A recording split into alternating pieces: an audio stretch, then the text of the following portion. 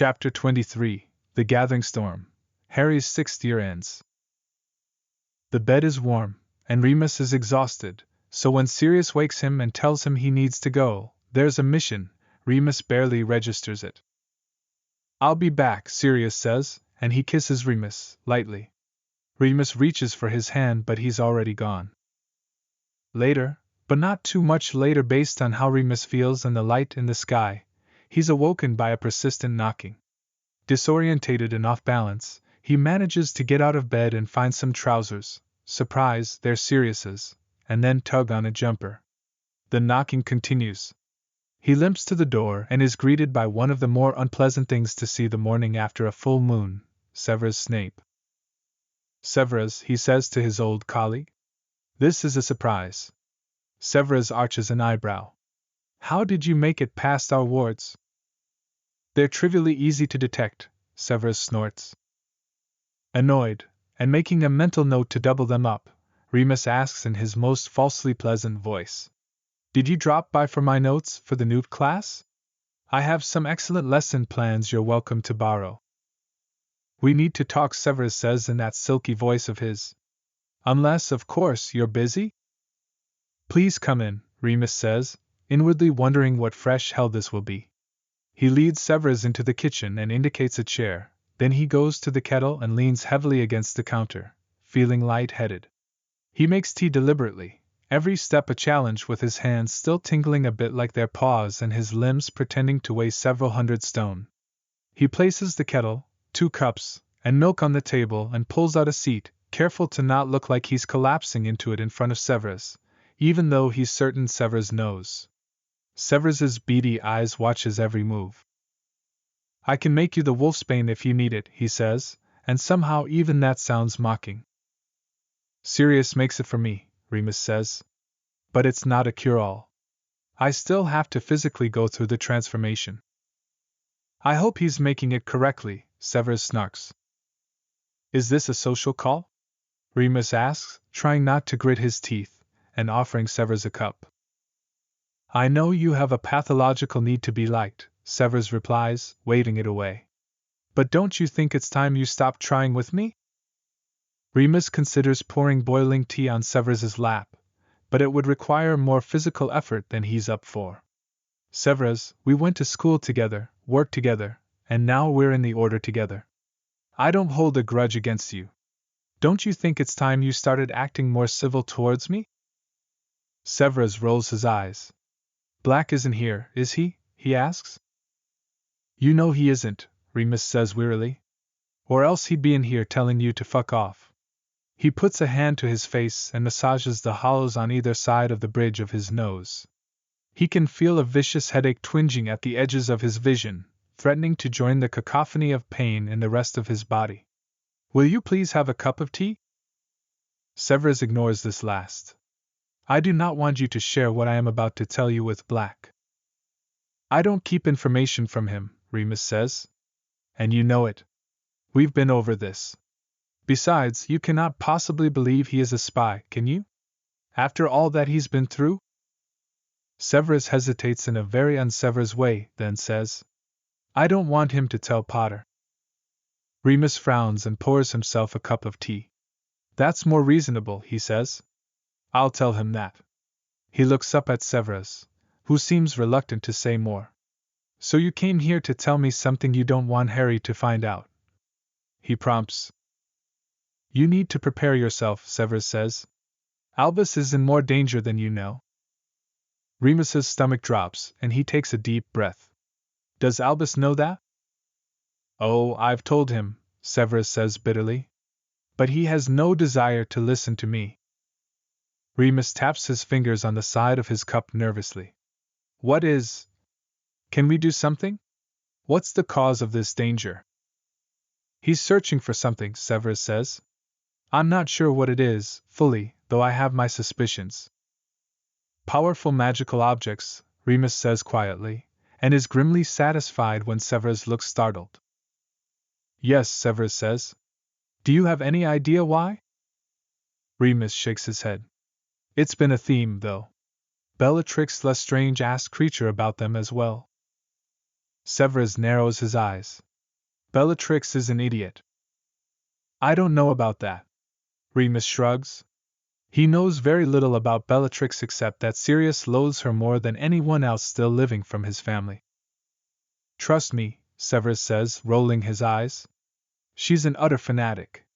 Azkaban unhinged whatever door she might have had holding back the insanity, and it's all out now. But she's an incredibly powerful witch, at least in a fight, Remus says, remembering the skyscraper.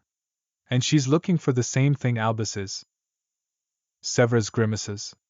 I assume she's looking on the Dark Lord's orders.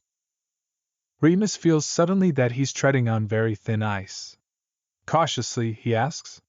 Has Voldemort, and here Severus flinches, and Remus pities him, given you any indication about why he might be looking for these things? Severus pauses, and Remus can tell he's deliberating whether or not to answer. Then he says, No. That's not the sort of thing that he and I would discuss. Remus nods, relieved that they've breached the barrier on this conversational topic. So tell me more about Albus, he says, a tactical retreat to give Severus a moment to decide if he's willing to more fully discuss his relationship with Voldemort. Like I said, Severus says, a trace of waspishness back. He's searching for something. One of the consequences of this quest was the destruction of his hand by a curse. He pauses, then adds, almost to himself, it could have been much worse. Remus senses something he never has before from Severus, care for another human being. Severus cares about Albus, and is worried about him. Well, that's something. Can we do anything? He asks quietly. Can one of us take on the search? Severus raises an eyebrow. Not me, he says. I have rather another role to play. Myself, Remus suggests. Or Sirius. Albus won't let Black do anything too overly dangerous, Severus says, and now he sounds bitter. Not since the Ministry. Albus wants Potter to have a godfather. I could. You could, Severus agrees quietly. But you're needed by the Order. Nowhere near as much as Albus is, Remus protests. Trust me, Albus will not relinquish this quest. Frustrated, Remus says. So you came here to tell me that Albus is in danger, and there's nothing we can do. And to prepare yourself for him to be gone. Severus looks so bleak at this statement that Remus really does feel sorry for him. Severus, he says quietly, I think Albus has meant the most to you and me. Severus gives him a blank look, clearly still thinking about his own pronouncement. He let me attend Hogwarts and become a wizard, Remus explains. And he forgave you whatever it was you did and let you teach for him. At a price, Severus says, voice unreadable. He took our allegiance. He made me swear to do whatever he asked of me. I swore the same, Remus says. Though he didn't have to make me do it. Yes, I know, you're the perfect martyr, Severus snaps. That's not what I meant, Remus snaps back, annoyed. I was happy to do it. He gave me my life, essentially. Yes, but he shouldn't have had to give it to you, Severus says, and then, completely unexpectedly, you're a competent wizard, whatever your medical condition. Don't be so blindly grateful. Severus, Remus says wryly. That is the nicest thing you've ever said to me. Don't get used to it, Severus says, clearly mortified. Remus grins. You're worried about Albus. I'm worried about Albus. Frankly, I think we're bonding. That is not. And Remus continues, more serious. That's important. I think. He swallows. If we have to plan for the future, he can't say it. He can't say anything at all about Albus, his throat suddenly thick. Then you and I need to trust each other. He raises his eyebrows at Severus. I need to believe that you really are a spy for the right side. Don't you? Severus asks. I trust Albus, Remus says. But if your allegiance is just to him. That's not what I meant, Severus says quickly. My allegiance is to the Order. I'm glad to hear you say that. Remus isn't sure if he doubts it, but he kind of wants Severus to think that he does. Remus. Remus offers him the teacup. Let's talk, Severus, he says sweetly. And please drink my goddamn tea. Severus glares, then sighs, then takes the cup of tea. When is Black coming back? Remus shakes his head. No idea. He's on order business. He watches Severus take a sip and tries to stifle a grin. Are you concerned about him seeing you here acting polite?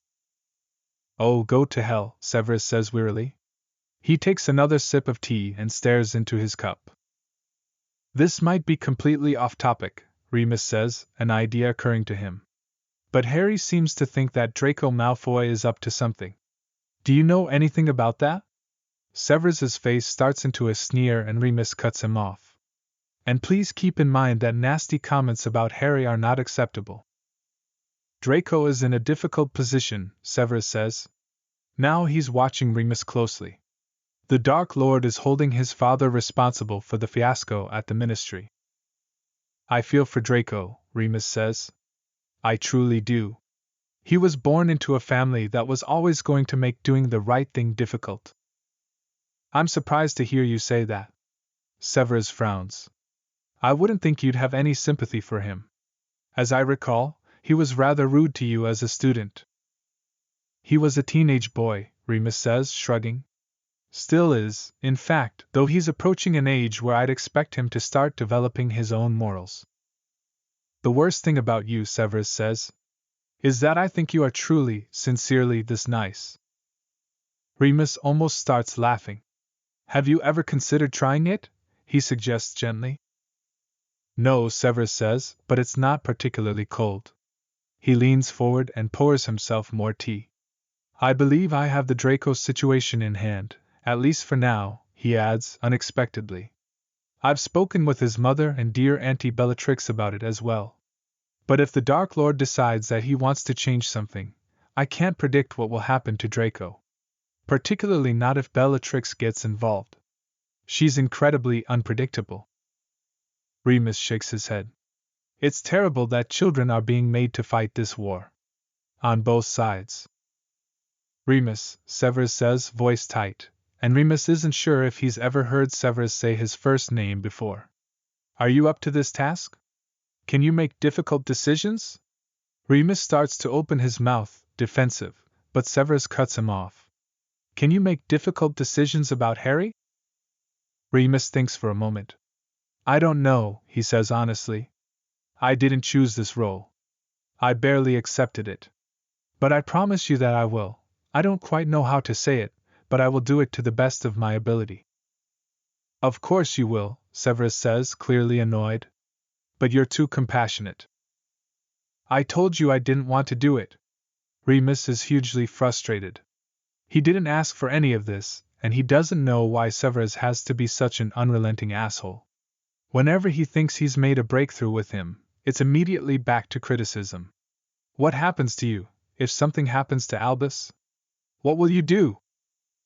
Severus shakes his head. I think that the Dark Lord will ask me to stay on at Hogwarts, he says. He wants someone there. He spreads his hands in front of him. If Albus is, I think the Ministry will fall. Quickly. The Dark Lord is biding his time for now, gathering his allies to him.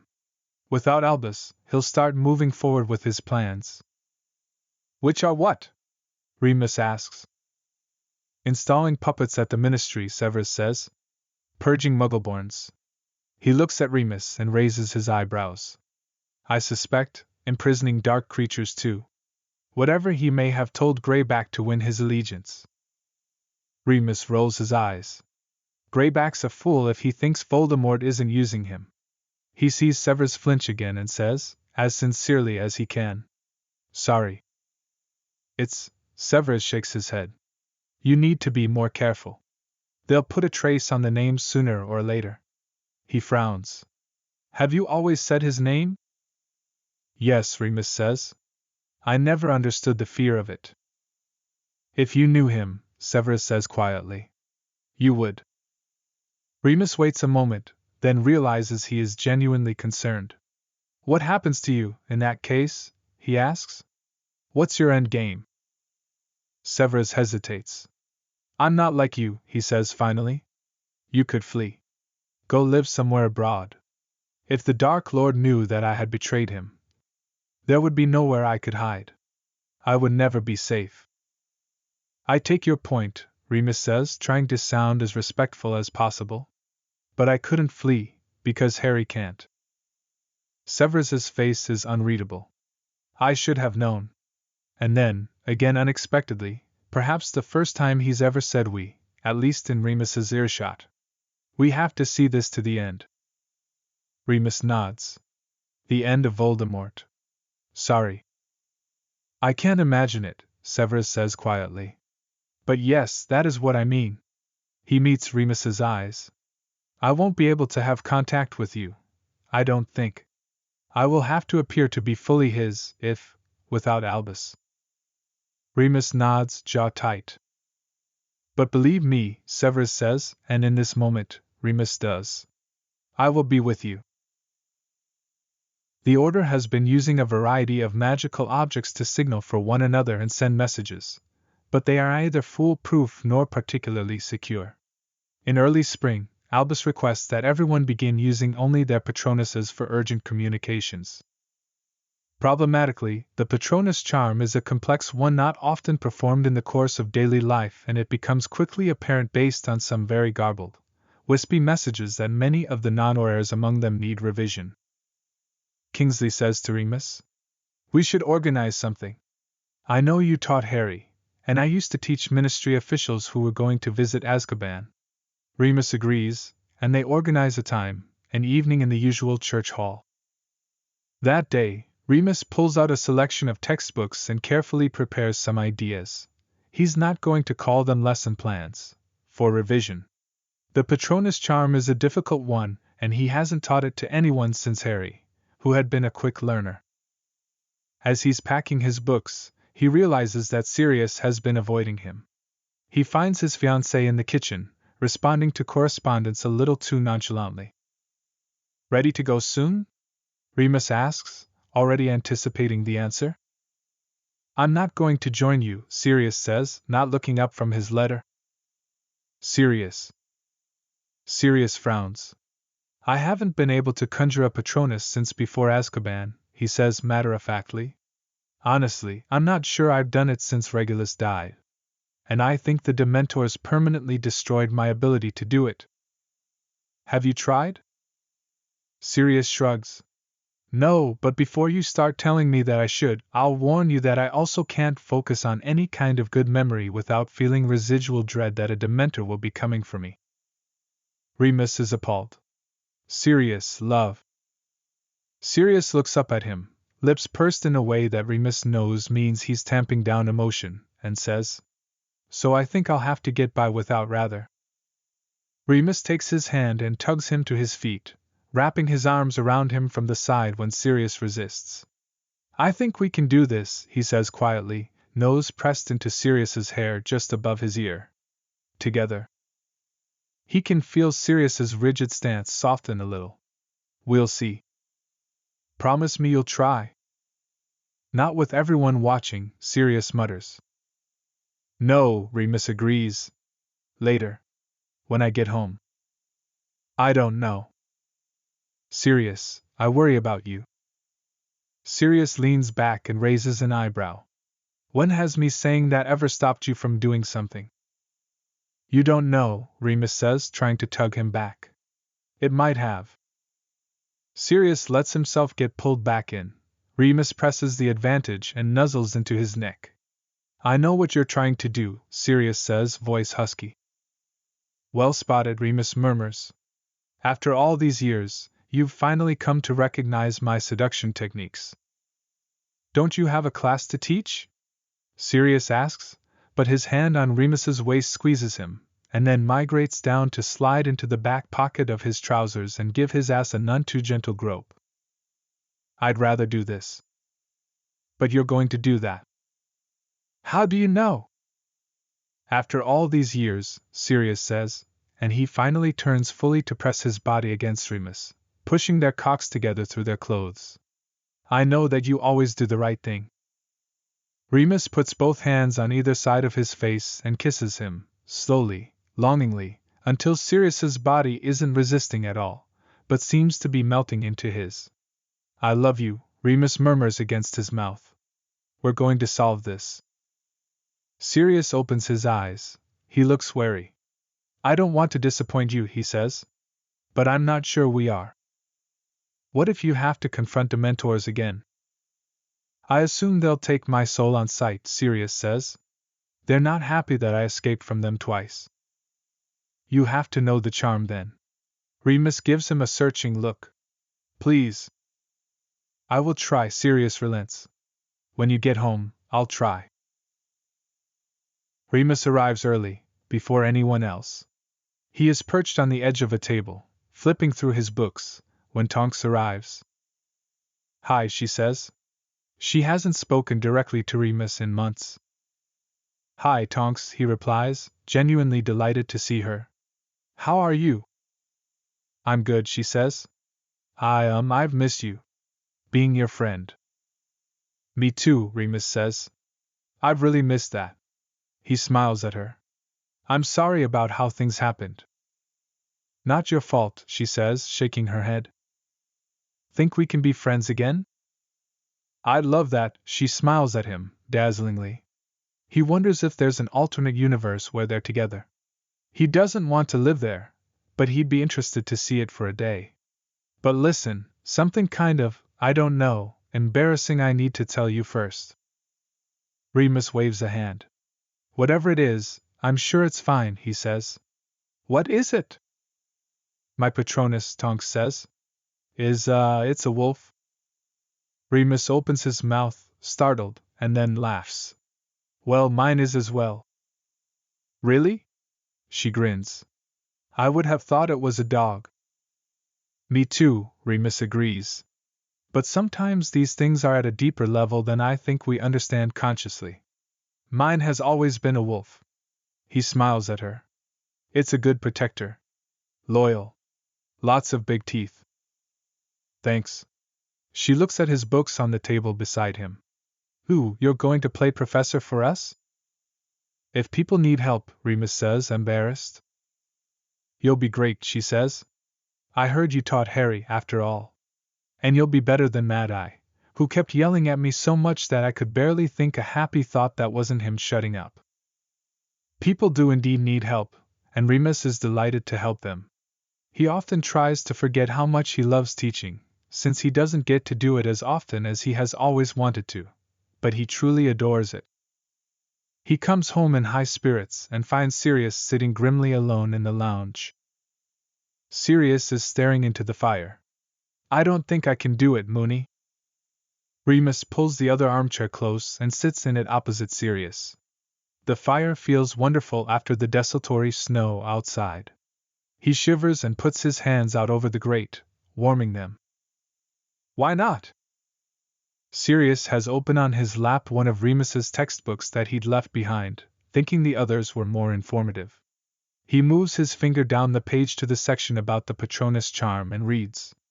The wizard must first grasp in his mind the happiest idea he can think of. He looks up at Remus. I can't do that. If I start, he trails off. Get what? Remus prompts.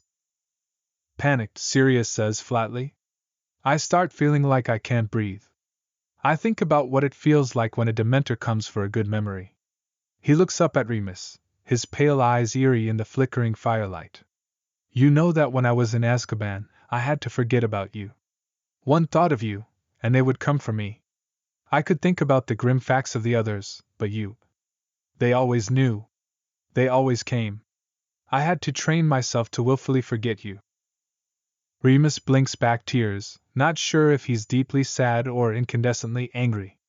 It's inhumane, he whispers. A prison should be about reform, not throwing away the key. Sirius shrugs. It is what it is, he says. I wish it upon Peter. I don't know if I do. Sirius half smiles.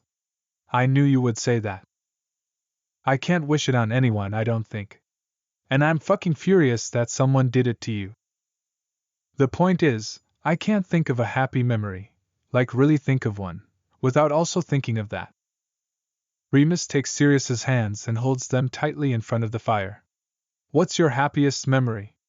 Not reliving it, just describe it. Sirius looks off to the side. The day I taught you to swim. Remus squeezes his hands, startled. Really? Absolutely. Sirius squeezes back. Everyone was happy. Peter can't have betrayed us yet. James was there. We were outside on a gorgeous summer day with our best friends, and you were my new boyfriend, and we were lying on our backs in cool water in the hot sun. How could anything be better? When you put it that way. What's your happiest memory? What do you think about?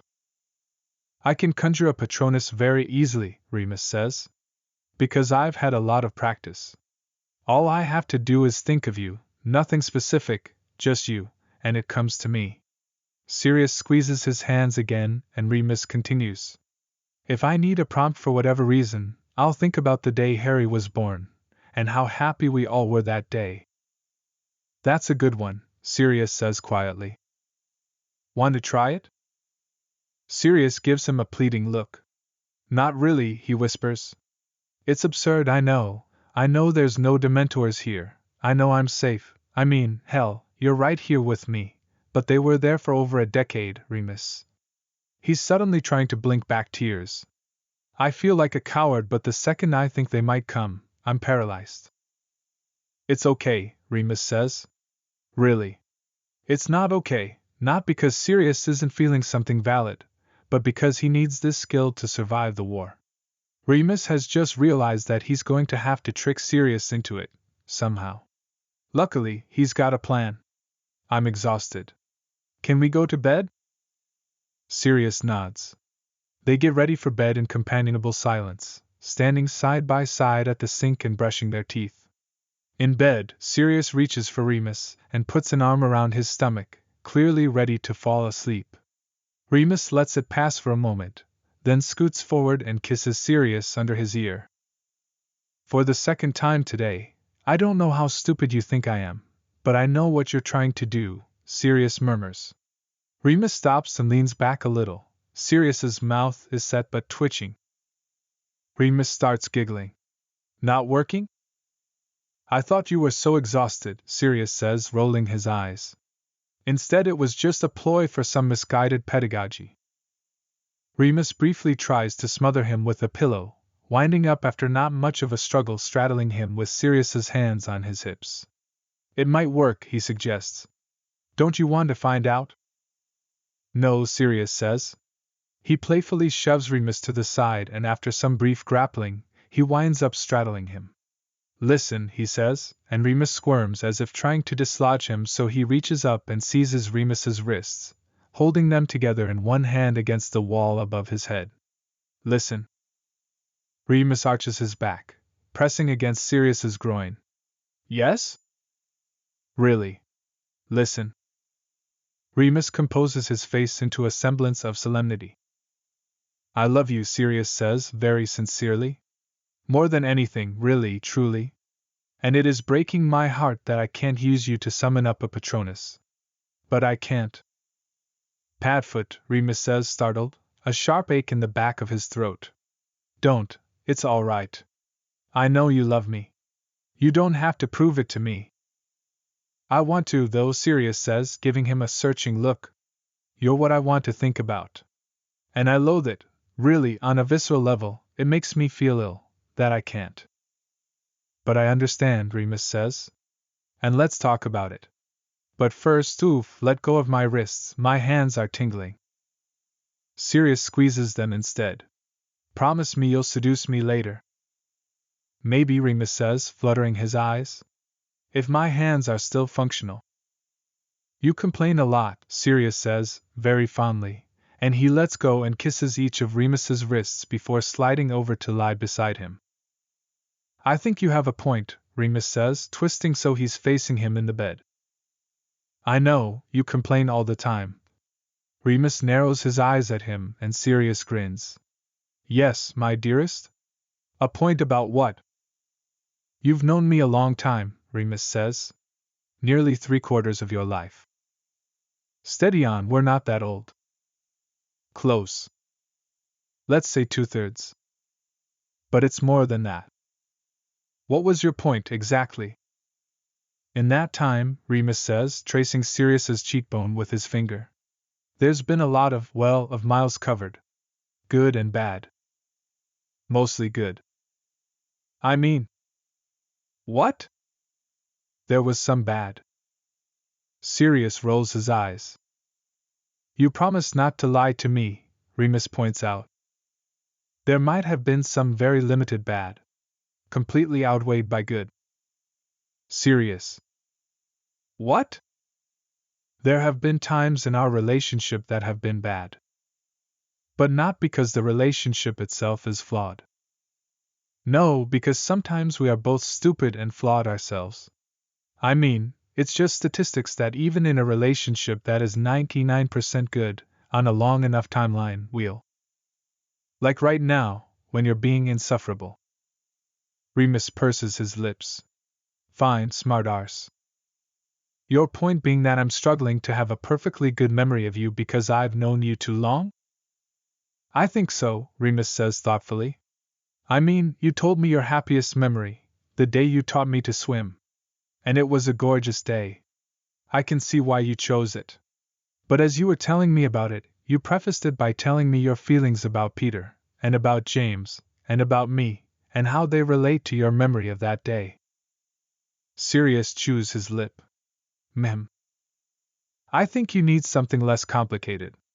And as much as I wanted to think that a bit of fucking might fit the bill, I think fucking me is probably still too complicated.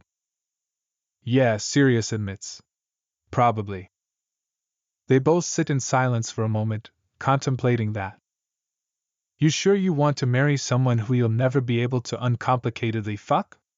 Remus asks, a fraction unsure. Yes, Pratt, Sirius says, rolling his eyes. Of course I'm bloody sure I want to marry you.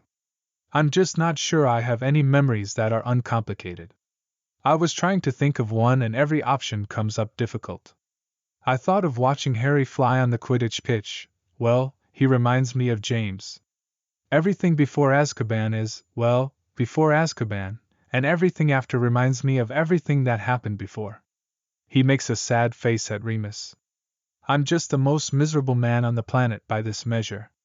But I promise you, I'm not really. We'll think of something, Remus assures him. You've cast a Patronus before. I know you'll be able to get it. It's one of those lies he's telling himself so he doesn't have to lie to Sirius. Tonks relays a message from her mother, inviting Sirius and Remus around for tea. Sirius hasn't seen Andromeda in nearly 2 decades, but is pleasantly surprised.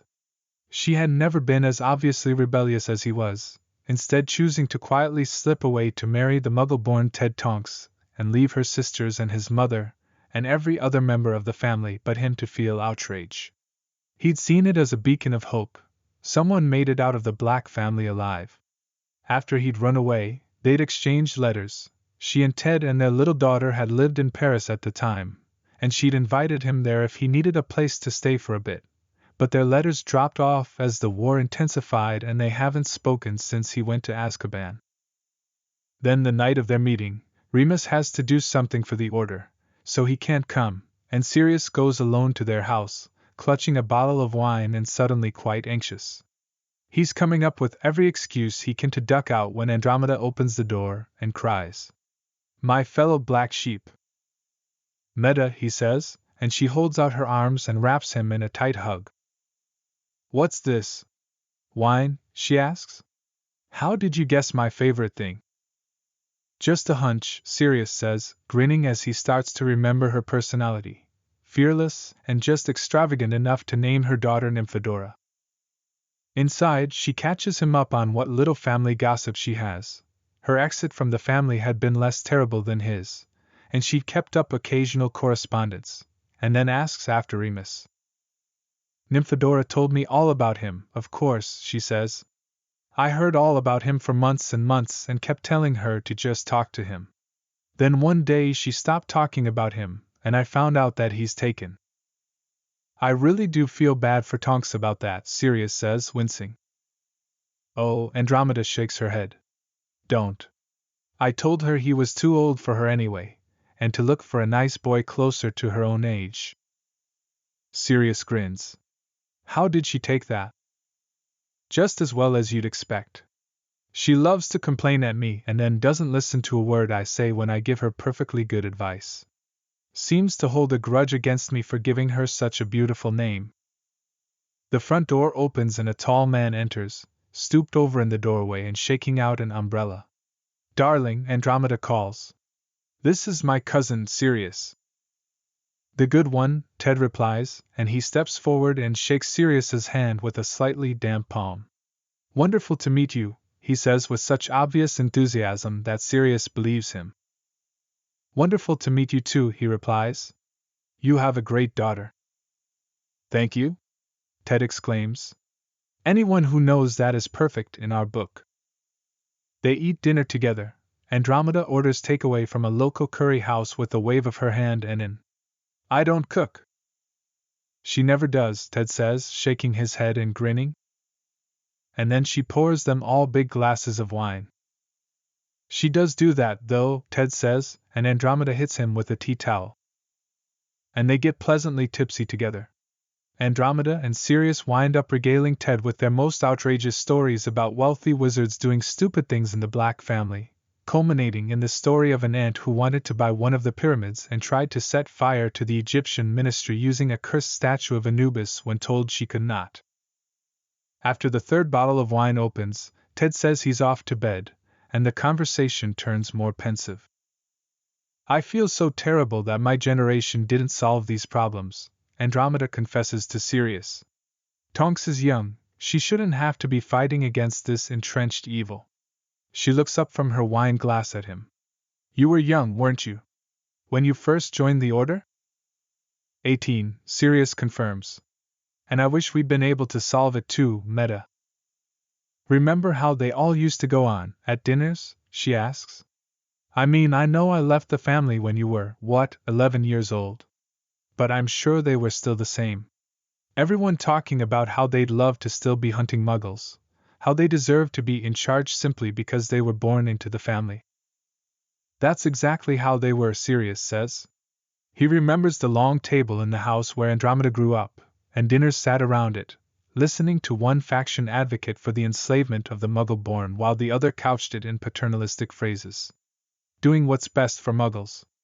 They just don't know what's best for them. I was always surprised about Regulus, she says. I didn't think he'd wind up a Death Eater. Sirius remembers his brother sitting beside him at many of those conversations, silently picking at his food, never speaking up but never speaking out either. He didn't want to be, he says. He tried to quit, actually. Did he? Andromeda asks, startled. I imagine that's why he's not with us today.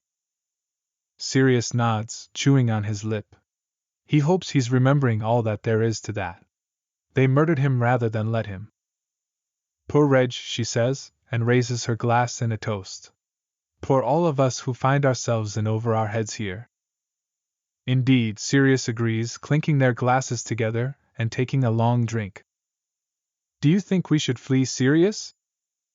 He looks at her, startled. Flee? Ted and I have plenty of friends in Paris, she says, an almost pleading tone in her voice. Nymphadora says we're being ridiculous, but... She bites her lip. The ministry didn't fall last time, she says. But this time, they're putting their own people into it. They're taking it over from within. And they've already started enacting laws that are making life difficult. I'm so worried that they'll introduce an anti-Muggle-born law, or even one that is anti-half-blood. Sirius shakes his head. They certainly could, he admits. But it seems like we need to stay and fight. Andromeda smiles at him, but there's sadness in her look. I was never as brave as you, Sirius. I didn't argue at dinner, and I didn't leave until I had Ted. I don't think it's bravery, Sirius says. I'm not. I don't choose to be like this. But it's all I can be. I couldn't be quiet, and I couldn't stay there, and I can't leave now. Nymphadora is like you, Andromeda says, and suddenly she looks incredibly sad. There is a terror attack in central London, on Trafalgar Square, and dozens of Muggles die. The Ministry manages to cover it up to look like Muggle religious extremists, but the wizarding world is ablaze with the news that it is Death Eaters. The mystery of what Bellatrix and her merry band were committing in the London skyscraper is revealed. They were planting spells to mask their magic so that the Ministry couldn't know in advance. One Muggle man tries to stop a Death Eater during the attack and is gruesomely murdered for his trouble. His husband delivers a gorgeous, life-affirming eulogy that holds the Muggle news cycle for roughly 6 hours. Sirius is haunted by it. He enchants an empty picture frame to play it against a black velvet background within its borders and takes it out, and watches it much more than is healthy. He imagines vividly what he would say at Remus's funeral. He starts to keep a list of things he'll want to say if.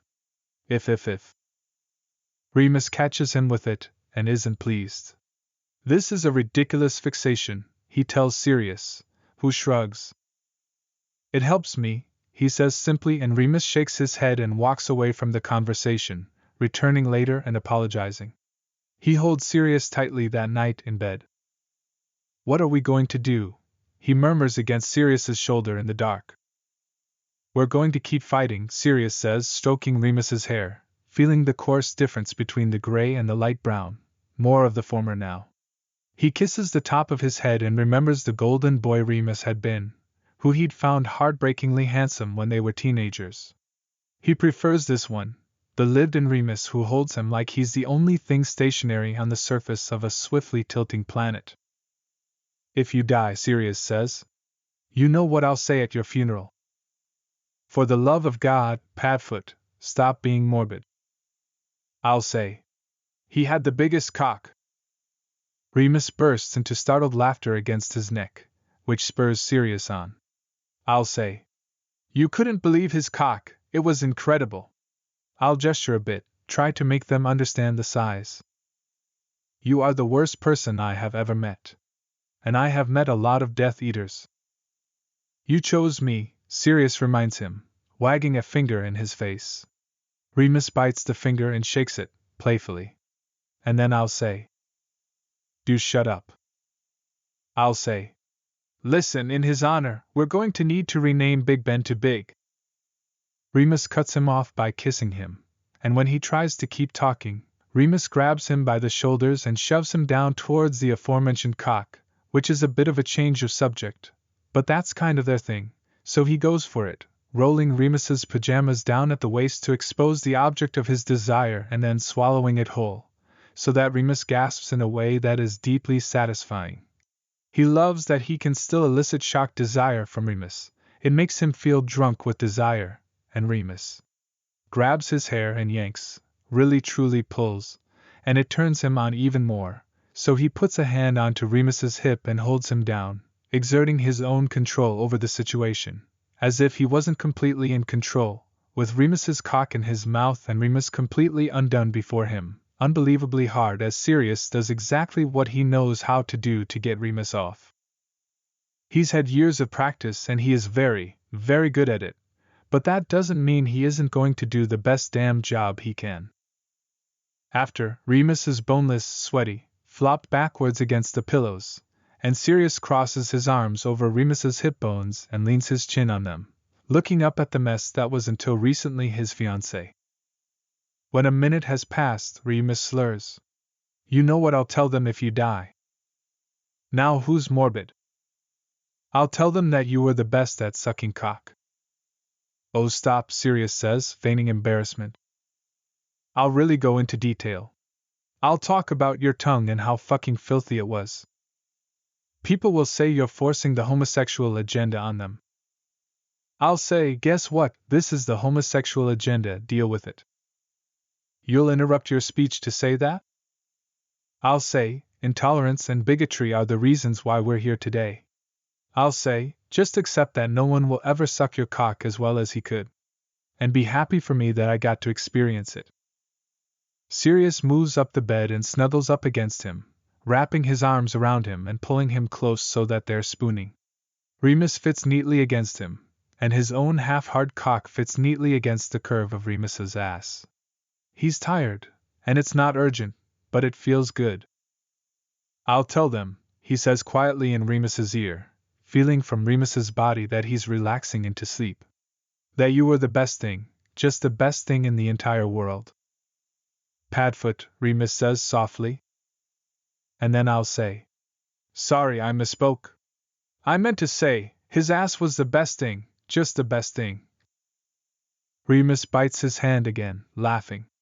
Go to sleep, he says, and then he is asleep himself in the sudden way that only Remus can be. Sirius lies awake holding him as tightly as he can, never wanting to forget what this feels like, terrified that someday he will. Remus is at his wits' end with worry, which is why he was mad at Sirius over his absurd sentimentality. It is nearly a year since Voldemort exposed himself, and they seem no closer, and indeed significantly further, from effecting real change. Remus does the last thing he wants to do. He goes to Albus to ask for help. Please, he says, standing in Dumbledore's ornately beautiful office. What is the plan? Where is this going? Albus doesn't respond immediately, and Remus, increasingly frustrated, can't seem to stop himself. The Order's been in a holding pattern since the fight at the Ministry. We're keeping our heads above water, but just barely. People are dying, Death Eaters are killing Muggles left and right, and Voldemort is trying to consolidate his power at the Ministry for a coup. You've been speaking with Severus, Albus says quietly, and Remus sees him flex his cursed hand. I have, Remus agrees. But I've been thinking a lot of this on my own as well. He sinks down into one of the chairs in front of Albus's desk. It immediately becomes plush, acknowledging that he's not a naughty schoolboy anymore, and he fleetingly wishes it was hard, and he was still 15, and everything after a bad dream. But no such luck. He leans forward. Albus. The Order needs a light at the end of this tunnel. Do you have a plan to defeat him? Can we make one? Albus sighs heavily. What I need from the Order, he says, still in that quiet voice, is for you to buy me time. Time, Remus repeats, despairing. How much? Time for what? I am searching for some things that Voldemort has hidden, Albus says. I must find them before we can have any chance of defeating him. He looks Remus in the eyes, his gaze piercing despite his obvious weariness. I need you to give me more time. Powerful magical objects? Remus whispers. More than that. Tell me what it is, Remus says, leaning forward. Let me help. Albus shakes his head. This is my quest, he says. What if something happens to you? Now I know you've been talking to Severus, Albus says, clearly trying to inject levity into the conversation. Remus makes an exasperated noise and Albus continues. I promise you, Remus, if something happens to me, you will find out everything you need to know at that time. Why all this secrecy? Remus demands. Don't you remember what secrecy did to the Order before? Would things have been better if Pettigrew had been allowed to know everything? Remus shakes his head, frustrated. I don't know. Think upon it, Albus says, a little less kindly than Remus appreciates. If I'm gone, you will have to make these decisions. I'm aware of that, Remus says, angry that Albus would imply he could forget, but tamping it down, like he almost always does with that particular emotion. So why not at least tell me what you're looking for? Because you don't need to know, Albus says simply. The fewer people know this, the better we will be. Remus breathes heavily through his nostrils and shakes his head. Albus, honestly, Harry will explain everything, Albus says. Harry? Remus repeats, horrified. You've involved him in this? Harry has a right to know, Albus says. He's the one who has to ultimately defeat Voldemort. Remus blinks at Albus. What? Albus, for once, looks startled. Didn't James tell you? James? Remus repeats. What would James have? I told James and Lily, Albus says. I thought he would have told you, as part of the secret keeper discussion. I offered to be his secret keeper, and he insisted that it be one of you, so I'd assumed. Remus sinks back against his chair. Maybe he told Sirius, he says quietly. But Sirius doesn't. He has memory issues. Because of the Dementors. Especially about things that happened right around that time. Remus refuses to think that Sirius hasn't told him this deliberately. Not told him at the time, 15 years ago, that he can certainly believe. By the time that they'd had to hide James and Lily, their trust in each other had been in tatters. But now? He must have lost this memory. Why does it have to be Harry? That's the prophecy, Albus says, and he sounds deeply regretful. The prophecy specified that it could be one of two children, and Voldemort chose Harry. Remus blinks. He chose Harry? The conditions of the prophecy suggested it could also be Neville Longbottom. His parents, like James and Lily, had defied Voldemort 3 times and lived to tell the tale. But Voldemort chose Harry, I believe because he's a half-blood, like Voldemort.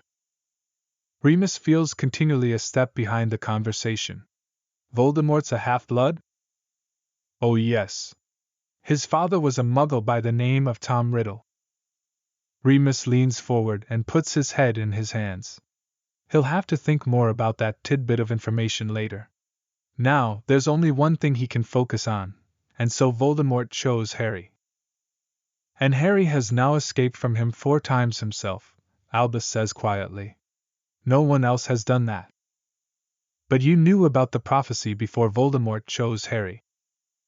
I sent Alice and Frank into hiding as well. I believed it would be Harry, but as a precaution. But Albus.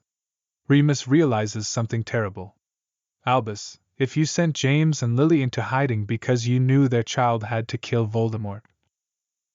Albus raises his eyebrows, as if daring Remus to say it. How old did you think he'd be when he could kill him?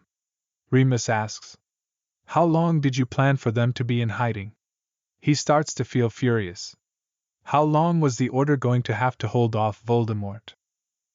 Honestly? Albus asks. I didn't know. I had hoped that just an attempt on Harry's life might do it at the time, but now I've come to realize that he must actually take an active role. So you know that Harry must. Remus shuts his eyes. You know that Harry must murder Voldemort. Yes. Remus opens them and looks at Albus clearly, for what feels like the first time. Albus. I didn't choose this prophecy, Albus says, almost like an apology, but not quite. Nor do I wish it on him. You know how much I care for Harry. Remus stands. I have to tell Sirius, he says, mine already elsewhere, trying to decide how to frame that conversation. Yes, Albus agrees. Remus, he calls as Remus puts his hand on the door. He looks back and sees Albus, alone at his desk. Truly, I'm sorry you didn't know. That's the last time they ever speak. Remus apparates to the protective ring around the cottage so hard that he stumbles when he hits the ground and has to put out his hands to stop himself from falling. He steps through the barrier and runs into the cottage, but it is deserted. He searches through the rooms anyway, and then sends his Patronus to Sirius. The urgent message has its desired effect, and Remus hears Sirius running up the walk a moment later. He opens the door and Sirius skids to a halt at the garden gate, panic all over his face. Moony, what? He asks. Remus instantly feels terrible that he scared him and says, Everyone's all right. I've just had a disturbing conversation with Albus and I need to talk to you about it. Inside, he relays to Sirius what Albus had said about the prophecy while Sirius's face turns more and more white. Did you know? Remus asks. Sirius blinks as if pulling himself from a trance. I think I did, he says. That weekend. Do you remember it? At the Potter's old house in Devon. I remember. How could I have forgotten? Sirius whispers. At the time, it was all I could think of. Tell me what happened, Remus commands him, not entirely certain why he needs Sirius to relive what was doubtless an incredibly traumatic conversation. Something about being as close to hearing James and Lily's own words. James summoned me, Sirius says, staring down at his hands and breathing in erratic, short bursts. Yes, that's what happened. I am almost certain. He must have done. I was at home, you were out. I left you a note? He looks up at Remus, who nods tersely. I went to their flat. Dumbledore had just been there. I remember that. Sirius frowns. God, what do I actually remember? I'm trying. Remus reaches out and takes Sirius's hands tightly, trying to will him to remember. You left me a note, he prompts, because he remembers every event leading up to that Halloween night like it happened this morning. You said you had to talk to James and you'd see me later. Sirius nods. I went to their flat and Harry was sleeping, he says. Lily answered the door and asked me to be quiet, not to wake him up. Remus can picture vividly the entryway to their flat in London, can even smell that hallway, the touch of damp, and he can picture Lily. She's forever young in his mind, and he misses her sharply. James, Sirius says, like the name is hard for him to speak. He said to me that he wanted us to go to his parents. He said he had to tell me something that was going to be very hard for me to hear. We went, together, and we put up wards outside so no one could apparate into the house. It was hard opening it up, without his parents. With them being gone. Remus remembers the terrible day that James became an orphan, and James himself, saying, at least they got to meet Harry, bleakly, clearly holding on to the only comfort he had. And then we sat in the dining room, Sirius says, shaking his head and staring fixedly at the table, clearly seeing something far away in both space and time. And we opened a bottle of very old wine we'd found, and James told me about the prophecy. How did he describe it? Remus asks. Did he realize what it meant? Sirius looks up at him and frowns. Remus can see the struggle for him to return to here and now. What it meant, he echoes. If Harry, Remus swallows, has to be the one to kill Voldemort, then he has to be physically, able to do it. He couldn't have been a baby. Oh, Sirius says. I see what you meant. He hesitates, and screws up his eyes and says, yes, we did. We talked about that. I remember he asked me how long I thought we'd have to wait. Until he was 12, or 16, or what? Sirius suddenly breaks down and puts one hand over his eyes. We had to get drunk to talk about it. How old this little boy we both loved, damn it, how old he'd have to be. Sirius's hand over his eyes is shaking and Remus wants to cry too. I mean, how do you decide how old your son needs to be before he can murder someone? You can't. Albus said to me that he thought just contact with Harry might do it. James said that too. But he didn't seem optimistic. He said it seemed like Dumbledore didn't really think that either. Remus takes a deep breath and tilts his head back, staring at the ceiling. We're supposed to protect him, Sirius. We promised James and Lily that we would. But if we want to end the war, we have to force him to confront Voldemort. I don't think we'll have to force him to do anything, Sirius says quietly. It's his choice. We'll be there to protect him, but we'll let him make it. And if he doesn't want to? He's James and Lily's son, Sirius says, his voice breaking on the last word. He'll want to. A rainy June evening, and Remus stares at the letter in his hands, his heart pounding like he's about to run a race.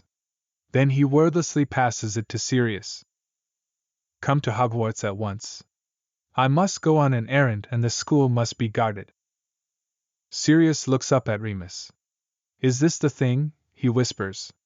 Did he find it, whatever it is? Is this what he's been waiting for? Remus swallows. It must be, he says. He's lightheaded. This night could be the end of Voldemort. We have to. He looks around for his robe, wonders if he should take a drink of water, or use the toilet, or do something to prepare. He feels nauseous. We have to go now. We have to get to Harry, Sirius agrees. Together they go. Somehow, in the ensuing battle, they get split up. Remus chases one Death Eater, flooded with horror at the knowledge that this has all gone terribly wrong, and Sirius chases another, sprinting away down a hallway and trying to block out the dull, thudding terror of knowing that Harry has gone with Albus. After the Death Eaters have fled, Tonks finds Remus. "Bill," she says. "Oh, Remus, Bill was bitten by Fenrir, you've got to come quick." He goes with her, numbly, and together they get him to the hospital wing, where Madame Pomfrey sets to healing him immediately. "It'll be all right," Remus says to no one in particular, not sure of who he's reassuring as he looks at Molly and Arthur's oldest son, scarred beyond repair.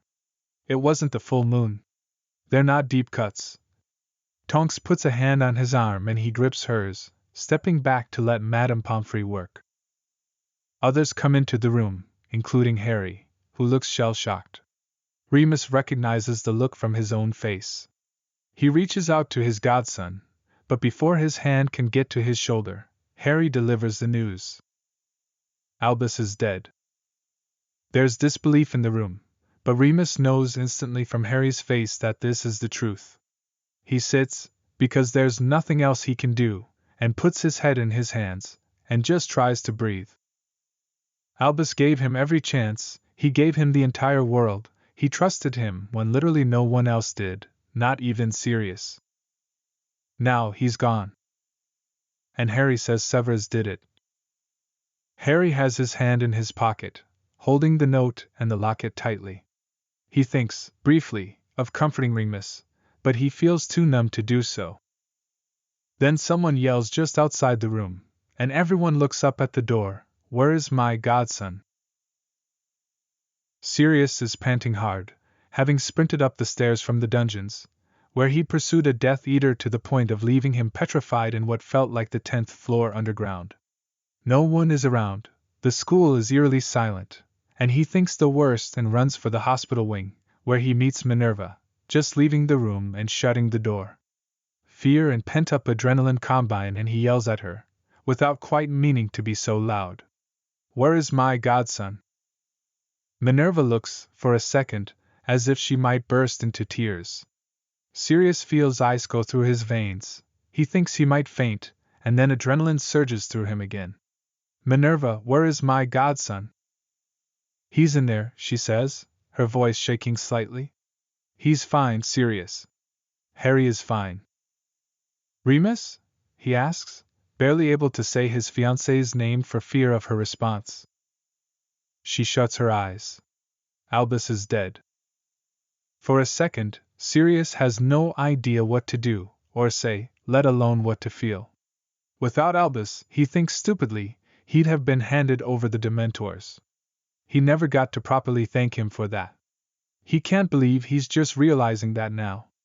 "Minerva," he manages. "I'm so sorry." She shakes her head, and he can see her reach for her composure, and find it. "I'm sorry too," she says briskly. "But we'll carry on."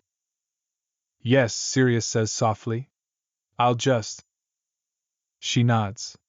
"I must go meet Arthur and Molly," she says, and sweeps past him. He gets inside, eyes only for two people, and is stunned to see Bill. He suddenly realizes what Minerva had said, and feels a sharp pang for them, but Bill seems to be alive, at any rate. "I'm right here," Harry says rather wryly, and Sirius steps towards him and wraps him in a tight hug. "I'm so glad to see you," he says. He leans back slightly, holds Harry's shoulders, and looks into his face, a little startled by how close they are to being eye to eye. James was always shorter than he is. Harry looks like someone who's had a terrible shock. Sirius keeps one hand on his shoulder and turns to the chair where Remus is slumped, one hand over his eyes. He puts his other hand out to Remus, who takes it with his free one and holds on like a man drowning. Molly, Arthur, and Fleur come in, accompanied by Minerva, and Sirius says quietly, "Let's go elsewhere." He leads them both into the hallway and to an open, empty classroom. They follow him inside, both seeming shocked in their own way, and he shuts the door and turns to them. Harry has sat on the teacher's desk and pulled his legs up so that he's sitting cross-legged, while Remus is pacing near the dark windows. Harry is playing with something he has taken out of his pocket. Sirius is struck, suddenly, by the realization that this is his family, and that he is needed here. He has to be strong for them. He's never felt this way before, and it empowers him. He meets Remus's eyes and beckons him close to Harry, and then he says, "We're going to get through this together." Remus sits down in one of the students' chairs and pulls at his hair. "We are," Sirius repeats fiercely. "We're going to help each other, and we aren't going to let this defeat us." He looks at the two of them and feels full of every kind of emotion. "I promise." "I believe you," Harry says softly. Remus, mouth in a tight line, nods. "I have to," Remus says, and then shuts his mouth again like he's going to be sick. "Give it a moment," Sirius says. "The Death Eaters are gone. The danger's past for now." Remus nods. "What's that you're looking at?" Sirius asks Harry. Harry hesitates. "Professor Dumbledore gave me a special mission," he says, sounding determined. I'm not sure what to tell you. He asked me to keep it a secret. But we went to do the first part of it tonight. We had to go to this island and find a locket." Remus sits up very straight, suddenly completely focused on Harry. "That's it?" he asks. "You found it?" "Well," Harry says. "No, not quite." He holds it out, and Sirius takes it. "It's a fake," he says, sounding bitter. "Professor Dumbledore died because of it, and it's a fake. There was a note inside." Not really knowing what else to do, Sirius opens the clasp. It feels familiar in his hands for some reason. The locket is empty. "What was the note?" Remus asks. Harry offers a balled-up sheet of paper, and Sirius takes that too, uncrumples it, and reads aloud. "To the Dark Lord, I know I will be dead long before you read this, but I want you to know that it was I who discovered your secret." Sirius starts to get a strange feeling, like he knows the handwriting, or there's something underlying the words, something magical, that is familiar. "I have stolen the real Horcrux." He stumbles for a second on the unfamiliar word. "And intend to destroy it as soon as I can. I face death in the hope that when you meet your match, you will be mortal once more." He stops at the initials and stares. Then someone signed it, but just with initials, Harry says, and he hears him, very distantly. It says, R.A.B. So who knows who that is? R.A.B. Remus repeats. Sirius realizes that Remus is staring at him now. "Is that?" "I know who it is," Sirius whispers. Harry sounds floored. "Who?" Sirius swallows and runs his fingers over the letters, feeling them slightly raised with ink. He imagines him writing it. Regulus Arcturus Black. He looks up at the two of them. "My brother." Chapter 24 R.A.B. The Ring of Brodger, a Sunday night. The orthostats don't like this magic. He can feel them, just at the edge of his perception, vibrating along their length. He stands beside the tallest monolith and takes deep, gulping breaths. This magic is so ancient that its very depth terrifies him. They are ripping it from the ancestors, and if the gray sparks he can see out of the corners of his eyes are any indication, the ancestors are fucking livid. He knows a lot about ancestors. He doesn't think this is a wrath they want to incur, but then, the wrath if they don't won't be pretty either. Far off to the west, Bellatrix's signal flares. Regulus raises his wand. Earlier that day, Mulciber is doing something with his hands, breaking up some unfortunate creature for a spell. Regulus can see the twisting movements and hear occasional crunching. He thinks it might be a rat. The thought makes him ill. Mulciber snorts. "Squeamish little thing, aren't you?" The thing about light magic is that it's not supposed to hurt anything, and so you wind up with a bunch of wand work and inert potions and careful cultivation of plants and animals. Even in transfiguration, you're expending magical energy constantly to ensure that the magic isn't actively harming what you're transfiguring, and creating pathways to allow it to change back if it so wishes. Dark magic has no such rules and as such is a more visceral, dirty, hands-on affair. Mulciber tosses the dead animal onto the table. "It is definitely a rat. Hand me the..." Regulus is ready with tincture. He passes it off and walks to stare out the window. A train rattles somewhere nearby, the scream of its wheels on the rails faint but audible. He hears the hissing as Mulciber does whatever foul thing he's doing and tries to breathe shallowly, through his mouth only, but the stench is pervasive. Mulciber hands him a sack. You know what to do, he asks, sounding doubtful that someone as pathetic as Regulus could understand what to do with a dead rat covered in tincture and stuffed in a sack. Yes, Regulus says, trying to keep it haughty. He knows that a lot of the other Death Eaters are sick of the Black's upper-class shit, and that, perversely, makes him want to emphasize it more. We are the chosen ones, his father always says. They bow down to us. Regulus goes. Regulus gives the dead rat as wide a berth as he can once he has used it to gain access to the circle of stones. He steps down into the ditch that the ancient people who built the ring dug from the sandstone bedrock of the island, and, although it is mostly filled in by blowing sand in time, he can sense its original 9-foot depth rising on either side of him. A kind of claustrophobic paranoia has set in. He's convinced the stones are moving just out of the corners of his eyes as he passes each one, that the empty sockets where others stood, under half of the original orthostats remain today, gape at him like open wounds. Magic is so thick in the air now that he can feel himself moving through it.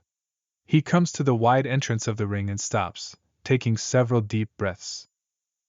He has to do this. If he doesn't do this, Bellatrix will murder him. He looks towards the sack, placed just outside the entrance, and to his horror realizes that it is crawling. He can hear the bones crunching inside as it twitches and jerks towards him, leaving a trail of dark liquid.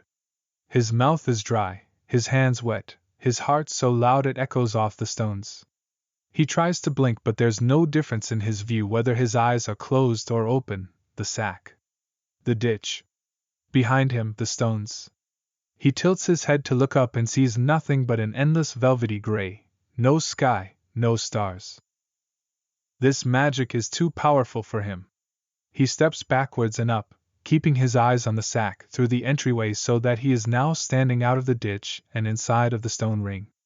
The sky is abruptly normal here. He can see Bellatrix's signal flare blazing. The power they are channeling flies overhead, arcing off the ragged stone tops. A few seconds later, it is all over. He's done his part. He doubles over in the sandy grass, retching. After they channel the power of the ancient Hengis, Regulus is beset by a terrible guilt. He tries to work his way out of it, attending meetings about Black family holdings in Paris, Bonn, Amsterdam, his life a blur of international flu stations and translation spells, but he can't break free from it. It underlies every moment. He's walking up the steps to the West German equivalent of the Ministry of Magic, Creature hurrying beside him, when he catches a glimpse of a Muggle family walking along the banks of the Rhine.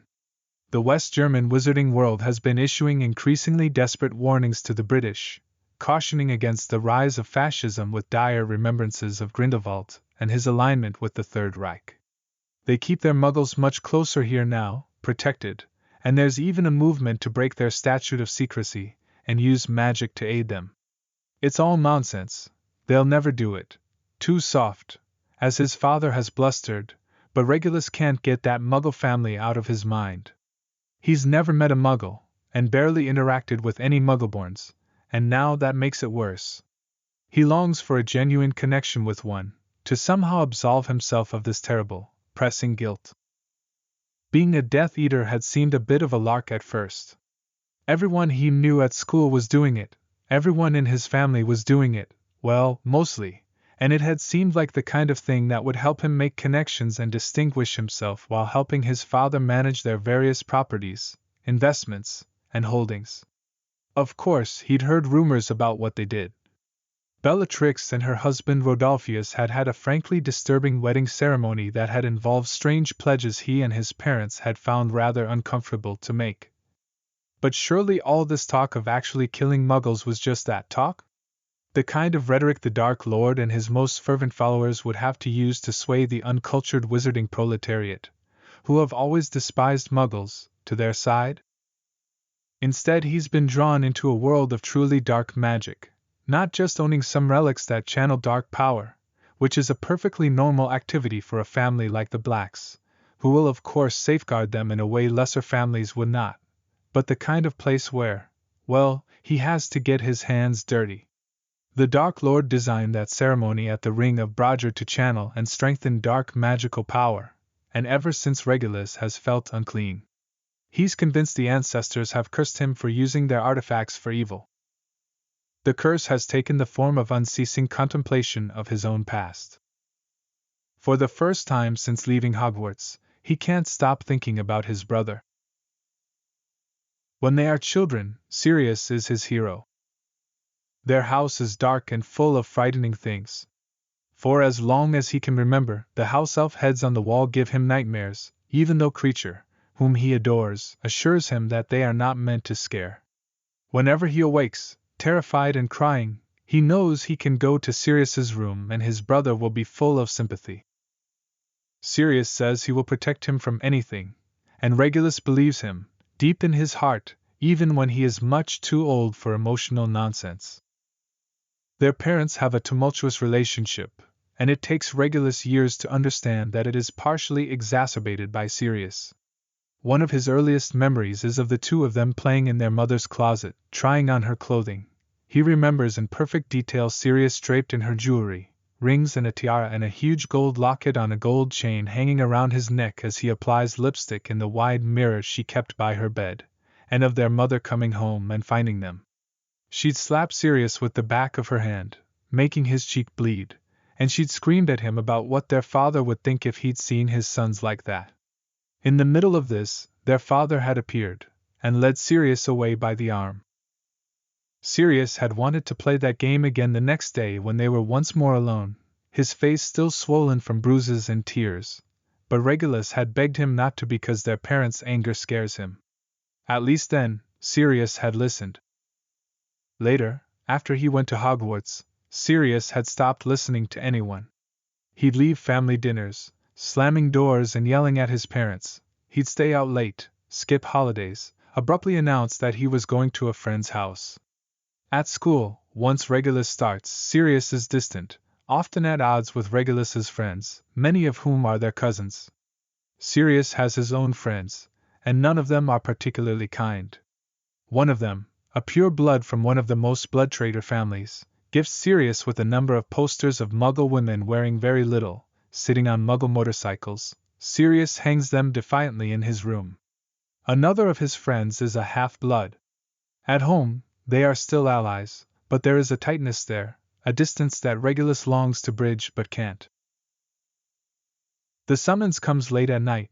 The Dark Lord requires a house elf.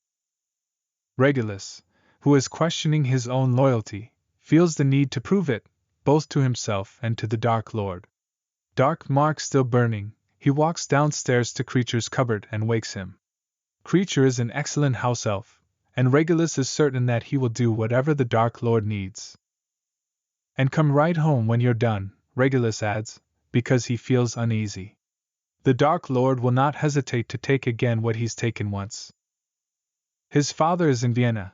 He's just sent an owl to say he'll be staying the night, and his mother has just had her 4th gin and tonic and is on her way to a dinner party, glamorous and steady on her feet as always, when Creature returns. Regulus hears the pop of his apparition and sets down his paper. He finds Creature in the kitchen. The house elf is in a piteous state, lying on his side and shivering uncontrollably, dripping with fetid water. At first, Regulus, horrified, thinks he has soiled himself, but then he sees that Creature is fully soaked. He runs forward and falls to his knees before the little elf, putting his hands on his forehead and arm. He's cold and clammy and his shivering is violent. Without thinking, Regulus grabs a tea towel from the counter and wraps the elf in it, rubbing the water off him and trying to warm him up. Creature is gasping for breath, with deep, painful squeaks. Eventually, he staggers to the sink and vomits up copious quantities of water.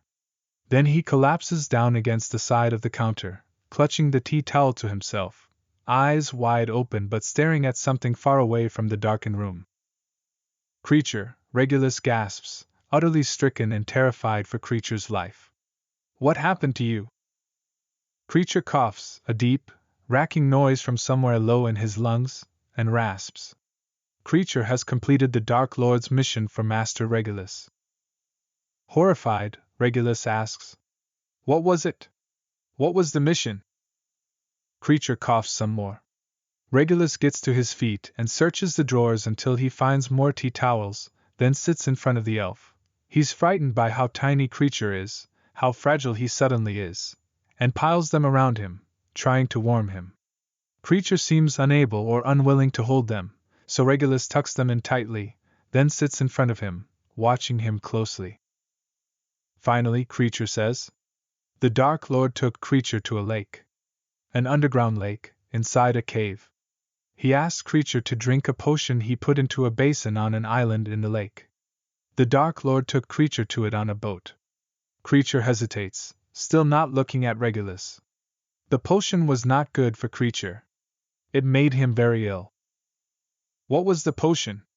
Regulus asks, because it is something to ask, to understand how to help the elf. Creature looks at him then. "Wizard magic," he says, impassively, but Regulus feels the weight of the words. It was harmful to elves, and a wizard made him drink it, and a wizard didn't care that it made him ill. "Creature," Regulus says, without really meaning to. Creature is still looking at him, but if there's accusation in his look, Regulus can't see it. Creature drank all of the potion, Creature continues. But it made him thirsty. "Why did the Dark Lord have you drink this potion?" Regulus asks. "Did he say?" "He did not say," Creature says, the acceptance of a house elf in the face of all human nonsense, the way that Creature used to say that he didn't know why Master Sirius had asked him to burn down the house. "He put a locket in the basin," Creature volunteers suddenly. Regulus looks at him, startled. He's never heard Creature spontaneously tell him something. "A locket?" he asks carefully, not wanting to frighten Creature. "What did it look like?" Creature describes something that sounds rather like the locket his mother has, the one that Sirius used to play with. "And then he put it in the basin after you drank the potion?" Creature nods. "Then the Dark Lord took the boat and left." Regulus is frowning, trying to understand. "Then what did you do?" Creature doesn't speak for so long that Regulus starts to ask again. Then Creature says, voice very quiet. Creature was so thirsty. There was water in the lake. Creature thought he'd just have a drink from the lake and then come right home like Master Regulus asked. "Of course," Regulus says. "I know you were going to do what I asked you to." Creature starts to cry, very suddenly. Regulus has never seen him or any house elf cry before, and it is horrible. Creature has none of the human pretense of trying to hide emotions, and he merely sits, his entire body heaving with sobs. Regulus is struck again by how tiny and frail the house elf is, how important he is. He wants to comfort him, but has no idea how. Then Creature says, voice shaking, "There were people in the water. Dead people." Regulus blinks. "Dead people?" Creature nods, tears rolling down his withered cheeks. "Like bodies?" "They moved. They grabbed Creature." In fury. "They channeled the magic to resurrect them that night in Of the Ring of Broger." That night, he lies in bed, images falling heavily like bricks into his consciousness. The rat twitching in the bag, the crunch of its bones. The flickers at the corners of his vision, the shapes on the edge of the hinge, the ancestors, out of sight but present. Bellatrix, laughing, standing atop Silbury Hill as Regulus apparates to her side. Creature on the floor of the kitchen, Creature soaked in corpse water, Creature crying miserably, wrapped in tea towels. This is Regulus's fault. He tries to tell himself that Bellatrix would have just replaced him that night with someone else, that he's not even a particularly able wizard, that someone else could have done it better, but he knows the truth. He made a choice. Now, he has to make another. They go straight from Gringotts to their private club, where he and his father often share a drink and conduct business. His father exhales as he sinks back into the plush leather chair in the private room they maintain there. I hate dealing with those little bastards, he says of the goblins, without real malice. But at least they're predictable. They always want more money. Regulus, preoccupied, makes a non-committal noise of assent and opens the book he'd bought at Borgin and Burke's. Inside is the newsprint clipping he'd found earlier in the morning at the public library. A house elf, carefully dressed in what appear to be green velvet drape off-cuttings, brings them each a tumbler of fire whiskey, neat. This is his father's drink, and so it has become Regulus's too. Orion crosses one leg over his other and takes a long sip of the whiskey. What did you think of the meeting? He asks, and Regulus hears the shrewd question underneath it. What are you thinking about that has nothing to do with this?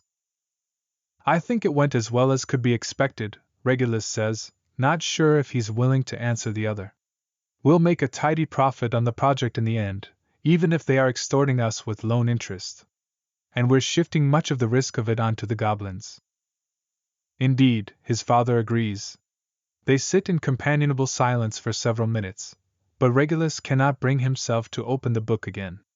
The club is too much their space, he and his father's, and he doesn't want to violate its sanctity with whatever evil the Dark Lord has planned.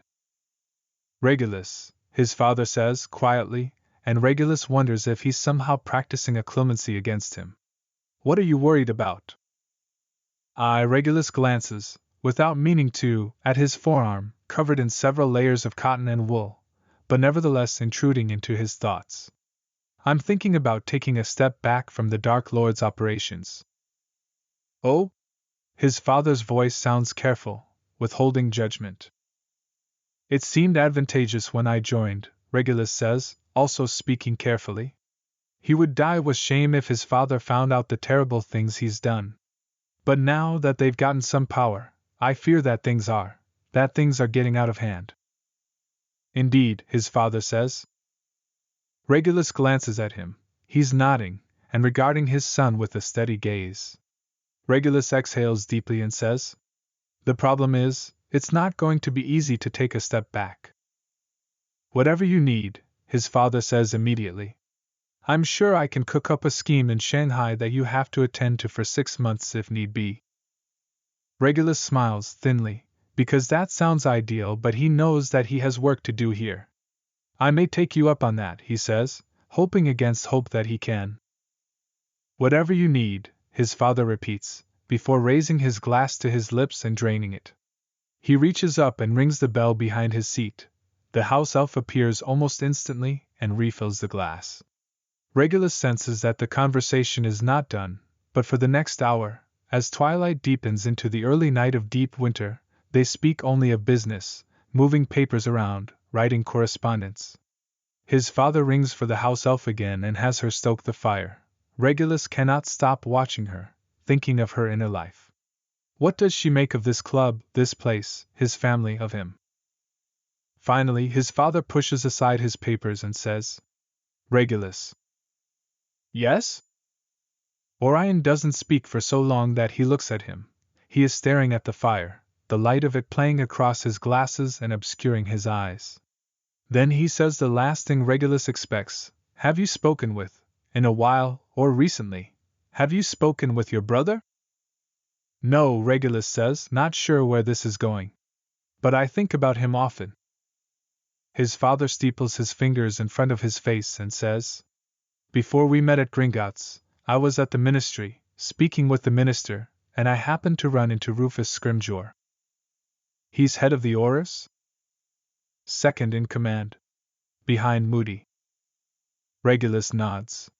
The Scrimgeours are a respectable family, much more so than the Moodys. What made you think of that? Scrimgeour gave me a warning, his father says, voice very quiet. About your brother. Regulus has never heard his father even mention Sirius since the night he left. What kind of warning? He said that Sirius was involved in a group sponsored by Dumbledore that is acting outside of the ministry to fight the Dark Lord. He said that the ministry can't possibly protect this group, and that some members of it have been put into very dangerous situations. Regulus looks at his father, who is not looking at him at all. He's still staring into the fire, a grim look on his face. What do you think we should do? His father shakes his head. I'm not sure there is anything we can do. If you had spoken with him, I'd have had you mention it, but. Regulus hesitates. Do you want me to speak with him? He asks finally. Not if it's out of the ordinary, Orion says. There's such a long pause that Regulus thinks the matter is closed. Then his father says, abruptly, into the warm silence of the room. I do wish that you two spoke. Not often, but sometimes. Regulus looks up at his father, who says, without looking at him. It would certainly set your mother's mind at ease, to know that he's not alone. I'll see what I can do, Regulus says. He remembers the last time he saw Sirius, leaving the Hogwarts Express, on his own, at the end of his 7th year, while Creature stood by, holding Regulus's trunk. Sirius had ignored them both. Add another item to the list of impossible things he has to accomplish. Back in his room, Regulus looks again at the news clippings he's put up on his wall and adds the newest one. For weeks, ever since things happened with Creature, he's been digging up as much information as he can, consulting records, seeking out seemingly innocuous news stories. He steps back, holding the book on dark objects from Borgin and Burke's. He's had his suspicions that the Dark Lord is not who he says he is, but this? A half-blood? Tom Riddle, local son, murdered. The Dark Lord has gone to great lengths to hide his identity. Regulus feels that even knowing this information is a mistake. He will be caught, and he will be made to suffer for it. But the Dark Lord is using them, all of the old families, the Blacks and the Malfoys and Lestranges, in his illegitimate quest for power. He has no right to it, he hasn't earned it.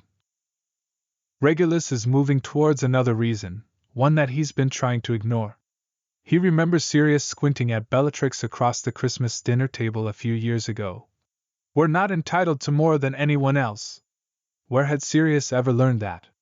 They are Blacks, of course they are. He opens the curtain slightly and waves his hand, briefly dispelling the magic left over from childhood that enchants his view. Outside, the Muggle world is gray, rain pattering on his window and making everything appear as a watercolor. He sees the square and its desultory garden, the black iron fence leaning inward, keeping out a little more of the world at its top than where it meets the ground.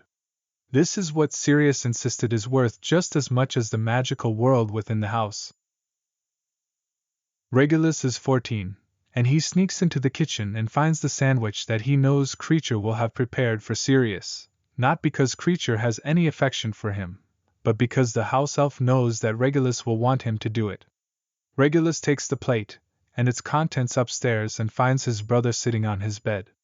Every other room in the house usually has the curtains drawn, but Sirius has opened his window and has his head turned towards it. Regulus can hear the sounds of Muggle London, sirens and trains and cars and airplanes, all the ways Muggles used to cheat since they don't have magic. Hey, he says quietly. Hey, Sirius replies. He turns away from the window. His eyes are red. Thanks. Of course, Regulus says, sitting on the bed and passing Sirius the plate. He watches his brother eat for a minute, wolfing down the food, clearly famished, then says, Why can't you just lie to them? I'm trying to change people's minds, Sirius says around a mouthful of bread and egg salad. I don't think it's going to work. What else can I do? I have to try. Regulus studies his brother. He's not sure if he believes him or not, but he thinks that Sirius believes himself. They're not going to change. They? Sirius repeats. What about you? What about me? Regulus says. He flops backwards on the bed. I'm sick of the whole thing. I don't even care what happens. I just want to stop fighting about it. I don't like fighting, Sirius objects. Liar, Regulus says. Really? Regulus shrugs, drops it. He still thinks Sirius is lying, but that's how he deals with conflict. He lets it go. He wishes his brother would do the same. It takes Regulus several hours to truly understand what a Horcrux is. He reads about them that night in the book that he purchased. He's focused in on the locket from Creature's tale, as the object that the Dark Lord so wanted to protect that he borrowed a house elf and forced it to drink the poison. It's not that the Dark Lord would have considered it a sacrifice to leave the elf to die. He probably thought of that as a side benefit, but rather that he had to get the elf in the first place, travel with it. Travel with him. With Creature. So Regulus knows that the locket is valuable. He's been scouring books on magical objects, at first focusing on the fact that it is a locket, a binding item, the type that wraps around the neck, but also a containing item, that can hold and conceal, and then that it is gold, the most immutable of the true elements.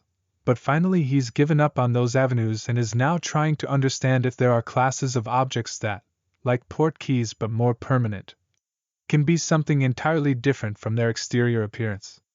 He'd found the book he holds now in a list of books, deep within another book, and it had taken Borgin some time to source it. In this book is a description of Horcruxes. Regulus is disgusted, not fully with murder, which he knows is something the Dark Lord doesn't hesitate to commit as often as possible, but with the process of ripping the soul, but it doesn't immediately stick in his mind. He continues reading for another hour, coming up with nothing, eyes growing increasingly heavy despite the fascinating subject matter. Eventually he rings the bell for Creature, who enters his room with a warm milk on a tray as he always does. Creature, Regulus says, patting his bed. Sit and talk with me. They used to talk when Regulus was younger. He'd pour all of his thoughts into the house elf, complaints about this cousin or that, worries about Sirius and school. Regulus does not remember Creature ever saying a thing about himself, and it pains him now, deeply, that he never noticed. Creature sits on the edge of his bed and holds the tray for him. Regulus takes the milk and leans back against his pillows, waving his hand at the tray to indicate that Creature can set it on the floor. Creature, he asks carefully. I'm thinking about when you went on your journey with the Dark Lord. Creature's gray skin pales. Go on, Master Regulus. Do you remember anything about how the locket felt? Creature screws up his face, thinking hard. The Dark Lord didn't let Creature touch it. Sorry, yes, that makes sense, Regulus says quickly. I meant more, how it felt without touching it. Could you, sometimes with magical objects you can? Creature swallows visibly. The locket felt angry. Angry? Regulus repeats, confused. It didn't want to hold what it was holding. What was it holding? Creature hesitates. Something evil, Master Regulus. Something Creature does not want to think about. Regulus leans back against his headboard. He can see that the elf is still upset, and he feels bad for bringing it up, so he leans forward and says, Creature, how are you? Are you happy? Creature gives him a look that can best be described as unnerved. Creature tries to serve the House of Black well. No one would do it better, Regulus assures him, and Creature beams with happiness. But is there anything you'd like to do besides that? Creature shakes his head emphatically. To serve his masters well is Creature's only wish. What about? Regulus digs around, trying to think of something that he could suggest beyond drudgery. Going outside? Going to see something else? The seaside or? Creature frowns. Mistress Black took Creature to the seaside just a year ago, he says, and Regulus can feel that the elf does not want to contradict him. Good, he says, because he is trying to think of Creature, and does not want to push him. Well, if you think of anything you want to do, anything at all, tell me, and we'll do it. He pauses and then adds, that would make me very happy. To do something for you. Creature looks at him with his big, bulbous eyes. Regulus thinks there's a flicker behind them, some kind of recognition of what Regulus is doing, but he's not sure. Then Creature says something unexpected. Creature would not like to work for the Dark Lord again. No, Regulus says emphatically. Creature, you will absolutely not be working for him again. Or for anyone who is not a member of the House of Black. I promise you that.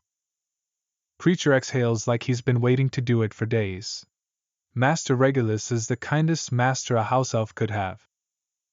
Regulus snorts. If that were true, I never would have sent you to him in the first place, he snaps.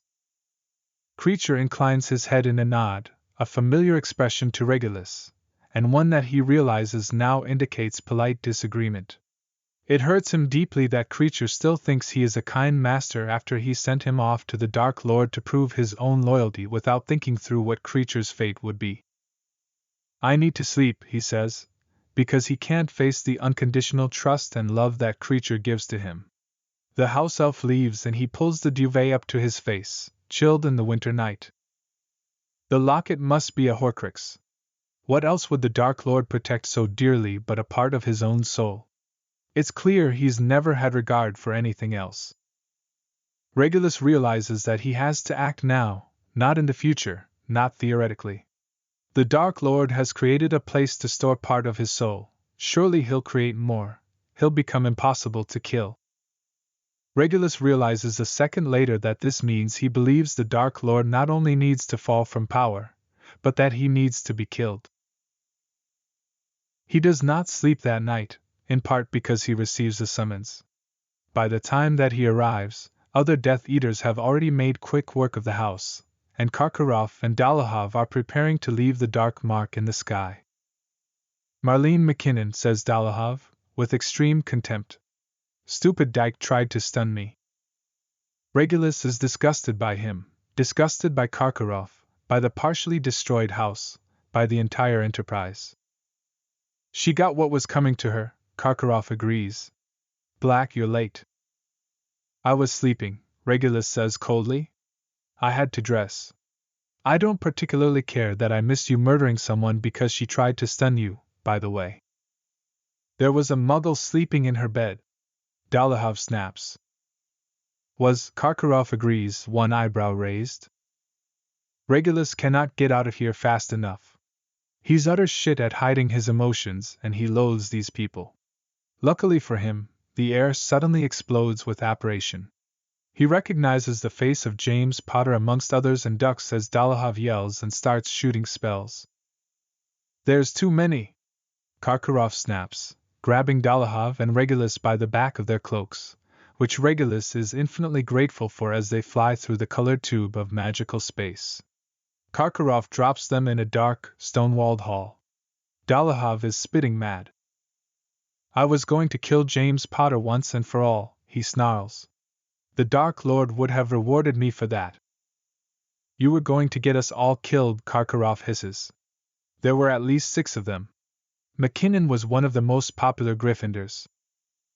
Regulus clamps his hand around his forearm, which is burning like fire with the residue of the summons, and his own blood hammering through his veins.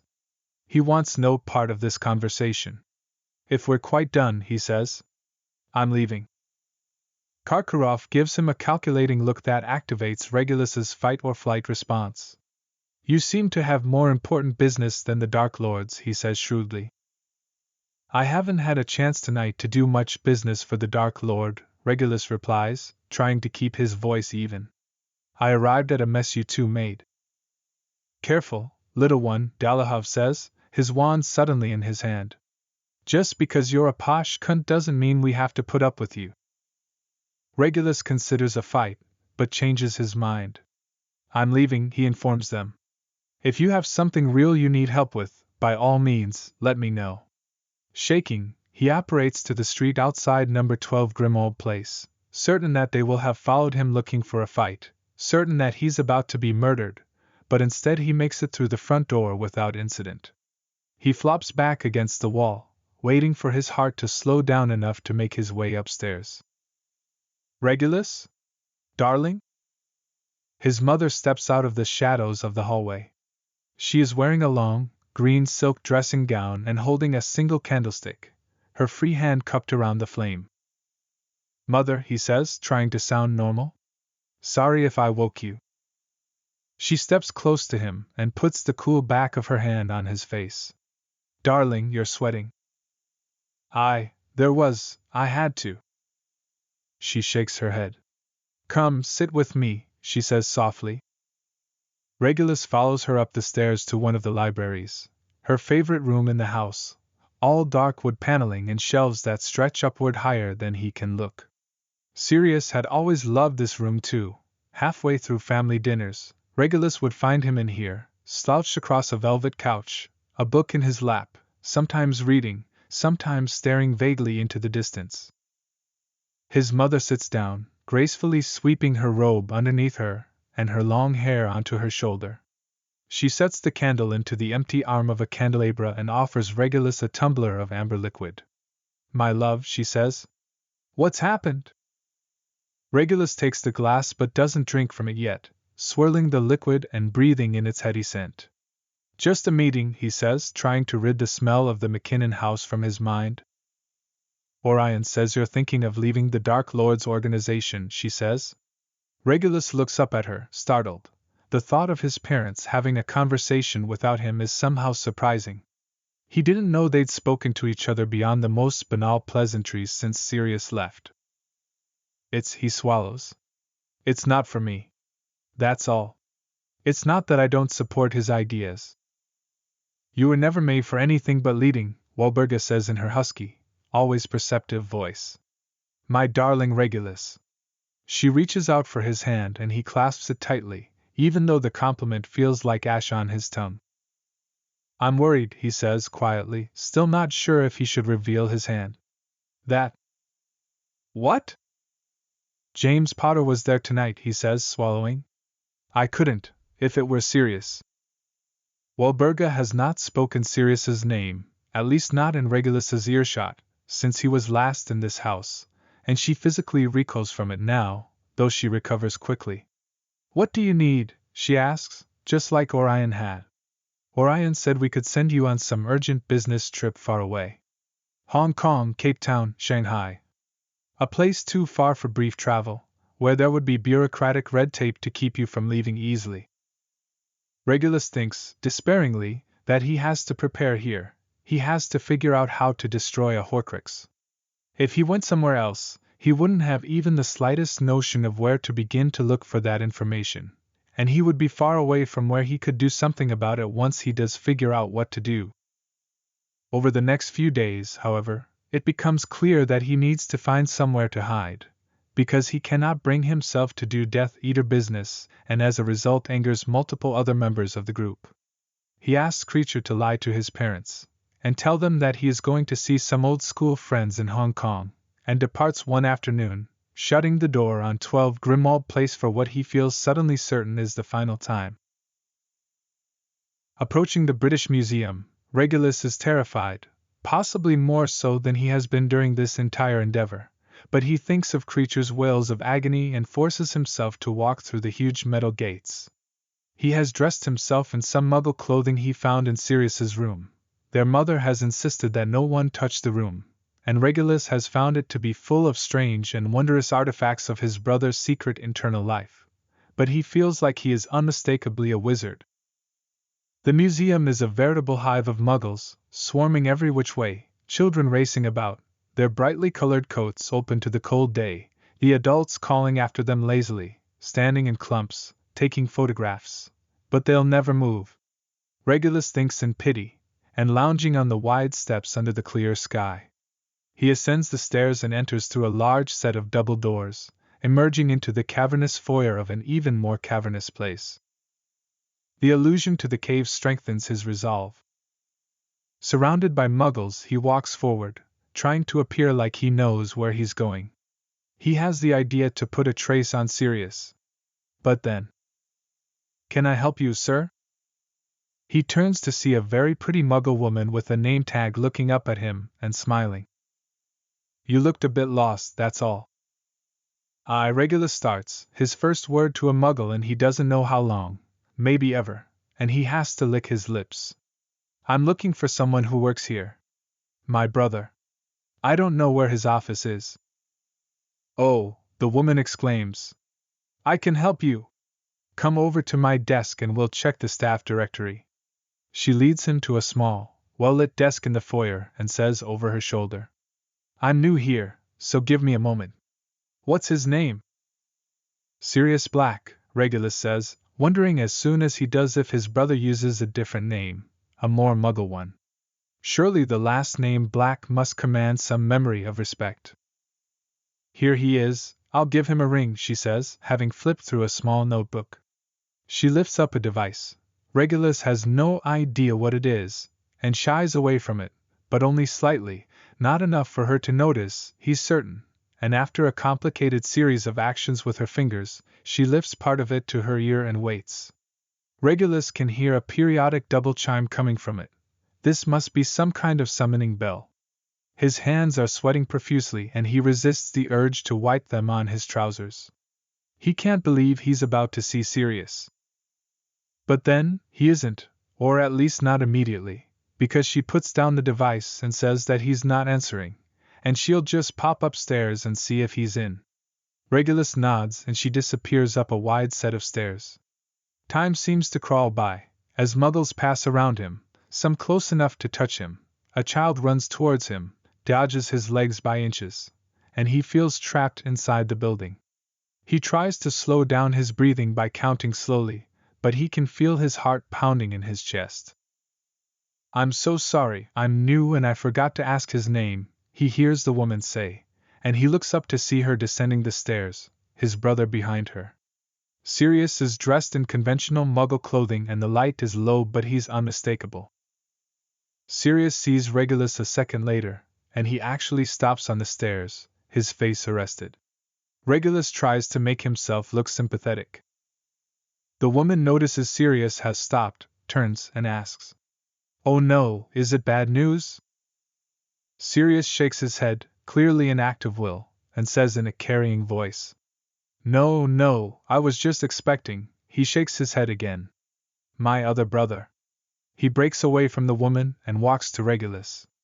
There's fury in his gaze, but he says very politely, Regulus, what a surprise. Hello, Regulus breathes, terrified. Why don't we have a cup of tea?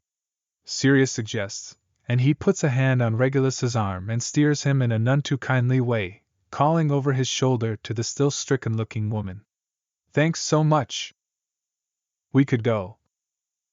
Here, Sirius says, very grim. In public. He doesn't look at Regulus as he leads him into the museum proper, through endless crowds of muggles, muggle children, muggle adults, yelling, talking, pointing, slumping against walls, holding stationary maps, holding conventional cameras. Stop it, Sirius snaps. What? Staring at people. There. I realize, Sirius says, and his voice is impossibly cold, that your natural instinct is to commit genocide, but I'd rather you reined it in at the moment, as I don't want to cause a scene. Stung, Regulus tries to jerk his arm out of Sirius's grasp. Sirius only tightens his hold. Regulus is certain he's going to bruise. I'm not planning to commit I'm just not used to being around them. People? Sirius suggests. I suppose shut up at home with Creature you wouldn't be. You know what I mean, Regulus hisses, mad at Sirius and mad at himself for taking the bait. They have arrived at a small cafe inside the building. It is even more full of muggles and their children, but Regulus finds he is furious enough that he is no longer panicking. Still holding on to Regulus with one hand, Sirius buys them each a tea, chattering inanely with the woman behind the counter, using muggle money like it's natural, then forces Regulus to a table. Regulus is fuming until Sirius speaks. So, is father dead or something? What? Regulus asks, startled. No, absolutely not. Mother? No one's dead, Sirius. Except all the victims of you and your friends' terror attacks. Regulus swallows. No one in the family. Too bad, Sirius snaps, sounding bitter. How did you know I was here? Regulus winces. He's been dreading this. Creature? Delicately, he says. Mother has him check up on you. Sirius is obviously horrified. What? Just to be sure you're well, Regulus says quickly. Just to be. He's been following me around? And reporting on me? Not. I mean, we just want to know you're well. Regulus spreads his hands in front of him. I'm sorry. Really. I know you don't want anything to do with us. I wouldn't have come to you if it wasn't desperate. Then why did you come? Sirius demands. Scared, Regulus lowers his voice. I need your help. Sirius stares at him. He looks like his eyebrows are in danger of disappearing into his hairline. My help? I know that Regulus stops, swallows hard, and continues. I've made mistakes. I know that. Believe me. Well, at least you know, Sirius mutters. But I don't want to anymore, Regulus admits. Sirius blinks at him, then hunches over the table, his hands wrapped around his teacup, leaning in close. What do you want? He hisses. Regulus feels, though he's not certain if it's psychosomatic, his dark mark throb. Do you? He reaches for Sirius's napkin. A pen? Do you have a pen? Sirius draws out a muggle pen from his pocket, and when Regulus looks baffled, he uncaps it and presses it into Regulus's hand. Regulus writes on the napkin. I made a mistake. He looks up at Sirius, who is frowning, a line between his eyebrows, looking at the napkin rather than Regulus. Regulus takes a deep breath and writes. I'm sorry. He looks up at Sirius again, who nods once, jerkily. Regulus takes another deep breath and writes the thing he's been dreading. I don't want to be a Death Eater anymore. Sirius looks at the napkin, blinking. Regulus. I can't talk about it, Regulus whispers. Not here. He's terrified of he's not sure what, but he feels exposed. He doesn't think it's just being surrounded by muggles. Sirius hesitates, then says, Let's go to my office. Forgotten, he takes Regulus upstairs, into a strange warren of offices and then through a door marked Ceramics Typology, obviously designed to keep out muggles, and then through a magical door, marked Department of Magical Restoration and Conservation, through which lies a laboratory filled with objects in varying states of ancient and broken. Regulus looks around, gaping a bit at the strange space, and Sirius says gruffly, Whatever you're thinking, however disappointed you are in me, I don't want to hear it. I'm not, Regulus starts, sputtering, and shock is much more the word than disappointed anyway. This is emphatically not where he had expected his brother to be. He manages to say, I just knew you were going to be in Aura before. And now you're not. I felt ethically compromised, Sirius says, his voice tense. They wanted me to do things I wasn't comfortable with. All right, Regulus says, taken aback. He thinks of the large, neat desks of bankers, of lords, of ministers, of influential people, and looks at Sirius's small desk, covered in rubbish. So? Sirius asks. You don't want. He seems lost. You don't want to be a Death Eater anymore. Regulus shakes his head. Tears are unexpectedly prickling behind his eyes. He's suddenly so happy to see his brother. I'm so sorry, he says. He's not sure if he's apologizing for quitting, or for joining in the first place, or for everything else. I made a mistake. I made a lot of mistakes. Bad things have happened. Sirius looks incredulous. I mean. I know, Regulus says, pleading. I know. I know they have been, for a long time. But really bad things. Sirius winces. I'm not certain that I want to know, he says. Not now, anyway. He steps closer to Regulus, so that they are side by side, facing the room, and puts a hand on his shoulder. What do you need? Regulus is viscerally reminded of his parents. He weighs what he wants to tell Sirius. He isn't sure he can trust him with his plan, even though every part of him is screaming out that he wants to. I need a safe place to stay. Just for a few days. I have some. I'm thinking about what I want to do. I mean, I know I'm not going to be a Death Eater anymore. But I can't stay in the country if I have to put things in motion, I have to. He takes a deep breath, tries to collect his thoughts. I told everyone I was traveling abroad for a few days. You need somewhere to stay. Yes, Regulus says. Stay with me, Sirius says, perfectly simple, and if there's the weight of time and distance there, Regulus doesn't hear it. Are you sure? I think, if they figure out I'm not abroad, it won't be safe. Who knows you aren't? Regulus thinks. Just Creature. I lied to father and mother. And you forbade Creature to talk about it? Of course. Sirius shrugs. I think we'll be all right then, he says. The flat is very secure. He stops talking long enough that Regulus glances at him. He's staring at his desk, an abstracted look on his face. I live with someone, he says, when he notices Regulus looking. We've made it very secure. Regulus nods, so grateful he feels like he might faint. Thank you, really, truly?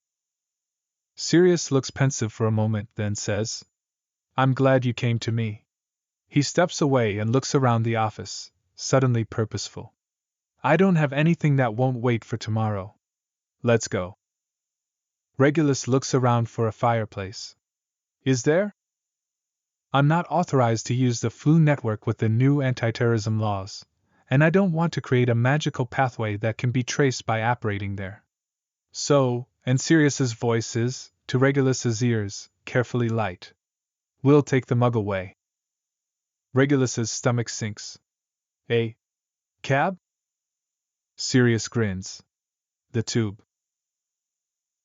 Regulus does not want to apparate even partway and get caught by any of his death-eating colleagues, so instead they walk to a tube station.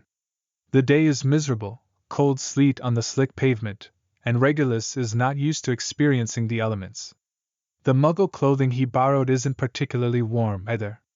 He casts a warming charm on his hands and hopes to Merlin that no one is tracking him closely enough to notice.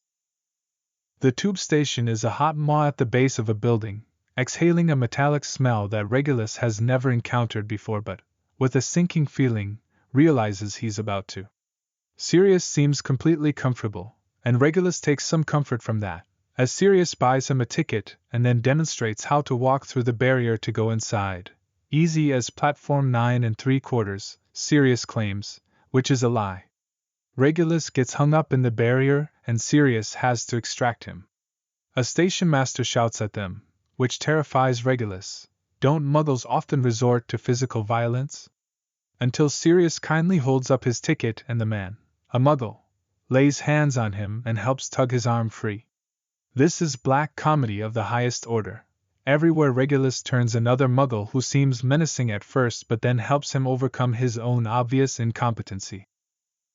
They go down in a lift, a stinking one, crowded with muggles, and onto a platform that also reeks of machinery and filth. Regulus breathes through his mouth and looks at his brother, who is squinting up at an illuminated sign. The numbers flip on the sign and Sirius puts his hand on Regulus's arm, pulling him back slightly. Regulus's ears pop as a wave of pressure hits them.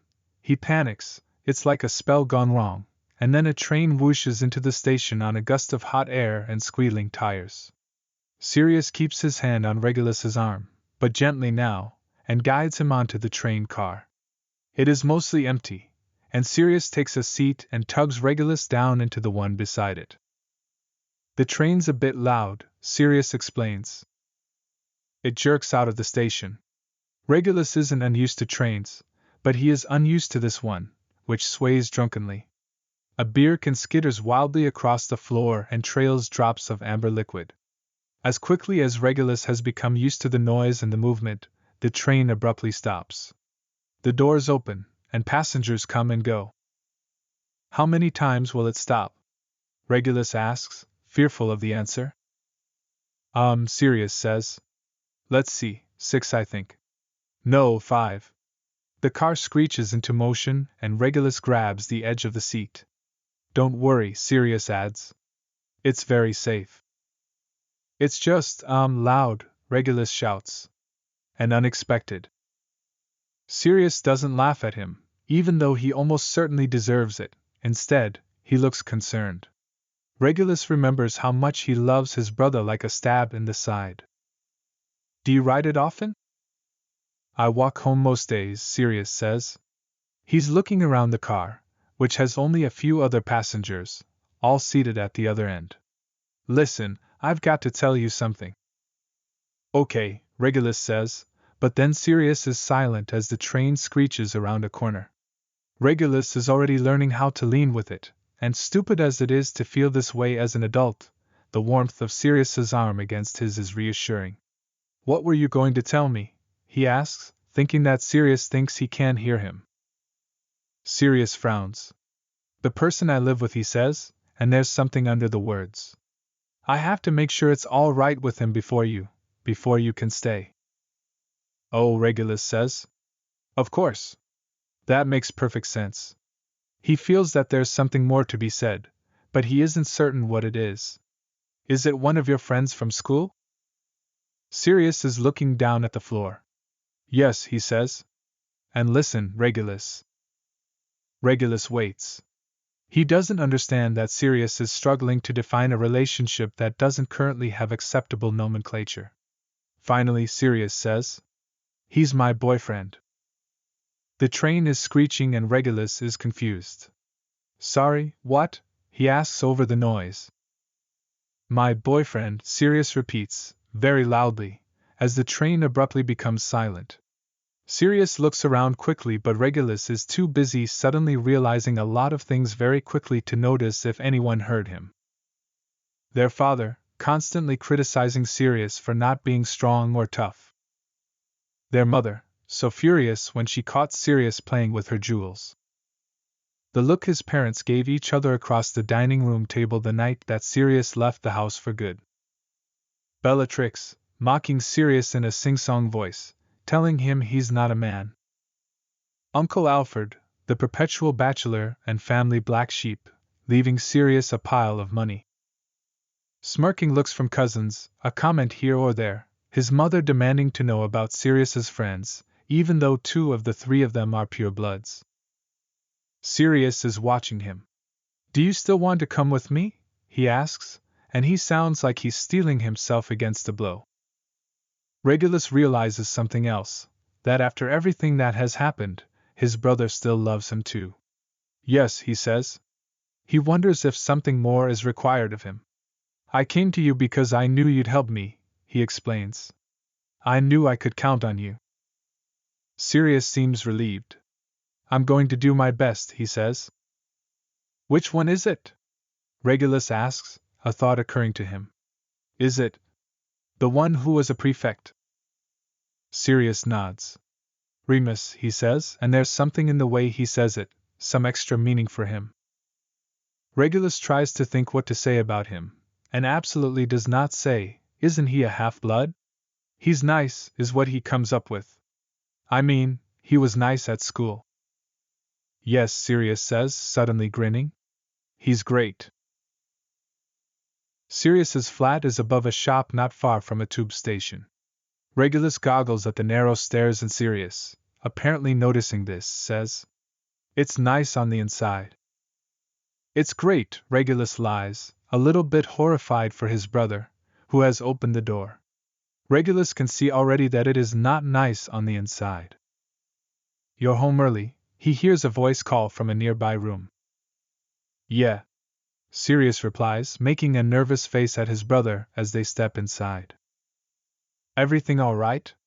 Remus comes around the corner and stops dead. Regulus hasn't seen him in a few years and he's startled by how much older he looks. You're Remus, he says, a bit stupidly. Remus is now looking at Sirius with one eyebrow raised.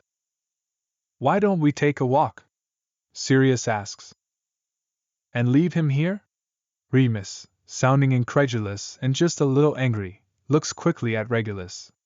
You know we have some things here that a Death Eater probably shouldn't be left alone with? Regulus winces like he's been slapped. I can wait elsewhere if you need to talk, he suggests, but his heart starts beating frantically, because for the first time in weeks he's felt safe with Sirius, and the thought of leaving even this foyer without him inspires crippling fear. No, Sirius says. You wait here.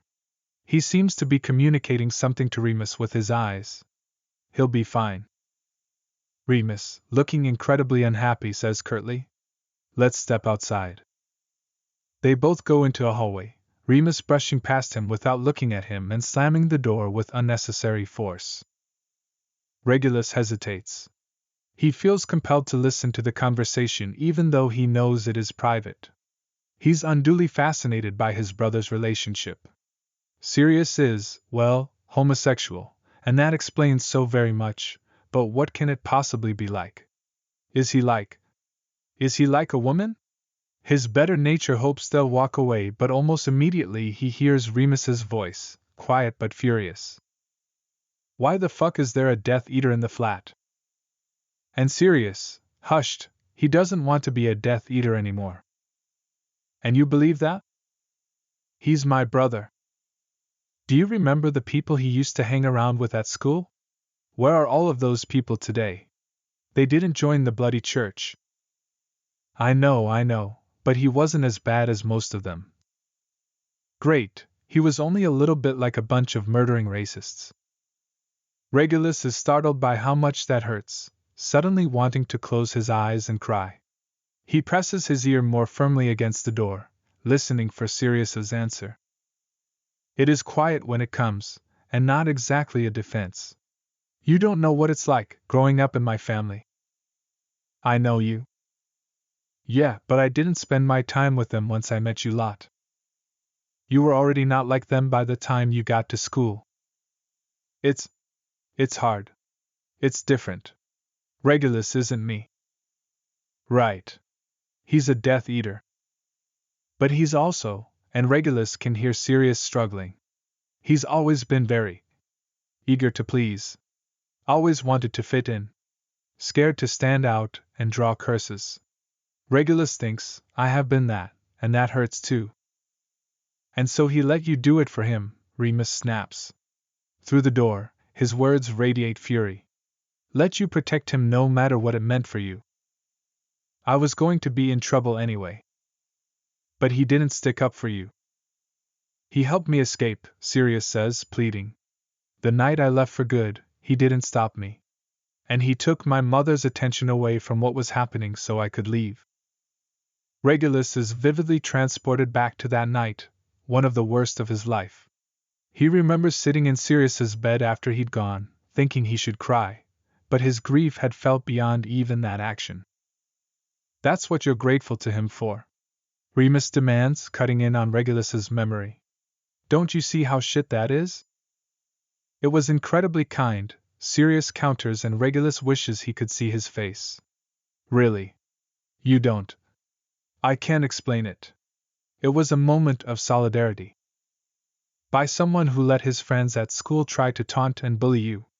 I think I even gave him detention for it a few times. He mentioned that you were really nice, Sirius says. There's a pause. Regulus has a feeling that this is not the direction Sirius should have taken this. What? When? Well, and Sirius is obviously stalling.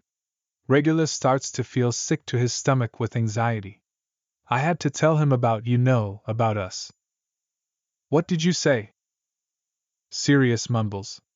That you're my boyfriend. Are you fucking? There's something else, something too quiet for Regulus to hear. Then Remus says. So he can report that back to his Death Eater friends, wonderful, and they can try to use that against us. I had to tell him, Sirius says, and Regulus can hear the lie in his voice. He could have kept it concealed easily. He'd volunteered the information. Regulus wonders why, as Sirius revises. I wanted to tell him, a little bit. So few people know. I wanted my brother to know. I wanted to be able to tell someone in my family. There's more that's inaudible. Then he hears Remus say. I'm not mad at you, I'm mad at the situation. What do you mean? Do you really trust him? Are you being objective? Or are you just thinking with your heart? I'm fucking terrified for him. If he's decided to quit. Regulus feels a chill go down his back. Sirius knows. Remus's next words are just as chilling. They'll kill him. Yes. Which is why we have to help. Remus raises his voice again. I can't believe you did this. You do everything without thinking. The rest is low and mumbling. Regulus eventually steps away from the door. It's strange to hear Sirius argue with Remus. So many of his memories of his brother from their teenage years are about him arguing, but this time feels very different. Sirius wasn't shouting over someone, or deliberately being nasty. Regulus sits on a chair in the sitting room. There are 5 seats counting a couch, and in a corner, a small pile of children's toys, all so crammed in that he wants to tell them just to get rid of a chair or 3. He has no idea what the toys are about, either. He tries to breathe, fighting through the nausea that threatens to overwhelm him. Sirius and Remus know that the Death Eaters will kill him for desertion. The Black Lake is always in his mind, now, unseen but imagined. What he has to do has never felt more real. Sirius and Remus return not too much later with the conspicuous air of 2 people who have rowed and are now trying to make up for it. Sirius pours Remus a glass of wine with almost comical deference, and they make dinner together, sharing a single knife and cutting board between them. Regulus has never watched anyone make food before, and is fascinated, until Remus unceremoniously dumps some potatoes on the table in front of him, and holds out a strange instrument. Sirius snatches whatever it is from him and says, "He's never cooked before," to which Remus snaps. First time for everything then, but doesn't make another comment as Sirius peels the potatoes. "Can't you use magic?" Regulus asks, when Remus goes to the toilet. He's afraid of speaking with him glowering in the room. "We don't use it in the flat," Sirius explains. "It attracts, well, Death Eaters." "Yes." Regulus and he look at each other for a long moment, hilarity threatening to break out at the obvious. Regulus wants to laugh with his brother, but can't quite make it come. Instead, he says, "Thank you again." "Thank Remus, would you?" Sirius suggests. This is hard for him. "Because he's a half-blood?" Regulus asks. "Yes," Remus snaps, appearing behind him in the doorway. "That's all." Regulus sighs. Now that he knows the Dark Lord is a half-blood, he doesn't know what to think. "I'm sorry. Please don't feel that that is a problem for me." "I don't particularly care if it's a problem for you," Remus says coldly. "I care that you want to take away my rights." Sirius is giving Remus a blazing look, but it isn't a reprimand. Regulus files it away to think about later and says, as earnestly as he can, "Please believe me, I want nothing less than to see the rights of anyone," he almost says any wizards but catches himself, "taken away. And thank you for letting me stay. I can't say how grateful I am." Now Sirius is looking at him, and Regulus can almost feel his thoughts. What would mother and father say if they heard you? Remus makes a noise of assent and nods curt before turning back to the hob. Dinner is simple, but not half bad, nothing like what Creature makes, of course, but it is sustenance. Regulus feels slightly revived after it, and somehow less nauseous. After, he steps outside of the kitchen to use the toilet. Walking back, he stops, seeing through the doorway the reflection of his brother with his arms around Remus in the kitchen window. Remus is standing in front of the sink, washing the dishes, and Sirius has put his arms around his shoulders and is leaning into him. In the quiet of the flat, Regulus clearly hears him say, low and fervent, "You're the love of my life, Remus." There's a moment where Remus shuts his eyes. Regulus doesn't think Sirius can see his face, as his own is pressed against Remus's hair, and then Remus opens them and sees Regulus watching and says, Yeah, patting Sirius's hand and then pushing him away. Regulus is given the sofa, and sleeps like the dead upon it. He wakes in the morning to whispered debate. "I don't want to leave him here alone," Remus saying, and Sirius saying, I'll be back in time for you to leave for your class, and the front door is shutting. Then he slips back under into the world of sleep and awakens much later, disorientated. He finds his way into the messy bath, and washes his face and hands in the slightly dirty sink. Toothpaste and 2 toothbrushes dangle precariously at its sides, and there's little dots of spit on the mirror. Regulus puts some toothpaste onto his finger, rubs it around on his teeth, and examines himself in the mirror. He appears to have aged a decade in a month. Dread weighs on him like a heavy fur cloak. He finds Remus in the kitchen. He's marking papers with a frown line between his eyes. Remus says, without looking up at him, "The kettle's still warm if you want some tea. Mug's in the cupboard to the left of the sink. Feel free to eat any food you find around."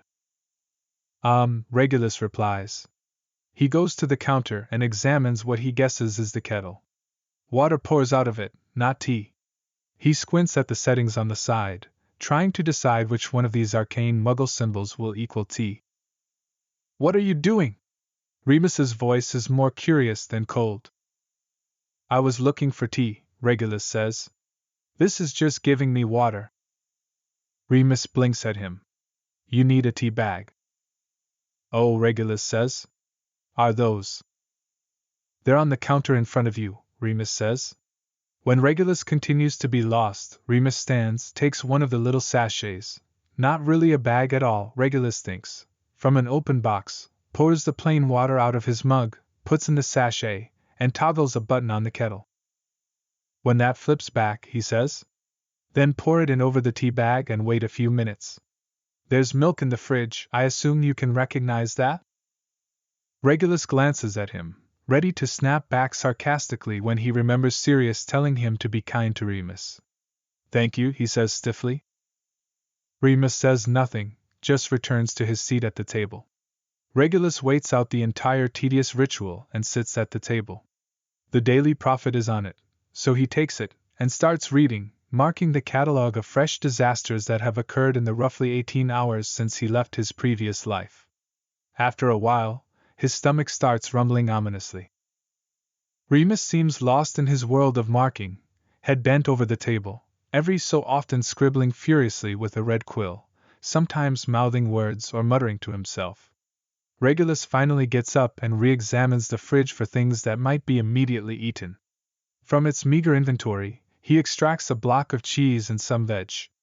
He can't find a suitably sharp knife for the cheese, just table knives, and winds up mauling one corner of the block. When he sits, with his plate of mangled cheese and carrots, Remus says, without looking up from the scroll he has rolled out before him, "Would you like me to walk you through frying an egg?" "Yes, please," Regulus says, immensely relieved. 10 minutes later he has toast and 2 eggs, both destroyed, their yolks free from their fragile carapaces and cooked into complete rubber, and is eating them with deep enthusiasm. Remus finishes a scroll, stacks it onto a much larger pile on the floor, and says, "Have you truly never cooked before?" "Why would I cook?" Regulus asks. "Our house elf cooks for us." Remus's face is unreadable, though there's obviously some thought passing across it. Regulus continues, "Surely Sirius told you this. He never cooked anything either." Remus cocks his head in a gesture that makes Regulus think of a confused dog. Then he says, quite unexpectedly, "Sirius used to come over to my parents' house on school holidays sometimes. My mother taught us both to cook." Regulus takes a moment to absorb that.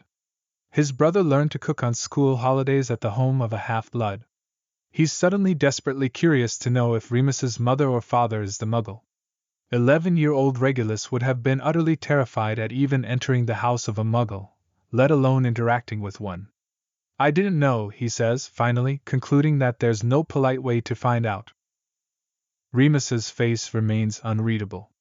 "I guess Sirius didn't say what he did." "Sirius didn't even say where he'd gone," Regulus says, surprising himself with how bitter he sounds. He adds quickly, "Anyway, cooking is a waste of time. House elves can do it." "Do you just have one?" "We used to have 2, but one of them died when I was 6. "What is your house elf like?" Regulus frowns. Remus seems genuinely curious. He's never been asked a question like this before. He's excellent, he says. The best we could ask for. What's his name? Creature. Remus looks nonplussed. Did you give him that name? Regulus has no idea, and the thought has never occurred to him. He says. He's been around since before I was born. I'm not sure. Is he old? Middle-aged, I think? Regulus has zero idea.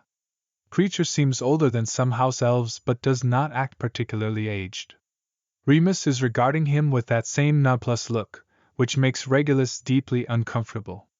It makes him feel accountable for his actions.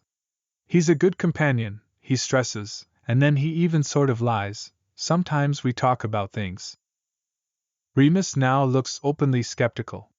But Regulus, you have to admit, Creature is a slave. He's a house elf, Regulus snaps, exasperated. He's a sentient being, Remus says. Do you honestly think he wants a life of servitude? He's a member of my family, Regulus tries. Who's treated worse than other members of the family, and also has to serve them under pain of injury or even death? Remus asks, frowning, like he's a professor who is grilling a particularly recalcitrant student. It infuriates Regulus. You don't know what it's like. No, I don't, Remus agrees. And I understand that you grew up with him. My family would never have had a house elf. Why not? Too self-righteous? Regulus demands. Remus laughs wryly. Maybe. But also too muggle and too poor. Regulus feels like he's losing an argument he didn't want to have. You don't understand my relationship with Creature, and you don't have any right to talk about it. While the first is certainly true, Remus says, and there's steel under his kind voice now, I have every right to speak out against the injustice of house elf slavery. Creature is my best friend, Regulus says, and it's an admission he's never said before, and feels ripped out of his heart. What a fucking sado he is. You have no idea. None. My family, it's hard. Sirius was my best friend. Then he left. Suddenly Regulus is on the verge of tears. He walked out of my life, and he left me behind. Regulus, Remus says, clearly startled, and Regulus can see that he's made him regret the conversation, so he pushes on, trying to punish him.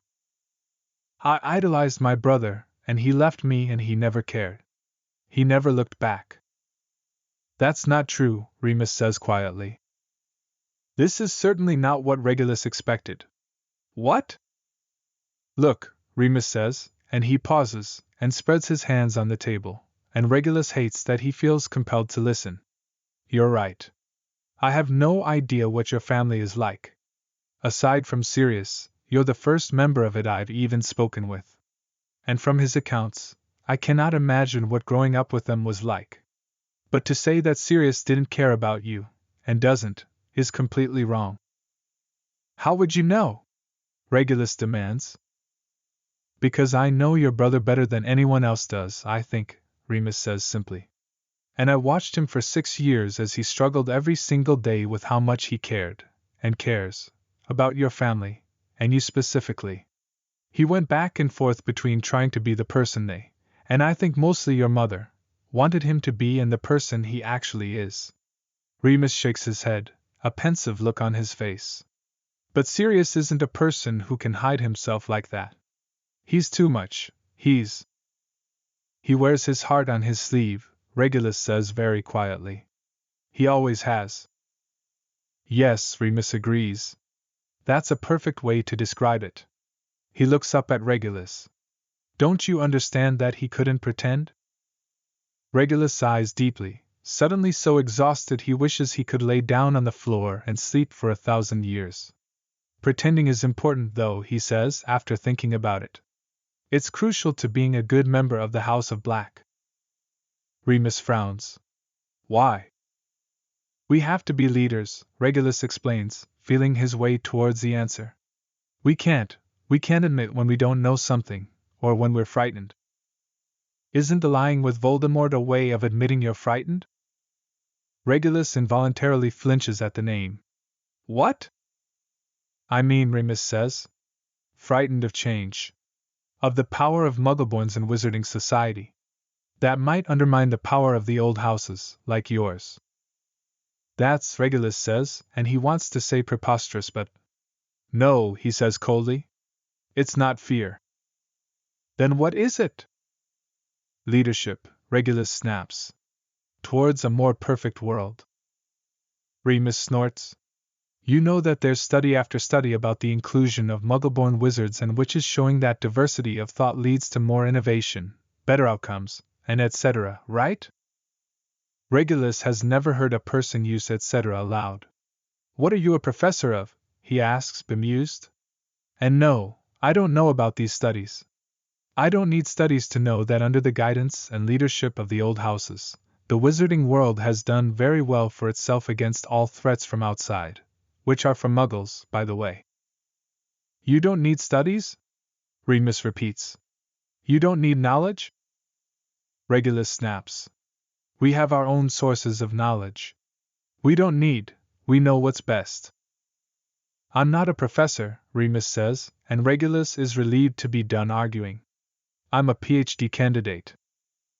What are the scrolls you're marking? I helped my advisor teach a module about the historic discrimination against dark creatures. Regulus frowns. Why would anyone want to learn about that? Remus actually laughs at him. I know you've got your own sources of knowledge, but you might have heard something about those who don't know history are doomed to repeat it. But why should we not discriminate against dark creatures? Regulus demands, frustrated. They pose a threat to society. Do they? Remus asks lightly. Is that your feeling about it? Or do you have any factual information, any data to back that up? Regulus feels like he's losing his mind. You're saying dark creatures aren't dangerous. I would argue, and I'm not alone, this is quite accepted among many people, that those classified as so-called dark creatures are actually suffering from disease. Incurable disease, Regulus says. Disease that murders the innocent. Treatable disease, Remus stresses. Many diseases are contagious. It's like leprosy. How can you treat Regulus struggles for an appropriately horrid example. Well, let's say, a werewolf who is roaming the countryside? Remus is starting to say something when an owl taps at the window. He stands, opens it. A gust of icy wind and rain blows into the room, and collects a letter before shutting it again. The owl flies off at an angle, disappearing into the clouds quickly. It's for you, Remus says, sounding surprised, though it is addressed rather strangely. Regulus reaches for it and reads, in his father's neat hand, Regulus Black, Esq. Care of Hong Kong, British Dependent Territory. The letter is full of neatly annotated notes from a business meeting and a request for his thoughts. May I borrow a quill? He asks Remus, who passes him one and a sheet of parchment and leaves the room. Later, after he has written his father a detailed response, trying to embed his regret at not being there, and for all the reasons why he's not there, into each mundane word, he finds Remus in the lounge, now reading. He surreptitiously takes out his own books, enchanted to have different covers, and sits down to do his research. If Remus finds any of this strange, he doesn't comment, but he does bring Regulus a cup of tea and some biscuits when he gets up to get his own. Regulus longs to talk to his brother about something meaningful, but finds that he cannot. Sirius has ideological reasons for hating Voldemort that are far more developed than Regulus's, for one thing. Sirius tries to talk to him about the Death Eaters and Regulus gets stuck on the fact that many of them are cousins.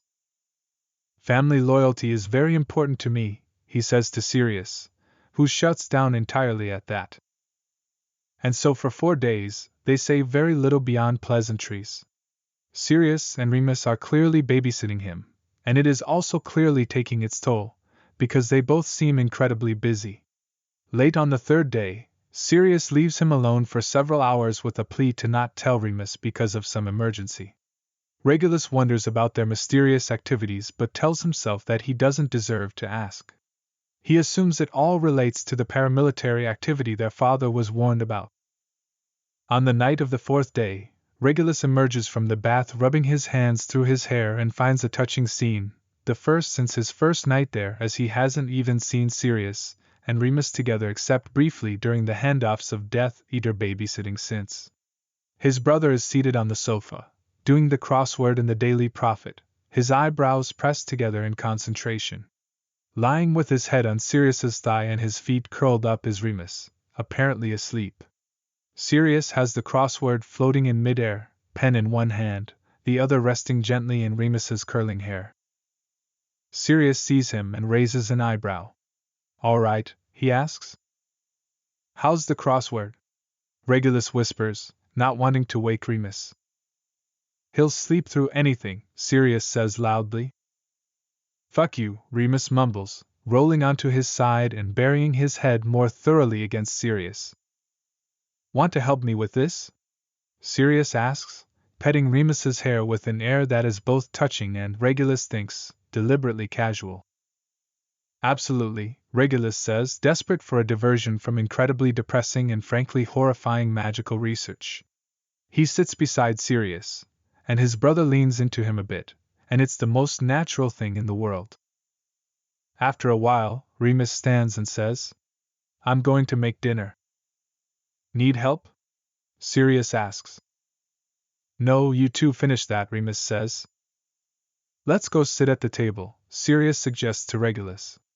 "It'll be easier to see."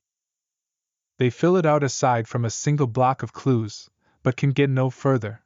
It seems something is wrong in what they've already filled in, and it's throwing off the other clues. "It lures travelers into bogs," Regulus reads aloud again. "We've got that one." "Hinky punk," Remus says from his position at the hob. "Hinky pink," Sirius and Regulus say together. "What?" "Hinky pink," Sirius repeats. Remus turns and stares at them. "It's hinky punk." Sirius and Regulus exchange a confused look. "But the book," Regulus says. "Oh no," Sirius says in mock horror. "Was it just a cute name? Have we been saying it wrong for years?" "What book?" Remus asks, clearly amused.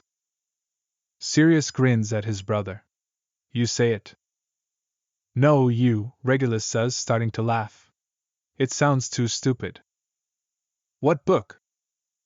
Sirius starts laughing too. "Rinkadink Hinkapink.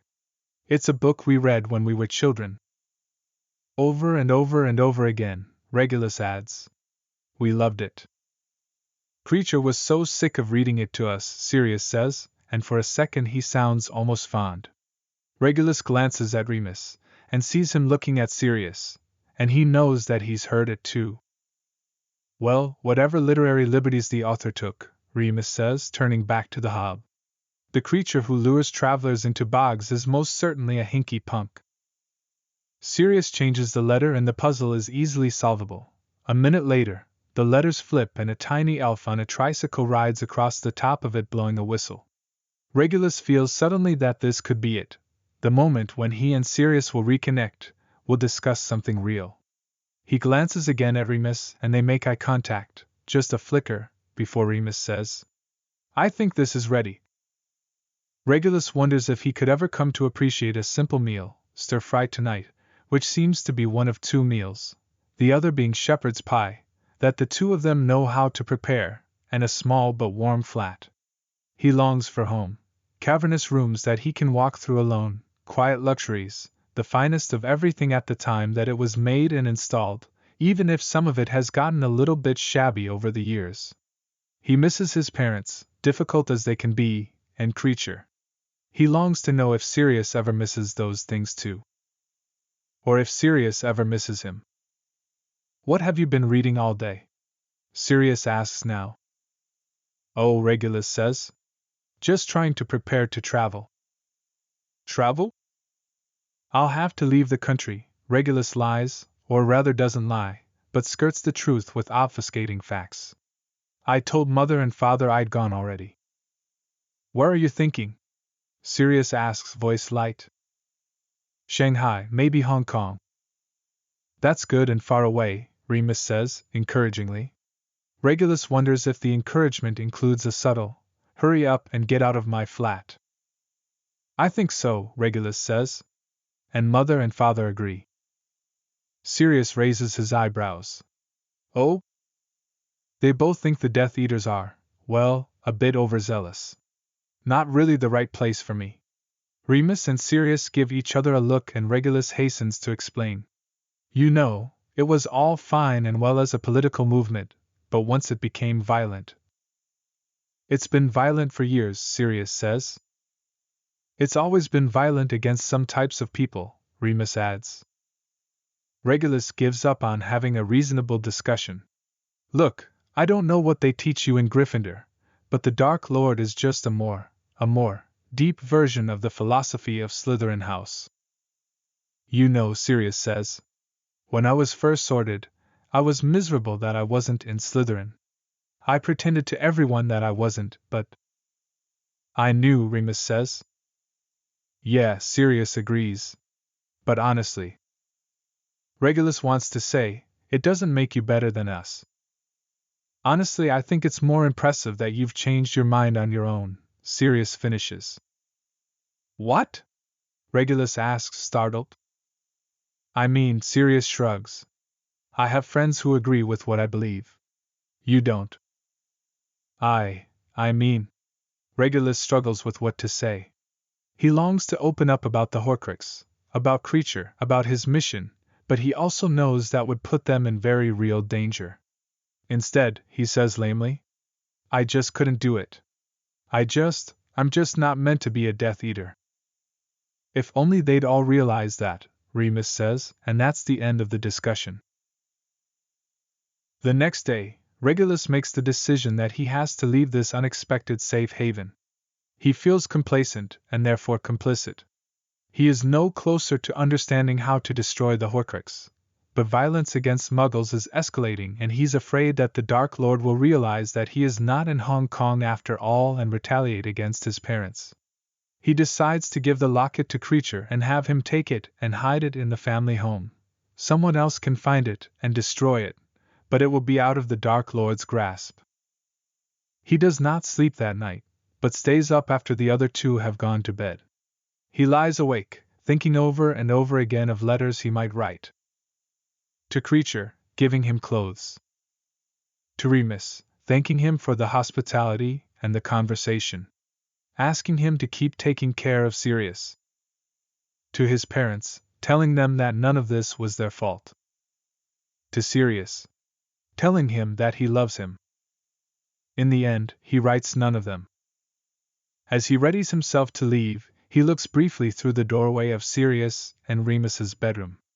Sirius is curled around Remus, their hands lying atop each other in front of Remus's chest, the picture of something that Regulus knows he'll never have. He hopes it is enough for Sirius. The night Sirius leaves the House of Black forever, there is a terrible row. They'd been building towards it for years, brutal shouting matches, occasional violence, things said that could never be unsaid. Regulus has years of memories of hiding in corners and once a cupboard while they screamed at each other, of helping his brother clean up his bruised face after his mother slapped him with her fingers full of rings, of comforting him after his father hit him hard enough to send him into a wall. Sirius acquires a dark, sulky, furious look early in adolescence and wears it for years, so that Regulus only sees him happy from a distance, at school. There are a few terrible terms where he wears it then too. But this one is different. Before, Regulus always told himself that they are family, and they will always be loyal to one another, no matter what happens between them. This one feels, emphatically, like there is no going back. Family Christmas Eve dinner. The cousins have 2 bottles of fire whiskey that they are passing around in the upstairs library from fairly early in the day onward. Regulus hates the burn of it but can't resist the posturing of drinking it. Soon his head is swimming. His brother steers him out of the party and stands guard outside the toilet so no one hears him vomiting. Regulus is 15, Sirius 16. When Regulus emerges, Sirius puts an arm around him for a second and says, "You don't have to do what they tell you to do. Ever." Regulus, still shaky, is taken aback and doesn't respond. Sirius squeezes his shoulders and adds, each word fully enunciated, "Fuck them." Downstairs, in the formal dining room, Regulus and Sirius are seated beside each other. Regulus always requests that Creature ensures this. For most of his life, it was to be close to his big brother. Recently it has become to try to contain him. Earlier in the day, there had been a particularly brutal Muggle murder. Someone at the party has a sibling in magical law enforcement, who has apparently spent the day modifying memories with some difficulty because what they've seen is so horrific. No one has claimed responsibility, and the party is split. Was it the people backing the Dark Lord, and his group of death-eating followers underground? Or just typical Muggle-on-Muggle violence? They're absurdly violent, Narcissa says, rolling her eyes. Someone ought to step in for their own good. Someone, of course, is wizards. Regulus can sense his brother's anger, which like a living animal stalks beside him, pacing the narrow confines of his seat at the table. Regulus wonders if anyone else can sense it too, or if they're so caught up in their own anger and arguments that they haven't noticed how dangerous Sirius's is. He feels ill and barely touches the soup course. Creature, collecting it, gives him a meaningful look. "Are you all right?"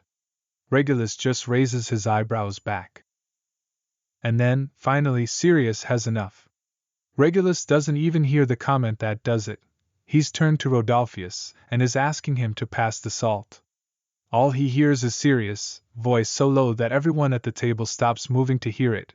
"You don't know a thing about Muggles." "And of course you do," Bellatrix says, voice cold and ringing. "I'm sure in Gryffindor you rub shoulders with plenty of mudbloods." "Don't call them that," Sirius says. Bellatrix laughs. "I'm 8 years your elder, darling cousin. I rather think I know more than you do." Regulus knows that one of Sirius's best friends is a half-blood, that Gryffindor prefect, Remus Lupin. And the other Gryffindor prefect is a full mudblood, Lily Evans. And another of Sirius's best friends is a pure blood constantly following her around, wanting to what? To miscegenate? It's disgustingly unnatural, but Sirius is not one of them, as far as Regulus knows. He's never seen his brother with a girlfriend at all, and has idly assumed, without thinking about it too hard, that it's because Gryffindor has so few suitable partners for the scion of the House of Black.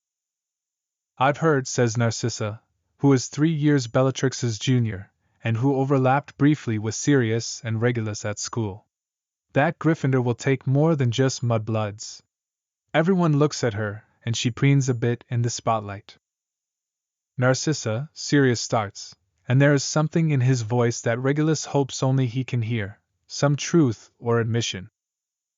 "I heard that there's a dark creature there." Everyone starts murmuring. "That's absolutely absurd," Sirius says flatly. "Whoever told you that is an idiot." "Why is it absurd?" Narcissa demands.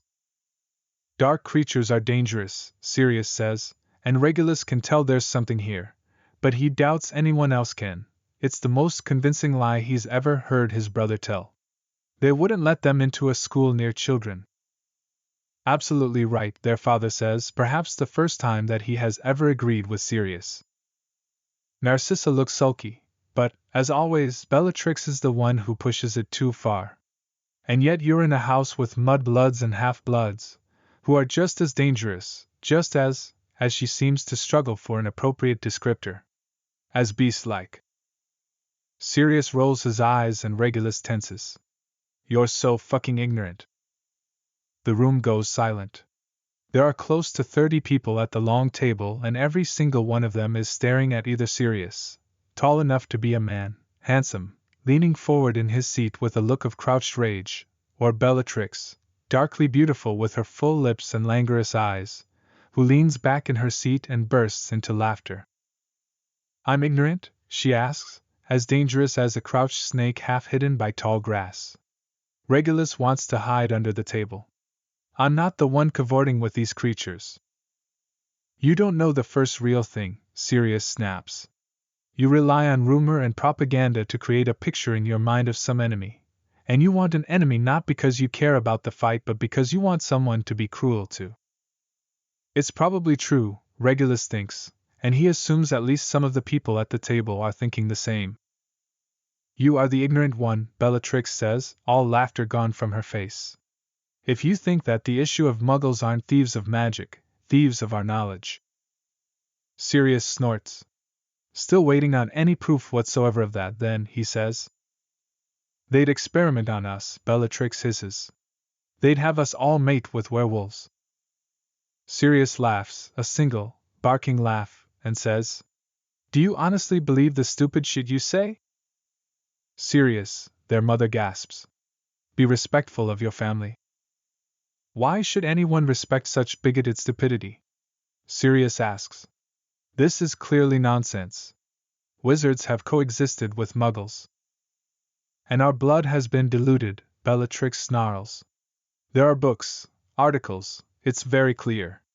The old families are the last bastion against mediocrity, against magic so degraded.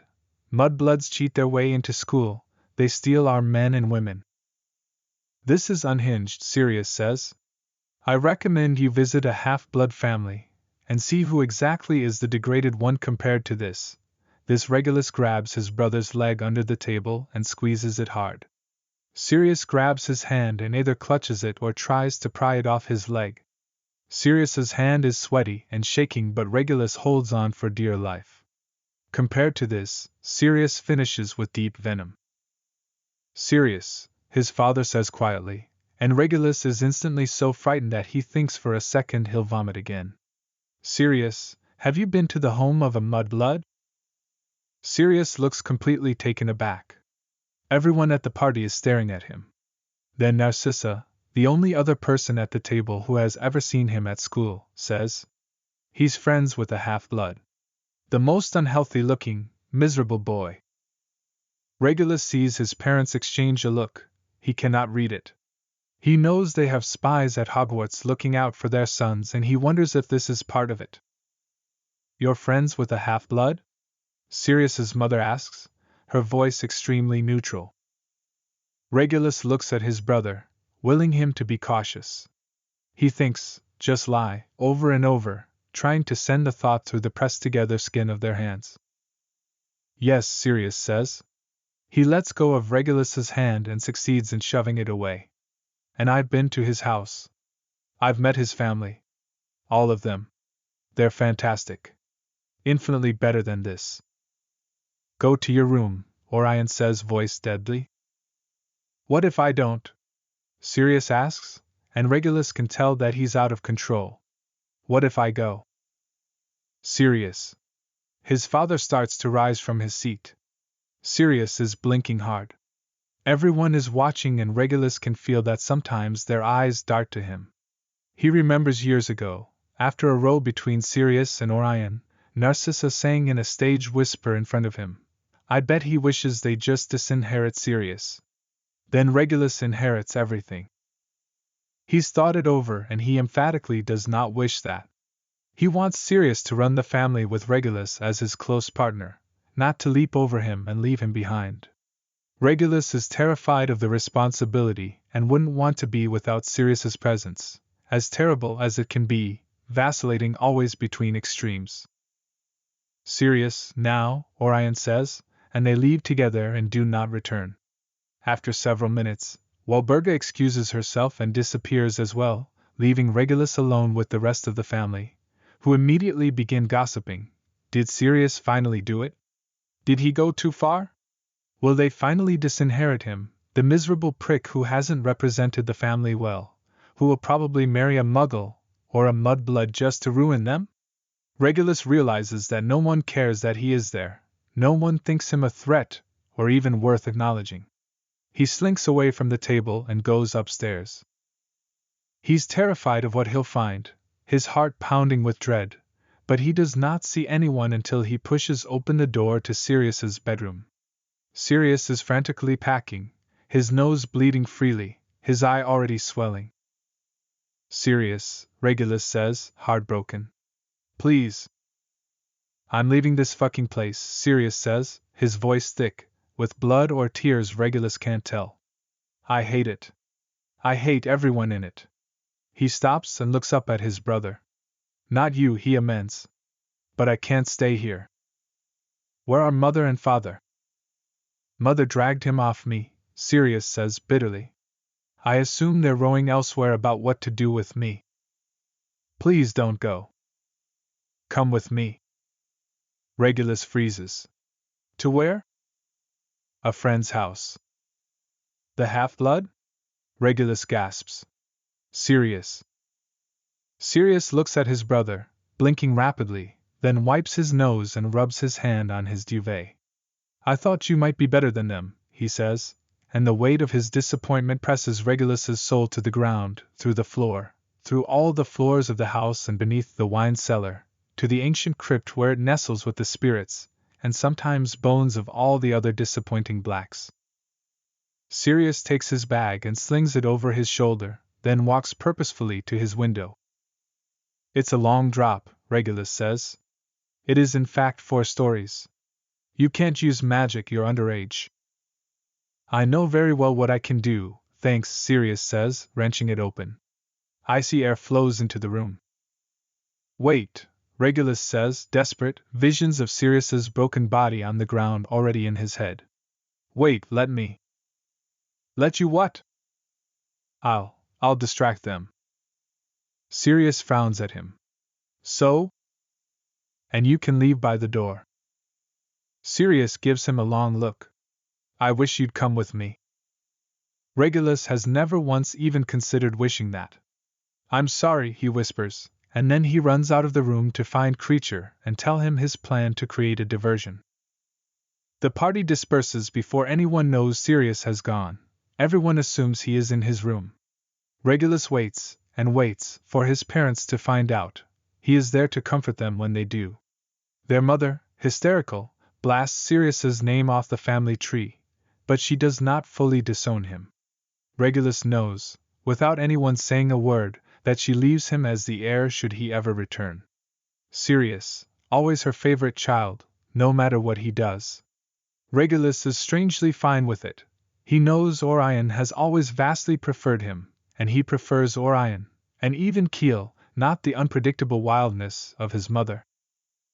Regulus spends that night, what little of it there is left, curled up in Sirius's bed, surrounded by his muggle posters, his strange things, the life Sirius has created outside of the family that Regulus knows nothing about, and he thinks then with a despair so pure he can't fully look at it for fear he will never unsee its face, he never will. In the early hours of the morning, Regulus leaves Sirius's flat and goes home. He takes the locket from his mother's jewelry box while she sleeps in the next room and rouses Creature from his cupboard. Take me, he says into the still silence of the kitchen, and he imagines the ancestors listening close. Take me to the cave. Creature trembles, tries against all his house elf nature to dissuade him. Eventually he acquiesces. After a week's fevered imagination, the Black Lake is worse than anything he could have conjured in his head. He stands on the shore, waiting for the boat, Creature at his side. It is cold enough that the stench of death is not overwhelming, but he feels certain that it lurks just underneath his senses. They cross the lake unscathed, the boat moving through the water without being affected by it, the movement of the water unnatural. This is Styx, Voldemort's spell on the boat Sharon, the price of passage, the locket heavy against his chest. He tells Creature his intentions. Creature begins to cry, Master Regulus, let me drink the water in the basin for you, but Regulus shakes his head. Never tell mother or father, he says. Never, Creature, do you understand? Creature, the lines of his face gleaming with tears in the strange green light of the cavern, nods. Regulus conjures a goblet, gleaming silver and studded with emeralds, the house of black crest upon its side. This is his inheritance, and his fulfillment of the promise he made to his ancestors. He takes a deep breath, and dips the goblet into the basin. The liquid feels like water until it touches his lips. Chapter 25. The summer after Harry's 6th year. We're not going to talk to Creature until Harry is with us, Sirius says. He hears the shake in his own voice and hates it. Remus puts one hand to the bridge of his nose. Sirius can see him applying pressure with both fingers. He hates that too. Sirius, Remus begins in very reasonable voice, and Sirius starts squinting in annoyance, but Remus can't see it, because Remus is, as previously noted, holding one hand to the bridge of his nose, blocking his eyes from view. Sirius, Creature knows about the Horcrux, which Regulus took care of. Sirius congratulates himself on being able to say his name without dissolving. He thinks, number of days since ugly crying incident relating to buried family trauma, 1. And yet Voldemort is still with us. We read about this, Sirius snaps. He's mortal now. Remus takes a deep breath. Sirius, what if Creature has something to tell us that will help defeat Voldemort? Sirius hates everything. He hates that he has to fight with Remus, and he hates that every time they fight it has to have this apocalyptic tinge to it. He wants to fight about something mundane. It's been 17 years, he says through gritted teeth. Whatever it is, it can wait a month more. Remus takes away his hand and gives Sirius a look. Can it? He asks. Can we? Yes, Sirius snaps. Harry has a right to be there. Remus's mouth goes into a hard line. Sirius, you're being too emotional about this. You're not being emotional enough, Sirius retorts. There's no point for me if it's not for you and Harry. And Harry deserves to be there to hear it first. Remus tilts his head back onto the couch. Sirius can tell he has a headache. Padfoot. Let me get you a potion, Sirius says, exasperated. Don't be a bloody martyr. Remus ignores him.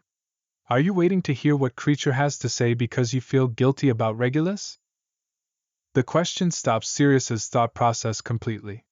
He has not considered this possibility, despite the fact that he has felt such crushing guilt about Regulus that he has barely slept in weeks. No, he says truthfully.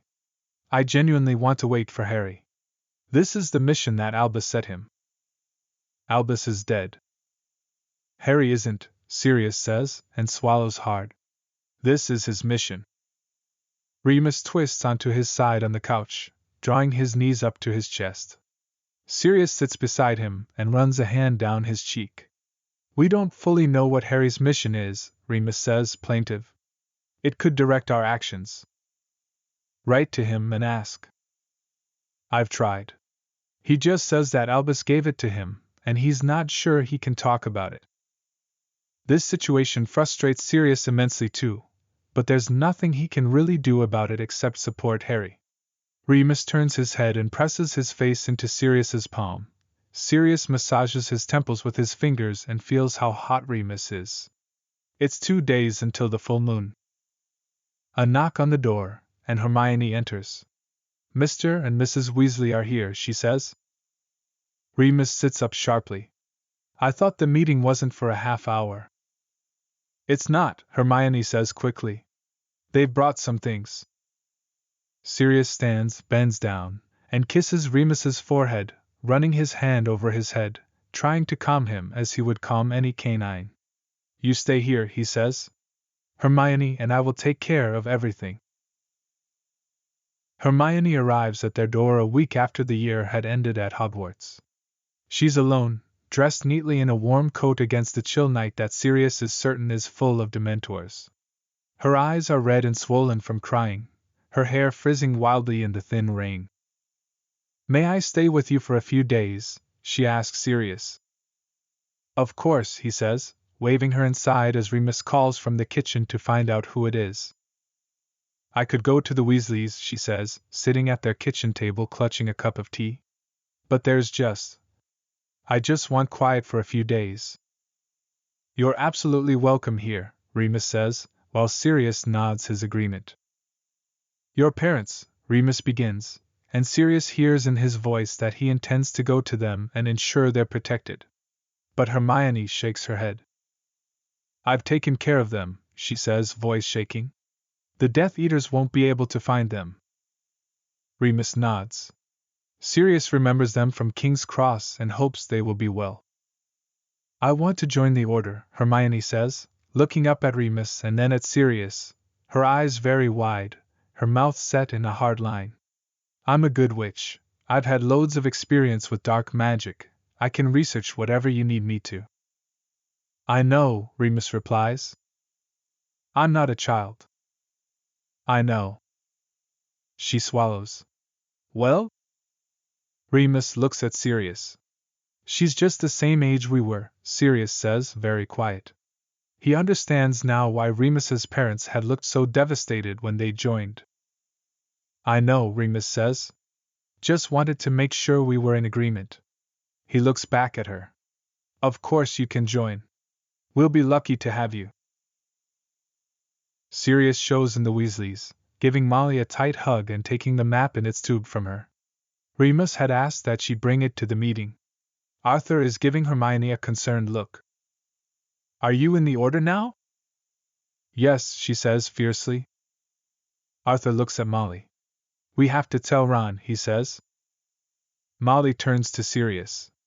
Would you let Harry be in the order? When he's 17, I doubt I'll be able to stop him, Sirius says honestly. This is how old Remus and I were. In his head, he always adds.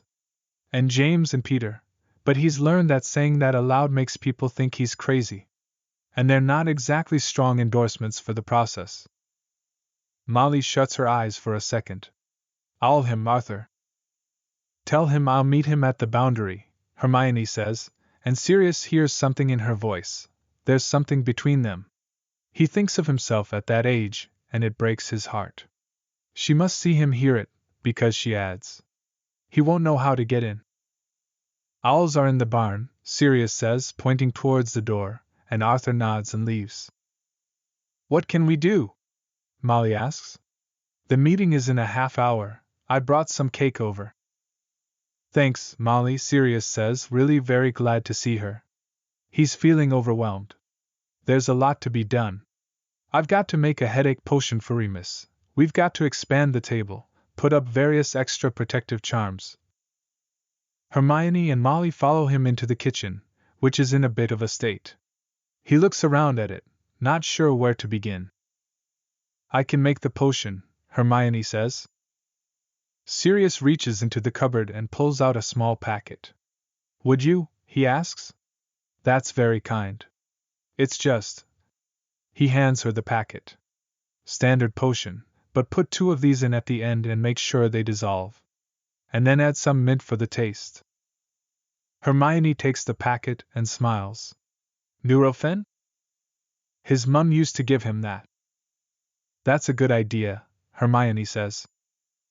Let me go expand the table, says Molly, drawing out her wand. I've had a lot of practice with this.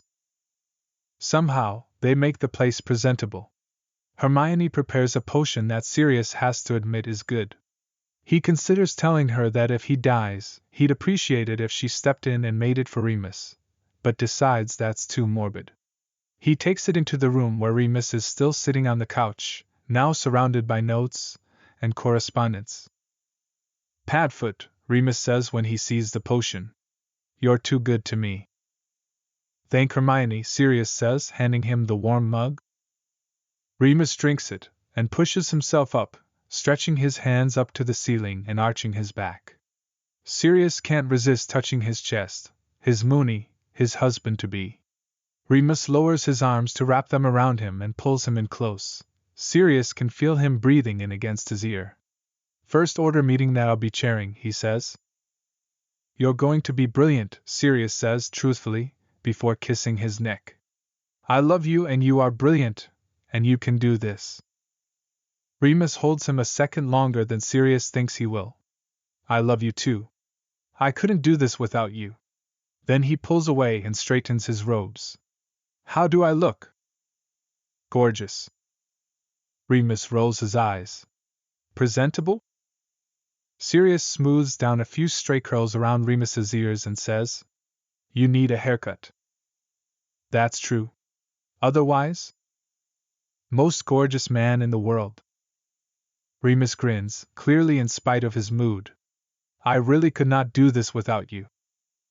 Sirius is bursting with undefined anxiety. Look, if you're nervous, he says. Just give those nerves to me. I've got more than enough for the both of us. Not nervous exactly, Remus says, his hand resting on Sirius's arm. Anxious. We can discuss the distinct meaning of all the different kinds of stressful feelings later, Sirius suggests. Molly enters the room. We must get you two married, she says. After Bill and Fleur, Sirius says, laughing. One wedding at a time seems like more than enough. We'll start planning through our hangovers the morning after, Molly replies, smiling back at him. People are arriving, she adds, more serious. Remus gives Sirius a look full of meaning. Sirius squeezes his arm, and then they hear Kingsley's low rumble of a voice, and time sweeps them forward, inexorably, into their difficult future. We have to protect the ministry, Arthur says, practically coming out of his seat. Without them, basic services fall apart. But how do we protect it? Moody demands. Kingsley is already protecting Scrimgeour. What else is there to do? Voldemort is tearing it apart from the inside. Half the people working at higher levels are his allies. Remus considers passing out to stop this argument. He feels so ill that his hands are shaking. His headache has gone, but in its place is a vague, floating sensation. The full moon's proximity isn't helping. Sirius, seated at his right hand, has the look of a man at a child's wake. Everyone else seems equally miserable.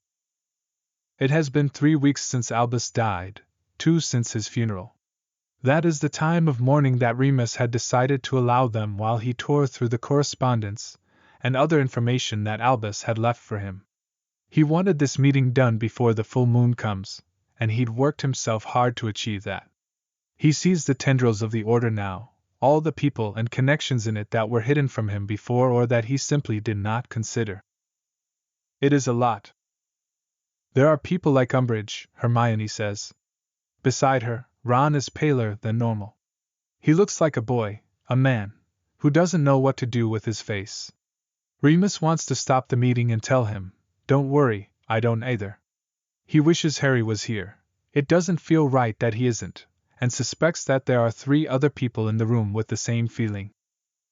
Kingsley, do you think there's anything else we can do? Remus asks. Kingsley shakes his head. Albus told us the ministry would fall, he says in his slow, deep voice. He and Remus share a long look. Of the new Order members, Remus has always liked Kingsley more than most. He's excellent in a fight, and aside from Sirius, and maybe Tonks is the person Remus most wants to have his back. He respects his opinion. How long do you think we have? Kingsley leans back, considering. Arthur is watching him too, his face anxious. A few months, Kingsley says. If we can keep protecting Scrimgeour, he's got enough allies to hold things together. Should 2 of you be assigned to him? Remus asks. Tonks? Sure, Tonks says. I can do that. Coordinate with Kingsley then, Remus suggests. He looks down at his notes. There are a lot of them. Next item. I'd like to vote to see if we should formally expel Severus Snape. An angry buzz rises from the table. Sirius actually leans over to look at his notes, despite the fact that he'd seen them just an hour ago, a scandalized look on his face. Is there a question about that? I want to put it to a vote, Remus says firmly. This is a democratic institution. He remembers their conversation from a few weeks ago. Severus had promised him he would be with them. He's tormented by the thought that he's missing something here, that he isn't fully understanding Severus's actions. But the motion passes quickly, and just like that, Severus is no longer a member of the Order. They go through the other items, with the penultimate one being what Remus believes will be a note of hope. Remus and Sirius are opening their cottage to be the Order headquarters. They have spent the past 2 weeks building up protections and guard spells. Remus does not know how long it will hold, but he feels it is crucial that they have a place to meet. They've all felt the loss of Grimmauld Place keenly, well, except for Sirius.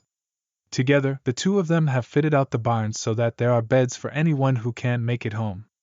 The sitting room is going to have the map on the wall, so anyone present can see where everyone in the order is.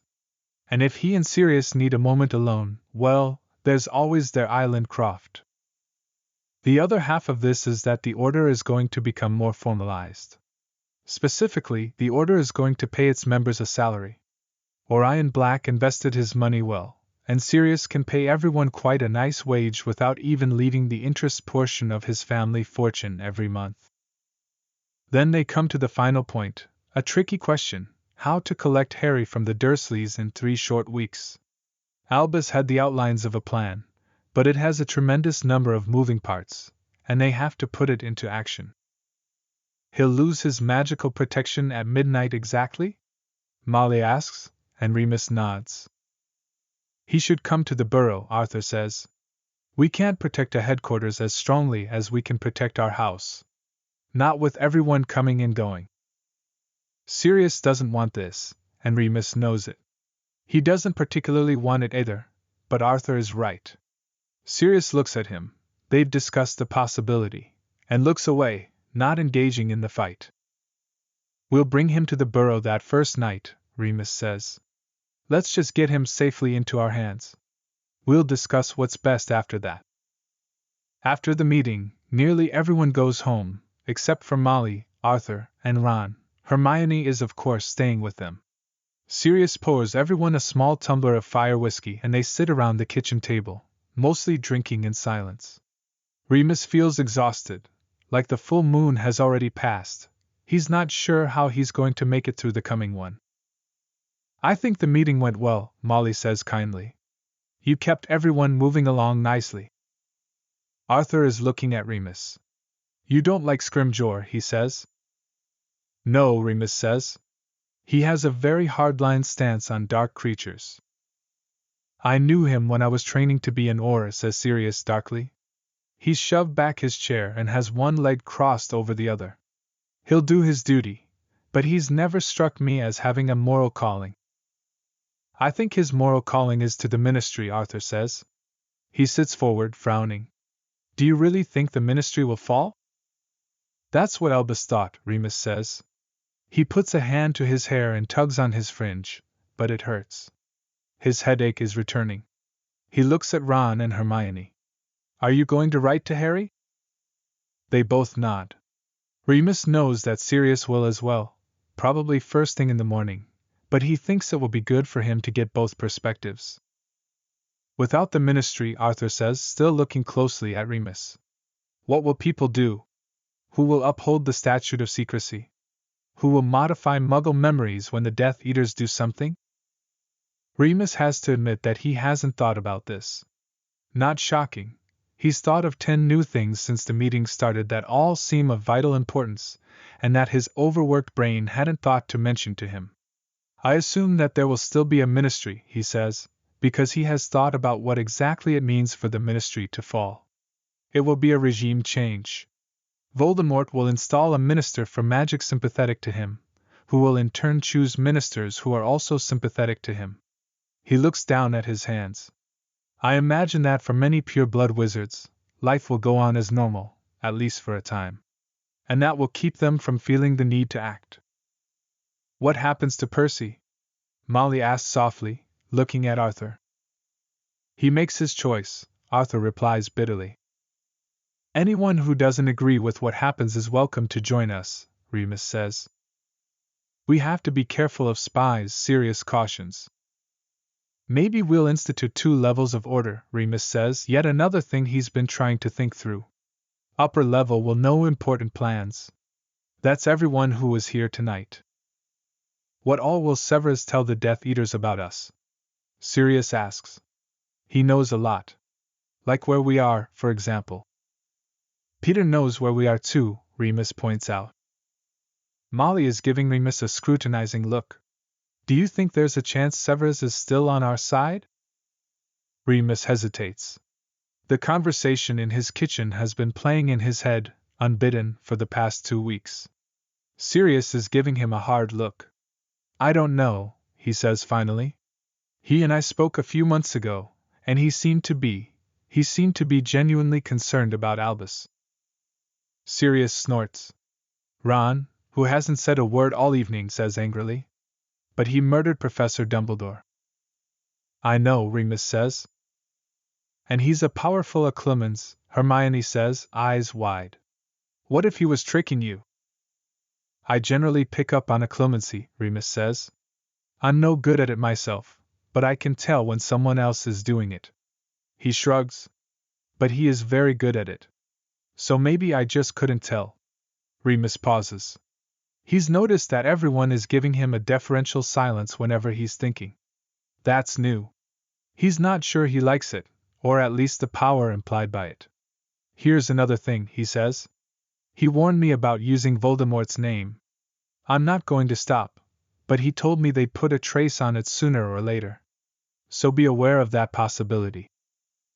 After Molly, Arthur, and Ron have left, the older people giving Ron and Hermione a moment in the hallway, Remus, Sirius, and Hermione continue sitting in the kitchen. Sirius pours everyone more fire whiskey. Hermione regards hers with a strange look before taking a little sip. Not a drinker? Sirius asks her. Not much, she says. But this is nice. Warm. What did you think of the meeting? Remus asks her.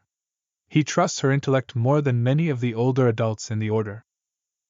She looks into her glass. It was interesting to me what you didn't talk about. Remus raises an eyebrow. The Horcrux? She shivers. Yeah, that or just anything to do with actively confronting Voldemort. We both thought we should wait for Harry to discuss that, Remus explains. Feeling that she probably knows just as much as they do, the rest of the Order emphatically does not know anything about the prophecy, and Remus and Sirius think that, to protect Harry, they should keep it that way, he adds. Since he's going to be integral to it. Right, Hermione says grimly. I agree with that. She reaches under the table and pulls out her book bag, rifling through it until she pulls out a particular slim volume. Do you want to see this? She asks. She pauses, looking embarrassed. What is it? Sirius asks, as Remus reaches for it. The book has a solid leather cover of such a dark black that it is difficult to discern its title, Book of the Undead. I stole it from Professor Dumbledore's office, Hermione says, wincing. After. Not when it was still his office. Sirius starts laughing and leans back in his chair, tipping it up on two legs. Don't think you have to apologize to us about stealing things from a teacher's office. Is this about the Horcrux? Remus asks, flipping through the pages but not really absorbing them. He imagines his brain as an overly saturated sponge. Leaking. Yes, Hermione says. I stole a few others as well, but that one's the best by far. She pulls out a sheet of parchment covered in her neat, dense handwriting. This is where I've been keeping track of the Horcruxes. We have the locket. Sirius lets his chair down with a crash. Horcruxes, he repeats. Multiple Horcruxes? Hermione looks up from the parchment, startled. Yes? Remus, in shock, gently places the book onto the table. There's more than one, he asks, very quietly. Hermione looks stricken. The ring? Remus asks, suddenly stricken himself, picturing Albus's hand, twisted and dark. Was the ring one of them? Hermione bites her lip. Yes. Sirius looks between them, horror on his face. The ring that Albus had? Yes. Remus stares at her. How many more? She swallows. Didn't Harry tell you? He said he had a mission from Albus, and that he'd been sworn to secrecy, Remus says. Sirius adds. He's trying to decide how much to tell us. Hermione is blinking rapidly, like she's trying not to cry. I'm so sorry, she says. I didn't know. I wouldn't have.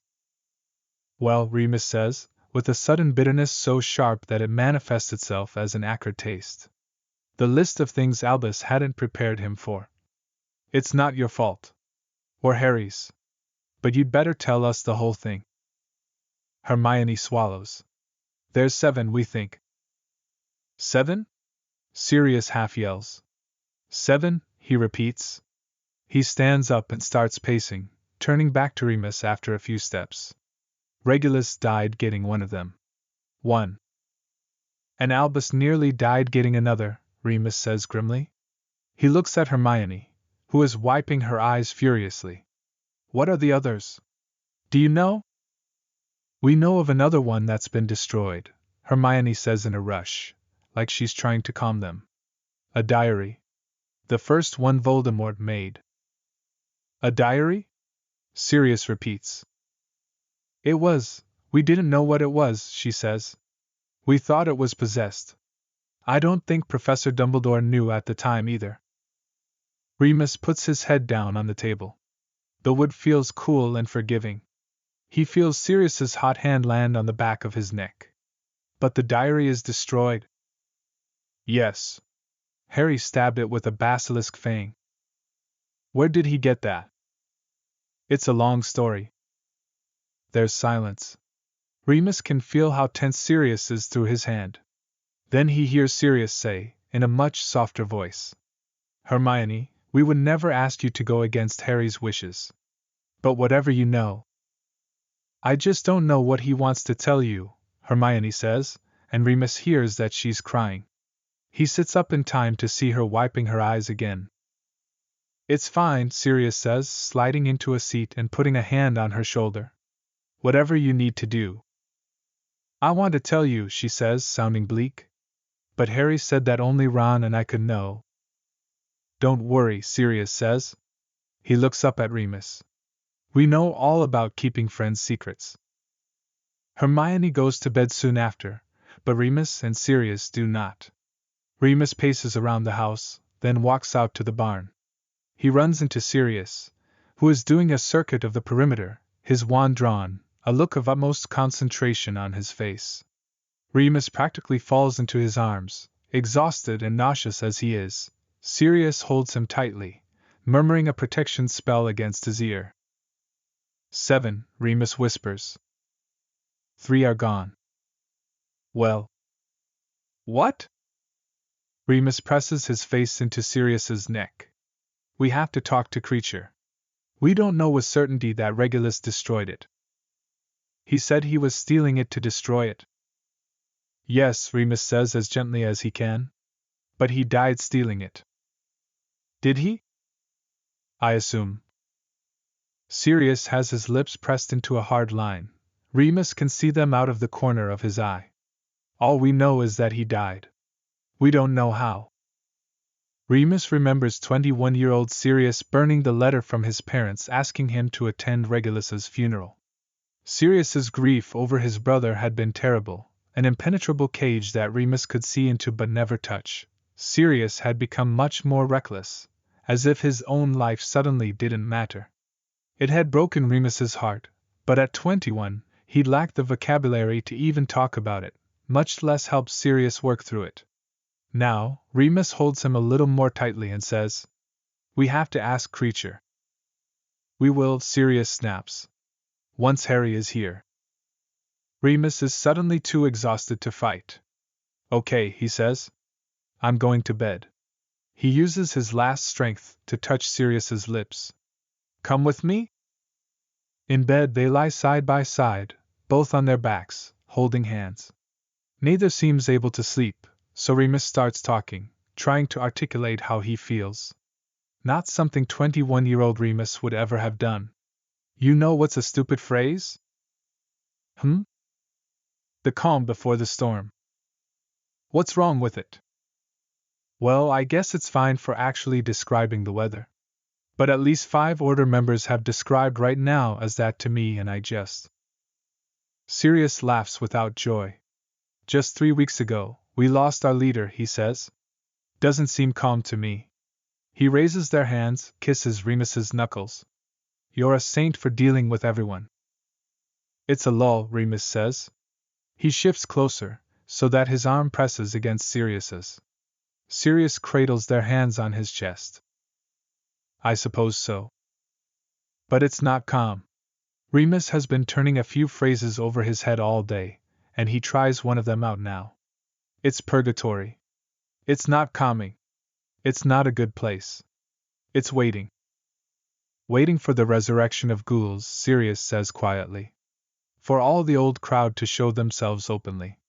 There was a mass breakout from Azkaban over a year ago, and no one has done anything about it. Soon they'll be back in public life. Regulus was a hero, Remus says. I misjudged him. There's silence from Sirius for so long that Remus rolls onto his side to look at him. Tears are running down from the corners of his eyes, which are tightly shut. Remus leans forward and kisses them away from the eye nearest him. I misjudged him too, Sirius says finally. I used to worry. Did he know how much I loved him? For the last 2 weeks I've been worrying. Why didn't he ask me for help? Remus thinks back to Regulus, handsome, but not quite as handsome as his brother. It had been strange for Remus to see him and interact with him. Sometimes, out of the corner of his eye, he thought he was serious.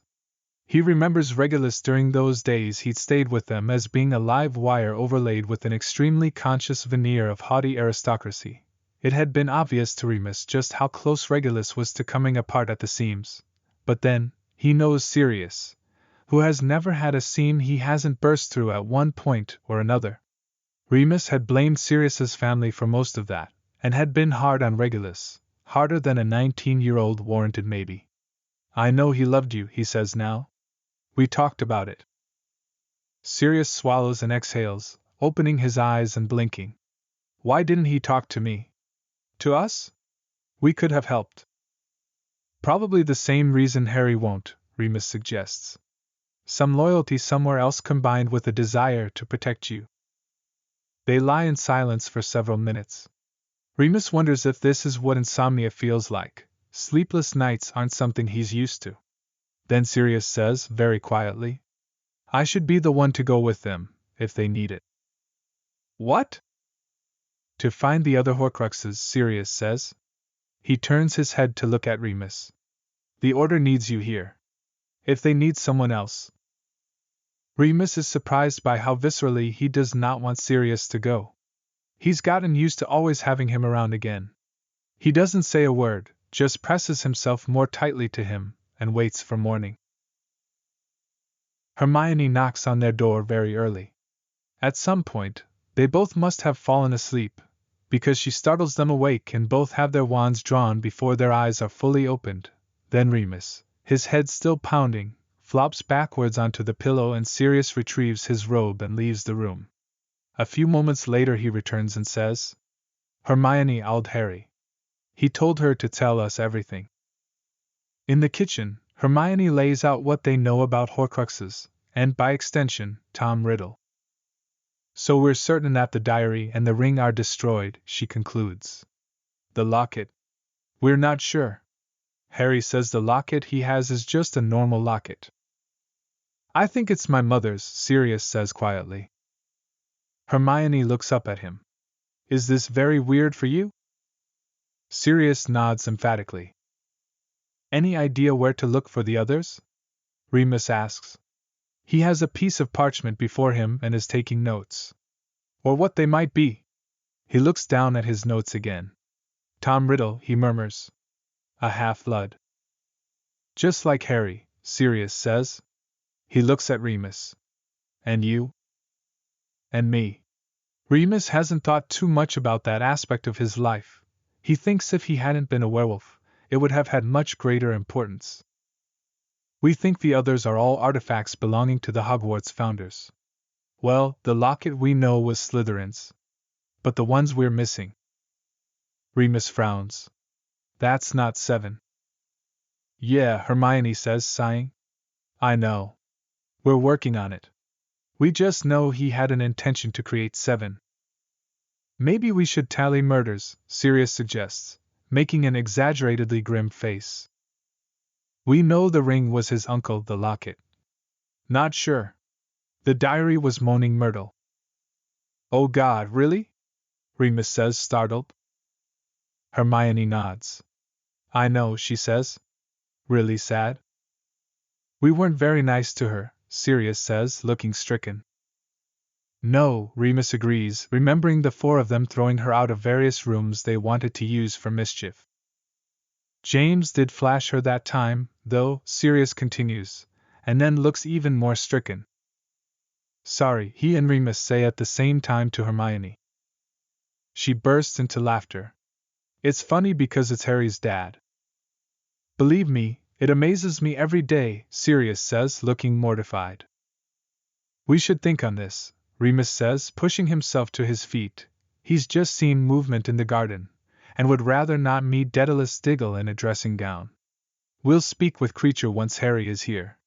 Until then, there's plenty of other things to be done. The full moon comes.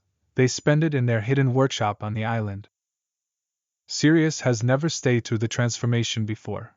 Though he's asked, Remus has always said no. Now, feeling ill in his body, heart, and soul, Remus does not turn him away, and Sirius as Padfoot curls around him as the first tremors come. Remus has taken wolfsbane and would know Padfoot anywhere with or without it. Somehow Padfoot holds him down as he shakes and fights the instinct to claw and bite at his lupine limbs and body. In the morning, Remus wakes naked, the black dog still against him, the scent of dog fur all around them. Remus breathes that scent deeply as the nausea of the transformation slows. Padfoot waits until Remus seems better, then transforms back into Sirius. It is summer, and the nights are mercifully short. They lie together, in the cool den of the outbuilding, while the sun rises in the sky. Slowly, ever so slowly, Remus turns into Sirius's arms, kisses his way across his body, and coaxes their bodies together, until Sirius is riding him, his body glistening with sweat in the sun-dappled room. Remus feels like he is flying, his hands gripping Sirius's thighs, his eyes unable to look at anything but the shifting patterns of light overlaid on the man above him. Sirius comes with a gasp, doubling over and raking his short, bitten fingernails down Remus's chest. Remus lets him ride it out, then, with a few more rolling thrusts, lets go of himself. He never feels more perfectly in control of his body than when it is away to pleasure Sirius. We should do that every time, he murmurs, cradling his lover against his chest. Fuck yes, Sirius replies. They drowse in each other's arms for several minutes. Sometime later, another full moon down, Remus whispers. Sirius presses his face into Remus's neck and says nothing. Sirius surprises himself by insisting that they go in person to speak with Petunia and Vernon Dursley. Why are we doing this again? Remus asks, leaning over the kitchen table and frowning, as Sirius writes them the letter requesting a meeting. And Sirius grimly says, I know what it's like to have a complicated relationship with family. They meet at Privet Drive, dressed as Muggles. A younger version of Sirius, like a year ago, would have come dressed in his most flamboyant robes, but now he arrives dedicated to getting this over with in the most efficient way possible. They have to convince the Dursleys to go into hiding, or else they will be Death Eater targets the second Harry turns 17. Whatever they have been to Harry, whatever they have done, Sirius knows that Harry will never forgive himself if something happens to them. We're here for Harry, he says to Remus as they approach the house. Remus nods emphatically. Petunia Dursley greets them at the door. Sirius searches her face for some mannerism, some placement of feature, anything that would connect her to Lily. Maybe it's there, in the little line between her eyebrows. Petunia, Remus says. This is Harry's other godfather, Sirius. She blinks at him a few times. I remember you from the wedding, she says, startled. All the girls were losing their heads over you. He feels, rather than sees, Remus roll his eyes. Common problem. Come in, Petunia says, opening the door wide. Into the hallway, past the staircase and cupboard under it, past the sitting room and into the kitchen. The house is exceptionally neat and clean, almost sterile. Sirius entertains a brief fantasy of being a muddy dog tearing through it but cannot really imagine it. Where's Harry? He asks. Upstairs, Petunia says. Would you? Sirius has already turned and is on his way up. He finds himself in another hallway and knocks on the only closed door that has signs of life behind it. Harry? The door opens and Harry flings himself into Sirius's embrace. Sirius hugs him tightly and Harry says, "I was so worried you wouldn't come." Sirius frowns. "Why?" "Anything could happen," Harry says, looking a little embarrassed. Sirius follows him into the room and looks around at it. Mounds of unused and broken stuff are in one corner, and he steps towards them, confused. "It all belongs to Dudley," Harry says. "My cousin. His room doesn't have, well, room." Sirius examines a few of the things and looks back at Harry. "You ready to leave?" "Yes." Sirius smiles. 10 more days, he says. "Then you'll never have to come to this place again." Harry nods and plops backwards onto his bed. "I'm going stir crazy." He looks up at Sirius. "You know all about that." "Especially in the family home," Sirius agrees. "Anything we can bring you? Anything we can do to make the wait better?" "Just keep writing to me," Harry says. "Light at the end of the tunnel, all that." "Do you want to be part of this conversation?" Harry shakes his head. "I trust you and Remus." Sirius returns downstairs and finds Remus seated on one side of the table and Vernon and Petunia on the other. "My husband," Petunia says, motioning to Vernon, who half stands as Sirius enters. "My fiancé," Remus says, and Sirius is certain that he's the only one who hears a little underlying snap in the comment. He loves it. Remus came for battle. Sirius shakes Vernon's hand. Vernon seems to be trying to crush his knuckles in his beefy fist. Sirius has a brief moment of despair at the existence of a certain kind of straight man, and lets it happen impassively, not betraying that it is even a mite uncomfortable. Vernon lets go, looking a little disappointed, and Sirius sits beside Remus. "I was just saying," Remus says, looking at Sirius, "that they have to leave this house." "And I was just saying," Vernon starts, and Remus holds up a hand. "Of course it is your choice," he says. "But we would like to assist you. Voldemort will not hesitate to murder the people who kept him from James and Lily's son, and do it gruesomely at that." Vernon looks stunned, Petunia resigned. "Why does he want Harry so much?" she asks softly. "What is it about him?" "There was a prophecy," Remus says, "about the one to defeat Voldemort. He interpreted the prophecy to mean Harry, and he continues to interpret it that way." "Why Harry, though?" Vernon asks, and it is clear that he cannot fathom the idea that his nephew might be important.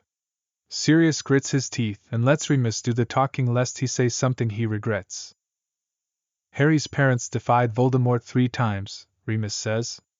That was a condition of the prophecy, that the parents of whoever would defeat him would have done that." "Lily," Petunia says. "Defied him?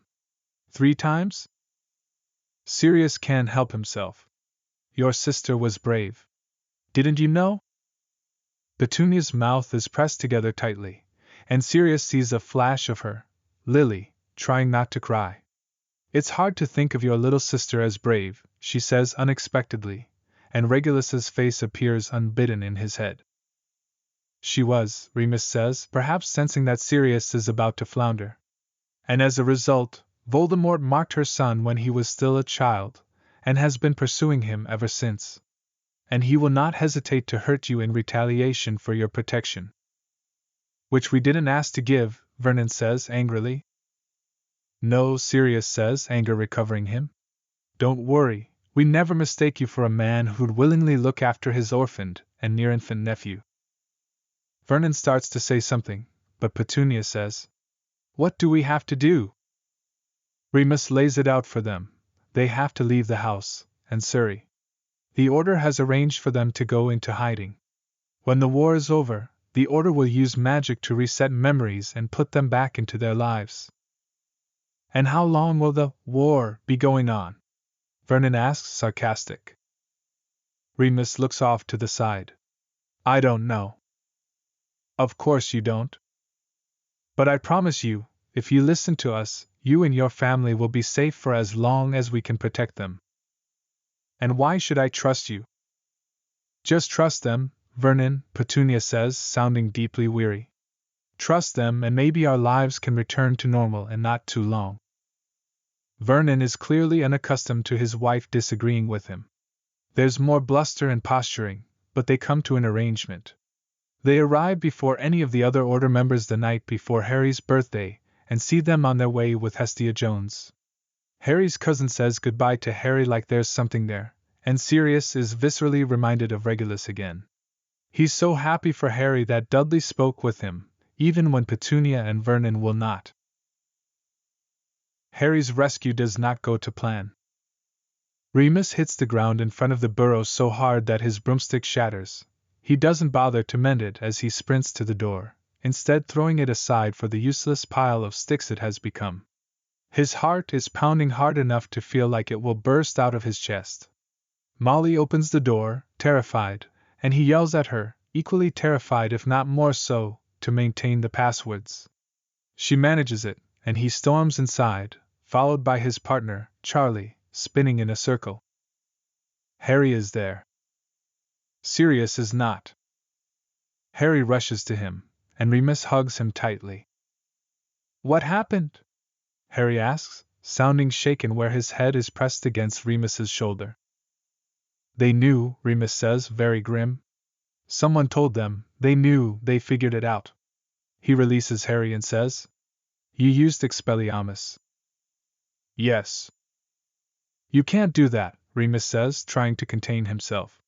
Shouting at Harry will help nothing. Harry is right here. Sirius will be here soon. He's certain of it. That's all he needs, just them. He does not think of the shape he saw falling in the night. Sirius will be back. He'd know. He'd have to know if it was Sirius. You can't use Expelliarmus. What should I use? Anything else. Remus stalks to the window and looks out at the black night. He's aware that he's close to shouting, and that everyone in the room is watching him. That's how they knew. That's how they knew it was you. A stunning spell would have killed him, Harry says, voice quiet but defiant. He would have fallen 500 feet. I won't do that. Your choice, Remus says. He turns away from the window. But if you insist upon using Expelliarmus, they will know that it is you. Harry's jaw is set. Remus recognizes Lily's stubbornness in his face and gives up. He steps back to him and puts his hand on his shoulder, trying to apologize. I'm so glad you're all right, Harry. You scared me. Harry looks suddenly like he's going to cry. Remus thinks of how young he is and pulls him into another tight hug. Standing like that, he looks at Molly. Roll call. Voice shaking, she tells him who is back. Not enough, but at least Ron and Hermione are here. Kingsley and Tonks arrive, then Bill and Fleur. Hagrid is nursing a wound, as is one of the Weasley twins. Arthur was with the other one, and Sirius with Moody. Those pairs are the last two out. They wait, he and Molly, until they see us streak into the garden. Without hesitation or care for protocol, they run to it. Arthur and his son are there, both looking deeply shaken but physically well. Remus has a flash of disappointment that he stamps down hard. He turns to pace and sees another streak, this one wobbling, and then crashing what looks like a quarter-mile away. Keep Harry here, Remus says to Molly, very grimly, and turns to run for it. Tonks is suddenly beside him, her face white, her mouth set. They apparate to where the crash seems to have been, near a thick copse of trees that are half downed. Together, they push through the low branches until they find a clearing crackling with small, recent fires. In the center of it, holding Moody's body, is Sirius. He looks up as Tonks makes an involuntary cry, and Remus sees from his face that Moody is dead. I had to get him, Sirius says, voice monotone. They would have made him an inferi. Tonks drops to her knees beside him and doubles over, crying. Remus remembers that Moody was her mentor in the Aura program. He knows that Sirius knew him too, when he was in Aura in training. And he'd been fighting alongside him for a year. He kneels down in the soil gently on the other side of Sirius, and puts his hand on his arm. We're not safe out here, he says. We have to go to the burrow. Tonks sits up, pressing the heels of her hands into her eyes to stop herself from crying. What should we do with him? I'll transfigure him, Sirius says. He looks at Tonks. What would he like to be, do you think? Remus swallows around the lump in his throat. Tonks says, her voice shaking. What a beautiful idea. A shell, I think. Something protective. Sirius nods, draws out his wand, and does the deed. Tonks lifts it reverently and places it protectively into her robe. Remus douses the fires and they walk back to the house together, Remus holding Sirius's hand tightly. Inside the shimmer of the protection around the burrow, Sirius envelopes Harry in a hug as Remus delivers the news about Moody. Kingsley puts his arm around Tonks, who is weeping silently. How did they know? Arthur asks Remus later, when everyone has gone home but he and Sirius. Remus looks at Sirius, who is seated on the couch beside Harry, a blank look on his face as he stares into the fire. Sirius flicks his gaze up to meet Remus's, curls his lip, and then returns to the fire. Severus, Remus says. It must have been Severus. How? Molly asks. She has one arm around Fred. This was Albus's plan, Remus says. He spoke to Kingsley and me about it before he died. He looks at them, assembled before him, needing answers from him. His adrenaline from earlier is gone, replaced by a barren space where he knows emotions should be. He must have also spoken with Severus. How could he? Molly exhales. Ginny, on her other side, puts her arm around her mother. How many other secrets does he know? She asks. Probably a lot, Remus says heavily. We won't use any more of Albus's plans. Remus thinks that he has never approached this house in sunlight. No matter the rest of the day, the moment he arrives at Grimmauld Place, the clouds will close in, the sky will start to drip, and the feeling of foreboding will intensify until he thinks he might drown in it. So he waits outside in a stinging rain for Sirius, Harry, Ron, and Hermione to arrive, having gotten there a few minutes early himself after meeting with the small cadre of London werewolves he's recruited to work for the Order. Harry can move freely now, though of course they must be cautious not to be spotted. The four of them arrive in a glamour, and Remus is pleased to be startled by them. Sirius's look is unusually unreadable as he unlocks the door. Remus touches his arm. I'm here if you need me. And Sirius looks back at him, expression suddenly clear as a clemency. I always need you. A ghostly apparition of Albus Dumbledore rushes at them, fierce and frightening, but dispels as soon as it sees Harry. The portrait, of course, starts to scream. Remus doesn't bother with politeness, and stuns it so sharply that the canvas sizzles. Sirius smiles, darkly, and says, I need a moment to find Creature. Meet me in the upstairs sitting room. I forgot how miserable this place is, Ron mutters, once Sirius has descended out of sight towards the kitchen. I can't believe we lived here, Hermione whispers, looking around at it. It's fallen into disrepair again, Remus says. We had it at a much better state. He looks at the three teenagers. Come on. Just a few days ago, Remus had received a letter from Sirius's cousin Bellatrix. Sirius had seen it, unfortunately. The letter had been so dripping with vitriol that it had burned his hands and attempted to scorch the words filthy half-blood werewolf and defiler of the House of Black into his arm. They wouldn't be half bad tattoos, Remus had said, trying to make Sirius feel better. By Sirius's look, it had not worked. Now, in the sitting room, he throws open the long curtains and then opens the window. Cool, wet air blows in, but at least it is fresh, or rather, at least it is from the outside world, smelling as it does of pavement and exhaust. He loathes this place for what it did to Sirius, and keeping it shut up can get fucked now. Hermione catches his eye and lays down a protective spell. The door from the hallway swings open and Creature steps inside, an unhappy expression on his face. Sirius is behind him. Sirius appears, to Remus's eye, like he has been crying. Creature takes one look at Remus, and starts to back up, running into Sirius's legs. Sirius's hand descends onto his shoulder, and keeps him moving into the room. "Hello, creature," Hermione says in a soft, kind voice. She crouches down to his level like she's speaking to a frightened child. "How have you been?" Creature ignores her, eyes roving between Remus, Hermione, and Harry, as if each is a fresh horror. "Creature," Sirius says, voice deathly quiet but the command in it clear. "You will treat everyone in this room with as much respect as if they were a full-blooded member of the Black family. Do you understand?" "Don't make him do it," Hermione says. "He can make up his own mind." Sirius sighs. "Do as you wish, creature," he says. "But please, tell us Regulus's story." Creature gives him a look that Remus has never seen the elf give him. Remus thinks it might just be compassion, buried underneath several thick layers of loathing. Sirius strides to an armchair and sits in it, slumped, one leg across an arm. The chair adjusts slightly to take his form and Sirius slumps more deeply into it. Remus remembers another reason why he hates this house. It reminds him of Sirius the Scion, Sirius who never fully stopped being a Black, and can be cruel, entitled, imperious, as if on a whim granted to him by nature. Remus never feels less like he knows this man than in this house, than when he's behaving like this, because even after all these years, he still cannot ever imagine what it is like.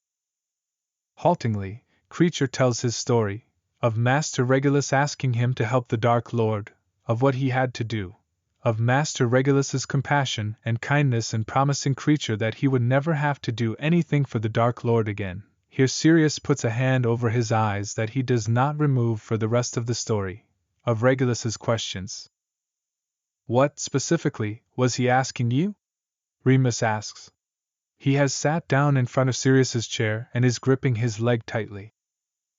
Master Regulus asks Creature what the Dark Lord's locket felt like. Creature says, shuddering, whether at the memory of the feeling or at being forced to tell it, Remus doesn't know. "And?" "The locket didn't want to hold what it was holding," Creature says in his slow voice. "It was angry. It wasn't made for that purpose." "The Horcrux," Hermione breathes. "Of course Slytherin's locket wouldn't want to hold it. It wouldn't want to be bent to anything's will." Creature continues his story, Regulus leaving home for a bit, and then coming to him one night. Disturbed in his mind, demanding that Creature take him to the cave. "Wait, where did he go when he left home?" Harry asks. "Researching, I suspect," Hermione says. "He came to us," Remus says. "To Sirius, I should say, but we lived together." He leans his head against Sirius's knee. Sirius has not said a word, but Remus can feel his shuddering breaths. "You're right, Hermione, he must have been researching." "Did he talk to you at all?" Ron asks. Remus shakes his head. "Not about anything substantial," he says. "He told Sirius he was quitting the Death Eaters, that he needed a place to hide out for a bit. That's really it." He looks at Creature. "So you went to the cave again?" Creature starts crying, horribly. Hermione reaches for him and he jumps back like he's been burned. She jumps back as well, tears in her eyes, saying, "I'm sorry, I'm so sorry." "Go on, Creature," Sirius says from behind his hand. "Master Regulus wouldn't let Creature drink the burning potion," Creature says shakily. "Master Regulus told Creature to replace the locket with his and then to destroy the Dark Lords. Master Regulus made Creature swear never to tell Master or Mistress Black." Creature starts to wail, a horrible, keening sound. Hermione is sobbing, Ron sitting with his head in his hands. Harry is looking at Remus. "Destroy the Horcrux," he mouths. Remus nods once. "Creature," Sirius says, voice breaking on the first syllable. "Finish the story. Please." "Master Regulus was so brave," Creature gasps. "Master Regulus drank the burning potion. Then the things in the water, they dragged him under." Sirius goes very still. Remus turns his head and presses it into Sirius's knee. "Take a moment, Creature," Harry says. "Let me get you some water." Creature backs away from Harry, almost running into Remus before leaping away from him too. "Creature," Harry says, and then he reaches into his pocket and pulls out the non-Horcrux locket. You should have this. Creature's eyes go wider than normal. Master Regulus's locket, he whispers. Take it, Harry says, holding it out. Creature snatches it from his palm and stands, rotating it between his fingers, his eyes spilling with tears. Master Regulus's locket, he repeats. Creature, Remus says, desperate to have a moment alone to comfort Sirius. I have just one more question for you. Creature does not look up at him. What does the werewolf want now? He asks, but the question seems to have less venom than usual. Did you destroy the other locket? Creature goes still and flicks his huge eyes to Remus's face, then flicks them down again and begins muttering to himself. Werewolf is asking another question, greedy werewolf, always. Creature, Sirius says, sitting up and leaning forward. His eyes are very red. Tell Remus what happened to the other locket. Regulus told you to destroy it. Creature collapses to the floor. For a second, Remus thinks he's had a stroke, and reaches for him, but the house elf starts banging his head into the wooden panels. Sirius springs forward and drags him up by his filthy garment. Creature, he says. Stop punishing yourself and answer Remus's question. Creature starts to say something else and Sirius snarls, hot fury in his voice. You will be respectful of Remus, and everyone else in this room. Do you understand me? You broke your mother's heart, cavorting with dark creatures and half-bloods, and Creature bawls at him. I don't care, Sirius says. I didn't care then, and I certainly don't care now that she's been dead 15 years. Tell Remus what happened to the locket. Creature abruptly stops fighting Sirius and starts sobbing again. Remus still has a hand on Sirius's calf. Don't, he says to Sirius. You asked him, it's killing him to have to answer me. He'll respect my partner, Sirius snaps. Or I'll release him from the service of the House of Black forever. Creature freezes and looks up at Sirius, goggle-eyed. He seems stunned into obedience. Creature couldn't destroy it, he says in a whisper. Creature tried so many things. But it wouldn't break. Even though Master Regulus gave Creature this order, he starts to cry again. Creature couldn't break it. Where is it now? Sirius asks. Creature doesn't know. Sirius bends down to him. In this house? Creature shakes his head. Then go, Sirius says, eyes glittering. And retrieve it, or whomever it was that took it. Creature blinks up at him. Now. With a resentful look and a pop, the house elf vanishes. The room is silent for a moment. Then. Sirius, are you okay? Harry asks. Sirius exhales sharply and flops back into the armchair, tipping his head up and closing his eyes. I will be, he says. It's all rather a shock, though. What if Creature brings back someone who we don't want him to? Remus asks suddenly. What if we've just sent him after Voldemort himself? Voldemort wouldn't have it, Harry says. He never found the locket Regulus left. Of course, Remus says. Sorry. This is all doing my head in. Your brother was really brave, Hermione says tremulously. Sirius, without opening his eyes, says, I wish he told me what he was doing. It sounds like he wanted to protect your family. Swearing Creature to secrecy with your parents, and all that. Creature returns to Sirius several days later, with Mundungus Fletcher in tow, who, embarrassed, tells him the tale of stealing the locket and being forced to give it to a short ministry witch in exchange for not being fined for selling illegal goods. Umbridge, Hermione gasps when Sirius relates Mundungus's description to them. It has to be her.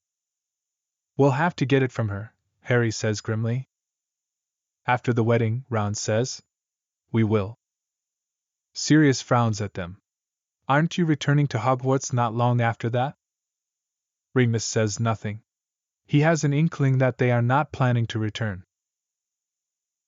The day before the wedding, they are all at the Burrow, somehow having been co-opted into helping with preparations.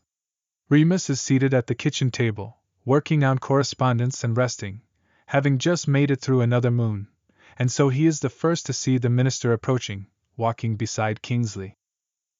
Company, Remus calls, and Sirius and Arthur sprint into the kitchen, wands drawn. What's the bloody minister for magic doing here? Arthur asks, sounding stunned. Nothing good, I assume, Sirius replies darkly. Scrimgeour knocks on the kitchen door. Arthur answers it and leads him in. Kingsley follows, making brief eye contact with Remus. Sorry. I need to speak with Harry Potter, Ronald Weasley, and Hermione Granger, Scrimgeour says to Arthur, ignoring Remus and Sirius. It's a legal matter. Arthur frowns. Are they in trouble, sir? No. Come with me, Arthur says, and glancing back. Sirius, would you put the kettle on? Sirius does not look like a man keen to put any kettles on, but he does so, and immediately camps at the doorway, staring out like a dog who's caught sight of a rabbit. Are you well, Kingsley?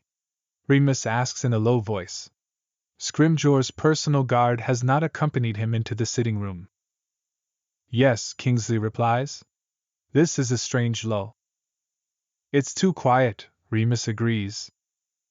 Shh, Sirius says from the doorway, as Molly enters the kitchen and joins him. Scrimgeour's here to talk with the kids, she mouths, and Sirius nods. Scrimgeour speaks with them for a long time, alone in the sitting room. Sirius and Molly's attempts to listen in are soon joined by Fred and George, who present them with some extendable ears. Albus left them each something in his will, Sirius says to Remus. Remus has an eye socket-destroying headache and very little interest in thinking, so he nods and writes that information down on a small piece of parchment for later.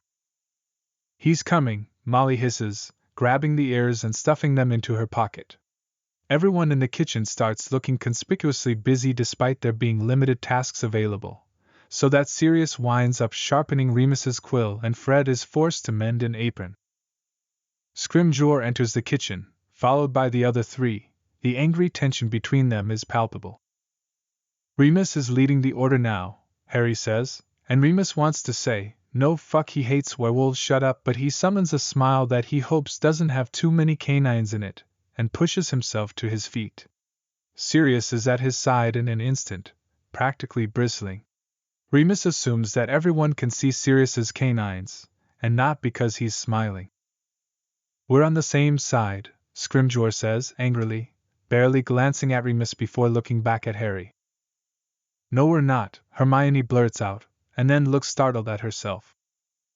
We're all trying to defeat he who must not be named, Scrimgeour replies through gritted teeth. Remus watches Hermione, ready to step in, but she has it. You're fighting to restore the status quo, she says. You want to go back to a world where house elves and goblins and dark creatures and people who aren't even purebloods are second-class citizens. We're doing something more important here. Excellently said, Hermione, Sirius says. He looks at Scrimgeour.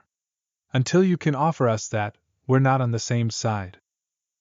Scrimgeour starts to say something, clearly thinks better of it, and says instead, divided, we won't survive this.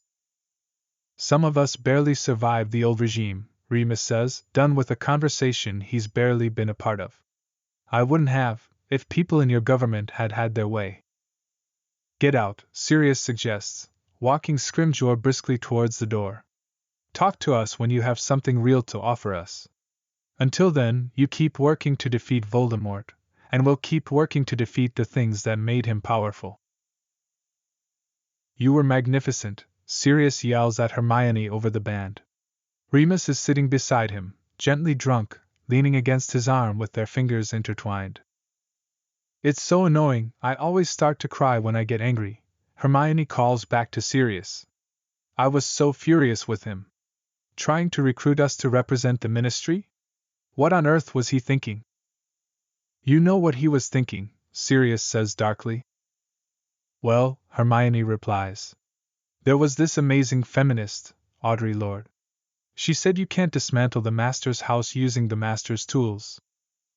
Here, Remus says, sitting up enough to clink his nearly empty wine glass against hers. The wedding swirls around them, dancers in full swing.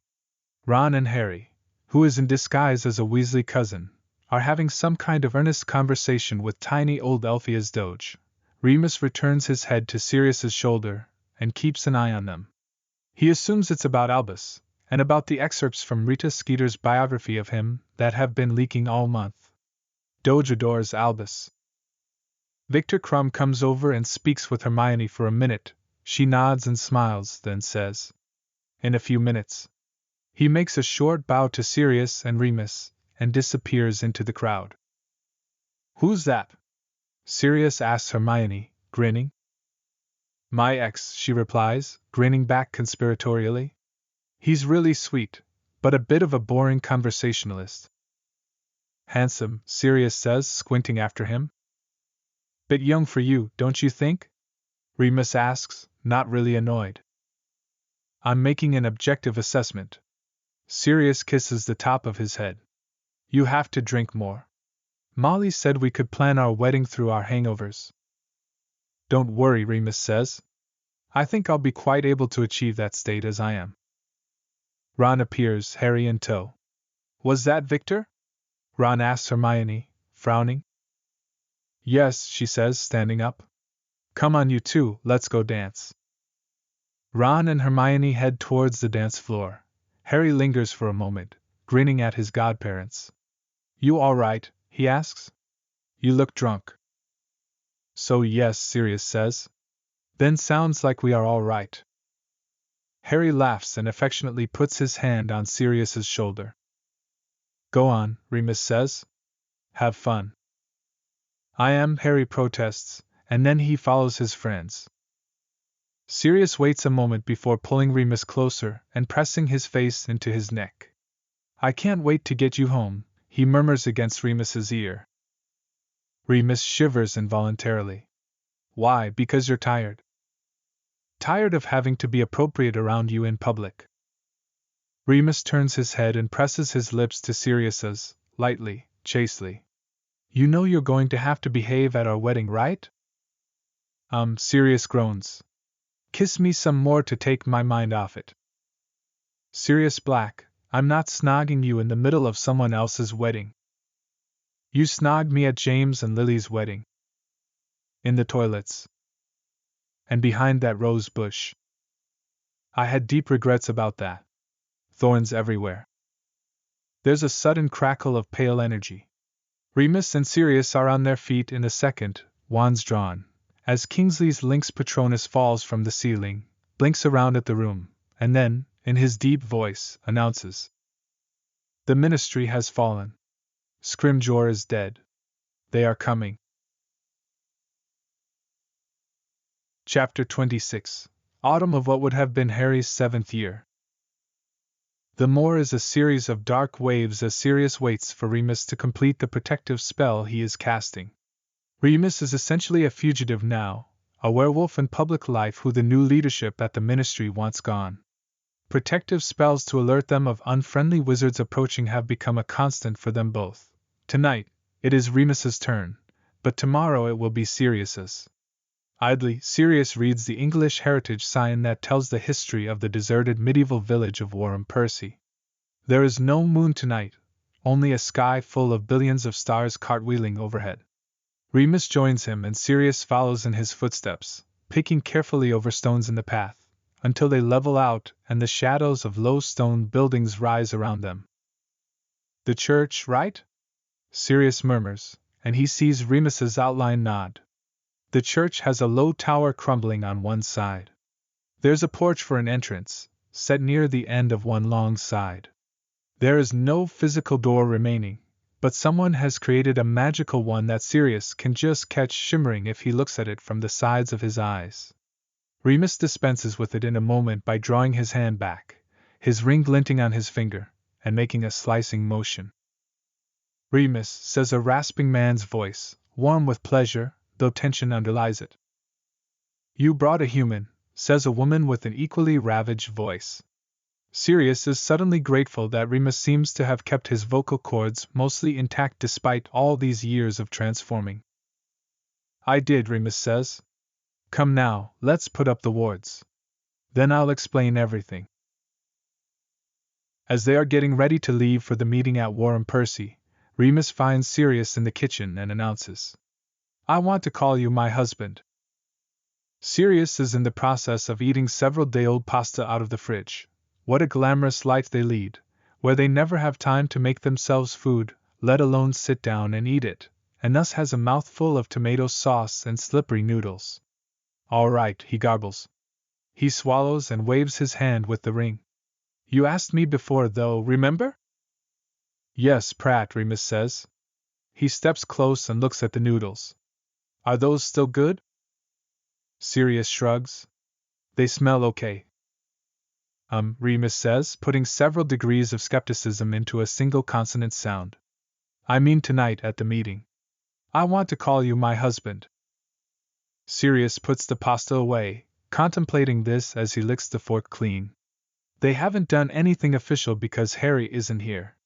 Where Harry is gives Sirius heart palpitations every day, but they have Creature keeping an eye on the kids, and he knows that if something happened to him, they, along with the rest of the wizarding world, would hear via Voldemort in an instant.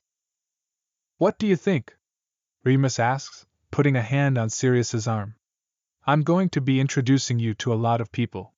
Husband it's better than fiancé." Sirius nods and ducks his head to kiss the back of Remus's hand. "I agree. If it feels a little superstitious, he's not going to say it. He doesn't want either of them to die before they're married, but he knows it's a strong possibility that they will."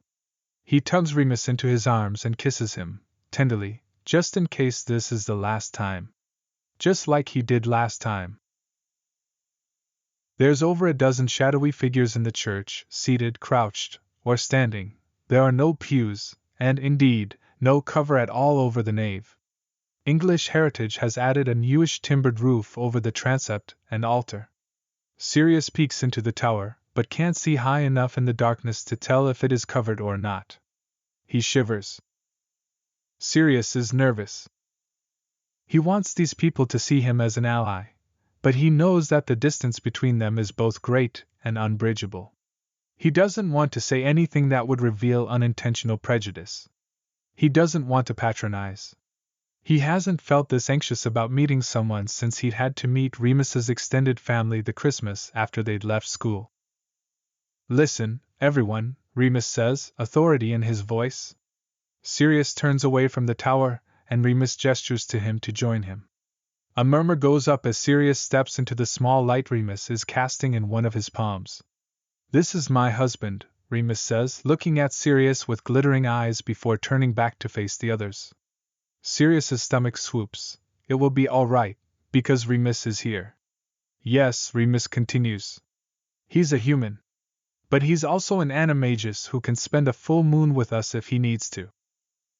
The murmuring intensifies. Sirius looks at them all, trying to make out their faces in the flickering shadows. They look uniformly old before their time. Remus appears to be one of the most youthful among them, although Sirius knows that he has been going through the transformations longer than most. He hopes that his own efforts have something to do with it. "Now," Remus says, "we know that you all have offered to join the Order of the Phoenix. Joseph," Remus gestures to the werewolf who'd greeted them at the door, "has vouched for you, said that you're not loyal to Greyback." There's nodding now, agreement. "Thank you," Remus says fervently. "We really thank you." He looks to Sirius, who nods quickly and smiles, trying to convey to them how welcome they are. "When we heard that the Order had a werewolf as their leader," Joseph says, "and that it was you, well, how could we resist?" Remus smiles at him and says, "Thank you, my friend. Truly." He runs through the kinds of dangers they might face and invites anyone who would like to leave to do so, with no judgment. No one takes him up on it, and Sirius watches him smile more. "What about a full moon protocol?" a small woman with hair like Hermione's asks. She has a musical Nigerian accent. "We won't be able to go back to the den." "No," Remus agrees. "You won't. But Sirius and I have a place for you to go. We will also provide free wolfsbane."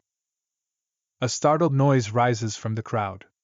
Wolfsbane contains 2 expensive ingredients that are well beyond the incomes of most werewolves, especially in these times, when the ministry has made it illegal for dark creatures to work. It's inhumane to make us go without, Remus says very firmly. He and Sirius hold the opinion that it is a deliberate policy of the current ministry to try to impoverish werewolves and prevent them from accessing the potion they need. Then, if they break out and kill or maim someone, well, all's the more good for anti-werewolf sentiment. In the weeks since Scrimgeour's death and the Death Eater's coup, several laws have been introduced by Minister Dolores Umbridge targeting werewolves and other dark creatures. Sirius secretly wonders if it is because of Remus. They've made no secret that he's the head of the Order, and his werewolf status has been known to the Ministry since Snape revealed it at Hogwarts. They are making it more difficult for his husband, Sirius smiles, to exist in public life. Hence the meeting in this church.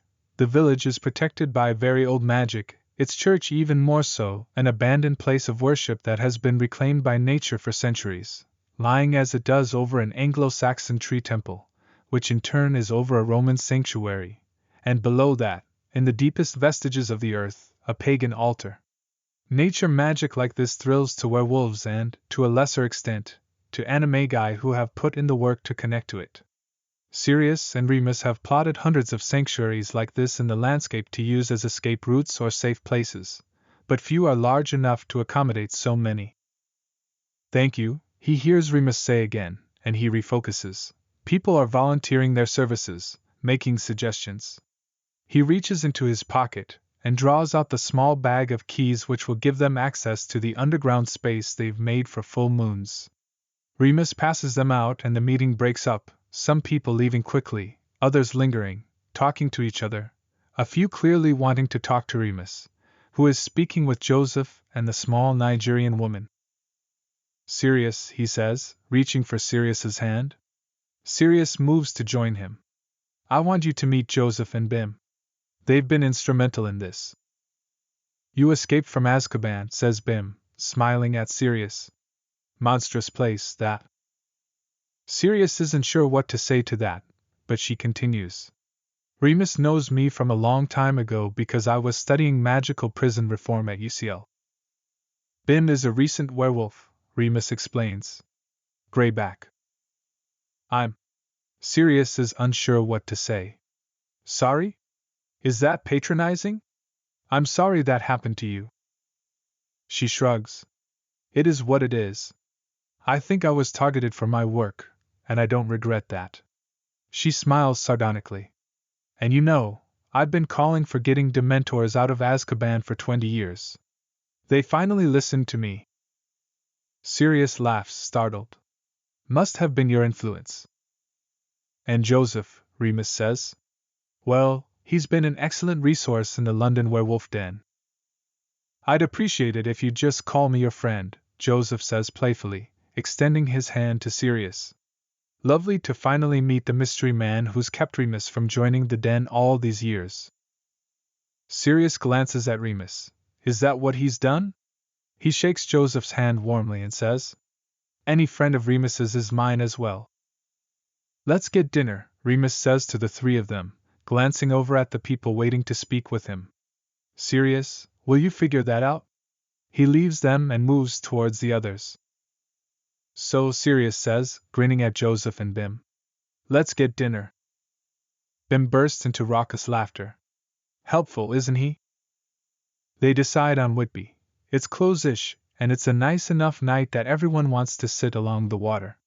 They're in no danger in a place unlikely to be frequented by ministry officials. They eat fish and chips and watch boats lit with strings of fairy lights ply the river. Remus sits beside Sirius, talking animatedly, looking happier than Sirius has seen him since Fleur and Bill's wedding. It's so good to have you all meet, he says. The two halves of my life. We're luckier than most werewolves to have been trained as wizards before we were bitten, Joseph says to Sirius. A lot never got the training because they were bitten too young. We need to change that, Sirius says fiercely, and the other three laugh and smile, and he wonders if he's gotten it wrong. Remus might be happy to have these two halves together, but Sirius feels isolated in the face of their shared experience. This is something about Remus that he'll never fully know. A wave of melancholy washes over him and lingers through the rest of dinner. After Bim and Joseph say their goodbyes and apparate, carefully, Remus turns to Sirius and takes his hand. "Fancy a walk along the beach?" he asks. "It's such a nice night, especially for October." It truly is, and after years of Dementor darkness too. Sirius can't say no. They walk up the pier and past the bandstand, onto the wide beach. The tide is out, so the beach extends into the distance, its end unseen in the dark, although they can hear the sea somewhere not too far. The cliff rises behind them as they walk, hand in hand, their eyes adjusting to the very dim light from the lights of houses and hotels perched atop it. They are alone despite the fine evening. "That went well, I think?" Sirius asks. "Yes," Remus agrees. "We've added a lot of good fighters, and we've done some good for them too." "They looked rough," Sirius says cautiously. "I wasn't expecting Umbridge's laws to have had such an effect so fast." "Most of them have been underemployed for years," Remus says. "Sure, the laws are stricter now, but they haven't allowed full working rights in almost 2.5 years. I guess us paying them is illegal," Sirius realizes. "Drat. Terrible," Remus says, shaking his head. "Us breaking the law? The bigoted, unjust law? The one that keeps people who could be doing a lot of good from having the chance?" Remus looks at him, smiling, and Sirius adds quickly, "Don't thank me for getting that. That isn't something I should be thanked for thinking. Can I thank you for other things? If this is about my dick." Remus rolls his eyes and kisses him. "Shut up." "So it was. And you're mad that I guessed it. Do you ever shut up?" "Not when you asked me to. Don't make me reenact that movie scene." Sirius leans back, frowning. "Which one?" "The one with the beach." "And the killer birds?" Sirius's grasp of movies is not strong. "The what?" Whereas Remus used to watch them with his mum after full moons. "Isn't there a movie with a beach and killer birds?" "I was thinking of the one where two people wind up making love in the sand," Remus says, voice dipping as he nuzzles up to Sirius's neck. "Oh," Sirius says somewhat stupidly, because he's thinking with the aforementioned organ now and what little movie knowledge he possesses has flown out of his mind, much like a flock of killer birds. He puts his hands on both sides of Remus's face and kisses him. "Tell me my lines." Remus's hands are drifting down his back, pressing up under his jumper, stroking his skin. "What kind of movie are we in?" Remus says, now sucking on his earlobe. "I'm thinking a World War II romance."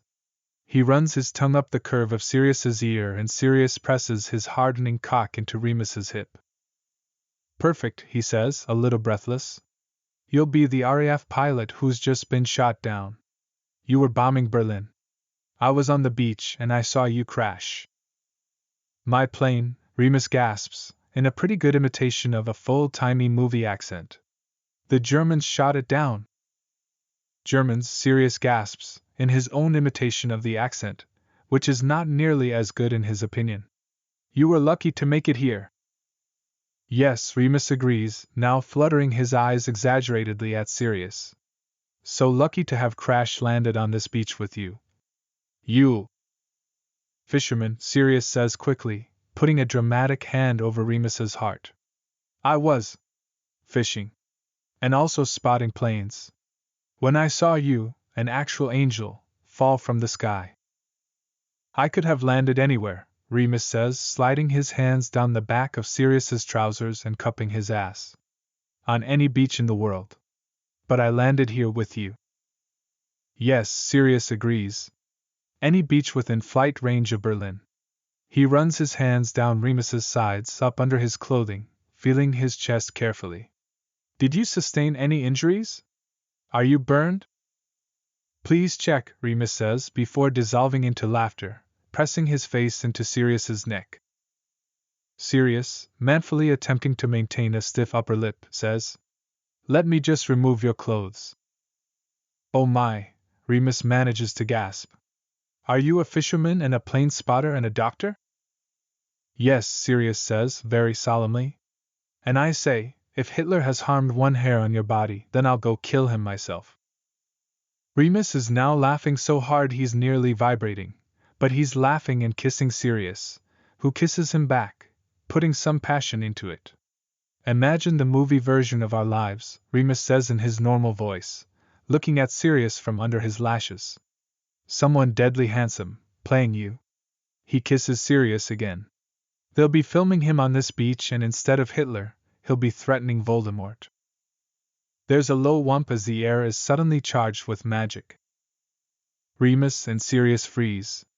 Fuck, Sirius says, as Remus says, sounding stunned. They finally put a trace on it.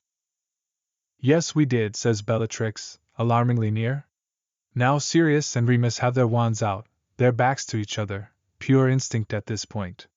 Sirius sees his cousin, standing on the beach not 10 feet away, her wand raised. Darling cousin, she calls in a sickly sweet voice. Every time I see the two of you, I'm shocked all over again. Don't, Remus mutters to Sirius. There'll be others. Keep an eye out. Shocked at our devilish good looks? Sirius yells at her. His heart is pounding wildly. Shocked that you would choose that, she gestures at Remus with her wand, leaving a sizzling line in the air where it moves. To end the family line. Sirius laughs, wildly. What's your husband's name? Rudolph the Red-Dicked Reindeer? I never can remember, he looks like a badger fucked. Sirius, for fuck's sake, Remus says quietly, as Bellatrix aims at them with something red, Cruciatus, if Sirius had to guess. They both shield, but she's lazy with it, firing a few more but barely moving her one arm. The cat toying with its prey. Who else is here? Remus calls to her. Sirius, be a dear and remind your beast that I don't speak to werewolves. Another red flash, this one faster. Remus's shield rebounds slightly, and Sirius can smell the ozone. He bolsters it with his own shield charm. He's furious enough that he's going to get sloppy if he's not careful. There must be more, Remus says. They know that people who say his name are high-value targets. They wouldn't just send out Bellatrix. On the cliff, Sirius realizes as he says it, catching the flash of movement out of the corner of his eye. Cover me, Remus says, and draws back his wand, swooping it in a tight circle at his chest as the Death Eater on the cliff makes a dive at them. Whoever it is suddenly caught as if by enormous pincers. Remus pulls his wand back to his shoulder and makes a sharp, short, pressing motion with his hand, sending the Death Eater flying straight out to sea, zooming over the water, dwindling rapidly in size. Hopefully he can't swim, Remus mutters, as Sirius holds tightly to his shield. Bellatrix shrieks and runs at them. Sirius spins in place, drawing up a column of sand and flinging it at her hard enough to strip away skin. She disappears. Let's get out of here, Remus says in a pleasant enough voice. I have a feeling she'll be. She drops between them, wand at the ready and aimed at Remus. He nearly takes a killing curse to the face, but Sirius, grimly ready, delivers a spell that smacks it to the side just in time. It rebounds and shatters the edge of the cliff. With a sudden startling physical violence, the land above it starts to slide. Sirius yells and shoves Bellatrix forward as the cliff's collapse proceeds, taking with it what appears to be a large Victorian house that rips off the top of the cliff with a horrific metal-tearing sound. Remus's hand closes on Sirius's and he apparates. They are in a field covered in low, earthen mounds. Sirius sees a shape in the distance and realizes it is the crumbling church tower. They are in Warham Percy again. Remus starts running towards it. She'll follow us, and Sirius chases after him, tripping and stumbling over the uneven ground in the dark. He hears the sound of Bellatrix apparating as he falls through the empty church doorway. Remus flings out an arm and the magical barrier flies inward from every edge of the door frame, a silvery translucent gateway that clangs like a church bell as it seals in the center. Remus grabs Sirius's shoulder and drags him backwards into the main part of the church. Inside the stone walls, the place thrums with so much magical power that the hair on Sirius's neck and arms tingles. He touches a wall, and it seethes and crackles, the stones seeming to writhe. It's not her, Remus says suddenly. He's standing alert at a window, and now he spins around and stares at Sirius, eyes wide. It's not Bellatrix. Is it him? Remus shakes his head. It's a giantess. There's a horrible noise, the scraping of stone and metal and cracking of wood like firecrackers. The newly built roof over the altar suddenly has a gaping hole in it, and a hand with fingers the size of Sirius's torso is reaching down into it. Where is Bellatrix? Sirius demands. She won't have left. She's trying to draw us out. She's clever cousin, she says from just outside the doorway's magical barrier. Let me in. Remus draws his hands together, holding his wand between them. Sirius knows this piece of nature magic, the tree. There's a rumble, and then overhead a shadow swings as the largest tree on the hillside behind the church rips out its roots and stretches forward, blocking the fingers of the giantess from hitting them. The branch that absorbs the blow shudders and cracks. Sirius grabs for Remus as the tree drops several heavy branches down in front of Bellatrix, imprisoning her temporarily. It won't be able to kill her, but if it can prevent her from following them for just a few seconds, she'll lose the trace. She's screaming. It's Sirius's turn to apparate, and he drops them into the crypt of St. Paul's, all stillness and lying dust and old bones. They wait beside a magnificent tomb, feeling the dead waiting too, for something much more distant. Bellatrix does not appear. They apparate again, once more to be safe, to a tiny island near Skye where there's a hidden shrine to the trees. Remus kneels before it, paying his respects, while Sirius stands with his hand on Remus's shoulder. I'm sorry, Remus whispers. About that beautiful tree. He sounds shattered. Sirius is furious, at Bellatrix, at the war, at their ruined night, just when Remus had been happy. Let's go home, he says. He wants to get Remus back to their safe haven. He knows, logically, that they would have known if Bellatrix had followed them to St. Paul's, that she doesn't know they're here, but he still feels twitchy and exposed even in this dense thicket. Remus. Let's go. Remus pushes himself to his feet.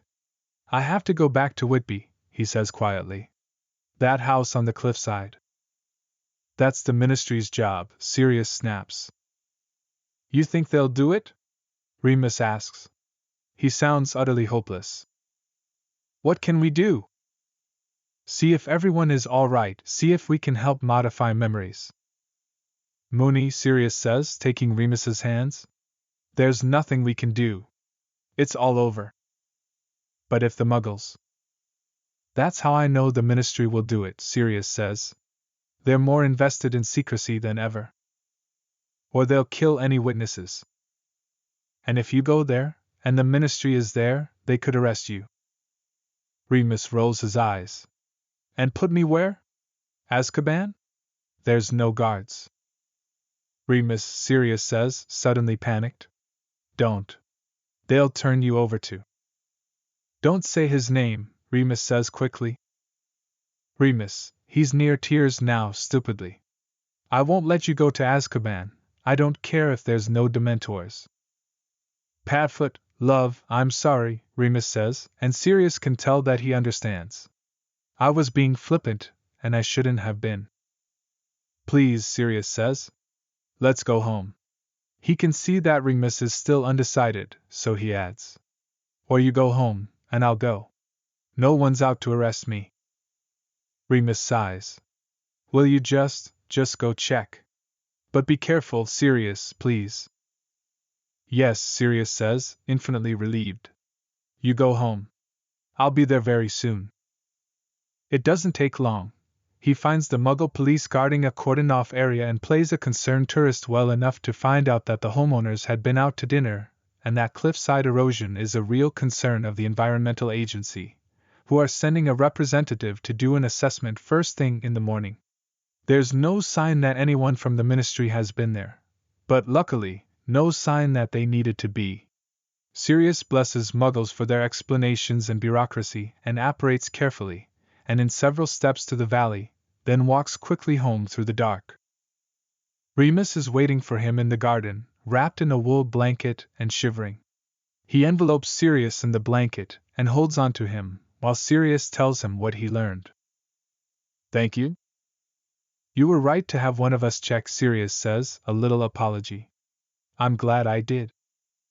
Inside, Remus slams down 2 teacups. They're both too full of adrenaline to sleep, despite it being well after midnight, and says, "I don't know how you ever dealt with being a fugitive. I'm ready to tear my hair out, and it's been, 2 months?" Sirius pushes himself up onto the counter, crossing his legs, and smiles joylessly. "I'd like to say you get used to it, but..." He raises his eyebrows at Remus. "At least you like spending time in your parents' house." Remus laughs, genuinely Sirius thinks. Point 1 to him. But Remus's smile slides off his face in an instant, and he says, "I've got some bad news." Sirius goes cold. "What?" "Andromeda and Ted had to flee." "Who did you hear it from? Tonks?" Remus nods. "She's in the map room," he says. "She thinks they'll make their way here in the next few days, but they're moving around a lot to keep from being tracked." Sirius pushes his hair out of his eyes. "What happened to them?" Remus sighs. "It seems that the rumors we've been hearing are true.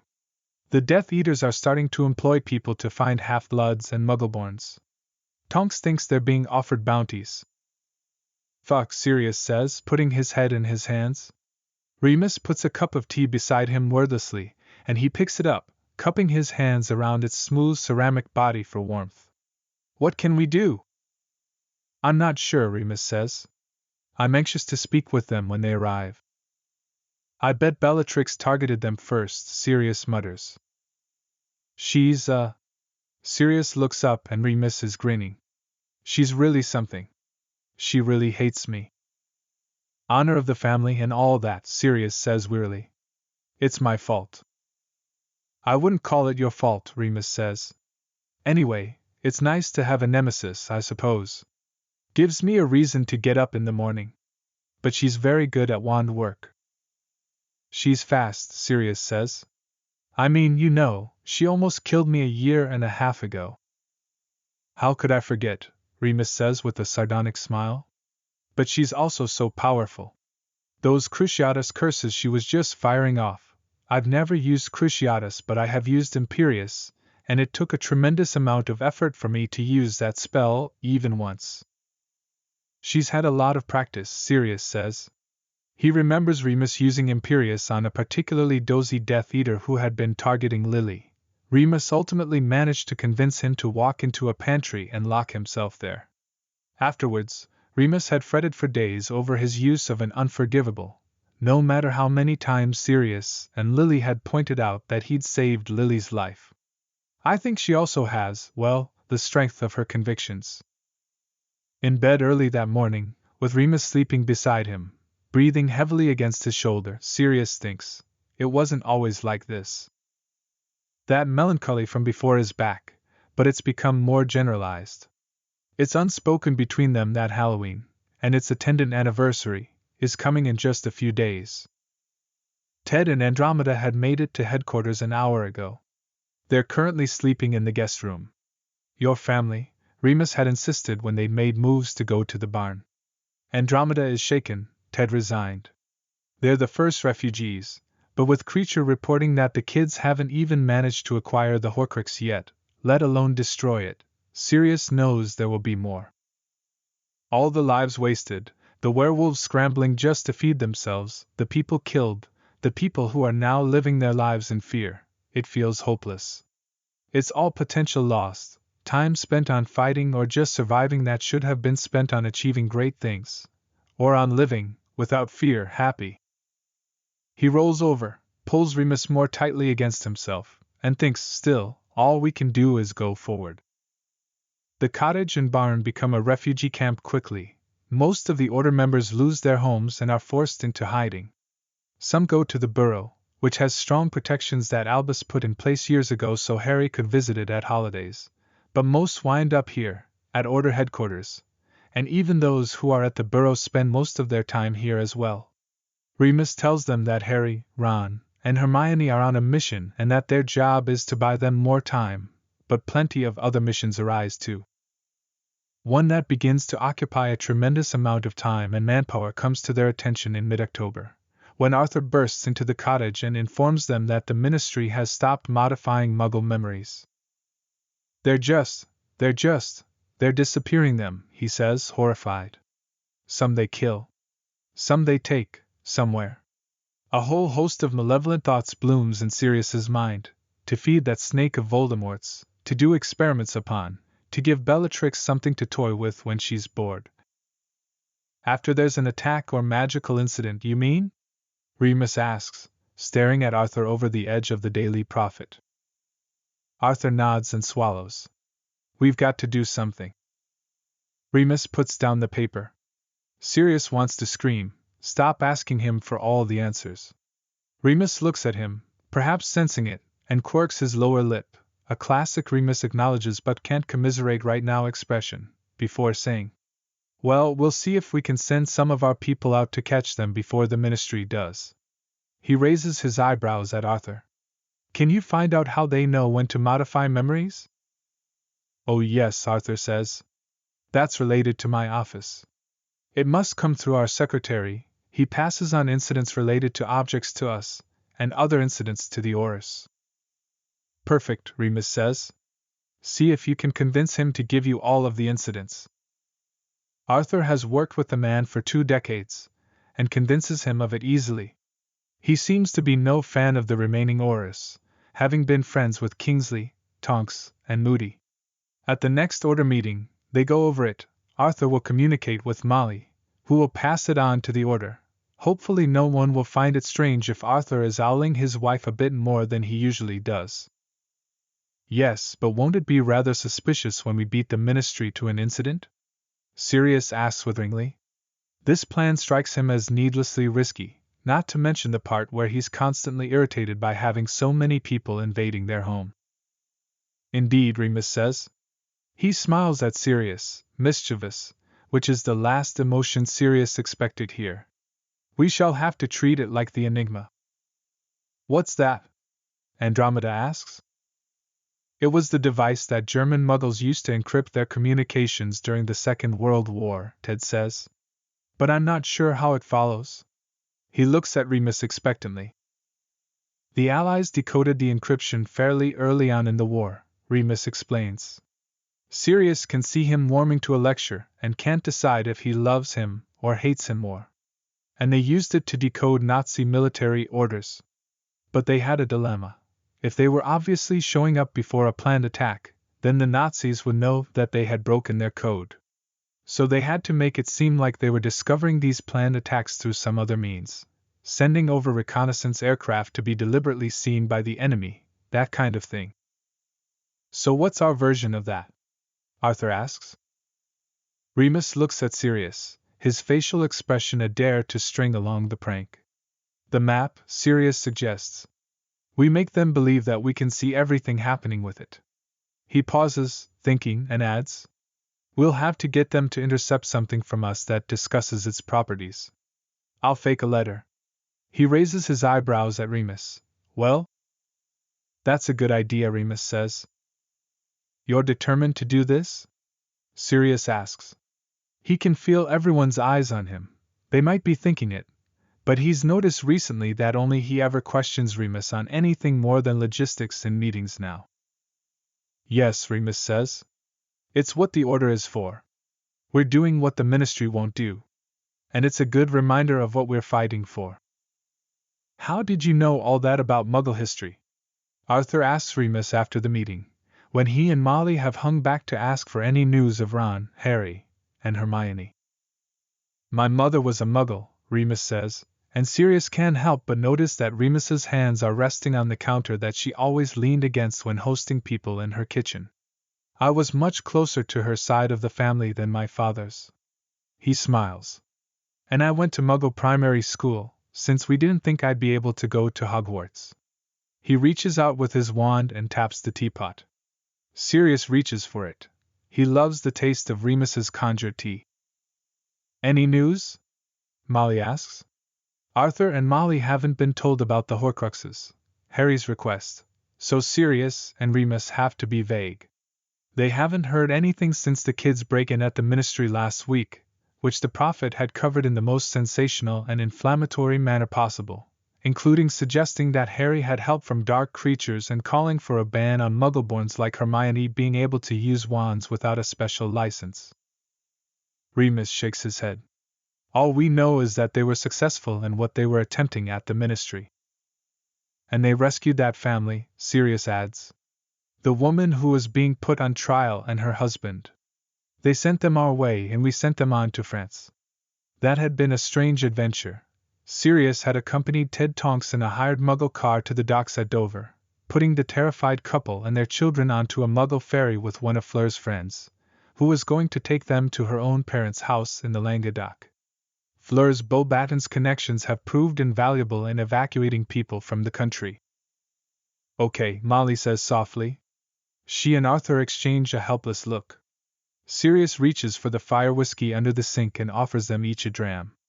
Molly and Arthur are nothing like James and Lily, but Sirius is unendingly grateful for their friendship through this shared, slow-motion grief anyway.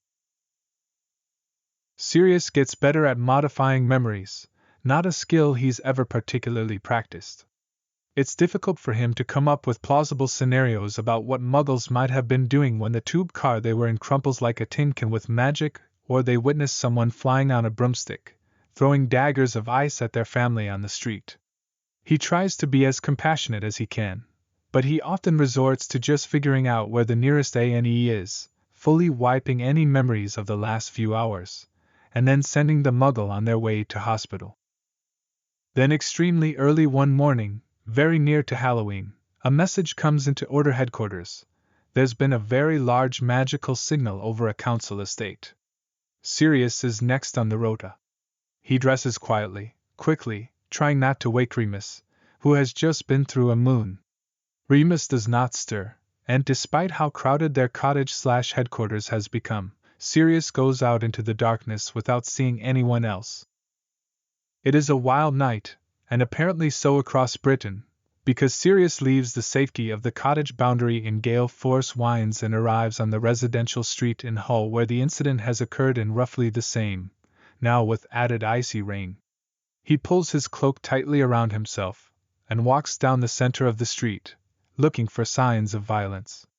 If there was any fire, the rain has put it out, but magical explosions don't always have fire as a secondary signature.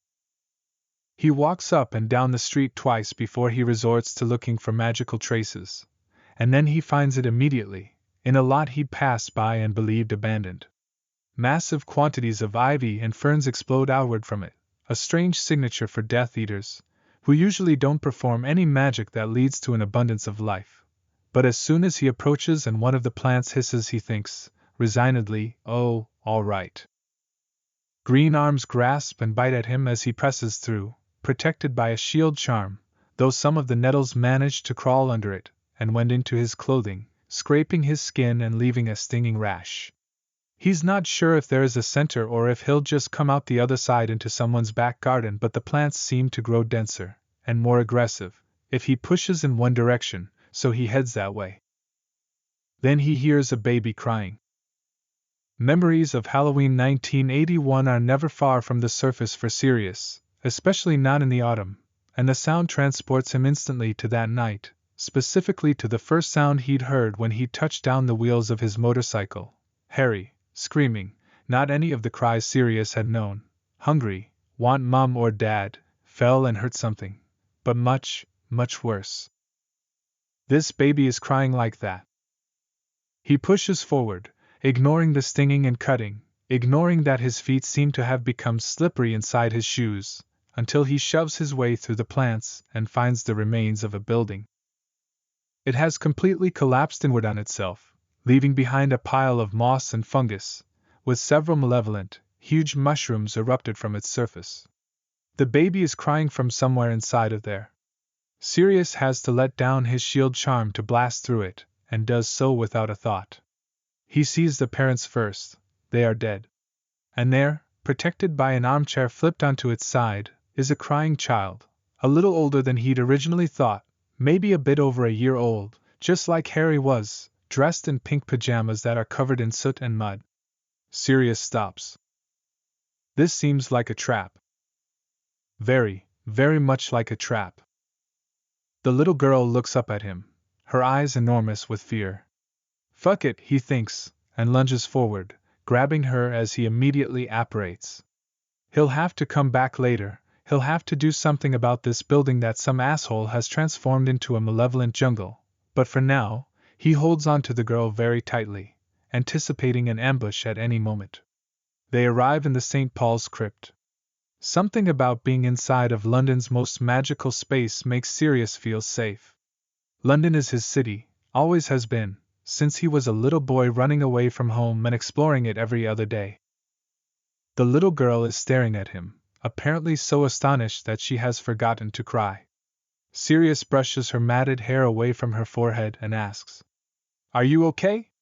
Her face starts to crumple again, so he conjures a little heatless flame to distract her while he waits. Her eyes go wide and she starts putting her hand into it, seemingly fascinated by the way it passes easily through it. Sirius wonders if he's teaching her some terrible lesson about normal fire. After a minute, when no one else appears, he apparates again, this time to the magical boundary, presses his way inside, and runs with her to the cottage. He bursts through the door, and finds nearly 12 people sitting and standing in the front room, clearly interrupted in the middle of a heated discussion. They all now are staring at him. "Where's Remus?" he demands. "Sirius," says Dean Thomas, sounding deeply unnerved. "Where did that baby come from?" "Where is Remus?" he repeats.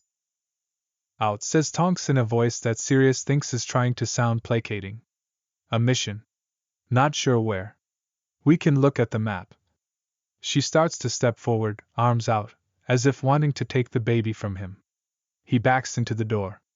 He gave Harry to Hagrid and Hagrid gave Harry to Albus, who gave him to the Dursleys. That had been a mistake. He's not going to. "Sirius," Molly says, suddenly appearing beside him and putting a hand gently on his arm. "Come on, let's take her into the kitchen." He follows her, not looking at anyone else. She shuts the kitchen door and turns to him. He's slowly becoming aware that he's wildly cut and bruised and his hair is completely tangled and pulled free from its tie. "This is why people think I'm crazy, isn't it?" he asks Molly grimly. "Because you saved a baby?" Molly says, very kindly. "Let me." Sirius shakes his head and holds the baby more tightly. He says, despite all appearances, not sure who exactly he's lying to, "I know what I'm doing." "Don't crush her," Molly says, but she smiles. "She's not crying anyway. I'll warm some milk." Sirius sits down at the table with the girl on his lap. She is indeed not crying. She's grasped a lock of his hair in one of her chubby hands and is tugging on it. It hurts. The weight of the early morning is all starting to fall on him now. Details are blending together, so that details from Godric's Hollow supersede ones from just an hour before. Had the girl's father been wearing glasses? He thinks so. James's glasses had come off, they were on the floor beside him, one lens crushed, like someone had stepped on it. Molly sits down across from him and pushes a cup of tea towards him. She has another cup full of milk. As he watches, feeling dull, unable to really understand what she's doing, she dips the corner of a clean tea towel into the cup and offers it to him. "We don't have a bottle and I don't know how she is with drinking from anything else," she says, apologetically. "She can suck on this though." Sirius takes the cloth from her and shows it to the little girl, who happily puts it in her mouth. "Molly," he says, feeling out of control, "I kidnapped a baby." "Where are her parents?" Molly asks softly. Sirius shakes his head, unable to say it. He'd been unable to tell Hagrid too. About James and Lily. Molly puts a hand over her mouth. "Death Eaters?" "It felt like a trap," Sirius whispers. "He wants Remus to be there desperately. Remus would understand without explanation." "Why?" Sirius hesitates. The little girl takes another dip of the milk from him, cooing. He thinks she already doesn't remember, and hopes it's true. It felt like a trap set up for me. He takes a deep, shaky breath. Molly, I had to take her. I couldn't leave her. But what if she leads them to us? Sirius, Molly says, very kindly. Why would this be a trap for you? Who could have known that you'd respond to it? The message came from Arthur's secretary, and there was no way to know where in the rota we would be to send someone out. I don't know, Sirius admits. I'm crazy, Molly, I feel, just so paranoid and panicked and… I don't think you're crazy, Molly says, very firmly. Everyone else does. They're not in here talking to you. She looks into his eyes. Sirius, if her parents are dead, you did the right thing. It's miserable weather out there. She could have gotten exposure, she could have easily died before someone found her. Sirius needs Remus to be here to talk about this, and he isn't. A dam breaks inside of him. He says, not sure if each word will make it out of his mouth, continuously surprised when one follows another. The night James and Lily died, I was the first one there. He stares down at the table. He once pressed Remus against it, the first day they kissed. He didn't have any idea then of the other kinds of things it would witness. I had a terrible feeling all that day. I left Remus at home and went to check on Peter. He wasn't at home and I knew immediately. I went to James and Lily's, the whole way there knowing what I'd find, but not really knowing. I mean, I could say in my head that I knew, but it was nothing like seeing it. His voice is shaking. He tries to swallow the shake away, but it doesn't work. I got there and I heard Harry and it wasn't. I used to watch him a lot, and spend a lot of time with him, and I knew all his cries, but I'd never heard this one. It was so clearly wrong. He finally is able to look up at Molly to see if she understands. She's looking at him, tears rolling silently down her cheeks. The baby is drowsing against his shoulder now. Molly reaches for his free hand and grasps it where it rests on the table. He squeezes hers back, holding on for dear life. I held him forever, it felt like. With James and Lily there. He swallows again and grips her hand more tightly still. Hagrid came and said Albus wanted Harry. I gave him up. Albus gave him to those awful people, Molly, I gave him up and… The kitchen door flies open and Remus enters, white-faced and soaking wet. Sirius, he says, and Molly lets go of his hand so he can reach for Remus's. Remus wraps him in his arms, lets Sirius press his face into his stomach, close to sobbing against Remus's drenched robes. Remus has one hand in Sirius's hair and with the other soothes the little girl so she stays asleep. Sirius suspects he's using the same spell on them both.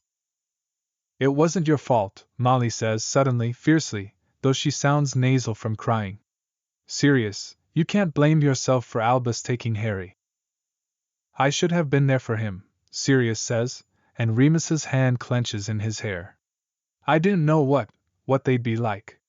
I thought Albus might give him to Remus. I thought he'd at least ensure any family he went to was all right.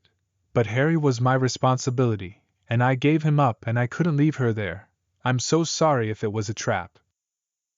If it is, we'll deal with it when it comes, Remus says. His voice is shaking too. Let me take her to Muggle Child Services. She shouldn't be here with us. Sirius clings onto him with his free arm, and tries not to crush her. He remembers Harry as a baby so strongly that it feels like time has no meaning at all. Okay, he whispers, letting Remus reach down and take her into his arms. She awakens and stares up at him, and he bobbles her playfully, smiling and saying, I'm going to take you somewhere nice. He looks not at Sirius, but at Molly. Stay with him, he says, all playfulness gone. I'll be back very soon. Once upon a time, Sirius would have thought, he thinks I need to be taken care of. Now he hears the compassion in the request and meets Remus's eyes. You did the right thing, Remus says, and then he leaves. Sirius slumps into his seat, utterly drained. He feels like he ought to be embarrassed, but he can't really be arsed. Maybe it was a trap, Molly says very quietly. It seems like something Bellatrix would do to you. Sirius looks up at her and raises his eyebrows. Andromeda told me about how she's been after you too, she says. You were right though, Sirius says. How would anyone know I would be the one? His brain grinds back into gear, very reluctantly. He taps the cup of tea with his wand and watches steam rise from it as it warms. A spy, he asks. Molly shakes her head. I don't know. Sirius takes a sip of the tea. Whether psychosomatic or not, he can feel its warmth and chemicals spreading out through his body, wiping away the cobwebs of memory, clarifying what had happened. Imperious curse, maybe? He gives her a bleak look. Fuck. She nods, biting her lip. Do you want some eggs? He cocks his head at her, then can't help but smile. Eat, it'll make you feel better? I was going to say we all turn into our parents, Molly says, smiling back. But that seems spectacularly wrong in your case. Sirius barks a single laugh. Maybe. My mother's mental health was. Oh shush, Molly says. I'm making eggs. Thanks. He hesitates.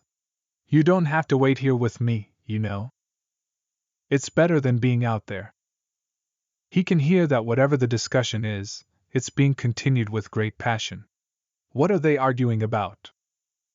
They think that with all these people staying here, the cottage is going to be compromised as a headquarters. We made Grimmauld work. Molly nods. We did, she agrees. But there were fewer of us, and most of us didn't live there full time. Sirius and Remus have been carefully avoiding this discussion. The cottage means a lot to both of them, and losing it is difficult to contemplate. What do you think? Molly shakes her head. I think no matter how much we argue about it, it's not going to come to a good solution. We'll eventually be found out. She looks directly at him. Severus knows where it is, for example. Yeah, Sirius agrees. So does Peter. Molly shrugs. So. Seems like a lot of pointless arguing. She turns to the stove. Sirius sits, sipping his tea, dwelling. Where is Remus? Is the little girl all right? Why isn't Remus back yet? Will they take good care of her, whoever they are? Is Remus all right? Did something happen? Sirius, Molly says, handing him a plate of 2 very nice-looking eggs on toast that his mind hadn't even bothered to alert him was being toasted. I'm going to pry right now, so just tell me to shut up if you don't want to talk about it. Sirius gives her an exaggeratedly cautious look. There's a lightness in her tone that he senses as warning of an incoming conversational shift. She wants to take his mind off the present. Little does she know that he can worry in mono and stereo, and however many other channels his brain needs to operate to keep one of them on a full-time schedule of concern. All right. Are you and Remus thinking about having children? Sirius wants to guffaw. He and Remus have never been big on relationship discussions, but the idea of having the luxury of such a notion. The stable future it implies. It's just, Molly says, perhaps sensing some of his thought process. You were so good with the baby. Completely natural with her. You reminded me of Arthur. Sirius finds it hard to believe that anything about him could ever remind her of Arthur, but he's touched all the same. He quite likes children. There's no way. We haven't discussed it. Not the same thing, Molly says, and smiles at whatever his face does in reaction. Listen, please tell me to stop if you don't want to talk about it. No, Sirius says. He hesitates, and then admits something to her that he's only recently grown up enough to admit to himself. When James and Lily had Harry, I was jealous of them. They could get married, they could have a baby. Molly's face is so sympathetic that it urges him on. It was stupid and selfish of me. I tried to make up for it by being perfect with Harry. And I really loved getting to take care of him. He smiles at her. The first time they left him with me, James was taking the piss, saying I was going to drop him off my motorcycle, or leave him on a pub floor somewhere. But Lily didn't say a word about it, she just handed him to me, kissed him goodbye, and walked out the door. Molly is smiling back at him, big and genuine. You know, Sirius, I have to apologize to you. We used to fight so much about how best to take care of him. She shakes her head. I kept thinking you'd have no idea what to do, and you'd been out of his life for so long, but you understood him in a way I never will. You knew what he needed. It didn't matter how long you'd been gone, or how little time you got to spend together. Sirius takes a deep breath. Rather than get emotional, he says, I'm sorry too, Molly. I can be a difficult person. I know it. You only had his best interests at heart. She waves a hand. Water under the bridge. Sirius glances out the window, hoping he'll see Remus's return, but he sees nothing except rain pelting the thick glass. We've got Harry, anyway, he says and gives her a little smile. Remus returns a few minutes later, entering via the exterior kitchen door and looking extremely grim. Sirius starts to rise and Remus holds up a hand. Does anyone adhere to the passcodes anymore? He asks, and it is unclear if he's angry or resigned. Padfoot? Of course I do, Mooney, Sirius says, though secretly he's certain that he would instantly know a false Remus with no problem. Ron lost 2 points on his final exam in your class, Molly says quickly. And Ginny got full marks. Remus nods and pulls out a chair, then slumps into it, and puts a hand to the bridge of his nose. Sirius thinks, headache again, and reaches for the box of Nurofen, but Remus waves him off. She's going to be well taken care of, he says. I went by the council estate though, and I'm very concerned with what I found. What? Sirius asks, heart starting to pound. Remus reaches into his robes and withdraws the burnt remains of an envelope, placing it on the table. She left this for you. Bellatrix. It lit on fire when I touched it. Sirius flips it over and can just make out his name. What did it say? That we've been very clever, but she's cleverer. She says she knows our movements, and that she knew you would be the one to come. And she left a baby with murdered parents in a ruined house for me, Sirius says, managing to read the last line of the ruined letter, which says, Happy Halloween. What a delight she is. How thoughtful. He stops, frozen by the thought. It's my fault that she did that, She would have found some other excuse to commit mayhem, Remus snaps. How does she know our movements? Are we compromised? Is it a spy? Nothing can get in the boundary that we haven't approved, not even a rat, not even that particular rat. The rota's only available here, right? Molly asks, sounding frightened. So it has to be someone here. We're not going to do a rota anymore, Remus says. I'll do all the assigning myself. That's step 1. In the middle of the night? Sirius demands. Remus. Wake me up, I don't bloody care. I'm not going to send anyone out to be toyed with by that. But if they're here, Molly interjects. Then we need to stop using this as headquarters.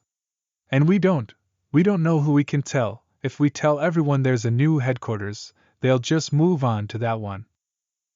Last time there was a spy, Sirius says very quietly. We tried to eliminate who it could be. It didn't work, Remus snaps. No, Sirius says. But we got very close. Sirius, you mentioned the Imperious Curse, Molly says suddenly. Earlier, remember? Yes. I don't know the magic of unforgivable curses very well, but is there some way to tell? Because someone under Imperious would know their passcode, but they might have some other tell, and imagine if it's just that. She looks between them, beseechingly.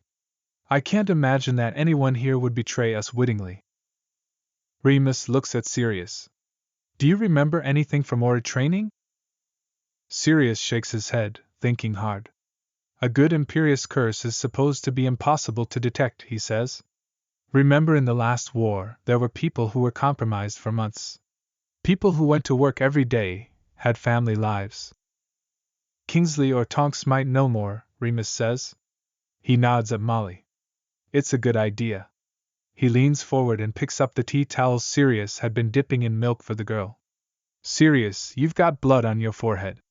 From those horrid plants, I assume? Sirius nods. Don't use that, though, he says, standing up. I'll go wash off in the bath. The best he can do in the bath is stand in front of the mirror and stare at himself, occasionally wiping at his face. He has a very nasty cut just back from his hairline, concealed by his hair, which has always been thickest at the top, above the temples. It is caked with blood, and when he looks at his hand after touching it, there are tiny fragments of leaves that still have razor-sharp edges. He eventually sits down on the floor, leans his back against the wall, and shuts his eyes. Halloween passes in a blur of attacks and missions, which is for the best given Sirius's emotional state. He doesn't want any time to think. Remus, Sirius, and Molly speak with Tonks and Kingsley, who know of no magical way to detect the Imperious curse, but vow to keep an eye out for the known signs that someone is not acting of their own volition. They agree to tell no one else. They don't want to start a panic.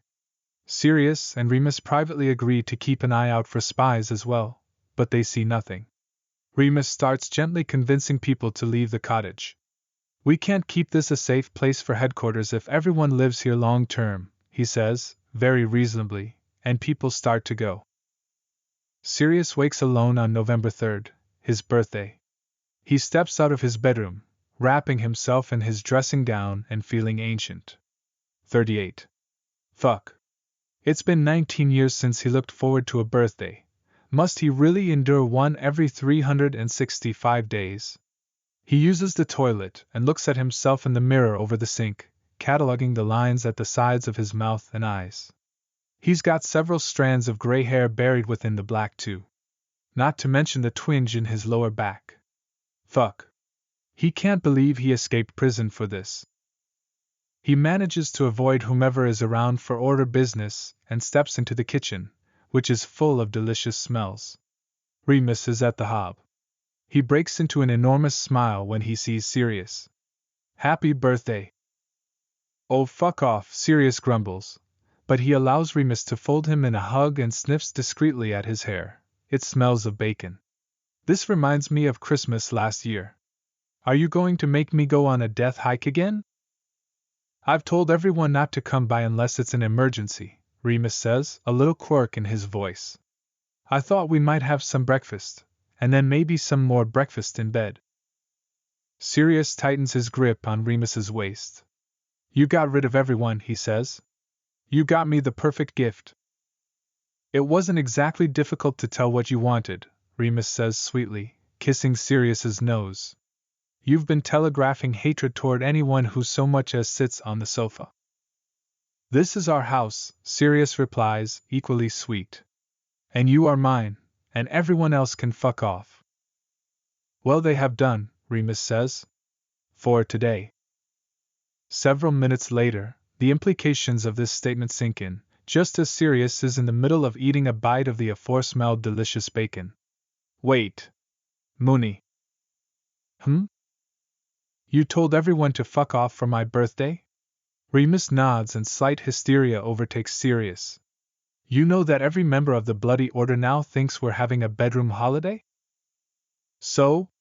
Remus asks, shrugging. What, were they supposed to think we don't fuck? He raises his eyebrows. I mean, they've seen you, do they think I'm a saint? What does that mean? That you're gorgeous. And I share a bed with you. I don't particularly want them to think about that, no. Sirius squints at him. You're the most private man in the world, and suddenly you don't care if all of our closest friends and colleagues are thinking about our sex life? I used to be very private, it's true, Remus says. Then Severus told everyone about my lycanthropy. 2 years later he told everyone about our relationship, and for months I haven't been able to move in my own house without running into someone who I'd really rather was still just an acquaintance. If everyone wants to occupy some of their mental real estate with thinking about the fact that I've somehow not only landed but permanently snagged the most attractive man in Britain, they're welcome to it. Most attractive man in Britain, Sirius snorts, remembering his face in the mirror. I think you're confusing me with you. Not sure where the baseless flattery is going. You can act as modest as you want, But I've heard multiple women refer to you as a silver fox. Fox? That's just insulting. Sirius rolls his eyes. Remus is grinning. Sirius wants this forever. Banter in the kitchen, the cottage to themselves, the day stretching ahead of them with nowhere to go but their bedroom. So if something happens, if someone needs you, because let's be clear, you're the one they'll need. Tonks would get in touch. You made Tonks do this? She offered. Sirius starts laughing and can't seem to stop for the rest of the morning, not even when he's got Remus under him in the bed, not even when Remus tells him to stop laughing or he'll make him, not even when Sirius has Remus's cock in his mouth, not even when they're exhausted and lying tangled in sweaty sheets, and they both keep saying nonsense things to each other. At one point they get into an extended punning session involving spell names, and Sirius laughs so hard that tears are coming out of his eyes, because these puns are just terrible, and he loves Remus so much. Are you crying? Remus asks, all mock horror. Yes, Sirius says, rolling his eyes. This is the stupidest thing I've ever cried over. Remus says, kissing his face. Is that true? I'm afraid to ask what the other contenders are. One time you cried because James tore up a picture of a dog that you drew. Sirius winces. Stop it right now. It was good art. He ruined it. Oh, and who can forget you crying over how all the girls in second year were trying to kiss you under the mistletoe? They were very pushy. And I'm sure I've seen Padfoot crying about thunder. Thunder is terrifying. You have canine ears. You know what I mean. Late in the afternoon, they summon the strength for a walk, and sit in companionable silence on a hill overlooking the valley with a bottle of red. The cottage is somewhere down there, lost in murky magic. The valley is gorgeous and lush and green, its hill walls massive arms to encircle them. Home. Sirius leans back against Remus as they slowly pass the bottle back and forth, one of Remus's arms wrapped around his chest. We did this, you know, Remus says into the stillness of the day. Gray clouds hang overhead, obscuring the higher hills. It is not yet wet, but the air feels heavy, expectant of a downpour. Did what? Sirius, tipsily drowsy, leans his head back and presses his face into the side of Remus's neck. We built this life, Remus says. He turns his head and Sirius can feel him looking down at him. You and I together. Remus pauses and Sirius waits. 38 isn't old, he finally says. But it's old enough to be able to see the emerging structure, overlaid on the foundation of what we've built here. We started building it, half our lives ago. And I think we shouldn't disparage the work we've done, in spite of everything. I would never, Sirius says softly, reaching up to kiss Remus's wine-darkened mouth. Disparage what we've done together. Chapter 27, Sirius's birthday, 19 years ago and briefly, autumn of what would have been Harry's 7th year. Sirius decides, extravagantly, that they will go to Venice for his 19th birthday. When Remus protests that while he loves Sirius very much, there's just no way he can take time out from his studies, Code 4. There's no way he can afford this, Sirius ignores him, and buys him an international flu ticket at some expense that Remus imagines as large enough to incur a life debt. The fact that Sirius seems unfazed by it throws off Remus's equilibrium further. Then he discovers that werewolves require extra permission to leave the country. Without telling Sirius, he goes to the ministry and registers. They send letters to Italy and he is denied. He goes to his university and invents a reason for going, needing to use an archive there, resources only to be found in Venice, etc. His supervisor kindly writes him a letter without asking why he's suddenly interested in Italian archives. And finally he receives approval only 2 days before he would have had to admit all this to Sirius and force him to cancel the ticket, probably losing a lot of money. 18-year-old Remus is full of miserable shame over the entire situation. Discriminatory actions of the state will make him alternately incandescently angry and resigned later in life. But right now, he blames himself, and chooses instead to hide it all from Sirius, lest he wake up one morning and realize what an inconvenient monster is in bed beside him. Somehow in all this frantic preparation, Remus hasn't realized that the holiday is only for Sirius and him. He's assumed all along that James and Peter will also be going, as they have never gone anywhere without each other. The night before, as he's sitting cross-legged on the floor looking at his meager luggage in the sitting room of the flat they all share, Peter wanders in and asks, "Looking forward to your holiday?" Remus blinks up at him. "Aren't you?" "My holiday from Sirius, ignoring the washing up. Yeah, it's going to be excellent." "Are you not coming?" Peter gives Remus a bemused look. "On your romantic holiday in Venice?" Remus, slightly aghast, realizes that he hasn't planned for this at all. "It's romantic?" "It's just you two, so I assume." Peter squints at him and then plunks down, leaning his back against the couch. "I think Sirius feels some pressure to not be romantic in the flat," he says, which Remus thinks is true. But Remus isn't here all that often. He's matriculated at Oxford, and stays there during most weeks as the residency requirements of the university demand, only coming to the flat on weekends or for notable events because of the restrictions on using the flu network due to Death Eater attacks. When Remus does come, he and Sirius have an undiscussed agreement that around James and Peter they are essentially just friends. Friends who will disappear into Sirius's bedroom and put up several strong silencing charms at night, but friends nevertheless. This arrangement works well for Remus, who is a private enough person that he can't imagine being affectionate in front of anyone else with Sirius. He says as much now. "Well, we are more friends than anything," he points out. "We were friends first, and I imagine that when we break up, we'll go on being friends." Peter cocks his head. "I'm not sure Sirius feels that way." "Oh," Remus says. "I'm sure Sirius will be very dramatic about it for a bit, but things will smooth out as soon as he finds someone else." Peter gives him a strange look that makes Remus feel unnerved.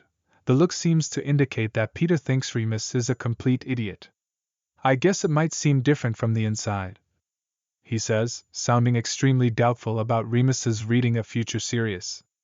"Anyway, you seem like you're not too interested in this."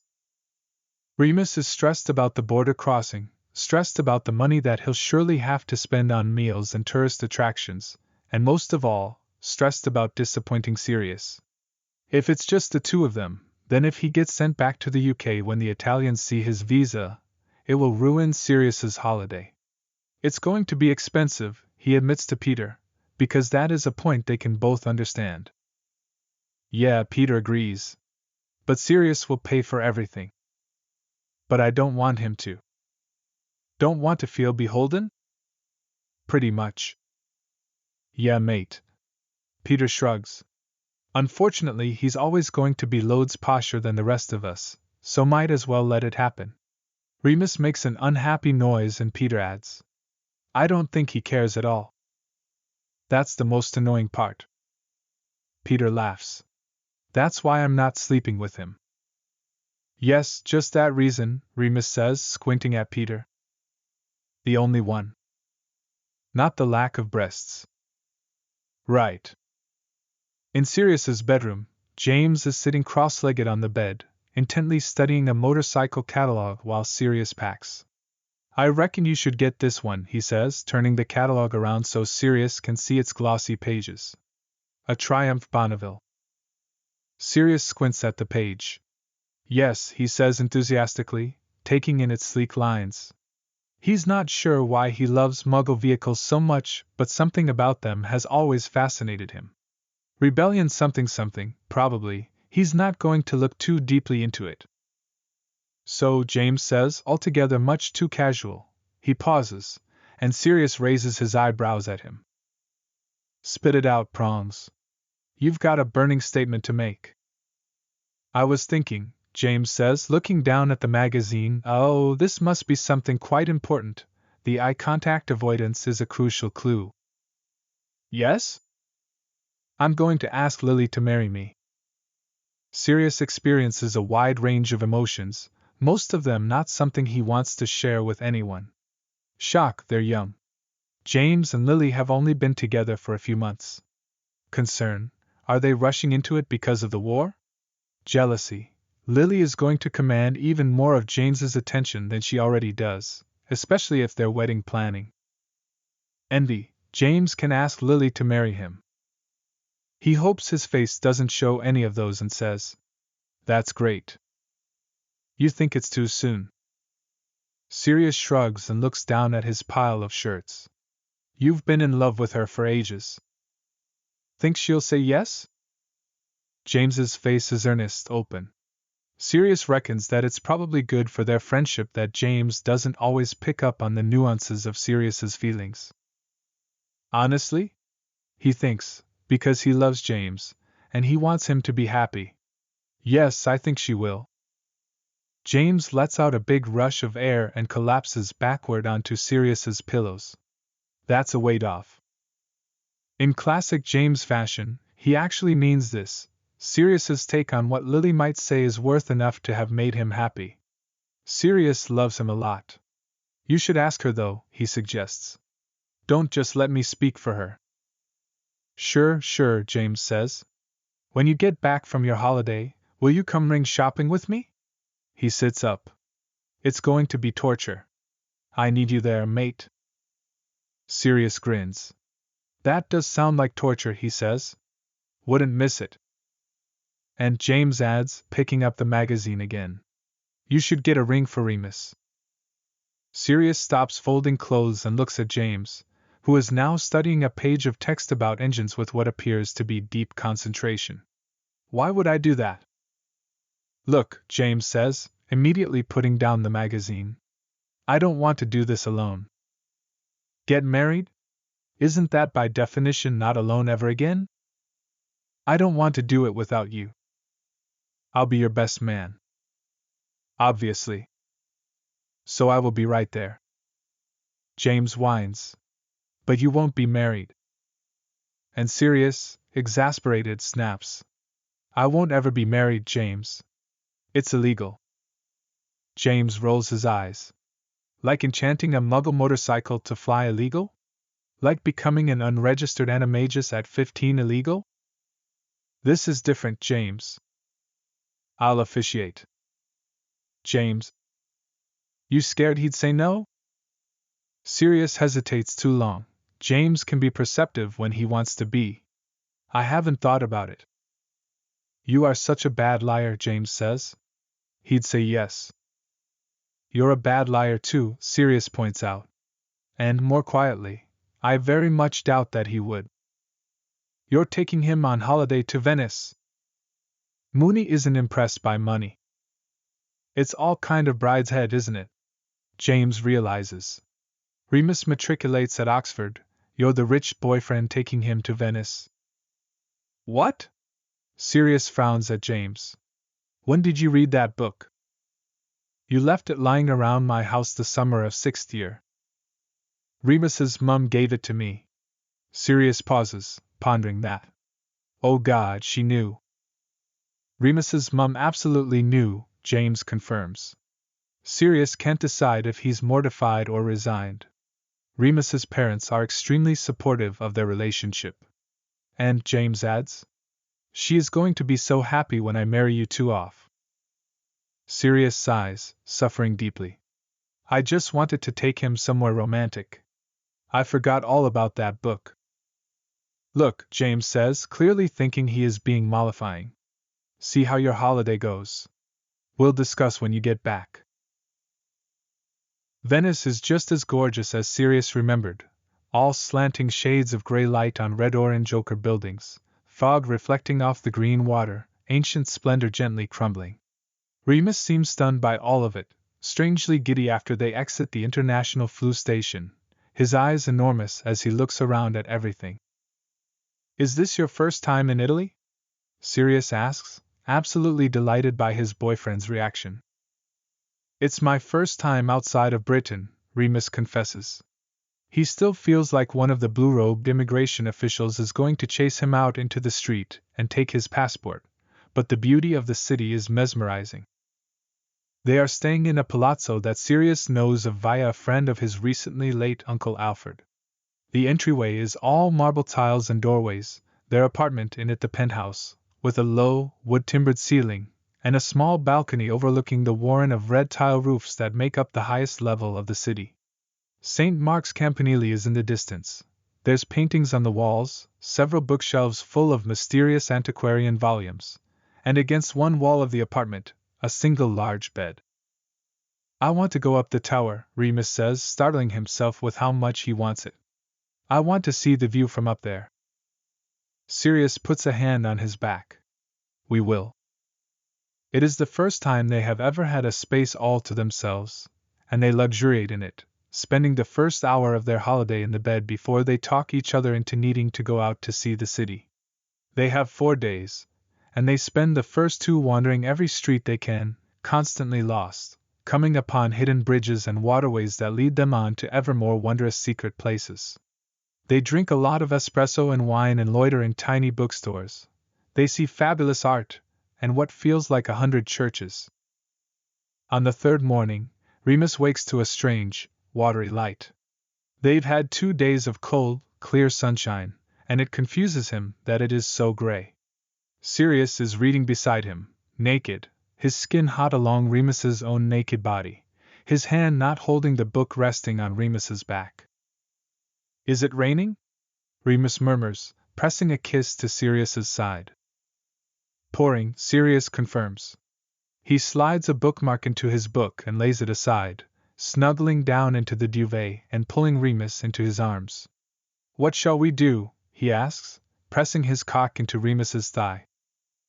I know, Remus says brightly, and slides underneath the duvet, reaching for him. A little later, bathed and dressed, they emerge into the city with a plan to stay in the vicinity of the palazzo. They have not yet explored the Piazza San Marco, and they wind up in a cafe along its border, set behind a Gothic arcade. They talk there for several hours, watching the tide rise slowly outside the window, tables and chairs floating, anchored in place by thin chains. They discuss their respective work, Remus's degree and Sirius's aura training, and Remus is reminded all over again how passionate and articulate Sirius can be. Sirius speaks fluent Italian with the waiter. Remus had known Sirius knew French, but apparently he's mastered most of the Romance languages, product of some private tutor he and Regulus had had as a child who brought them to Florence regularly. Remus wants to swoon every time Sirius opens his mouth and another language pours out, especially today, with Sirius's features seeming sharper than usual, his eyes bluer, his hair at its most perfect. Remus has never felt so in love. He longs to reach across the table and hold Sirius's hand in the cafe, but instead he presses their legs together and leans on his elbows, giving Sirius every iota of his attention. Sirius, for his part, has had James's suggestion ringing in his ears since they parted, and now, as Remus's hair curls wildly around his head from the rain and he makes one clever observation after another, he's struggling to keep the words inside of himself. He wants this man to be his forever and can't believe that he's his even for a few minutes. The rain doesn't let up, so they cross the piazza and enter the museum in the Doge's palace. It's not particularly crowded, but still a little steamy as the tourists inside of it try to dry themselves. Remus notes that a particular painting bears some resemblance to Sirius, and Sirius strikes a similar pose. Sirius suggests that a carving of a snarling lion reminds him of Remus, who immediately channels his own inner predator and reveals his canines. They are off, imitating everything in sight, laughing hysterically at their own antics, docents and American tour groups be damned. As Sirius arranges his face into its most startled expression, mimicking a painted angel who has just seen the Annunciation, a handsome young British man approaches Remus. Are you free this evening? He asks, pressing a small flyer into Remus's hands. Just, you two seem like you'd be fun. Palazzo Leone, tonight, after 10 p.m. Massive party. Thanks, Remus says, startled, flipping over the flyer. All it gives is the address and the time. Sirius looks after the man, a bit jealous at how Remus had regarded him. Might be interesting, Remus suggests. Sirius shrugs. I don't want to spend time with anyone but you, he says, truthfully and a bit peevishly. That's all right then, Remus says, sliding the flyer into his pocket to dispose of later. It's your birthday, we'll do whatever you like. They have dinner for Sirius's birthday. Remus has borrowed £30 from his parents for this express purpose, waving Sirius away when he tries to pay, at a tiny restaurant where the owner takes a fancy to them and starts giving them different wines to try. Neither are particularly accustomed to drinking wine, and it is not until Sirius stands to go to the toilet and almost pitches over that they realize just how drunk they've gotten. In for a nut, in for a galleon, Remus suggests, and the owner brings them some more. They close the place down, ultimately sitting with the owner's family, whose daughters are trying to teach Remus Italian, while Sirius doubles over with laughter. Out in the street, they step into a light, cold mist. Remus reaches into his pocket for his hat, and comes up with the flyer for the party. Oops, he says. Sirius plucks it out of his hand while Remus goes hunting for the hat again. Should we go? Sirius asks, suddenly stricken with doubt that Remus is having a good time. I don't know, Remus says, shrugging. It could be fun. But you said you didn't want to see anyone but me? Sirius hesitates. He doesn't really want to go, but he wants Remus to enjoy himself, and he thinks, drunkenly, that Remus wants to go. Let's see what it's like, he suggests. Somehow, they find the Palazzo Leone. Another handsome man accepts their flyer at the door, and they are ushered into a world of expat debauchery. Loud music thumps off the walls, there are drinks and drugs everywhere, the smell of smoke heavy in the air. Sirius opens a door looking for a toilet and finds a small orgy. Remus and he collapse and giggles in the hallway. Those people, Sirius says, goggle-eyed. They were all. Remus can't stop laughing. They find a bar and Sirius somehow comes away from it with shots of ouzo. Remus nearly gags into a potted plant and sends him back to the bar to get them something that tastes better. When Sirius returns, Remus is very clearly being chatted up by another man. Remus is doing much more leaning against the wall than standing. The man who approaches him is certainly handsome but knows Sirius, so Remus has zero investment in the conversation and flirts back, harmlessly to his mind. Suddenly Sirius is at his side, and even though he's in human form, Remus can tell that his hackles are raised. Who's this? Sirius demands. Brendan, the man says in a posh Northern Irish accent. And you are? This is Sirius, Remus says, a beat too late. As Brendan continues cattily, unrequitedly in love with Remus? Remus realizes what is happening and says coolly, actually, he's my boyfriend, putting an arm around Sirius's shoulders and clamping a hand onto his upper arm to prevent violence. Sirius's stomach dips. He's not sure he's ever heard Remus call him that to another person, not even James and Peter. On top of everything he's had to drink, it's intoxicating. That's far more interesting, Brendan says, recovering quickly. Would you two care to join me upstairs? There's some other boys you might like too. We'll think about it, Remus says, intrigued. We're upstairs.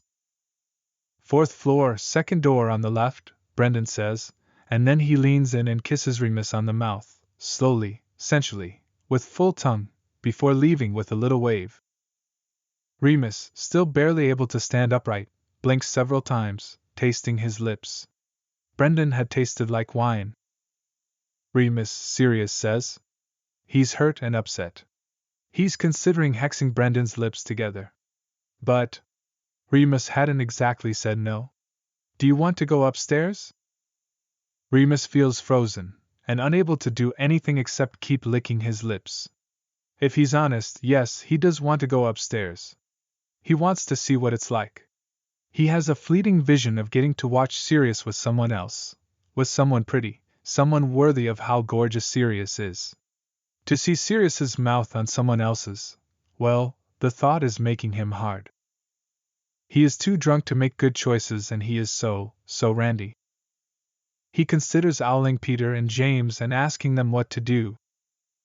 You do want to, Sirius says, very quietly, and Remus knows in that second that he's making the wrong choice. I don't, he says truthfully. He doesn't want to hurt Sirius more than he doesn't want to miss out on a Venetian orgy. It's a tough thing to realize. It feels big and important. He tries to express it, it'd be great. But you don't want to. And that's more great. Sirius is completely panicking. Remus wants to have sex with other people? Is Sirius just really, really bad at sex? Why would Remus want to have sex with other people if that is not the case? What is Sirius doing wrong? Is it possible to improve, or is he just so miserable at it that Remus is completely over him? Is Remus going to break up with him? More great, he asks, a little hysterical. I want, Remus clarifies. What you want? More than I want what I want.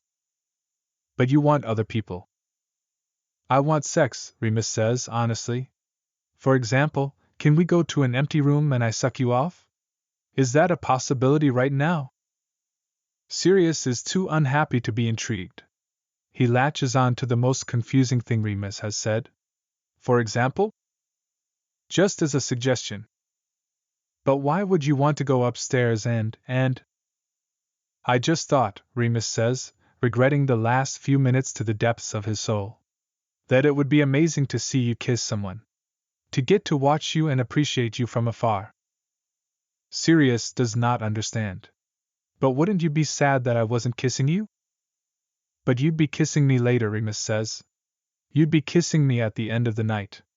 I just get to, he swallows, aware of how perverted this sounds. Watch. Sirius does not want to see Remus kiss anyone else, ever. He says flatly. Take me home and we'll do it in front of a mirror. Yes, Remus says, partly to end the argument, and partly because yes. The streets of Venice are a maze in the sober daytime. Now they are a drunken labyrinth of walls, people, canals without bridges. It does not help their navigation that they keep ducking into dark corners to press each other against walls and snog. The third time they think they've found their way and instead find themselves yet again at the Rialto Bridge. Sirius, now barely able to walk in a normal manner due to his hard-on, latches onto an idea. Gondola, he informs Remus. Gondola? Sirius drags him to the line of gondolas awaiting late-night passengers and calls out to the nearest gondolier, giving him their address. They clamber aboard and sit side by side as far from him as possible. The night is cold and wet, and he indicates a pile of blankets to them. They smell like wet dog as Sirius unfolds them and lays them across their laps. The smell is mortifyingly comforting to Remus. Sirius's hand lands on Remus's cock and Remus hisses as the gondolier pushes off, humming. Sirius's hand is quite insistent.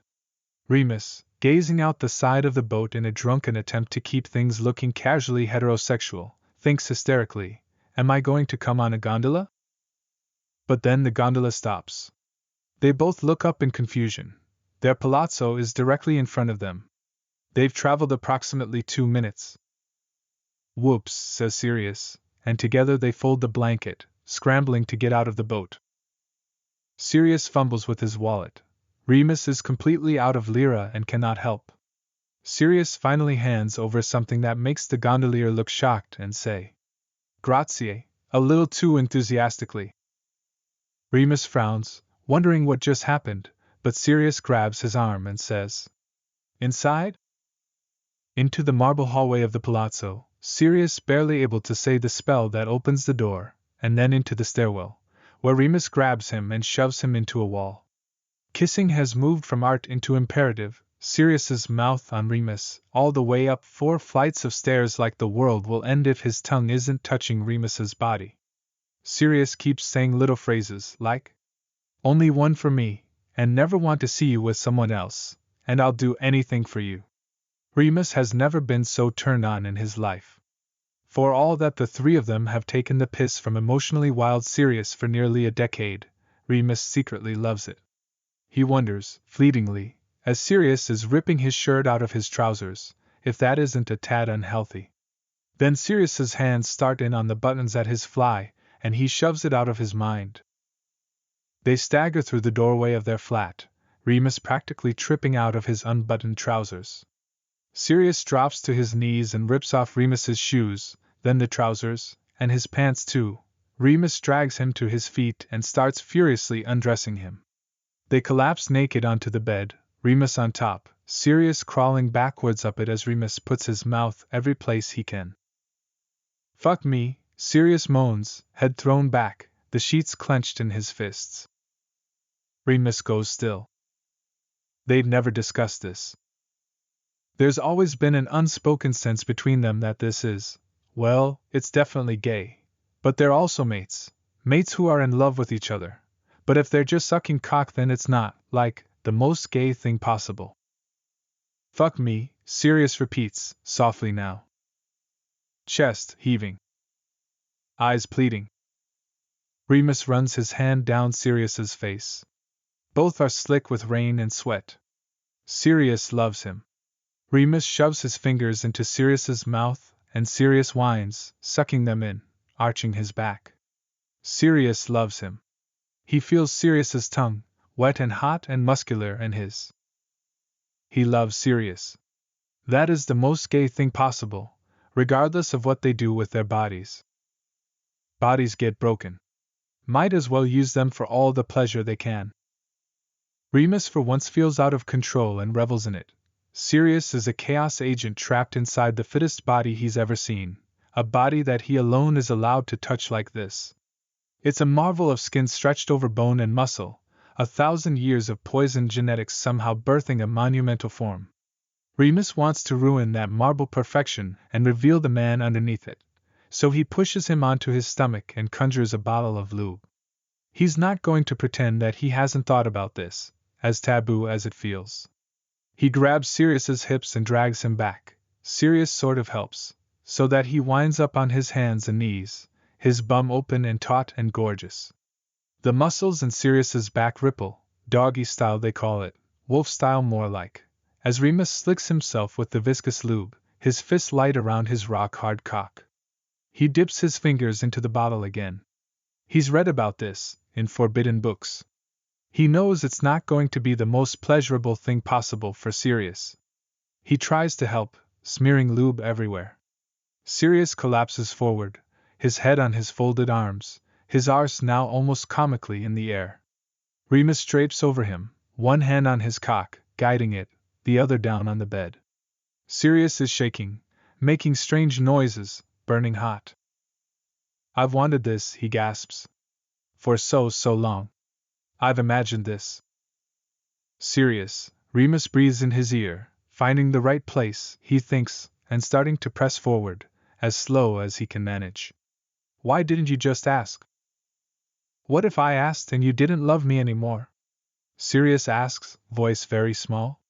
And then he tenses and starts breathing raggedly. Oh, Remus, oh, Mooney. I love you, Remus says, trying to be as gentle as possible despite the fact that he's skewering Sirius on a cock so hard it ought to be legally declared a deadly weapon. He adds, hysterically. Can't you tell? Sirius Wheeze laughs, his whole body shuddering. He's so tight that Remus isn't sure he can actually, get in there. Relax, he suggests. Breathe. Breathe? Sirius gasps. He's so good at incredulity that he conveys the maximum extent of every syllable. Remus takes away the hand on his cock and presses it to Sirius's face, seeking his lips, finding his teeth. Bite. Sirius makes a strange noise and Remus rolls his eyes. Yes, I'm a fucking werewolf. But guess what, darling? You're fucking a werewolf. I think, Sirius mumbles, that I'm being fucked by a werewolf. Small distinction, maybe, but crucial. Then fuck me next, Remus says carelessly, emphasizing the fuck because it feels good to be filthy. Sirius twists his neck and gives him a look, perhaps gauging if he means it. Remus does. Sirius's eyes flutter and darken, his pupils enormous. I don't want to hurt your hand, he whispers. This is going to hurt you, Remus says honestly. Share that pain with me. I want to feel it for you. I want to help you through it. I love you. Bite, Remus orders. Sirius does, and that seems to relax the rest of him, at least enough for Remus to fully press inside of his body. He has to stay there, throbbing, because if he moves at all he's going to come. "You are so fucking tight," he moans, and Sirius makes a little sob noise against his hand. Remus knows, abstractly, that his hand is probably in a lot of pain. Sirius has sharp canines. He can't feel any of them. He manages to collect himself and draws back a fraction. Sirius inhales sharply. Remus slides forward and Sirius bites harder. "Does it hurt?" "Yes," Sirius mumbles. "But don't stop." "I don't want to." Sirius pushes himself up onto his elbows again, letting Remus's hand fall. Only he could be imperious at this moment. He says, "I'll tell you if I want you to stop." Remus falls into a rhythm, but it's erratic, because if he loses concentration for a second, he's certain that he's going to come so hard he'll black out and hit his head on the wall. Sirius presses into him every time he slides forward, and gasps every time he pulls back even the smallest amount, so that they wind up with Remus just trying to shove himself forward, inside of Sirius as far as he can be, and Sirius pressed face first into the pillow, his hands clawing at the edges of the bed, gasping, "Don't stop, don't stop, don't stop until—" "I have to," Remus says, vision narrowing, toes curled so tightly his feet are cramped. "I'm going to." "Want to feel you coming inside me," Sirius says, and Remus is nothing if not a gentleman, so he obliges. Afterwards, everything seems strangely gray for a few moments. Remus is lying on top of Sirius, having collapsed there, his cock still partially inside of him. His hands are over Sirius's on the edge of the bed, their fingers intertwined tightly enough that he's losing feeling. "You are," Remus murmurs in his ear, not even sure what he's going to say, just feeling the words jostling against the inside of his mouth. "The most exquisite thing." "I love you so much," Sirius whispers. "I love you too," Remus says, and kisses his neck before pressing his hands to the mattress and pushing himself up. Leaving Sirius's body feels like a loss, and the world outside is cold. "Are you?" Remus murmurs, reaching for Sirius's cock. "I'm," Sirius says, rolling over to put his arms around Remus. "Just perfect. Let's sleep." They drag the destroyed bedsheets around themselves and curl up together. Remus is suddenly overcome with exhaustion. He puts his face into Sirius's hair and is asleep in an instant. Sirius wakes up and knows in an instant that he is going to vomit. He tries to roll out of bed rather than stand.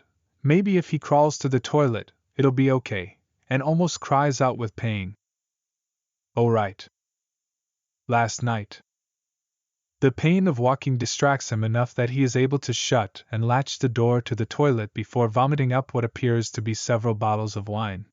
He presses his forehead to the seat and lets it cool his throbbing head.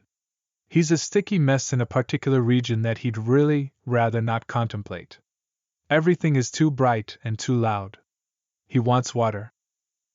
He manages to crawl his way into the tub and turns the taps to scalding, then lies against the icy porcelain, shivering until he's submerged. Even reaching forward to twist the tap off hurts. Hysteria is bubbling up inside of him. Luckily, he remembers all of last night in exquisite detail. They'd crossed the Rubicon, or a Grand Canal, choose your Italian waterway.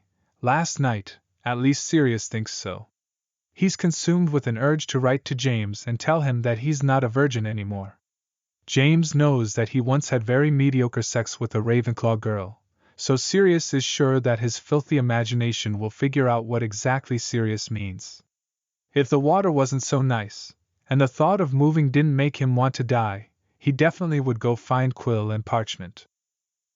The sex had been both different and better than whatever he'd had in his head beforehand. He'd never have imagined the intimacy of it, the way that it had felt to know that Remus was literally inside of his body. To feel Remus coming inside of his body. He can't imagine how anyone can do this casually. He can't imagine doing it with anyone else ever. He decides to keep that to himself, because he doesn't think Remus feels that way about him. There's a light knock on the door, and Remus opens it. Sirius's first, completely unbidden thought is, Angel. Remus is wrapped in a dressing gown, and his hair is an utter disaster, and he's standing in pale light. Botticelli would have painted this tableau. Rosso would have made it mischievous. Remus smiles when he sees Sirius. Good morning. Oh no, Sirius croaks. You're not hungover at all, are you?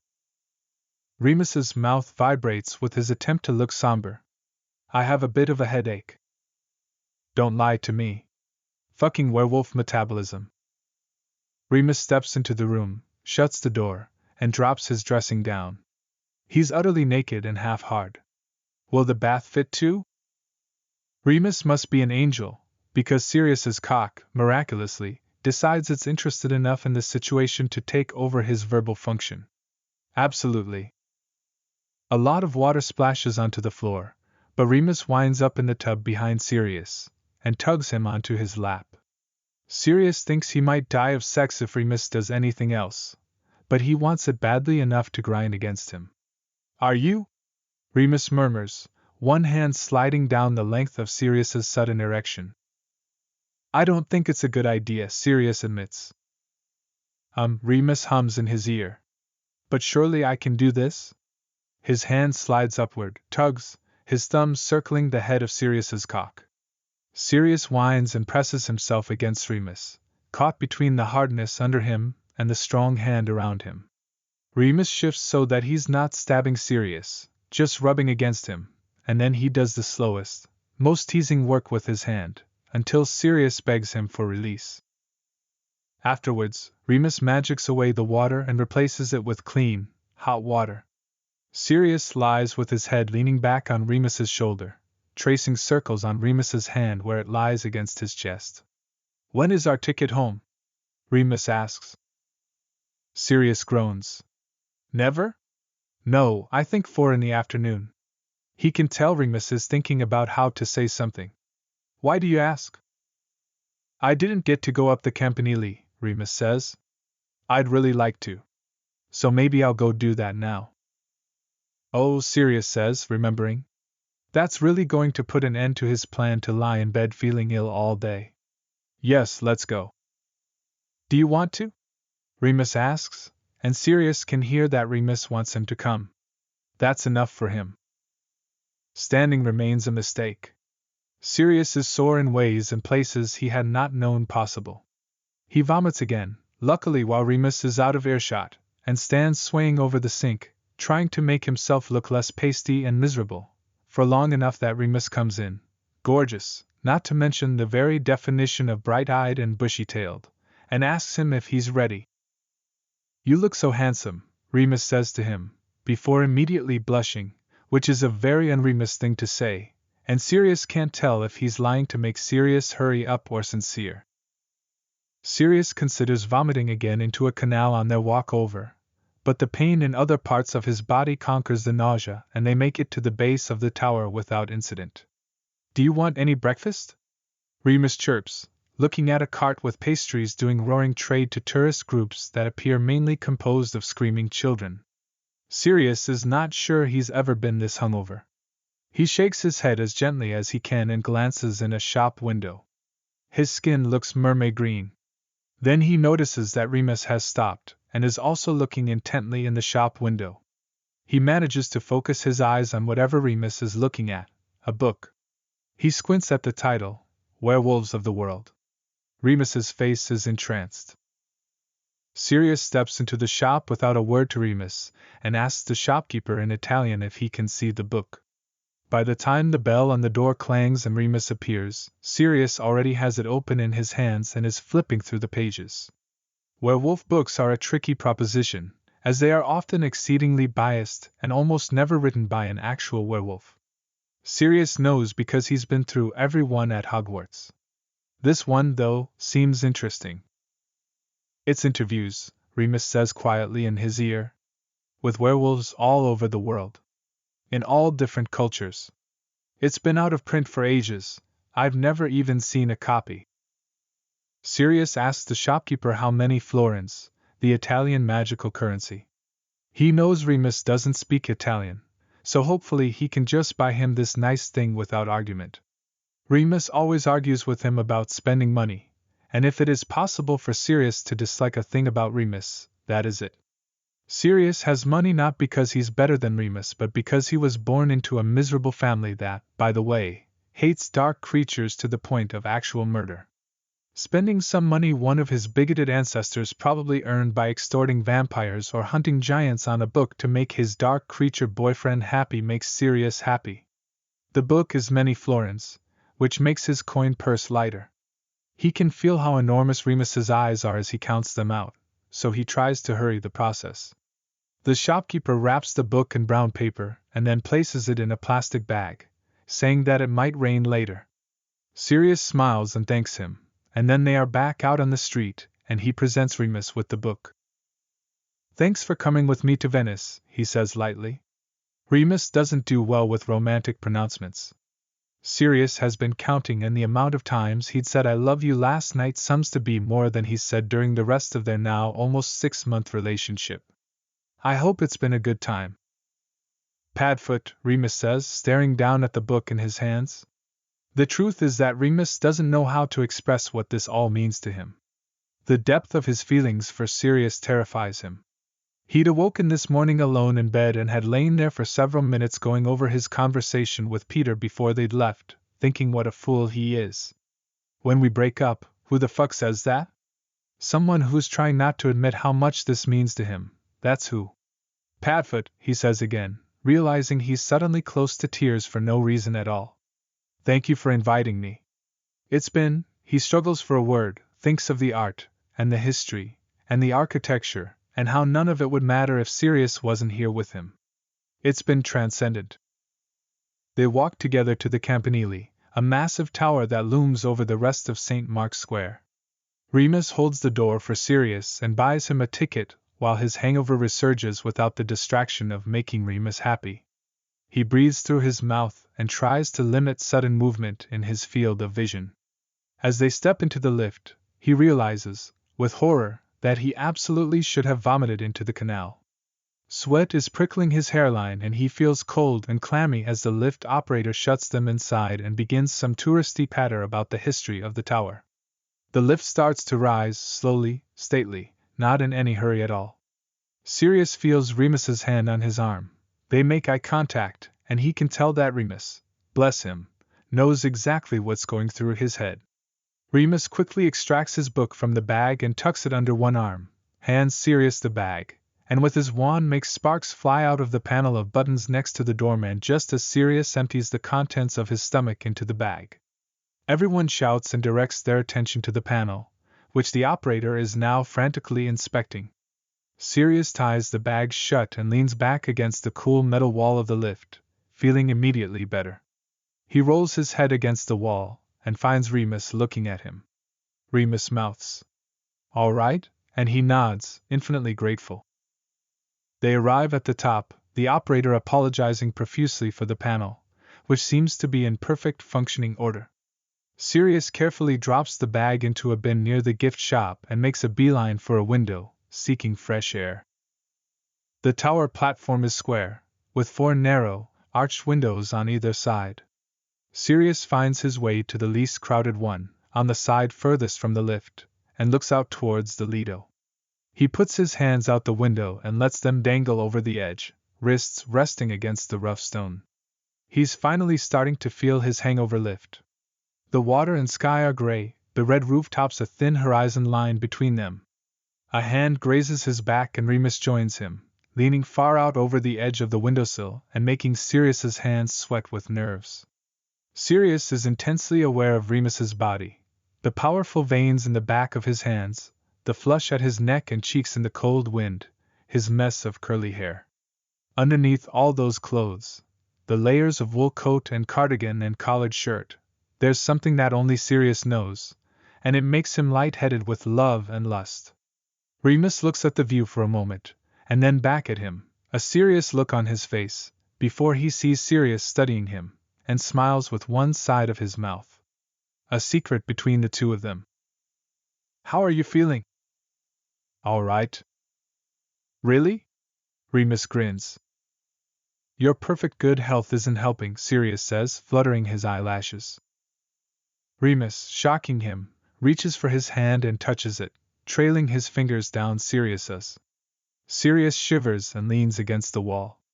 I wish, Remus says, a wistful tone in his voice that Sirius swears he's never heard. What? Sirius asks into the hanging silence, heart pounding. Is Remus about to express some regret? Does he wish they'd stayed at the party last night? Wish they hadn't. I wish we could run away together. Sirius's heart stutters, then restarts, beating much harder. He looks down at their just touching hands and says, Mooney. Stay here for a bit more, Remus says quietly. Until it gets too cold. Then we'll go south, down to Rome, to wherever you go to get a ferry. We'll go to Tunisia. Morocco. Ride camels in the desert, stay in a tent. When it gets too hot, go somewhere else. Just the two of us. It's the most romantic thing Sirius has ever heard, and for a second he wants it so much that he can't breathe. You'd hate it, he says lightly. You'd be bored in a few days. Not with you, Remus says. He's stopped stroking Sirius's fingers and is grasping Sirius's hand now, staring out at the world beyond the campanile. Then he smiles, seeming to come back to himself, and looks at Sirius, grinning again. We'd drink strange foreign coffee and talk about everything and walk around beautiful places and, here his voice dips into a lower octave. We'd go to bed whenever we wanted. Sirius is vaguely aware that he's leaning so hard against the stone it's hurting his hip bones. Let's do it, he says, but he'd heard that shift to the conditional and he already knows the answer. He tries to prolong the fantasy. We'll see all the famous places. Find the 7 wonders of the magical world. Uncover ancient spells no one's seen for millennia. Remus is smiling at him. When you're sleeping, I'll write a book about you, he adds, surprising himself as he says it. A book about me? Remus asks. He's leaning very close to Sirius here in this public space, but it doesn't feel like they can help it. You deserve to have books written about you, Sirius says, helpless to stop the words coming out of his mouth. I want to be the one to do it first. Remus laughs and looks down at their hands. He's actually blushing. Oh, Padfoot. He looks up at him, and his gaze is dazzling. I never want anyone else to do it. Remus pauses, deliberately seeks out Sirius's eyes, and says what he's been meaning to say all day, something that he thinks he's known for a long time but hasn't quite been able to express. I don't want anyone but you. A buzzer goes off behind them, and they jump away from each other. Time's up, the lift operator calls, as the lift doors open, ready to take them away from this place. Things feel peaceful between them. Sirius watches Remus eat a leisurely lunch in a little cafe, listening to him talk animatedly and sipping San Pellegrino. Then they retire to the apartment and lie in bed for a while, not doing much, mostly just kissing naked underneath the duvet, until it is time to go. The Italian magical border is quick and easy, and they step through the flu system, one at a time, then to the window at British magical immigration. You go first, Remus says, giving Sirius a little push on the arm. For hours now, he's been dreading the border. Sirius goes through immediately, just a quick glance and stamp by the agent. He turns and waits for Remus, who has just walked into a situation. Remus can tell by the look on the agent's face as she opens his passport and sees the werewolf mark that he's in trouble. She shuts the passport and calls for a supervisor, who tracks down Remus's file. Remus is standing very still, sweating in his many layers. He does not look at Sirius. You were there for research purposes? The supervisor asks. He sounds skeptical. Yes, sir. To use some archives. The supervisor has pulled out the letter from Oxford and is squinting at it. What's the degree you're reading for? Remus tells him, and answers all of his other questions. He continues to not want to look at Sirius. Sirius, for his part, is confused about what is happening but can see from Remus's posture that it is not good. He's considering storming back across the barrier, and using his family name to clear up the situation, when he sees Remus reach down into his rucksack and pull out several scrolls of parchment.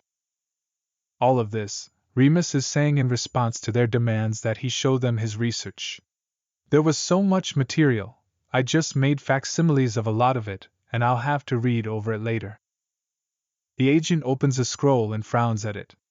You read Italian? She asks.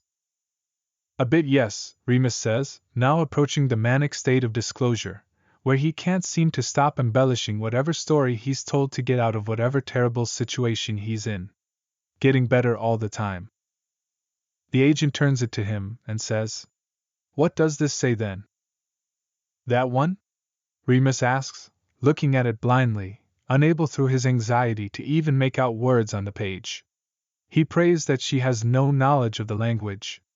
It's a record of magical events at the Doge's palace in the 1600s. Fine, the supervisor says abruptly, waving a hand. Let him through. He pushes the parchment rolls back to Remus, letting several of them fall onto the floor and scatter. Remus scrambles to gather them as the agent stamps his passport. He tries not to snatch it from her and run, instead thanking her in his kindest voice and walking across the border. What the fuck? Sirius demands. What was that all about? What are those scrolls? He's upset by how upset he can tell Remus is. Are you all right? I'm just going to use the toilet, Remus says. Alone and with the door locked, he vomits from nerves, then bends over the sink, shutting his eyes. He wants to cry, but what's the use in it? He rinses out his mouth and exits, almost running over Sirius, who has been standing directly outside the door. Sirius looks deeply upset. Are you all right? Remus nods. Yeah. He emphatically does not want to talk about it, but it seems very unlikely that Sirius will let this go. What was that all about? My status, Remus says, mad at himself for having a shaking voice. Status? Sirius truly does seem to forget that Remus is a werewolf most of the time. Remus isn't sure if it's endearing or infuriating, though he frequently lands on the latter. My lycanthropy. Why would they know that? Sirius, Remus says, more angrily than he'd intended. I had to disclose it to get a passport. Of course. It's in all my medical records. They cross-check those things. Sirius looks devastated. Why should that be a factor? Because why should another country let me in when they think I'm a danger? Well, they did, Sirius says. Maybe Italy's better than here. I lied to them, Remus says quietly. I got a letter from my academic supervisor saying I was doing archival research. Sirius sighs. So the scrolls? Just Italian records from the library at Oxford. Remus shrugs. I figured I'd have to show proof to someone. Just wasn't quite expecting it to be trying to enter the country I'm a citizen of. They are standing in a narrow, deserted hallway at the ministry. Remus wants to get out of the building and away from its registries and files and bureaucrats eager to stamp unwanted on his life. Come on, let's go. Sirius is uncharacteristically silent as they walk to the fireplaces that will transport them to the magical way station of their choice. Remus can feel him brooding, but he's burning enough with his own shame that he can't focus on whatever Sirius is doing. He steps to the fireplace that will take him to Paddington. From there he'll take a train on to Oxford, and drops a nut into the box, receiving a handful of flu powder. Sirius does the same. I'm coming to Paddington with you, Sirius announces. It's not the closest one to his flat, that would be King's Cross, but Remus is dreading their parting, so he nods and steps into the fireplace, calling out his destination clearly. They leave behind the magical station and emerge into the vast train hall. It is a cold November evening and Muggle travelers bustle around them. Remus doesn't know how to say goodbye and stands looking at Sirius dumbly in the midst of the station's chaos. Just stay the night with me, Sirius pleads suddenly. Take the early train. Remus looks at him, his eyes moving between Sirius's, then his mouth, then his eyes again. Let me look at the timetable, he says, buying time. They examine the posters until they find it, the 6:28 a.m. from Paddington. That's very early, Remus says. Sirius doesn't think that Remus will do it. He leans against the poster, and gives him an imploring look. He doesn't know what that does to Remus, who finds himself helpless to resist it, hopelessly in love with this man and this moment. It is a terrible idea to do this. He'll be exhausted. He'll hate himself in the morning. But not as much as he loves Sirius. All right, he assents. Let's go home. Home, Sirius echoes, a word he's never heard Remus call the shared flat. He feels like flying through the station. He has no sense of anyone else, even though it is crowded and they have to dodge and dart their way around it, down to the opening to the underground. They stand packed in a tube car full of evening commuters, and Sirius knows nothing except the way that Remus's arm is pressed against his.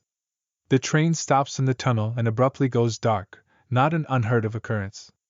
As people grumble around them, Remus presses in closer, and then his lips find Sirius's, daring in the blackness, just for a second, a hot breath on his mouth, a little nip of tongue. The lights come on and Remus is already looking away, down the length of the car, but he's smiling. Back in the flat, James greets them like the cat who's drunk the cream, clearly intending to only see Sirius and get the full debrief of their holiday in all its gory detail.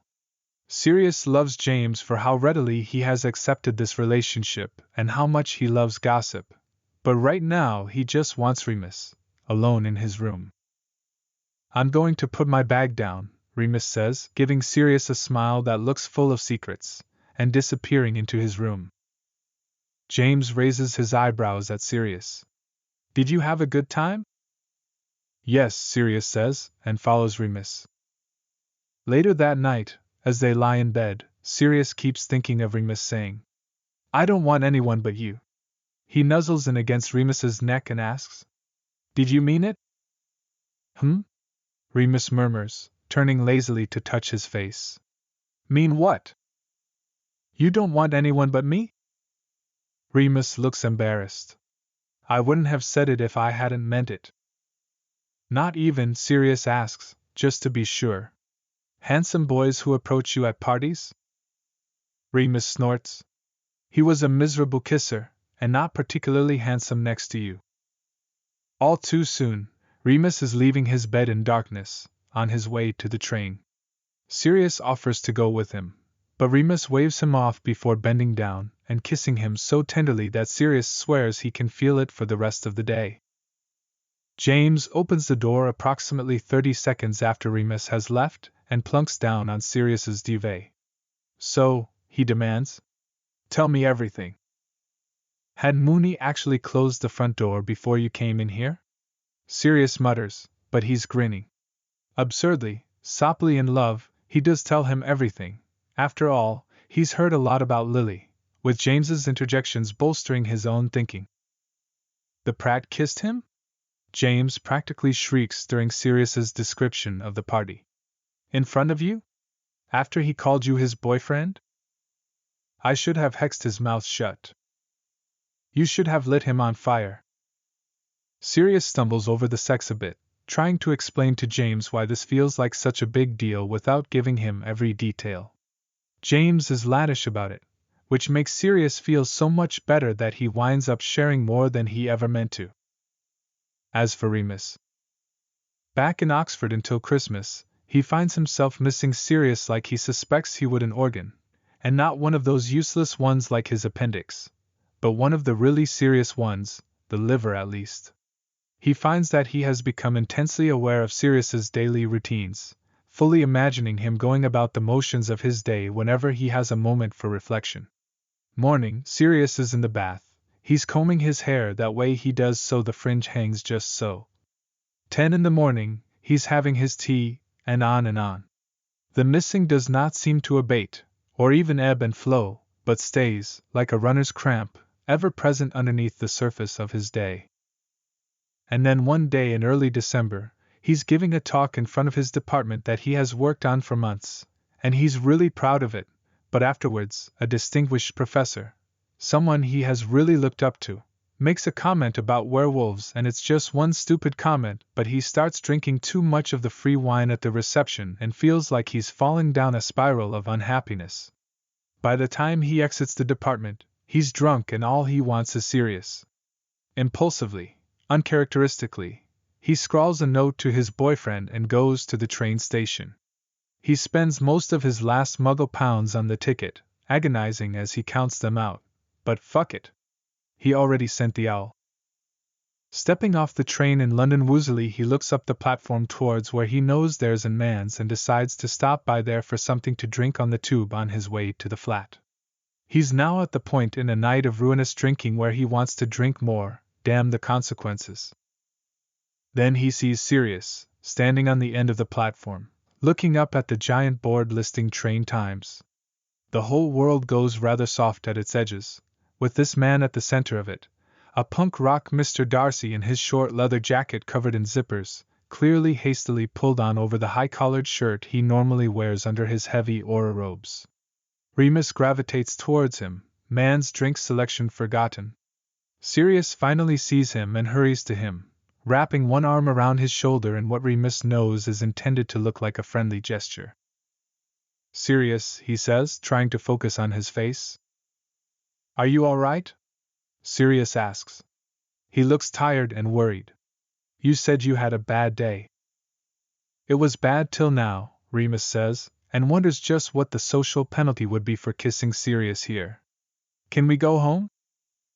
"Of course," Sirius says, squeezing his shoulder.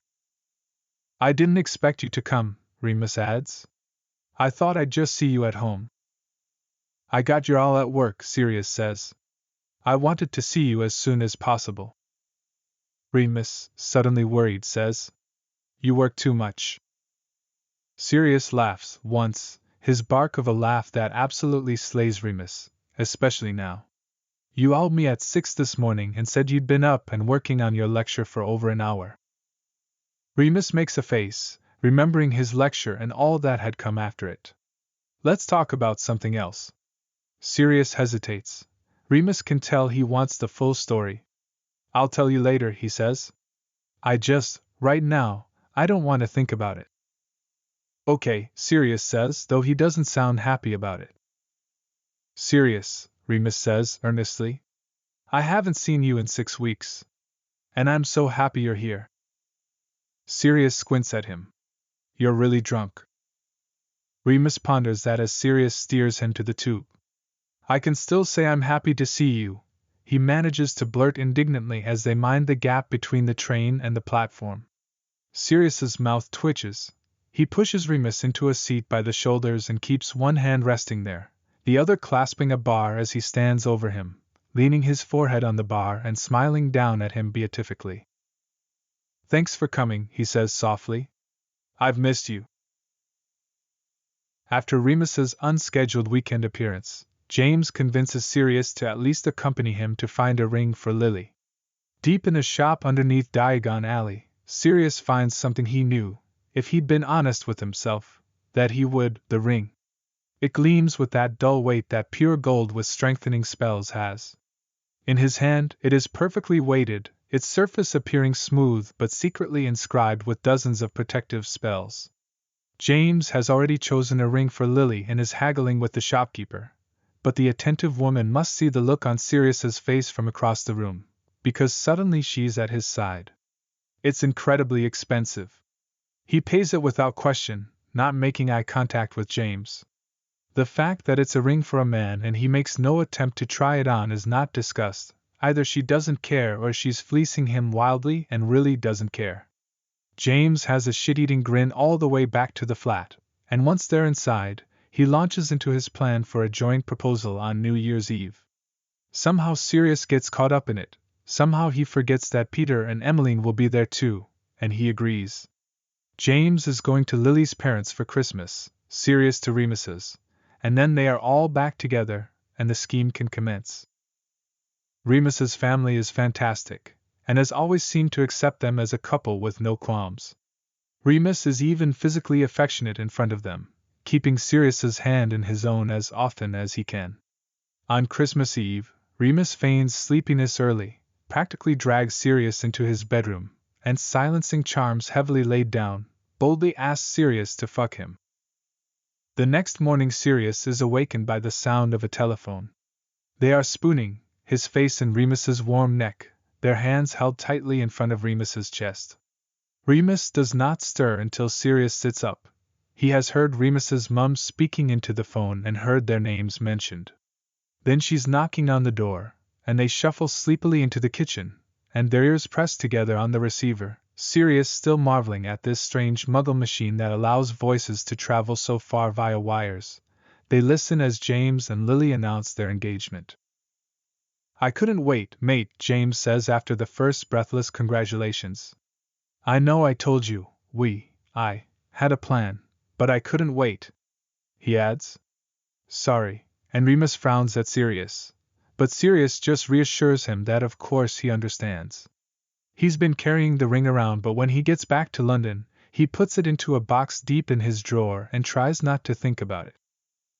It mostly works. Sirius wakes up to a buzzing sound, like 100 angry bees next to his ear. He rolls over and sees his wand. Glowing. Vibrating. Remus jerks awake and sits up, eyes enormous as he looks at Sirius. The barrier.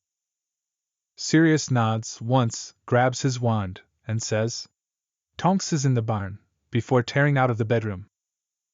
He stops for a second in the map room. The cottage on its parchment is surrounded by red, and then sprints through the kitchen, shoving his feet into wellies, maybe his, maybe Remus's, no idea. He's through the door, into a steady rain and very faint dawn light, slipping on the muddy path. The barrier around the cottage shimmers with a gray-green light. It is supposed to be invisible. As Sirius watches, hands press against it, pushing it inward, close enough in some places to almost touch the fence posts, feeling their way towards it, as if they know there is a solid thing there. He runs into the barn, throwing mud everywhere. "Tonks!" She flings back the duvet and jumps out of the bed. "My wand." "Someone's trying to breach the barrier," Sirius pants. "We're surrounded." Tonks bends over, starts lacing her boots. "Where's Remus?" "Putting down more spells?" Together they race back through the rain and into the kitchen, past the scarred old wood table where Sirius kissed Remus for the first time roughly 1,000 years ago, and into the main part of the cottage, where Remus, wild-eyed in a dressing gown, is holding a jumbled handful of things. "Bag," he yells at Sirius, who conjures one and holds it open so Remus can shove everything inside. He sees the map disappear into it. "Wait, we need to see how many are out there." "A lot," Remus says, very grim. He spins on the spot, arms now empty, as Sirius seals the bag and stuffs it into the pocket of his pajama trousers. "Remus," Remus says without looking at him, "you two get out of here." "What?" Sirius asks. "Okay," Tonks says. "Meet at the rendezvous?" Remus nods. His jaw is clenched. Sirius says, "I'm not leaving you." "Yes, you are," Remus replies. "We have to scatter." "Okay," Tonks says. "Absolutely." Sirius starts. "Remus, I'm not."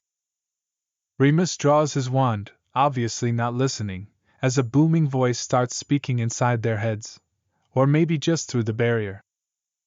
"I know that this is the headquarters of the Order of the Phoenix." The voice is terrible, like an imperious curse that hurts, and Sirius fights against his own instincts to crawl underneath the furniture. "Go," Remus yells at him. Remus's. Tonks reaches for his hand. He thinks she wants the bag, reaches into his pocket to give it to her, but her hand clenches around his, so tightly that it's painful, and a fraction of a second later he understands what is about to happen. "No." She yanks, and they spin forward into the swirl of apparition. Chapter 28, Homeless. A Death Eater follows them through apparition space. Sirius can't see who it is, only their silvery mask. "Let go of me," he yells at Tonks. "There's only one." "You'll be splinched," she yells back, and they hit the ground. The Death Eater materializes a second later. She releases Sirius, and they both step and turn, Russian roulette with a 50/50 chance on who the Death Eater follows, and indeed, it is Sirius. He can see them behind him again, and he daren't fire off spells because they could spin out of apparition space and hit anyone. But the Death Eater has no such qualms, and shoots killing spell after killing spell in his direction. Sirius lands hard on the beach. He is in Pembrokeshire, in one of the coves with high cliffs walling it off from the rolling hills of the interior. The Death Eater lands behind him. Dolohov. Sirius knows his swagger. They dodge and dart along the beach, wet sand sucking at Sirius's feet, making him slow, but he's furious, and his spells are covering a wide area. He's always fought like this, angry and wild, whereas Remus is all cold precision. He could drop a stunning spell that would fall from space to land on a bee. Remus. Fear is an ice bath, like the sea that is lapping at his shoes now, for he has lured the Death Eater backwards to the water. He ducks, falls to his knees, sees Dolohov's triumphant twitch of his arm, hears Avada. His own stunning spell sends Dolohov backwards, 20 feet along the edge of the surf. Sirius falls forward, onto his hands, and kneels in the water for just a moment. His hair has come loose from the messy ponytail he sleeps in, and it falls around his face. With a wet hand, he shoves it back and forces himself to his feet. He walks along the beach until he comes to Dolohov, who is trapped, eyes wide open behind his mask. Sirius kicks the mask off, feels his foot connect with Dolohov's jaw underneath it, feels viciously triumphant. "Fuck you," he yells at him. Water swamps him and Dolohov gasps and sputters. Sirius knows that the sea will do his job for him if he leaves him like this. He knows he could drag him up the beach and leave him tied to a rock, let the birds come for him. Dolohov is clearly terrified. Sirius hates this power he has. If he leaves Dolohov alive, he'll come for the order. This is a war. He's caused death before, but he's loath to do it again. He crouches down and says, very clearly, "Who came with you?" Dolohov's eyes are confused. Another wave rolls in and he goes under. When it recedes, panic is back on his face. "Who?" Sirius repeats. "Came with you to the cottage? Who was in your party? Was Bellatrix there?" There's a flicker. Yes, Sirius thinks. Bellatrix will have gone after Remus, just like her letter, dripping with unhinged vitriol. Fuck her, fuck Dolohov, fuck this. He kicks Dolohov viciously so that he rolls a little up the beach and leaves him. Somewhere in the melee, he'd lost the ability to apparate. That kind of spell is silent and can cover a wide area, unlike the killing curse, and he needs to get off this beach and find a way to find Remus now. There's no escaping it without scaling the cliffs, not on land, anyway. He transforms into Padfoot and runs into the waves, starting to swim as soon as he's beyond the breakers. The water is frigid, but it's much better as a dog than it would be as a human, and he's a stronger swimmer this way too. He swims far enough out to skirt the sharp cliff edges and then lets the icy current take him around until he finds another beach. Bedraggled, he staggers onto the sand and shakes, over and over again, trying to get the stinging water off his body. Then he gallops up the beach until he finds a path up to the cliff's edge. As a dog, he doesn't notice the rolling green of southwest Wales spread out before him, but instead the scents of the winter grasses and the loamy soil and the metallic edge of snow coming on the air. He hunkers down out of the wind and sniffs until he locates a town. Then he trots off in that direction, shivering with every step. The town is dingy and socked in by fog. Padfoot crouches in the cemetery, in the lee of the little village church, until the pub on the lone street opens, and then he transforms back into his human form and goes inside. The barman gives him a startled look. It is very early, and he is still damp and wearing a dressing gown, but Sirius casts a glamour, and the man's eyes slide away as soon as he's pushed a pint of bitter down the bar to him. Sirius holds the pint tightly and tries to think. He still can't apparate. He has no idea where Remus is, or for that matter where Tonks is. He remembers that he has the map in a small bag balled up in his dressing gown pocket. Leaving his pint for a moment, he goes into the toilet and takes it out, trying to examine it for Remus's name, but he can't find him. There's a gaping black hole, Literally a charm marked through the parchment where the cottage was. Numb, he returns to his pint and sits staring at it for what feels like hours. Sirius? Tonks' hand is suddenly on his shoulder. He spins wildly and stares at her. Tonks? Thank Merlin I found you, she exhales. She looks exhausted, and perhaps even wetter than he was when he came into the pub. He put an anti-apparition hex on me, he says. I figured. Listen. Have you heard from Remus? She shakes her head. No, listen, Sirius. He braces himself. What? It's Harry and Hermione. Sirius turns his pint glass into an illegal port key to Godric's Hollow because fuck legality, it's the fastest way to get there. But even then, they arrive too late. Bathilda Bagshot's house is a pile of matchsticks getting slowly buried under a layer of new snow. Tonks shivers miserably beside him as they search methodically through the wreckage.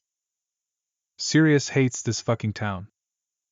They find the long-dead remains of Bathilda and a monstrous snakeskin, but no sign of the two teenagers. Sirius leaves Tonks somewhere near what was the upstairs bedroom and stalks to the graveyard. Remus had told him about the memorial, but he's never actually been. Now he stands in the snow and stares at the white monolith, its face inscribed with their names, and with a message: the last enemy that shall be destroyed is death. No, he thinks, for the last enemy is grief. Tonks is giving him a wide berth, though she really needn't have. Tears won't come. He thinks, of course, of Regulus, buried in an onyx tomb in the Black family vault. James and Lily came to Harry the night of the Triwizard Tournament. They are no more locked beneath this marble prison than the wind, the sky, the sea. They are dissipated amongst the stars until needed. They are inside his soul, and Remus's, and most of all Harry's. He closes his eyes. I'd know if Remus was gone because he'd come to me. His apparition skills finally return sometime around then. Tonks takes him to Shell Cottage, where Bill and Fleur live. She's treating him like glass. He wonders dully what she's seeing in his face. Kingsley greets them at the door and talks, but Sirius doesn't hear a word of it. Fleur offers him a bedroom, and once he's locked himself inside, he transforms into Padfoot and crawls underneath the bed. He doesn't sleep. In the hour before dawn, exhausted, he leaves the house and walks down to the sea. It has snowed overnight, and a thin skein of frost clings to the sand like foam from the waves. He listens to the calm water, and watches the sky lighten to a dull gray. His desolation is the sky, as vast, as colorless. He walks far down the beach until he rounds a bend and is out of sight of the cottage, and then he kneels and presses his palms into the sand. Locational magic. He is reaching into the earth to try to feel the imprint of Remus's feet elsewhere upon it. Eroded edges of shells press against his fingers, but he continues to reach down, as far as he can go, into the endless depths of the sand. How deep is a beach? An ocean? The well inside of him? Deeper than he can know, deep enough to seem an abyss to a mortal man. And then he feels it, an edge. It's visceral enough that he thinks it is in the sand for a second. He's sunken up to his elbows. Then he realizes that it is inside of himself. He probes it, gently, fearful of its disappearing, but though it curves inward, it doesn't shy away. And then as suddenly as turning on a light, he knows he can do it. He summons his Patronus. The ethereal black dog steps away from his body and stands beside him, head up and ears alert. Padfoot, Sirius whispers. The dog's ears prick forward and his tail wags, sweeping trailing plasma arcs in the still air. Help me, Sirius says, more confident. Find Remus. Tell him I love him. And then return and tell me where he is. The dog steps forward, presses his nose to Sirius's shoulder, and then disappears. His Patronus does not return. Sirius waits for nearly an hour, until the sky is fully light, and then returns to Shell Cottage, unsure how to interpret these events. Surely if Remus was dead, Padfoot would have come back almost instantly. So he must still be searching. But where could he be that a Patronus couldn't find? The cottage is packed with nearly 20 people, the last members of the order. Molly sees Sirius and wraps her arms around him in a silent hug. He holds on to her a second longer than he would have normally, and when they break apart her eyes are wet. Sirius shakes his head. He can't talk about this. Not yet. Without Remus, Kingsley is saying as Sirius enters the kitchen. He trails off. He's not dead, Sirius says, surprising himself with how wry he sounds. He's missing. If he was dead, I'd know. He's incapacitated, Ted Tonks says, exasperated. The Order's mission has failed. We're scattered to the winds. And yet we're all here, Sirius says dryly. We can't stay here, says Tonks. She gives Sirius a look that he suspects is meant to be sympathetic. They'll find us. They'll put Bill and Fleur in danger. We have to split up. It's every wizard and witch for themselves now. Sirius realizes that people seem to be looking to him for guidance.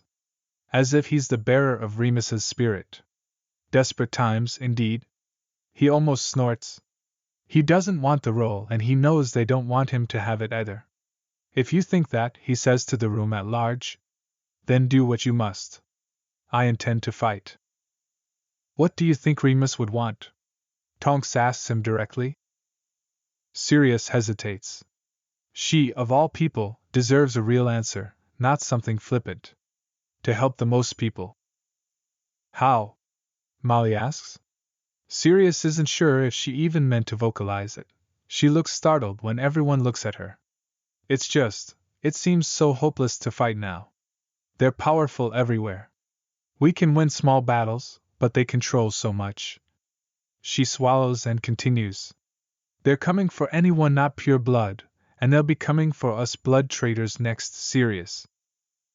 Sirius's mind is churning, and then suddenly it stops, fixated on something. A solution. A real, concrete thing they can do. What if we arranged for people to get out? He asks. Get out? Arthur asks. Out of Britain, Sirius says. He looks at Fleur and her friends, who are all standing by the Aga. Could we do that? Help people escape? Fleur purses her lips. Yes, I think we can do that. Remus wakes in semi-darkness. He rolls over and retches, a smooth, single motion, well accustomed. Whomever has put him here, he's on a couch in a semi-dark room, has provided him with a rubbish bin in the right place. Werewolves. There's something at his feet, too. It glows and shimmers in the low light. As Remus eases back onto the couch, it seems to flow up his body, pressing itself against his right side. There's the faintest warmth that radiates from it. Padfoot, he whispers, startled. I love you, the Patronus says in Sirius's voice. Where are you? I don't know, Remus mouths. No sound comes out, even though he intends it to. He's so weak and everything aches. Morning after a bad full moon? But this ache is different. He feels slow and stupid. The Cruciatus curse. He remembers Bellatrix in the flaming ruins of the cottage. His parents' things, his and Sirius's things, all gone in the green heat of fiendfire. They're just things. He shuts his eyes and repeats it, just things, just things, just things. His hands are warm where Padfoot is. Just things, just things, just. The door opens and there is Bim. Remus? Are you awake? He nods, barely. His left hand is wrapped in bandages, and he is slowly becoming aware of its throbbing. What happened? He croaks. He knows a lot of it, but he wants to hear it from someone else.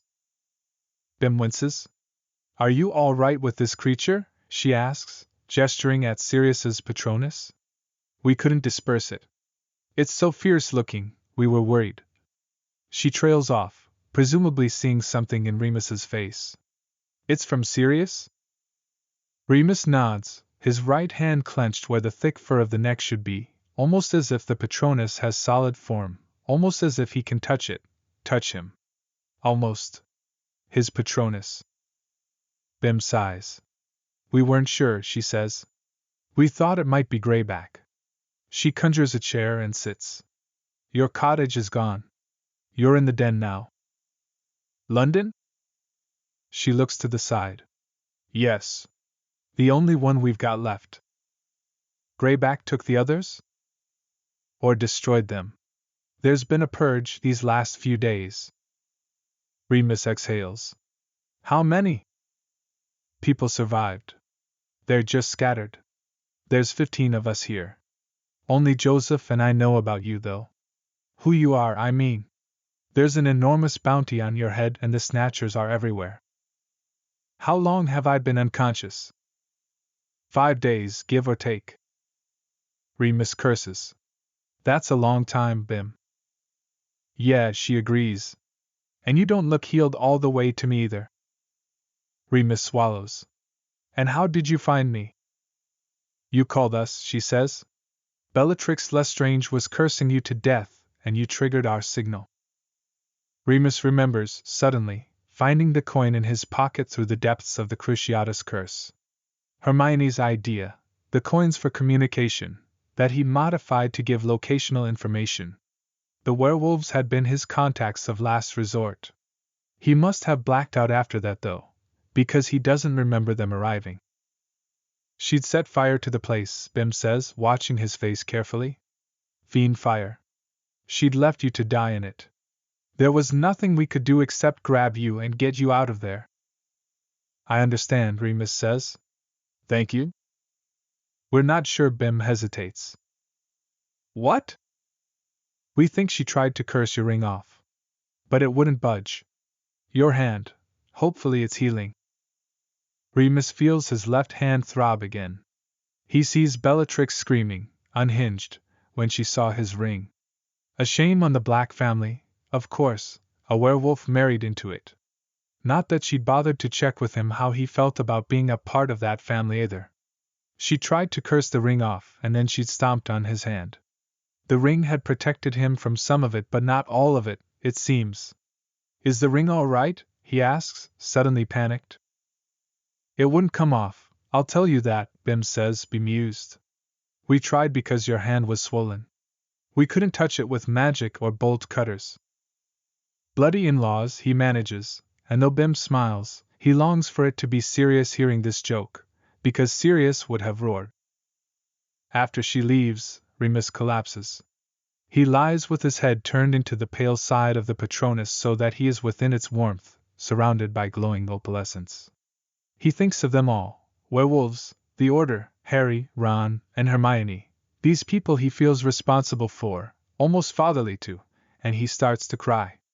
He couldn't hold them together. He couldn't protect them from any of the ugliness that he's always known existed in the world but that they hadn't known, not the way he has. He knows that thought is ridiculous even as he has it, even as it destroys him to feel it, and he cannot stop crying, sobbing now as he turns into the side of the couch and buries his face into the cushions, which reek of canine and charity shop and rubbish bin. The Patronus dips forward, fully enveloping him, and then fades into nothingness. Remus understands that it is going to communicate his state to Sirius, wherever he is. He understands that the Patronus means Sirius is well enough, but he aches for him anyway. Exhausted, he falls into a dreamless sleep. Some time later, there's no way to tell passage of time in the room, he awakens to a burning sensation on his chest. He reaches into his shirt collar, God, he's sticky and sweaty and disgusting, and removes the 2-pound coin that hangs on a chain, which Hermione gave to him solemnly the day before Bill and Fleur's wedding. It is glowing and hot now. Tiny words that he squints to read have appeared on its face, replacing the Latin surrounding Elizabeth II's head. Have Sword of Gryffindor. Destroyed Locket Horcrux. Who is thou Patronus? Chapter 29. Together, alone and alone together. It is a Wednesday night, and Lily and Remus are waiting. Lily sits by the fire with her hands cupped around a cup of tea. A generous portion of fire whiskey is in it. Remus is lying on the couch, a cup of the same drink on the table at his side. Harry is asleep in the next room, his breathing magically magnified so that they can hear it in the background, a steady rhythm underneath their conversation. Harry is a year and a month, but tonight James is gone, which can make him fussy. They have been talking and drinking for hours, too many hours. James and Sirius should have been back ages ago, their cheeks flushed from the night air, their hair mussed, their voices full of stories. Remus is slightly tipsy, but not enough to really matter. There's a noise outside and Lily rises to look, then sinks back into her chair. She's limping a bit, having sustained a twisted ankle trying to get out of the way of some Death Eaters 2 nights ago. I think it's a fox in the bins, she says lightly. Can't you do something about that? Remus is 48 hours removed from the last full moon and feels like he's been beaten with sacks of fruit. It's better than yesterday, when he'd felt like they were sacks of rocks, but it's not great. I'll take it up at the next Canine Council meeting, he says, testing the warmth of his tea. Stone cold. Whiskey skein clouds the surface. He takes a sip, grimaces, and swallows. It's not like you couldn't write a strongly worded letter. I don't think they'd care, Lily says. She uses her wand to add wood to the fire. Despite it being early September, a draft is making the room winter cold. Rain clattering on the curtain-drawn windows underlies the soft sounds of Harry's breath. We'd know, right? She asks, for what must be the 3rd or 4th time. We'd know. We'd know, Remus echoes.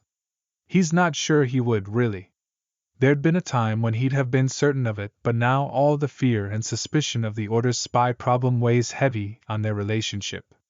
His body aches for Sirius, but it doesn't abate fully even when he's inside of him. Remus, Lily says. He looks up at her, startled out of a reverie of drink and dark thoughts. What? Tell me truly, she says, leaning forward on her knees sharply enough that he sees the slosh of the tea on the rim of her cup. All right. He's unnerved. Has Sirius ever cried during sex? Startled, he coughs a laugh that scrapes his ribs. The corners of her mouth turn up and then she starts to giggle. That's what you want to know. So that's a yes then. No instant denial. Remus flaps his mouth like a fish and fights to keep the memory off his face. We have good sex, he tries lamely. So good he cries. Not every time. Not even most of the time. Lily starts giggling harder. Come on now, I assume James does. James, she shrieks. Why's that? Sheer astonishment that he's got you, I suppose. Lily snorts. You think James does because he and Sirius are practically twins. Strange twins, Remus says. The one good-looking, the other James. She tosses a pillow, gently, at his head. Rude. You brought it up. I don't want to die not knowing. It's been keeping you up at night? There's another sound outside and Lily is on her feet in a snap, pulling aside the curtain and peering out. Remus's fingers clench around his wand. Nothing? He asks slightly. Albus thinks we're going to have to go into hiding, Lily says softly, letting the curtain fall and regaining her seat. Soon, he thinks. You've been lucky, Remus says. The thought comes to him almost instantly. 3 times you and James have escaped him. I know, Lily says. She sits back down, looking over Remus's head. But I don't want to hide. Albus says it's for Harry's sake, but it feels wrong, even with Harry. We should stay and fight, alongside you and Sirius and Peter. Her voice trails off. I know we have to do the right thing for our son. But what if the right thing is us defeating him ourselves? Remus doesn't know what to say. People do this to him all the time. They think he's got some great advice to offer. They confess things to him. They seek his counsel. They say he's a good listener. He wishes they didn't, not even Lily, who he loves like a sister. He doesn't have anything worthwhile to say. I don't know what it's like to be a parent, obviously, he says now, fumbling his way towards whatever he can. But I know I like having you around. I know your fighting skills and your brain are worth more than just having you sit protected somewhere. Lily gives him a tentative look. Remus, she says, and he knows that whatever she's going to say is going to be hard. Do you think Albus is wrong? No, he says quickly. He's not prepared to face it. We have to trust him. She hesitates. Sirius thinks he's wrong. About what? Remus snaps, and she looks startled at his tone. Sorry, just about what? He asks, trying to sound more normal. Sirius thinks we should be allowed to tell others what we're doing. He doesn't think secret missions are a good way to protect us from the spy. Remus sighs. Dog with a bone, he mutters. The thing about the tension in their relationship is, well, it's not something he really wants to discuss with Lily. The mortal terror means that they're either fighting or fucking, sometimes at the same time, and Remus would be lying if it wasn't fulfilling a need he's ashamed to have. When he isn't in a place of cold, calm terror on a mission, he's coming apart at the seams, remembering past missions, worrying about people on current missions, thinking of the dead, wondering when Sirius's time will come. When they are in the same place, they get needy. So it goes. Remus comes home, bleeding from a shallow cut over one eye. Sirius follows him into the bath and demands to know why he's hours late, while they jostle for position with wands and thick healing lotion. Sirius's fingers are gentle against Remus's brow even as they're fighting, his touch so deft and expert at this healing dance they've been doing for years, Sirius pressing against Remus's desire to be self-sufficient, even before they were lovers, just taking up space the way a dog does, oblivious to boundaries. Remus loves him so much for it. Remus lets his hands graze Sirius's back. Sirius stiffens and relief floods to Remus like a drug. I have to go, Sirius warns, but his mouth is already close enough to Remus's ear to burn, his tongue hot and wet down the curve as he moves to suck in his earlobe. Remus slides one hand down Sirius's back and under the waistband of his trousers. With the other he undoes the buttons at his fly and lets them fall, spinning Sirius, who is already turning, so that he's leaning over the sink. Remus watches Sirius's hands grip the porcelain edges as he fucks him. The veins stand out over the knuckles and Remus knows he's going too hard, too fast, his hand around Sirius's cock too tight, but Sirius takes every thrust and stroke with a ragged gasp, his entire body so tense that Remus suddenly feels claustrophobic, in this room, in this relationship. As Remus comes, Sirius hunches further, taking it all, and then he's coming too, all over the sink. Some gets on the mirror. Remus thinks I'll have to clean that, and Sirius is already standing, already pulling away, still panting a little with his hair stuck to his forehead from sweat. I have to go. I love you.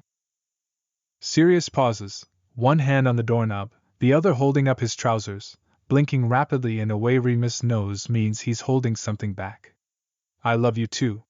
He leans to kiss Remus, buttoning up as he does, and then he's gone. Remus slides down the side of the tub and sits, head in his hands, shaking with the come down. And again. They have a screaming row about where Remus has been. Sirius demands to know why he comes in so many mornings bedraggled and exhausted, and Remus, who is both of those things very much, can't seem to do anything but respond mechanically that he can't tell him a thing. Dumbledore's orders. Finally, Sirius demands, "Are you fucking someone else?" His voice breaks on the curse. Remus stands hollow, stunned, for a beat too long. When exactly do you think I have time to meet other people? He asks, deathly calm, the exact voice that will destroy Sirius. He can't seem to stop himself. The idea is so fucking absurd. He's trying to recruit werewolves and other dark creatures.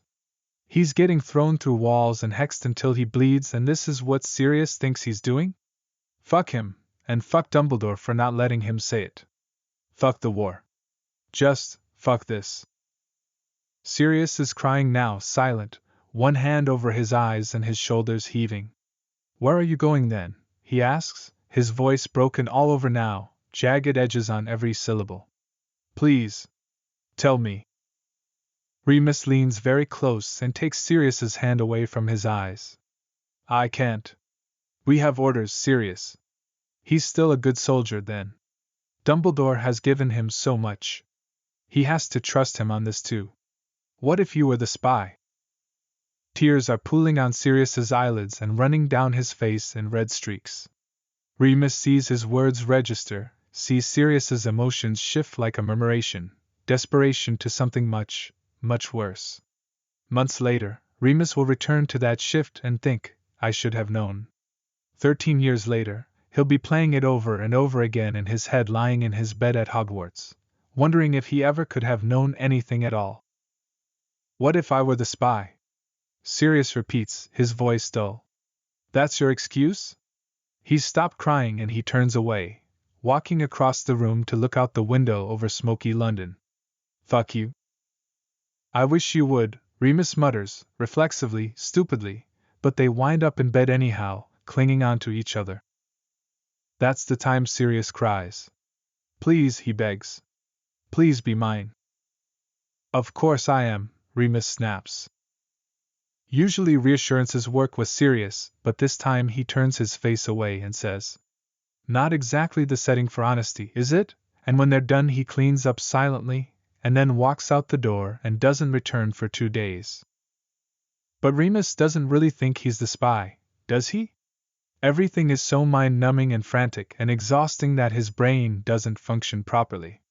Sometimes after the full moon he winds up so tired that he has the opposite of lucid dreams, so realistic feeling that he can't tell if he dreamed them or not upon waking. Did he imagine that glance Sirius gave at Death Eater when they captured him, the one who escaped later that night? The way Sirius flinched when Alice Longbottom was talking about Bellatrix Lestrange? In September, Lily gives him the idea that he should take Sirius on a date. Nothing related to any of this, she says softly, waving a hand around the cramped and hot attic room in Diagon Alley where they're helping prepare magical weapons. Just go out for a drink. Go see a film, get dinner, stroll around a park. Be a muggle, Remus says, one eyebrow raised. Yes, exactly. What do you think? He asks Sirius, on the one night a week later that they are both home. Let's go out. Sirius hesitates, then breaks into a rare smile. Let me change. Lily's suggestions were all well and good, but Remus doesn't want to talk. He's fairly certain that if they do, they'll break up, and it's not a possibility he's willing to accept. Instead, they go to a gay disco and Remus takes every opportunity to demonstrate to Sirius that he's the only one that interests him. It is a rare happy night that year. Indeed, it is the last happy night they have for, well, a very long time. Sirius checks the address against the parchment Arthur had given him this morning and looks around the street. It's an unremarkable lane in Rotherham, twin rows of red brick semi-detached as far as the eye can see, and there's not a soul out on this dull gray Tuesday except a mangy tabby. He walks up a damp path made of the same red brick and knocks on the door of 112A. The curtain at the sidelight twitches, he hears a shifting of locks both muggle and magical, and then the door opens a smidge. Artemisia Caswell? He asks, the door crack, because he can't see anything inside. The house is quite dark. Who are you? Her voice is shaky, and younger than he'd expected. I'm with the Order of the Phoenix. I have intelligence that you may be in some danger from the Snatchers. There's a long pause. She takes a deep breath that sounds like a sob. Sirius is getting increasingly nervous about being out on her stoop.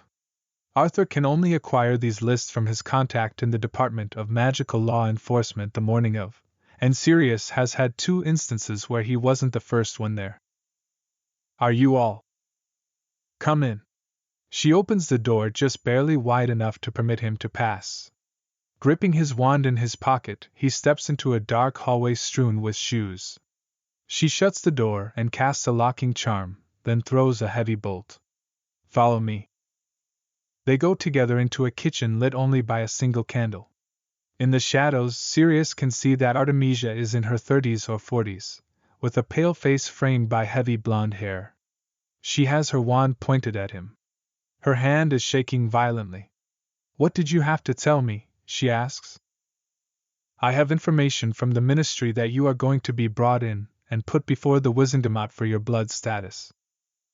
Why would they do that? She asks. Sirius can't tell who she's trying to convince. I don't know your personal history, he explains. I just have this list of people they are looking for, acquired by a source at the ministry.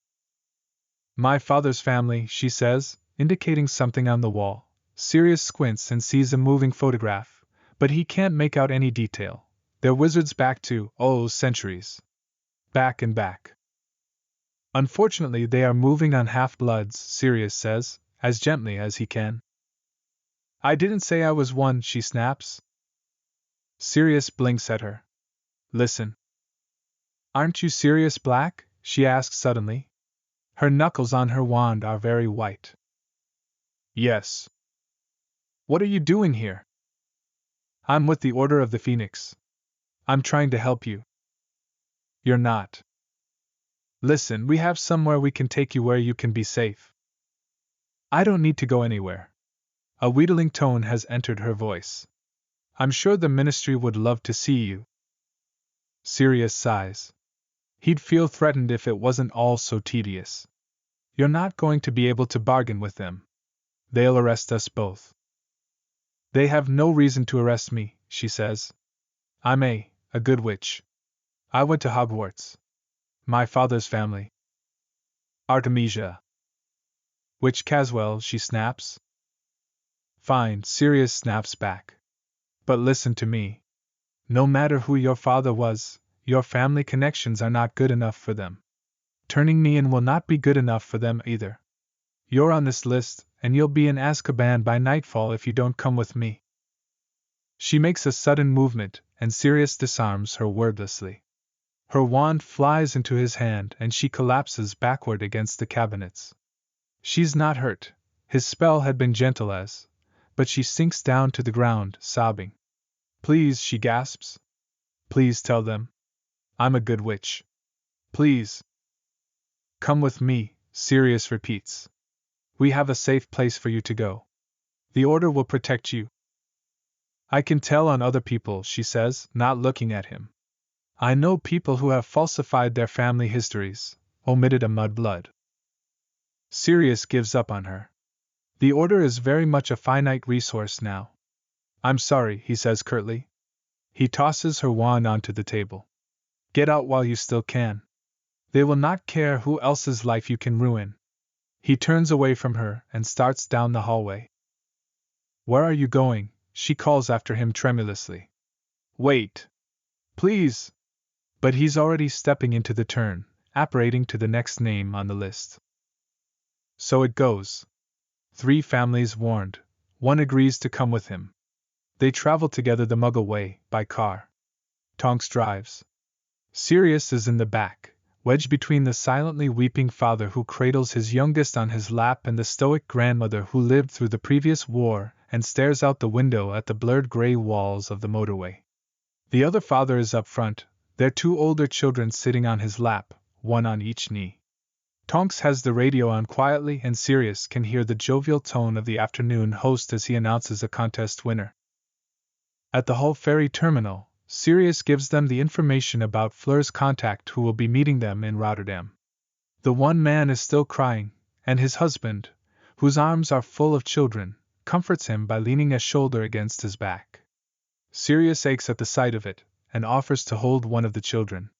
The man wipes his eyes and shakes his head, looking to the side to give his husband a wavering smile. Tonks touches his elbow. Let's get out of here, she says, nodding her head to one side. Sirius senses the movement at the edges of his vision as she does so, and grips his wand in his pocket. Let's see them onto the ferry, he replies. He doesn't know what's approaching yet. He thinks, fuck me, it's cold in here. Go on, Tonks says, shooing them up the ramp. They're departing. There are announcements overhead, though Sirius isn't sure what they're saying. There's suddenly a hideous buzzing in his ears. His blood is pounding there, drowning out other sounds. Dementors, he breathes, as he sees the shadows slip into the room. Tonks. Fuck me, she whispers. Sirius manages to focus well enough to see the family boarding. The grandmother looks back and he sees her see them too. She looks down, seeking out him and Tonks on the dock, and her eyes hold nothing but compassion. Then she turns and steps through the doorway, and a sailor swings it shut behind her. Are they going to make it? Sirius asks. His voice seems to be coming from his chest. He's not sure he's speaking aloud. They're here for us, Tonks replies. Come. Now. Sirius follows her through the crowd, which is starting to shrink back from the walls. The muggles who surround them won't see the Dementors, but it's clear they can feel them. A young woman near one is staring, catatonic, where its face would be as it leans close. Tonks' Patronus kicks it in the head with its long leg. Sirius hadn't even known she was performing the spell, but he can see her now, grim-faced with concentration. She's dragging him. He knows he's being useless, but Dementors, well, they fuck him up more than anyone else. Can you apparate? She demands, yanking him by the arm around a corner and into a market. A butcher is weeping desperately over a red slab of meat. His customer has sunk to the floor and is pressing his scarf into his mouth as if trying to stop himself from screaming. No, Sirius says. You go. Don't be ridiculous. Go, he says, as forcefully as he can, throwing her arm off. I can handle myself. I'm not leaving. Something in his face tells her he means it. Sirius. Go while you can still apparate, he says. I promise you, I can get myself out of this. She hesitates, then nods. I'll see you soon, she whispers, and apparates with a soft pop that causes the nearest Dementor, who has just glided through the butcher's wall, to turn directly towards Sirius. Calmly, he lays down his spells. He has a wand now. He's not helpless. He's a wizard, and one who escaped Azkaban for fuck's sake. He can do this.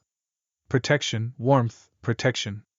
The Dementors are drawing in close now. The memories are there, the same ones as in Azkaban, as if they'd never gone away. Remus's face in a fight, Remus's face after the full moon. James's face still on the floor. Lily's face, wet with tears from her crying son. He reaches into the memories and feels the force of his love for these people. It is warm, and then it is palpable. His Patronus leaps from his wand like a fox onto prey and kicks itself through the nearest Dementor's wraith form. The walls close in, there's a massive flash of light, and Sirius collapses. There is a dingy, abandoned place in the eastern reaches of London, a warren of buildings, below and above ground, that make up the final inner sanctum of Britain's werewolves. There are maybe 30 of them left, the others all recruited or murdered by Voldemort's people. Some still come and go, Bim and Joseph among them, but all agree that there are snatchers watching and waiting who won't hesitate to attack. There is only one werewolf they will take alive, Remus Lupin. He has been healing for months, slowly venturing from the couch in the deepest part of the den up as far as the uneven roof that overlooks warehouses and fields bombed decades ago into emptiness, and far off in the distance, the Thames barrier. The other werewolves treat him with a level of respect that makes him deeply uncomfortable. He's convinced that it's tied to his ability to move within the human wizarding world, a privilege that he believes he deserves no credit for. He can write letters to Sirius infrequently because sending them is a danger to them both, the slightest misstep and they will be traced. Sirius cannot visit the den because he is not a werewolf, no matter how much respect the others afford him. This is their implacable law, and as much as Remus longs for Sirius, he would never ask them to break it.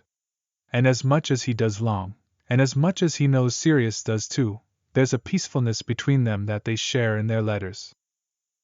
I need you, but I know you are mine, even when you're far away from me, Sirius writes to him. And Remus writes. There's no secrets between us now. I feel that you're closer to me now than you've ever been.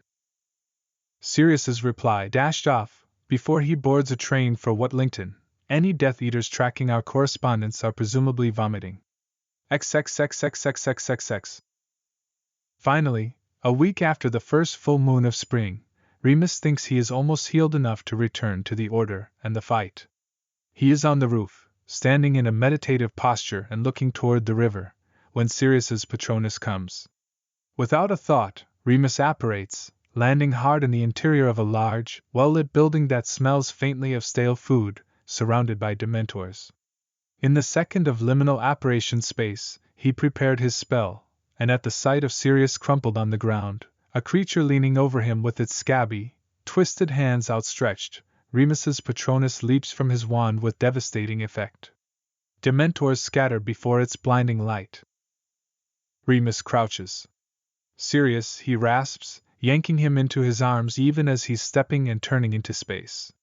Sirius mumbles something, and then his body wraps around Remus, his big hands strong against Remus's back, his face pressed into Remus's neck in the instant that they spin. Remus's body thrills to him, and he almost splinches. They collapse onto a dirt path. Remus, Sirius gasps, slumping against him, breath hitching. Remus, how did you? Your Patronus, Remus says, close to tears. Sirius raises a shaking hand and touches his face gently. Where are we? An island off Sky.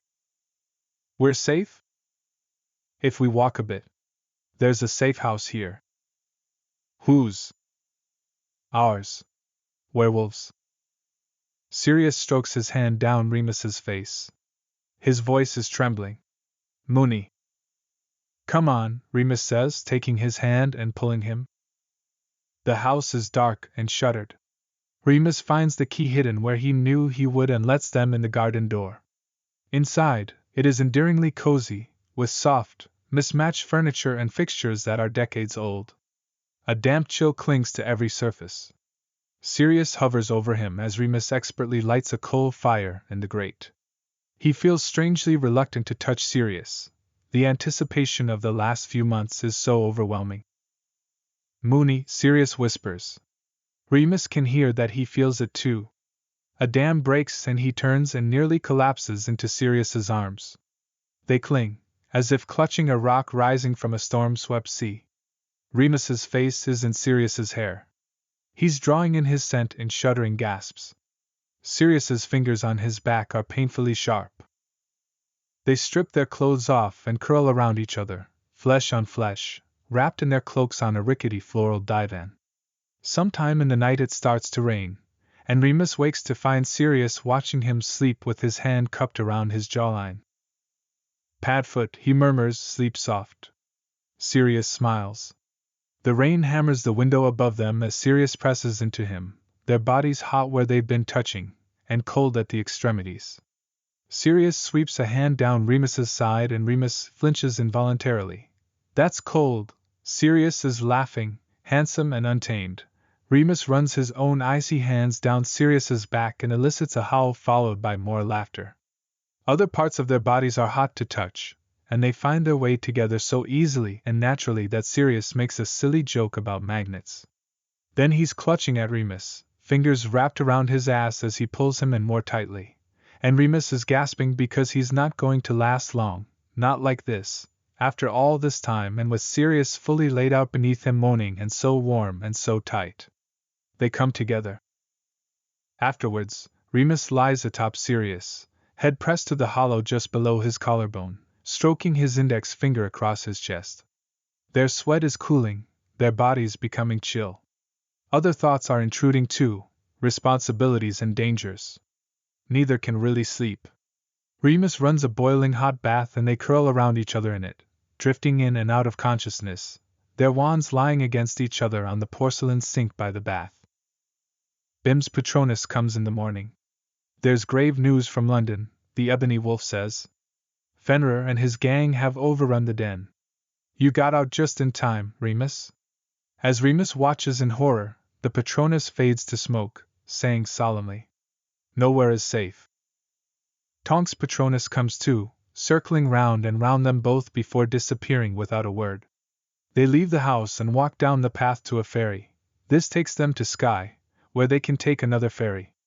They travel the Muggle way, two men who sit with their sides touching and their hands tightly clenched across hours of coaches and trains and grimy stations. The landscape they pass is heavy, gray. At every stop, a greasy rain clings to their faces. Their joined hands are the only point of light Remus can see.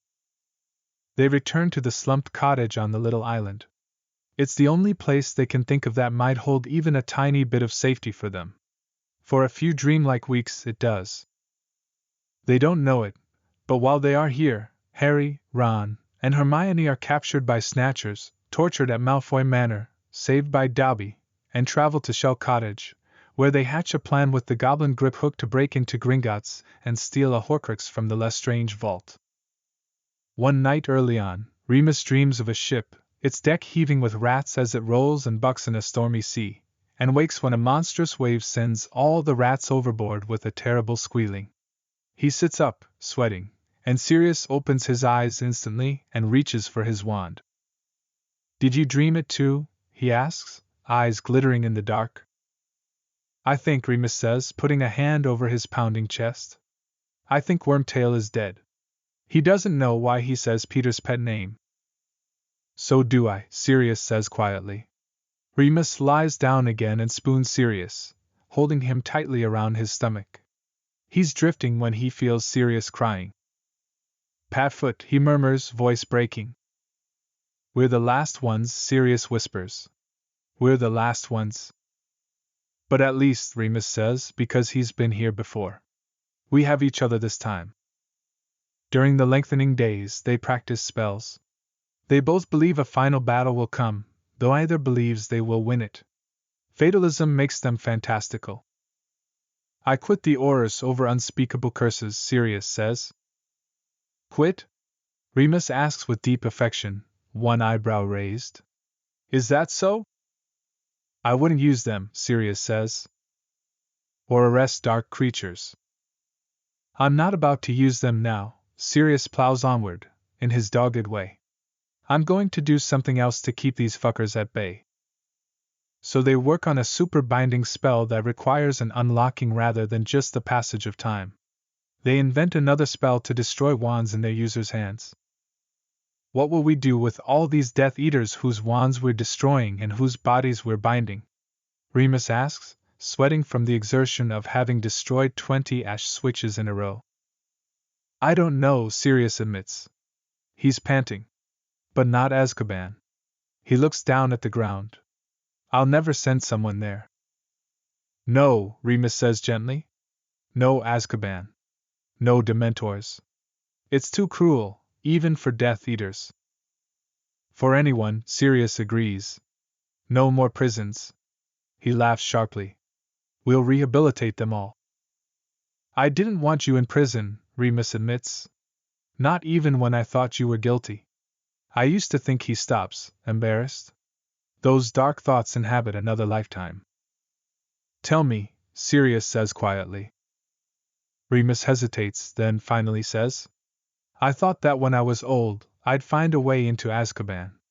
He looks out to the sea, which is rising up to touch the sun. "I'd get inside and I'd ask you if you were sorry. But no matter what you said, my plan was to put you out of your misery." He swallows. "And then, I assumed, the guards would take care of me too." "Merciful Moony," Sirius says, his voice tender. "Thank you." "I didn't want to do it," Remus tries to explain. "It was just, I felt so powerless. It was the only way I knew to stop your suffering." He looks down at his hands, dirt under the fingernails and veins tense from clutching his wand. "I still feel powerless." "I don't," Sirius says. Remus looks up at him and raises an eyebrow. "It might sound silly and trite," Sirius says. "In fact, it might even be silly and trite, but I've got the power to choose who I love." He steps close and wraps his arms around Remus, pushing his face into his neck. "Every day I choose you. And that's true power, I think." Remus puts one hand around the back of Sirius's neck and presses as close to him as he can. "I love you too," he murmurs. But that night he's still mulling over it, and Sirius knows it. "We aren't powerless," he says, pushing a bowl of tomato soup Remus's way.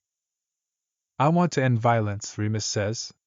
He's thinking of every time someone has been aggressive towards him because he's poor, or a werewolf, or queer.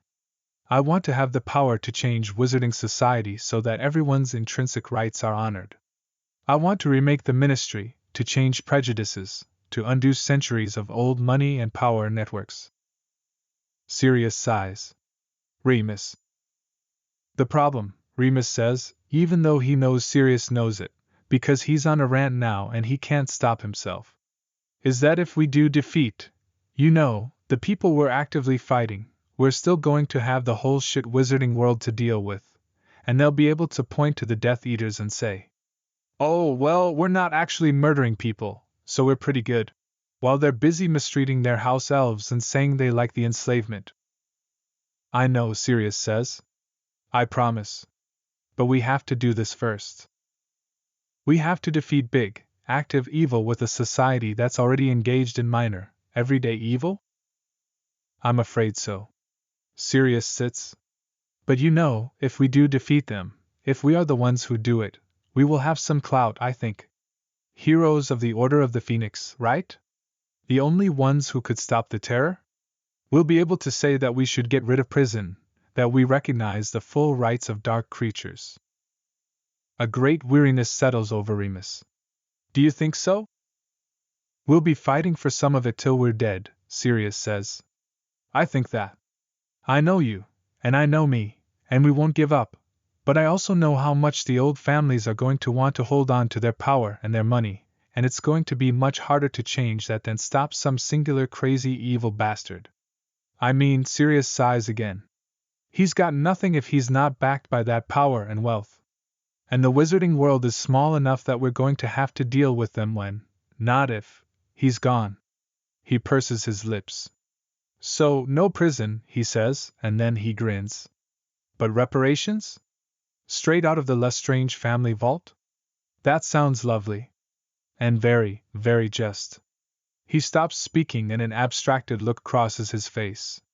He puts a hand into his pocket and draws out a small, round mirror. Harry? What on earth? Remus says, shocked. Isn't that James's? Yes, Sirius says, staring down at it. Harry, are you there?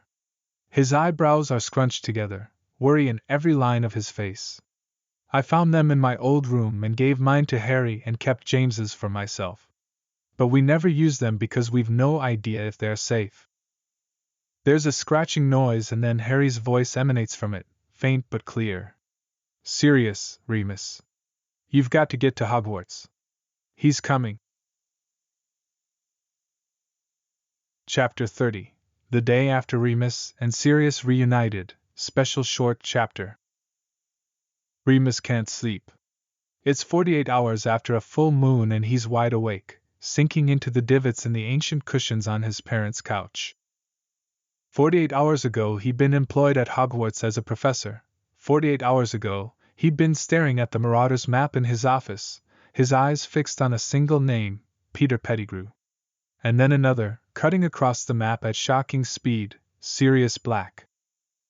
Sirius Black. The source of his current wakefulness. The man who may or may not be sleeping in his bedroom after creeping in the door in dog form 2 hours ago, accepting a bath, a haircut, and a bowl of broth and noodles. Remus hadn't known what to do with him, and thus had offered him too much, or possibly too little, culminating in giving him his bed. Remus knows what he'd wanted to do: lie down on the floor, scream, cry, and wrap himself around Sirius's body and cling onto him while doing all three. Sirius had had almost nothing to say throughout, though he'd wept silently while Remus tried as gently as he could to detangle, and then eventually just cut off and clean up his filthy hair. Is Sirius sleeping? Is Sirius still there? He presses his hand to his face and can still smell Sirius's hair on his fingers. He's here. He's real. He's really here. Remus can't sleep. Eventually he pushes the blanket off his legs and stands up. Fuck, he's sore. His ankles, or maybe that's his Achilles tendons, creak painfully as he walks, as silently as he can, down the hallway towards the bedroom. Sirius has the door wide open and the light on. He's sitting up in bed with the thick duvet drawn up to his neck and one spindly arm extended, holding a book. He's wearing Remus's pajamas and Remus can see the fabric hanging off his forearm. The sight of him is like a lightning strike very close on a dark night. Sirius, who has clearly heard his approach, looks over his book and raises his eyebrows at him. Winded, Remus slumps against the doorframe as nonchalantly as he can. How's the book? He asks. It's one of his textbooks, Newt level. Oh, Sirius says, his voice hoarse. You know. Just revising for the exam. Remus laughs. Let me know if you have any questions, of course. Sirius carefully closes the book and looks at Remus. His face is expectant. What are you going to tell me? There's some wariness there, too. Have you changed your mind and turned me in? Is the ministry on its way? Remus says. Sirius's face. He's so gaunt that his cheeks are drawn in and the circles under his eyes are purple. But Remus will be damned if the sight of him isn't twisting his stomach. He bites his lip. I couldn't sleep. You couldn't sleep? Sirius repeats. I could not, Remus confirms. He realizes, belatedly, that Sirius is referencing the past. Sirius remembers that Remus usually can sleep for England. That wins Remus again. He pauses. He frowns. Why couldn't he sleep? You know when you're falling asleep and you have that feeling like you're falling and you jerk awake? Sirius nods. It was like that, Remus says. Except instead of feeling like I was falling, I felt like I must have dreamed everything that's happened. I felt like if I woke up, I'd come in here and you'd be. I don't know, not here. Not vanished, just had never been here. He puts a hand to his head and rubs his hair. His scalp aches. I needed to come make sure that wasn't the case. Sirius reaches to his side and places the book onto the nightstand, then holds out his arm and gestures, Come here. I don't think I can sleep either, he says, voice gravelly. Sit. Let's talk. He swallows. Please. Remus longs to crawl into the bed beside him and press his face into Sirius's neck. 13 years and thousands of miles and Sirius still makes electricity crackle down his spine. It's not even sexual. Or if it is, it's sexual, and sexual plus everything else. It's a need so deep Remus can't articulate it. Hang on, he says to buy himself time. I want a glass of water. Do you? Sirius's entire face lights up. A glass of water, he says wondrously. Yes, please. In the kitchen, Remus's hands are shaking so hard that he sloshes water everywhere. He has to set the glasses down and take several deep breaths. His reflection in the window above the sink is wild-eyed, hair must glisten of sweat on brow. He presses his glass to his forehead. Maybe he's feverish. He puts the glasses down on the counter, grips the cool basin of the sink with both hands, and bends at the waist, pressing his forehead down onto the side of the countertop. Back in the bedroom, and Sirius is now just a thin, pale face with a nest of unevenly shorn hair pressed against the headboard, the duvet covering everything else. The arm emerges like a white ghost, the sleeve falling away up past the elbow as he reaches for the water. Remus manages to hold it steady enough to give it to him without drenching the bed. Sirius holds it with both hands and drinks in greedy little sips, over and over again, unmistakably like a dog lapping at a puddle. Remus sets his glass down on the nightstand beside him and is confronted by a question. Does he pull back the duvet or sit on top of it? For the latter, it is late June, and really quite warm. He is wearing pajamas and a dressing gown already and does not feel comfortable removing either at this particular moment. For the former, Sirius is under the duvet, and sliding under it would both preserve his heat and put Remus closer to him. Remus? Remus puts his hand on the corner and tugs it back.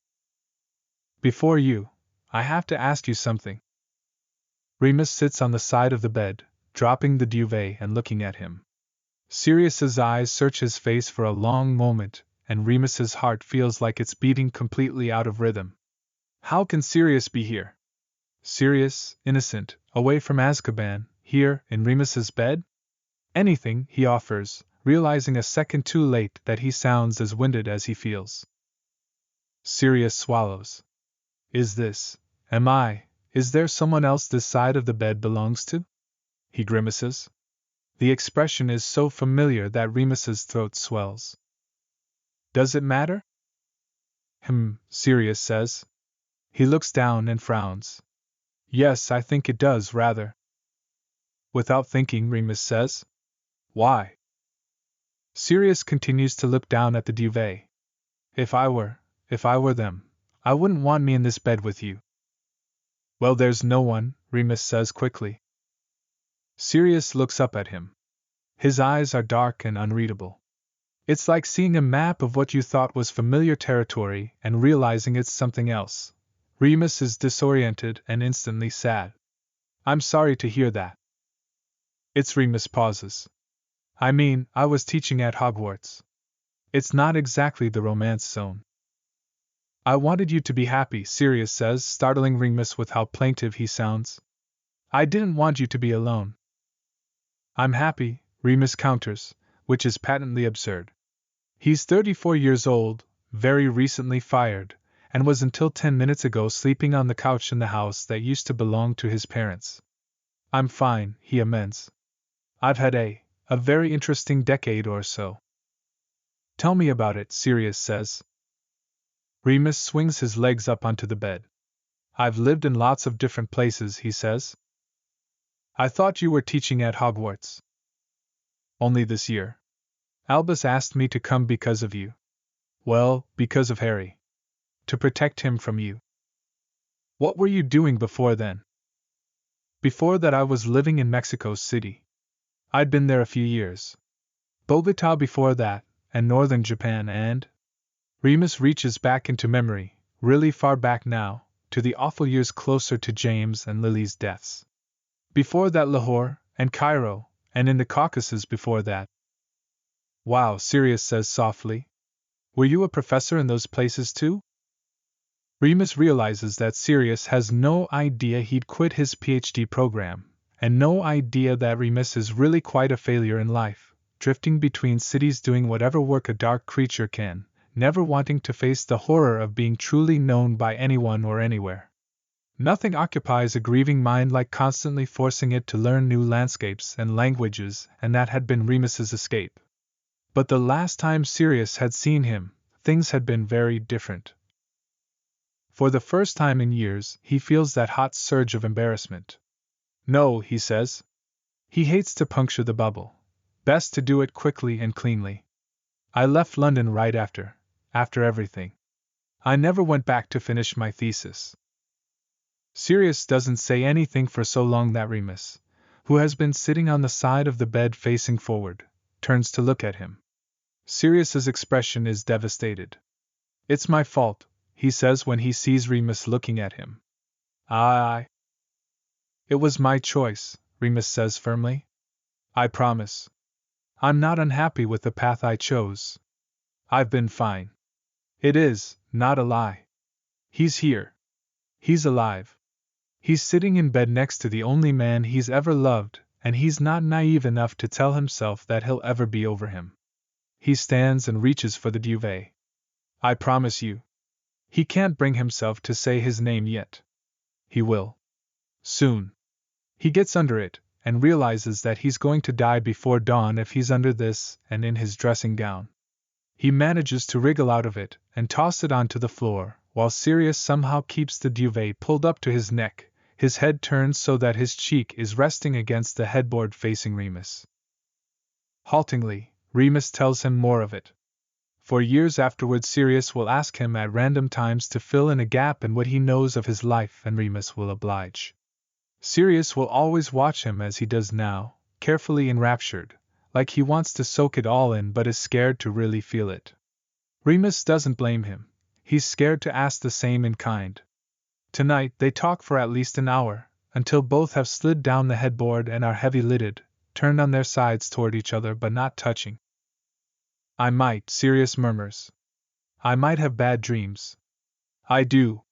A lot. Just, I don't know. He smiles, lopsided against the pillow. Shove me off the side. I won't, Remus says far more tenderly than he'd intended. They're deliberately keeping the mood light, but exhaustion is making him even more emotional. He reaches his hand out, feeling carefully for Sirius's arm, until he finds his wrist. Sirius freezes and he drops it instantly. No, Sirius says. Really? I'm sorry.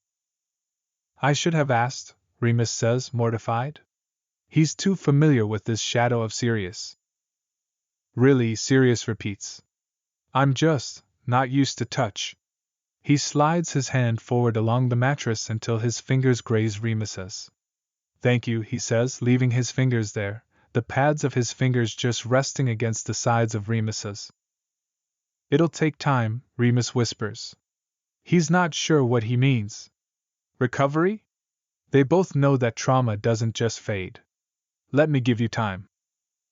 Sirius's fingers slide under Remus's hand, then between his, weaving them together so slowly. It is heartbreaking and deeply erotic. Remus shifts an inch closer, but no more for now. For the first time in years he believes in hope. Chapter 31, Hogwarts. Traffic on the Avenue Oaxaca is an unrelenting line of cars, buses, and bicycles, a cacophony that the heavy metal door of the Sibley's Café silences as soon as Remus pushes it shut. Inside, the place is a stylish oasis, with a bar covered in hanging plants and widely spaced out paintings mounted on very white walls. The urban magical community is far left of its ruling government, and every piece of art in the café references it. It is a gray day. Cold for Mexico City, so it feels like the height of summer in London. Even though Remus hasn't been there in 12 years, he still judges all weather and all world cities by it. Alicia is at their usual table in the darkest corner, wearing sunglasses, a leather jacket, and a cap emblazoned with the logo of Los Diablos Tojos, Mexico City's baseball team. An enormous silver belt buckle bearing a hissing rattlesnake peeks out from under her jacket. Alicia works for the police and pays Remus a nice sum for helping her monitor various dark creatures in the city. She's also a Tehuantepec. The only identifier of that right now is her mass of curly black hair, barely contained by the cap and spilling down her back in an unruly cascade. Remus wants to show her picture to a few dour European vampires he knows and say, "This is how you pass." "What's up?" she asks him. She always speaks English to him. Most people in the city do. He suspects his skin color and obvious foreignness give them an opportunity to practice. She pushes a cup his direction. "I got you coffee." "Thanks." He sits and pulls out a small notepad. "Here's all the notes I have on the meeting last night." She slides it across the table and starts reading, her lips pursed. She questions him for several minutes, businesslike, probing. Remus appreciates her style, even if he withholds some of the most damning details. He's pulling for a few of the city's werewolves. There's a TV on the counter showing the magical news of the day, and his eyes keep sliding over to it out of curiosity. Britain never had a wizarding TV station, and his flat here doesn't have a TV, so he rarely sees it. The movement on the screen is mesmeric. "Hey, Remus." "Hey, Remus." He blinks. "Sorry, what?" "I'm going to make a call," she says. "You keep watching that story about the flying carpets, all right?" She grins at him as she stands. Her teeth are something else in the richest sense of the phrase. "Auta las noticias sin Tate," the presenter says, and then Remus's mind goes completely blank. On the screen, there's a photo of a prisoner. Remus manages to catch. "El infame prisionero, Sirius Black, ha escapado," and then his head fills up with angry bees. He doesn't remember how he gets to his flat, or if he said goodbye to Alicia. There's an eagle waiting for him that seems to have aggressively beaked the latch on his shower window. Silently, it extends its leg, which is tied to a letter. It's Albus. He's offering Remus a job. The cover for it will be another job, a 1-year contract, non-renewable, to be Hogwarts Professor of Defense Against the Dark Arts. The train is a horror, Harry's face is a horror, the dining hall is a horror, McGonagall's kind words and looks are a horror. Remus is clinging on by his fingernails by the time the interminable welcome feast reaches a point where he can slip away unnoticed and make it to his room. Oh, also, the corridors are a horror. He shuts the door on the small flat off the defense classroom and looks at the tiny bed in dismay. Maybe professors are supposed to be celibate, and it's easier to give them this than to have Dumbledore explain it in the orientation. He tears off his robe and sinks onto the bed, pulling the dull gray duvet around himself. He can't do this. At all. Every single place is a memory of 4 bright-eyed boys.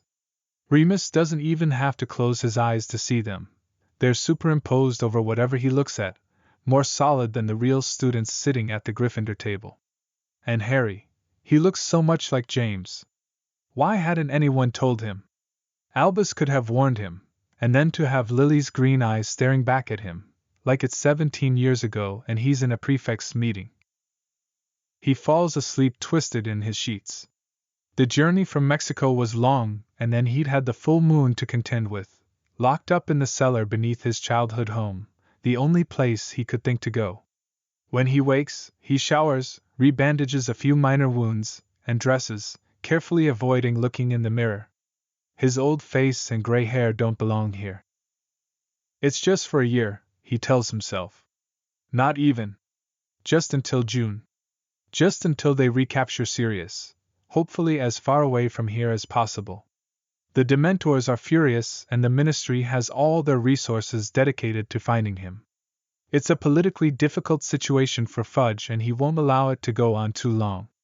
Remus repeats every excuse and justification he can think of all the way down the corridor to the Great Hall. Out of habit, he almost sits at the Gryffindor table, veering left at the last moment, and making his way up to the teacher's table, where McGonagall already has a seat waiting for him. She is unfailingly kind. She requests that he call her Minerva. They talk about lesson plans and the students, and new requirements for the owls. Minute by minute he survives and finds that for every minute that passes, it accumulates to push the next one along, until, like an avalanche sliding down a slope, he comes to believe that this, too, shall pass. After he's dismissed his 3rd years, Remus stands in the empty classroom, nearly vibrating with fury. He's going to murder Severus. He'd thought about his Boggart lesson very carefully. Curriculum standards call for the creature to be introduced in 3rd year, though he's always felt that it's a strange time. It's difficult to explain to a class of 13 and 14-year-olds, perhaps the most impressionable time in a life, that they are going to interact with a shapeshifter who manifests itself as their greatest fear, when in fact the Boggart does no such thing. It shows phobias that represent flashes of something more. Of course Remus isn't afraid of the moon itself, but of what the moon represents to him, loss of control. This was why he'd had Harry avoid the creature. He hadn't wanted Voldemort, one of the only real, manifestable fears that he'd assumed any of the students had, to suddenly appear in the classroom. The Boggart has to assume a physical form. How could it become loneliness, or depression, or grief? So instead it becomes representations of those things, things that creep and crawl, things that won't stay dead. Remus remembers Alice and Frank with painful clarity. They weren't ever particular friends of his, but they had been prefects too, and there had been a certain kinship between them. Remus had already left Britain when the Lestranges attacked them, but he'd heard all about it from mutual acquaintances. The last victims of the First War. Their son had been, is, nearly the same age as Harry, just a few weeks older, Remus thinks. Neville seems to be a sweet boy, but sheltered, and an easy mark for bullies with his pudgy face and obvious low self-regard. Remus wants to enfold him and protect him the way he longs to do for every bullied child. Now he's cursing himself and Severus in equal quantities. He flies down the corridor in the direction of the staff room and loathes his own idiocy in choosing to teach the lesson the way he had. All of these children will have had someone in the war. Any one of them could have manifested something terrible, not just Harry. And that Neville's Boggart, per Neville, worse than orphaned, with parents permanently in St. Mungo's, would manifest itself as a teacher? Someone entrusted with his care? Remus slams the staff room door open and whips his head back and forth, seeking his target. Minerva looks up from the prophet, and Sybil drops the biscuit that was on its way to her mouth. Where's Severus? Remus asks as pleasantly as he can. His voice drips with knives. Minerva raises her eyebrows and transfigures her paper into a steaming cup of tea, which she holds out to him. Sit down, she invites. I know Severus was going to keep his advanced potions class a little long this morning. Remus sits. Sybil makes some mumbled excuse and scurries out of the room. The tea is nice.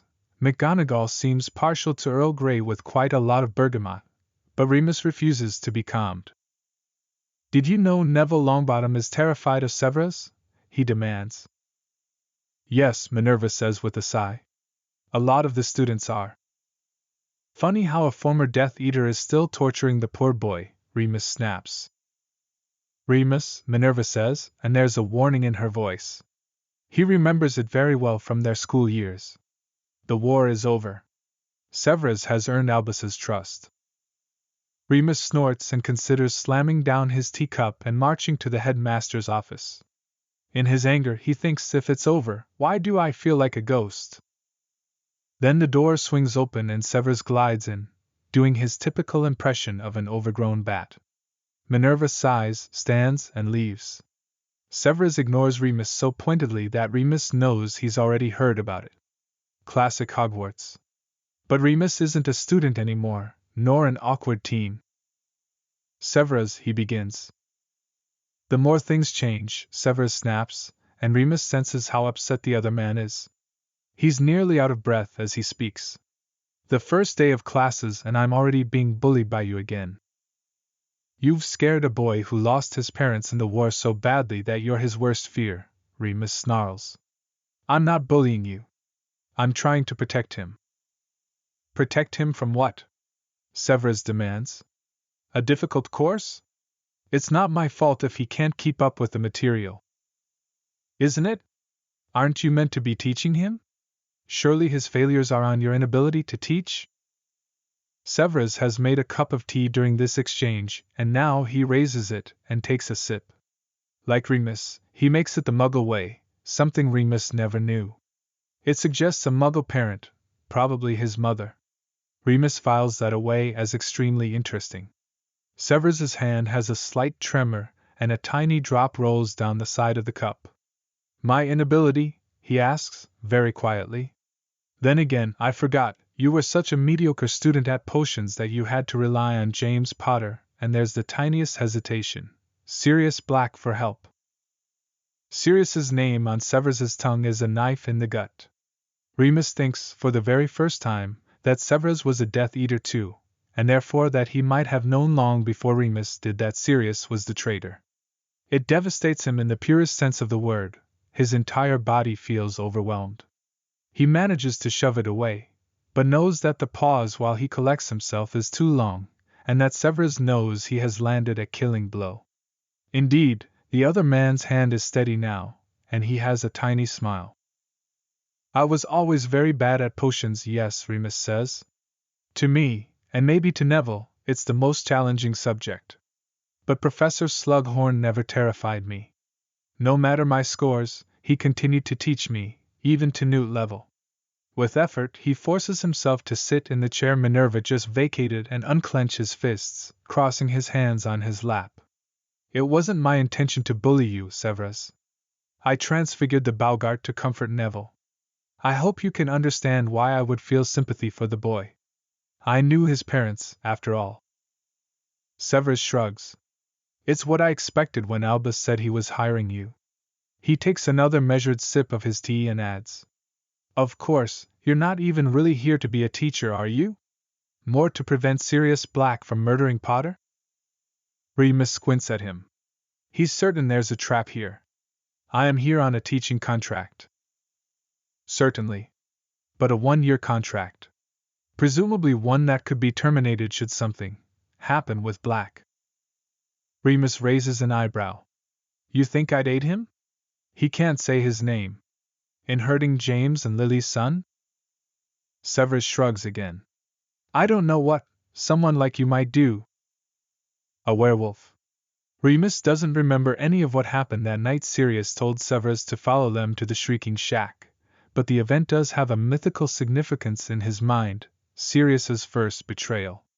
He knows Severus is trying to twist the knife as hard as he can, and he's doing a fantastic job of it for someone who he hasn't seen since school. He thinks, how can he turn this Boggart into a joke? This reminds me, Severus, he says. I'm crap at potions, as discussed. Of course you're concerned for the safety of the school. Would you be so kind as to brew me my monthly wolfsbane? Severus blinks. Remus sees how much he loathes the idea and wonders for a second if Severus hates him enough to poison him. But, no, Severus would hate appearing to have made a bad potion more. I'm touched, he says, voice making it clear that he is anything but. Of course I will. Thank you, Remus says. There's one expensive headache out of the way. He stands, transfigures his teacup into a butterfly, and opens the window of the staff room, setting it free. Have a good rest of your day. Just like that, he opens the door, as if he's free too, and walks to his next class. It's strange, what's left of your mind after 12 years in Azkaban? Sirius is perfectly cogent about some things. He'd found his way to Lily's sister's house and seen Harry as easily as if he'd had a black cab and the knowledge. He makes his way north with the same ease, sleeping outside when he likes and feeling the air through his fur and the scent of rain coming for miles through his incredibly sensitive nose. When he's human, he can't smell a thing, and it makes him weep like he's lost everything all over again. He should amend that first thought. He's perfectly cogent when he's a dog. He'll stay that way as much as he can then. This is why he smells Hogwarts before he sees it, moldering stone and the spice hint of powerful, deeply old magic. The first time he transfigured, he thought he was smelling a Christmas pudding. Later he learns to pick out things that are like cinnamon and cloves and nutmeg, but not quite, because human tongues could never name smells this powerful, and canines don't bother with such precise language when they could just put up their noses and sniff. Now, the smell of Hogwarts overwhelms him. He is trotting towards it, and then he is on the ground, in a way that if he'd gone through official channels to become an animagus he would know the term for. Sometimes something will happen that activates the human mind so much that the animal mind can't respond adequately to it. Usually it results in just a few seconds of unconsciousness, or, if the shock is quite large, a spontaneous return to human form. As a result, Sirius finds himself human, screaming in pain and writhing on the ground, still out of sight of the castle. It takes him several moments to understand why his entire soul hurts like it's trying to flee his body.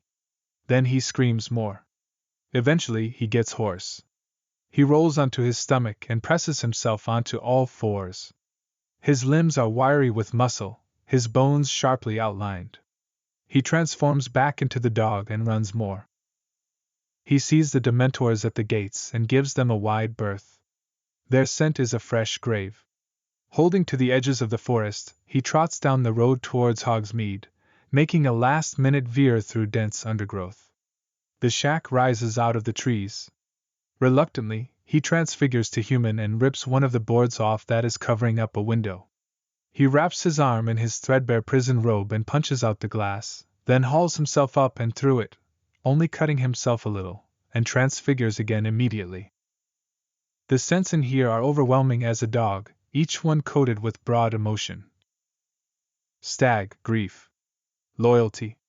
Love. Rat, rage. Pity. Love. Werewolf, love. Love. Love. All of them, loss. Sirius transfigures back into a human and limps his way up the stairs. There's a bed there, an old four-poster. There's a lot of memories that go with that one. They're all jumbled up right now, held back by the dam he built in Azkaban, but springing leaks everywhere. He's running out of proverbial Dutch boys to try to plug them. He lies down on the bed as a human, cautious as can be.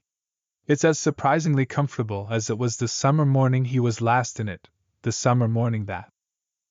He slams the door of that thought shut. He doesn't think about anything even close to it aside from the werewolf scent for months. He's got a rat to catch. It is easy at first for Remus to feel overly familiar with Harry. After all, he really does look very much like his father. but he's so different in character from either of his parents that he quickly becomes a very distinct presence in Remus's life. James and Lily had both grown up as adored children in generally happy households, and Harry very clearly has not. Remus isn't prepared for how much Harry needs a kind adult in his life. He'd briefly entertained the idea of trying to parent him himself, for 3 minutes, before he'd remembered that he's a werewolf, right after James and Lily had died, but Albus had assured him that he was better off with family. Remus remembers Lily's sister very vaguely as being unpleasant at the Potter's wedding, but he just assumed that Albus would, well, have kept his word. Instead, neglect radiates off the boy. "What are they like?" he asks Minerva. "The Dursleys." Her face says it all. "They seem to have adequately delivered him to us, that's about all I can say." They circle the topic a bit more. Remus understands that Minerva is unwilling to disclose much about her student out of compassion and doesn't press, but he appreciates it when he's standing to go, and she says, "By the way, they wouldn't sign to allow Harry to visit Hogsmeade." "What?" Remus asks, confused.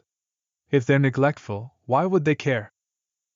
"If I had to speculate," Minerva says, lips pursed, "I'd say that they're being deliberately withholding." Remus gets more and more furious throughout the day, thinking of how loved Harry had been as a baby, his adoring parents, and Remus and Peter, and of course a godfather who had seemed so devoted. In fact, he'd heard from Rubeus that on that terrible night he'd found Sirius holding Harry in the wreckage of the house in Godric's Hollow. And he thinks about how it would have felt to be 13 and told he couldn't go to Hogsmeade with his best friends. He'd have died. Well, he'd have snuck out anyway, and surely James's son will too. Remus realizes that that's the worst possible outcome with Sirius Black on the loose. He invites Harry to tea. Harry is lovely, and clever, and clearly hates Severus, possibly the most James-like attribute he has, and Remus finds that he likes him very much, not just as the Potter's son, but as himself. When Harry asks him about how he made the Dementor on the train back away, Remus knows he's in trouble. Harry's determined face spurs such a protective instinct that he can barely restrain himself from telling the boy all about his parents. Of course he'll teach him. He'll teach him anything he asks. Sirius had escaped Azkaban frantic with thoughts of Peter plotting Harry's death, but once he is safely ensconced in the Shrieking Shack, he has time to think, and he realizes that this is going to be a much more difficult task than he'd previously assumed. Peter is posing as a rat, belonging to a human child, who sleeps in the Gryffindor dormitory.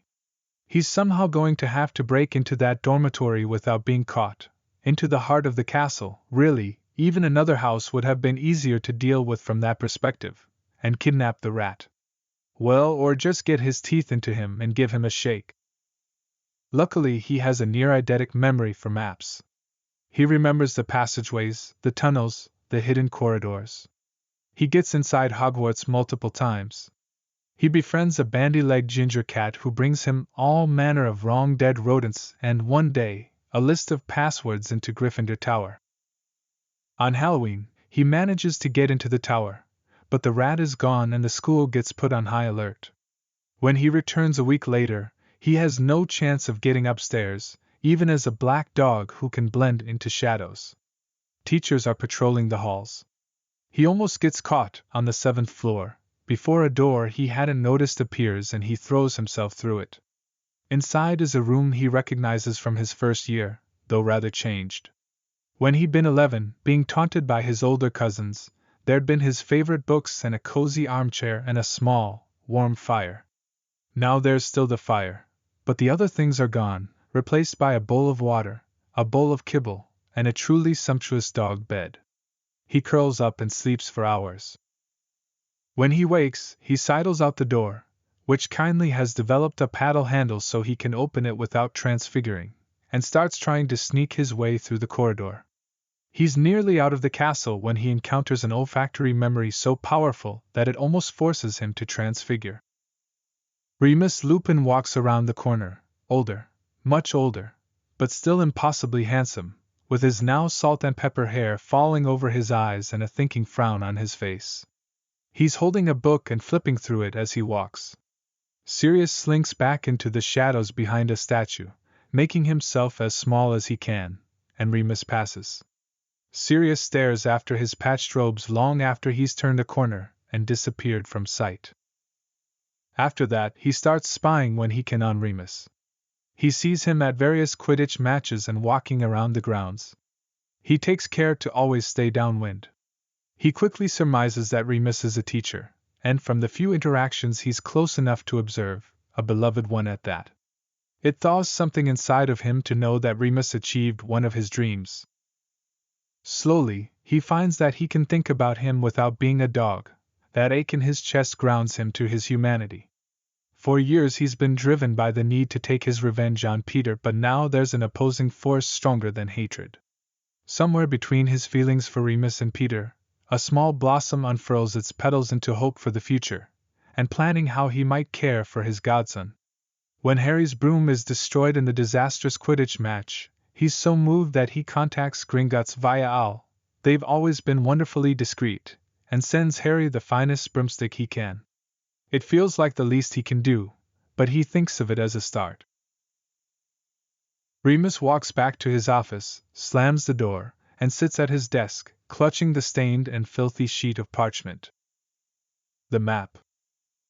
Filch had taken it off James and Sirius late in their 7th year, not on an epic adventure or anything, just some stupid bad luck, and they'd never seen it again. It had been a wrench, but they'd left school only a few weeks later, and quite frankly, he'd forgotten the whole thing as he had so many other of their teenage exploits. He touches his wand to it, and it recognizes him instantly. Mr. Mooney, James's blocky handwriting greets him. Remus pores over it, remembering every inch of it, and the literal blood, sweat, tears, and hexes that had gone into making it. The first corridors they mapped, Gryffindor Tower, the night he'd copped off with Mary in order to map the girls' rooms. Oh, and what's just upstairs here? He'd asked as she'd been pawing at his robes, trying to sneak a peek towards the top of the tower. Any interesting places to do this? Disappearing under James's invisibility cloak. All of it. Every memory he's been trying to suppress for months comes roaring back, and instead of trying to shove them away, he lets himself drown in them. He takes the map to bed with him that night and pores over it for hours, wondering at how strange it is to see unfamiliar names along its familiar corridors. There's a few new smudges and stains, too. He asks the questions over and over again to see the handwriting in his friends' familiar hands, to interact with the tiniest flicker of their personalities still embedded in the vellum. That night he lies in bed, tortured by thoughts of Sirius walking through his door. After hours imagining whatever conversation they could have, he finds himself pleading with the Sirius in his imagination. Please tell me how we can make this right. I never stopped loving you. Please. Sirius says nothing, and he falls into a black sleep, and refuses to entertain the thought in the nights afterwards. The night of Buckbeak's execution, Remus carries the map with him everywhere, checking it constantly to see where Harry might be. And then he sees a name, Peter Pettigrew. And another name, Sirius Black. Everything that was dead is alive again. A door opens inside him that is so old he'd forgotten it was a door, rather than a wall covered in a bookshelf laden with dozens of heavy books. Without thinking, he drops the map on his desk and runs out the door, towards the reality of those names. Almost 4 years later, they apparate to the outskirts of Hogsmeade and stand, breathing in the cool summer air. Wood smoke is the predominant scent, at least with noses only slightly assisted by canine senses, but there's something else there. Something dark. I assume the whole town is crawling with Death Eaters, Remus says conversationally. Fuck 'em, Sirius replies and saunters into town.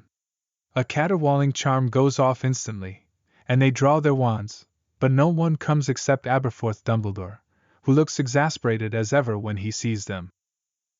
Get inside, he snaps, gesturing to the weather-beaten door of his pub. I hate those damn things. Inside is dark enough that Sirius slams his thigh into a table edge and sees stars. Good to see you too, Aberforth, he says, voice strangled. Glad to hear you weren't the traitor, Aberforth growls. He's holding a polishing rag, which strikes Sirius as absurd. Thanks.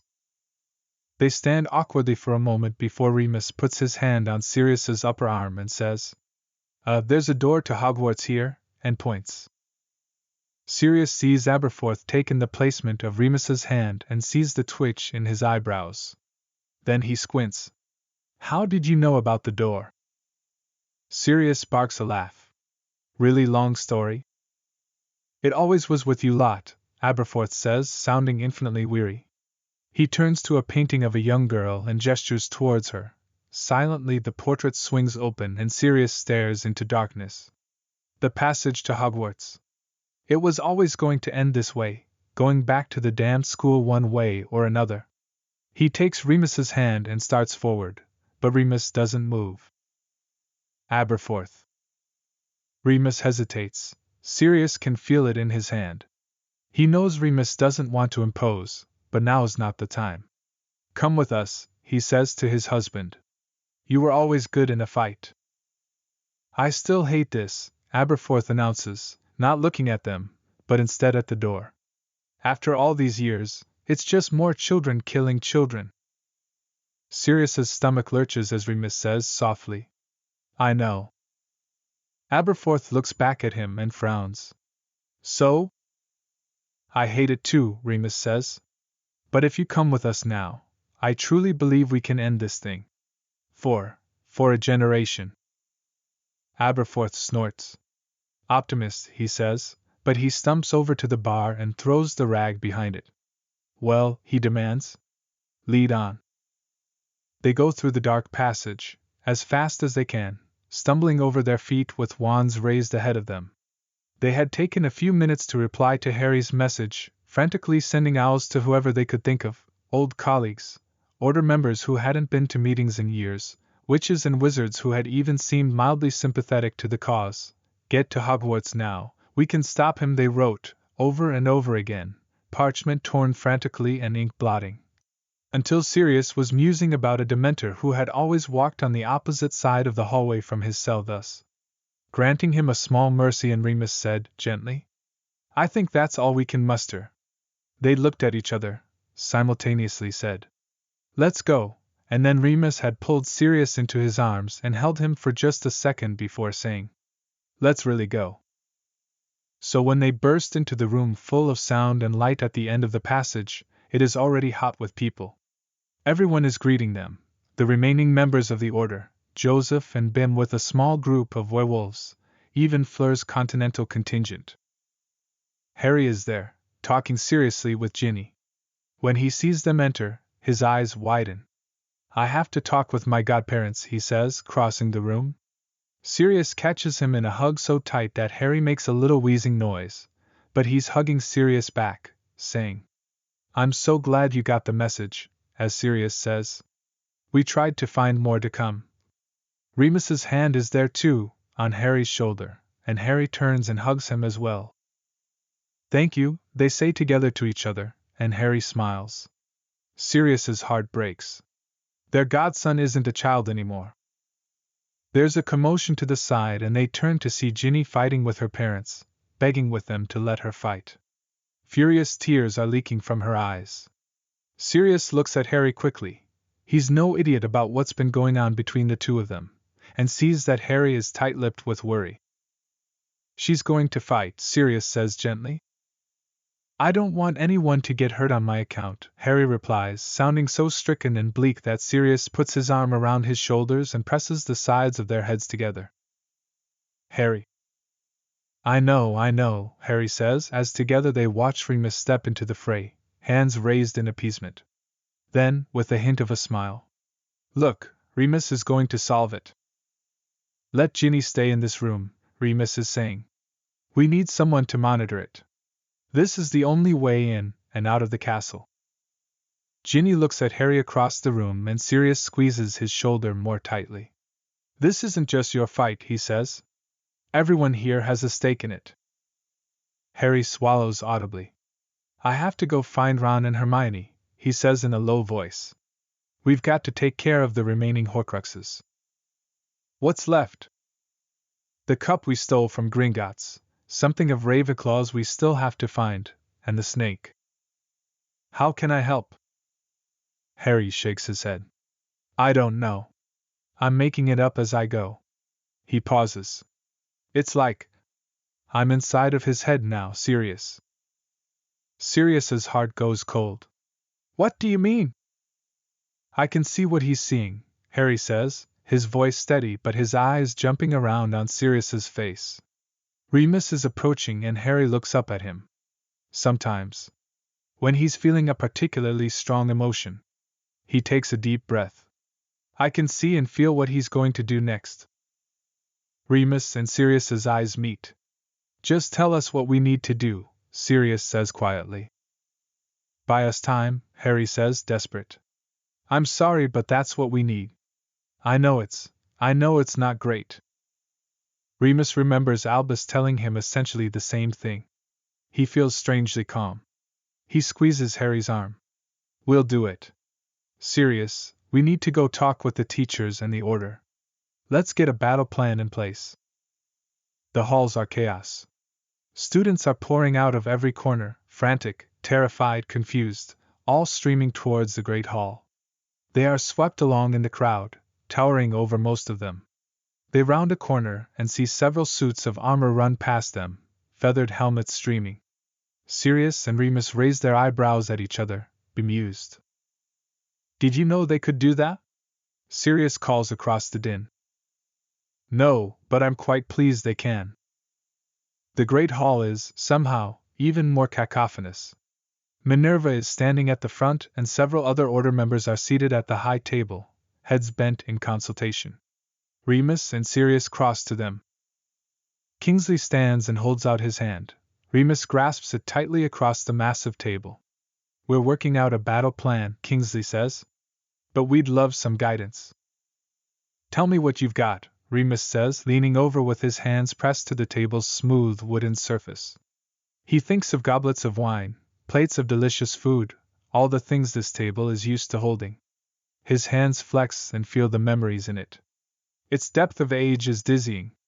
Sirius's hand presses to his back suddenly, steadying him. We don't know what's going to happen, Kingsley replies. Is there going to be an actual army? Spells? Dark creatures? He hesitates. No offense meant, of course. None taken, Remus says grimly. He thinks for a second, then says, There's the 3 towers, Gryffindor, Ravenclaw, and Astronomy. Let's get people up there to get the high ground and tell us what they are seeing. Use Patronuses liberally to communicate. What does Harry need? Tonks asks, looking at Sirius directly. Time, Sirius says. We need to give him time. To find him? He has to do something first, Remus says. Something Albus said was necessary.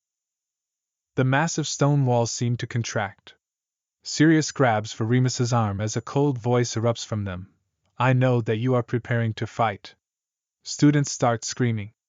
Remus turns to stare at Sirius, the horror in his face mirrored in Sirius's own.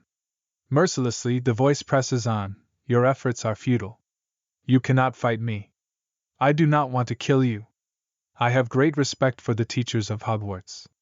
I do not want to spill magical blood. There is a long pause, and more screams. Sirius and Remus stare at one another for what feels like an eternity. Then, give me Harry Potter and none shall be harmed. No, Sirius breathes. Give me Harry Potter and I shall leave the school untouched. Give me Harry Potter and you will be rewarded. You have until midnight. Sirius spins, in a frenzy to find his godson, in time to see the crowd of students parting. A pale-faced, dark-haired girl is shrieking and pointing at someone in the middle. There he is, she's saying, and Sirius sees Harry, his face utterly bemused. Sirius strides towards him, Remus a half-step behind, but there are many others in front of them also stepping forward while the girl looks more and more terrified. You can leave first, Minerva says in a clear, ringing voice, and points her towards an exit. Suddenly the students are moving, not an organized mass but pure chaos, heading in every direction at once like hot electrons. Sirius loses Harry for a second and panics, then finds him again by the Gryffindor table. Have you seen Ron and Hermione? He's asking Arthur, who is shaking his head. Harry, Sirius says. Harry turns to him and Sirius clutches his arms. If anyone tries to turn you in, I'll. No one is turning him in, Sirius, Minerva says very close to his ear. Sirius jumps. Is there a plan from the Order? Remus gestures for the others, who have all followed them down towards Harry. Where's Severus? He asks Minerva. She arches an eyebrow. We dueled. He ran. The last I saw of him, he was a great bat flapping his way into the forest.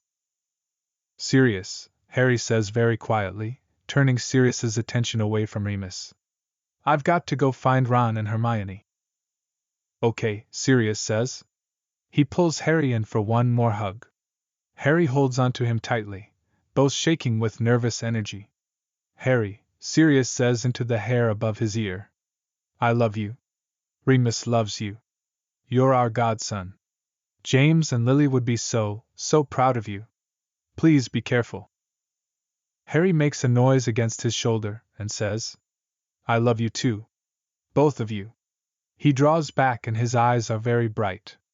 You be careful too. Go, Sirius says, certain that if he doesn't push him away now, he'll drag him bodily off to the dungeons and lock him up until Voldemort has destroyed every stone in the castle. Harry backs away and then turns and runs through the main doors. Sirius, Arthur says softly. Sirius manages to turn, blinking tears out of his eyes, and nods at the other man. Arthur puts a hand on his arm. His face is bleak. Did you hear Remus's plan? Sirius swallows hard and shakes his head. He forces himself to snap to the present. Remus is talking battle stations. They're finally going to get the pure fight they never got in the First War. Remus knows that it is irrational, but he cannot let Sirius out of his sight. Harry is already gone to God knows where and he can't take not knowing where both of them are. We'll take Gryffindor Tower, he tells everyone, and they nod, and disperse just as he said. He looks at his watch. 20 minutes to midnight. He and Sirius ascend to Gryffindor House through hordes of fleeing students, and various parts of the castle that are dismantling themselves to ready for a fight. Remus's teeth seem to be chattering uncontrollably even though it's a warm night. His hand is tight in Sirius's, the smooth metal of Sirius's ring rubbing against his fingers as they half walk, half run. It's not like this is his first fight, but he's terrified. The children rushing around him don't help. He wants them all gone to safety as quickly as possible. They find the fat lady's portrait swung wide. She shrieks when she sees Sirius and Remus shushes her. Sirius blushes and apologizes about the whole knife incident whilst curious Gryffindors stream out through the opening. By the time they step inside, the place is nearly deserted, just a few final stragglers holding whatever they can carry and running towards the door. They stand together in the common room, both staring desolately at different corners of their past. Then Remus notices a little girl trying unsuccessfully to hide behind a plush armchair and says, gently, Are you all right? You need to get out of here. She stands up, shaking, thrusting her wand at him. Are you a Death Eater? No, Remus says as kindly as he can. But they will be coming, and soon. You have to leave. I can't lift my trunk. Leave it, Sirius says. You can't take it with you. You'll get it back later. Tears streaming down her face, she turns and runs through the portrait. Remus presses his forehead into Sirius's shoulder and takes a deep breath. Come on, my love, Sirius says. Up the stairs we go. He touches Remus's face with the hand that isn't holding his. Maybe we'll even have a moment for a nostalgic kiss. But once they're in the narrow spiral staircase, all they do is grimly climb. Together, they shove open the heavy wooden trapdoor at the top and pull themselves onto the stone beside the crenellated parapet. Remus looks across to the astronomy tower and waves to Tonks, who sees them and points towards the forbidden forest just as Sirius gasps. Fucking hell. Remus looks, but it takes him a moment to understand. The forest is heaving with creatures, human, dark, and unidentified, all just beyond Hogwarts's gates, a mass of moving wand tips and torches, restless, terrifying. They extend beyond Remus's sight. There's so many of them, Sirius whispers. How did he get so many? Remus shakes his head. He thinks I should have been recruiting from beyond just werewolves. He wonders if Greyback is down there, if Severus is, if Voldemort himself is, or if he's hidden somewhere, biding his time. The latter seems more likely. They'll have to fight through hell to get to the devil. Tonks' Patronus appears. I'm sending warnings, it whispers, before disappearing in a wisp. She's sent out so many that even their non-corporeal forms are wavering. I told Harry we love him, Sirius says. Remus manages to look away from the edge of the forest. His husband is leaning back against the rough stone wall, arms crossed over his chest. He's looking at Remus very steadily. Remus swallows. Thank you for telling him. I love you. Remus swallows again. I know we didn't get that ceremony, he says. But it is the privilege of my life to be your husband. Sirius inclines his head to one side. And I yours? Hold me? Remus asks, and Sirius opens his arms. Remus buries his face in Sirius's neck but holds up his arm to check his watch. It is 3 minutes to midnight. Whatever happens, he says, and squeezes Sirius's arms. Whatever happens. Sirius strokes his hair. I miss James. Me too. And Lily. God, me too. Sirius hesitates. And Peter. I know. Me too. I hope Harry found Ron and Hermione. I hope they found the Horcruxes. They keep standing that way, arms around each other, Sirius facing the forest and Remus facing the rest of the castle.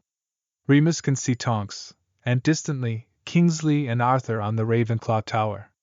He looks at his watch again and watches the seconds tick down. 7, 6, 5, 4. Here they come, Sirius says. They release each other and draw their wands. Water? Sirius asks. I think so, Remus agrees. Together they twist their wand arms, catching the water in the lake just so, spinning up a whirlwind and waiting. The first wave of Voldemort's army has just crashed against the Hogwarts gates, which are glowing molten hot. Small bushfires start to break out at their sides, and as the metal heats and bends, each spike splits into many others that point at wild angles towards anyone trying to climb over them or pry them apart to crawl through. For a few moments, it seems they will hold. Then a giant foot emerges from the forest and stamps down, once, twice, destroying the stone wall to the side of the gate. Smaller creatures swarm the hole like ants on an apple core. Now? Sirius asks quietly, and Remus, concentrating hard enough that beads of sweat are running down his face, nods. Together they spin the whirlwind away from the lake and sweep it across the lawn, to the first wave. Dark shapes get tossed like toys in its wake, and, as their ability to hold the water together wanes, they move their wands in unison, dragging its disintegrating form back into the lake along with whatever and whoever is caught in its wake. Nicely done, Kingsley's Patronus says beside them. Now what can we do about those giants? Remus glances to the side to see Tonks crouch down, wand out, as there's an eruption of liquid from the astronomy tower. The scent is pure hot oil. That's impressive, he murmurs, and Sirius nods. They watch for a moment as it hits the ground. The first of Voldemort's forces have reached the castle walls, and hisses and steams. There's muffled screaming from below. Sirius raises his wand and the ground at the base of the tower heaves, throwing burning oil and stones into the crowd. Remus turns his gaze further afield, to the giants now gleefully destroying the edge of the grounds. One has uprooted a massive tree and is using it to bludgeon the gates further. Another is striding towards the castle wall where Tonks's oil continues to pour. Remus says, and he sends a Patronus to her. Stop. They're going to try to knock down the tower. The oil ceases almost immediately, but the giant continues on, reaching for the walls. Their surface suddenly shudders, and a thin line of magic appears, golden against the night. The castle's defenses, Sirius says wonderingly. The light is luminous, and its beauty against this backdrop makes his eyes well. He swirls his wand and a sinkhole opens beneath the giant's feet, but it fights its way back up out of the hole almost instantly. Sirius grunts with effort, the ground's too stony, and lowers his wand. What do you think the castle is doing? Remus asks, staring down and tapping his hand against the parapet edge. He transfigures a stone and attempts to throw it through the defense. It explodes into dust when it hits the golden line, which shimmers more brightly with the force of the hit. Sirius shakes his head. I have no idea. Not fucking around, I suppose? No, Remus agrees. He tosses another rock and it explodes too. Tonks's Patronus says, What are you thinking? And then Fleur's Patronus is at his side. Get down to the front doors. They're constructing something to get through. Remus's heart stops. He knows that it makes sense for someone to stay in the tower. He looks at Sirius, who looks back at him, helpless. I've got to go, he says. I know, Sirius says. Be careful. I'll see you soon, Remus says and runs.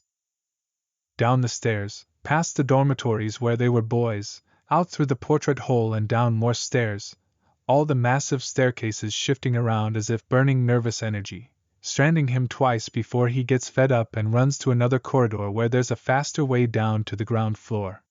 He emerges behind the high table and sprints the length of the hall, pausing for a second to look up at the sky, which is the same golden hue as the defenses and pitch black beyond. There are no stars and no moon. Remus wonders for a second if they'd been transported somewhere, and then feels the shudder of the walls. The entire castle seems to cry out, grinding stone on stone, and dust rains down on his head from the rafters high above. He rushes between the long Gryffindor and Ravenclaw tables, kicks open the doors, and almost slams into Fleur. Tight-lipped, she points at the massive doors of the high-arched entryway. They are tremendous oaken slabs, long and rectangular except at their tops where they are carved into quarter circles that meet at the center and together form a hemisphere. Oaks of that size haven't been seen in Britain since the dawn of the Industrial Revolution. The iron fittings weigh as much as a carriage, the hinges the length of Remus's forearms. Now both wood and iron are shuddering and bucking like lathered horses, golden tinge magic bathing the entire scene in eerie light. Several members of the order are crouched or standing, wands drawn, staring resolutely at the doors. Fear etches harsh lines in every face. What are they doing? Remus demands of Fleur. She shakes her head. A battering ram? Something is making the magic contract where it touches, Bill says. I can't say what. Remus swears and draws his wand. He steps towards the doors, meaning to run his hands along them and understand how to bolster them with his own magic, which feels pathetically small at the moment, but the heat radiating off them is almost too intense to contemplate several meters distant. He ducks his head and holds up his hands, just as the doors shatter open, and he is thrown into darkness. Sirius hears Tonks scream as the tower lurches violently beneath his feet. He slams into the parapet with his shoulder and moans in pain, staggering upright and staring around wildly. Gryffindor Tower is on the southern part of the castle, while the front doors are on its west, so he can't see what just happened. Tonks, he yells, voice ragged. He sees Kingsley and Arthur both disappear from the top of Ravenclaw. Tonks's Patronus appears at his side. They've taken out the front door. They're in the castle. Sirius pelts through the trapdoor and down the stairs. They have to buy time, they have to buy time, they have to buy time. He shoves open the door of the sixth-year boys' room and runs to look out the window, stepping over discarded clothes and around a trunk, trying to see the courtyard. He unlatches the window and leans out as far as he dares.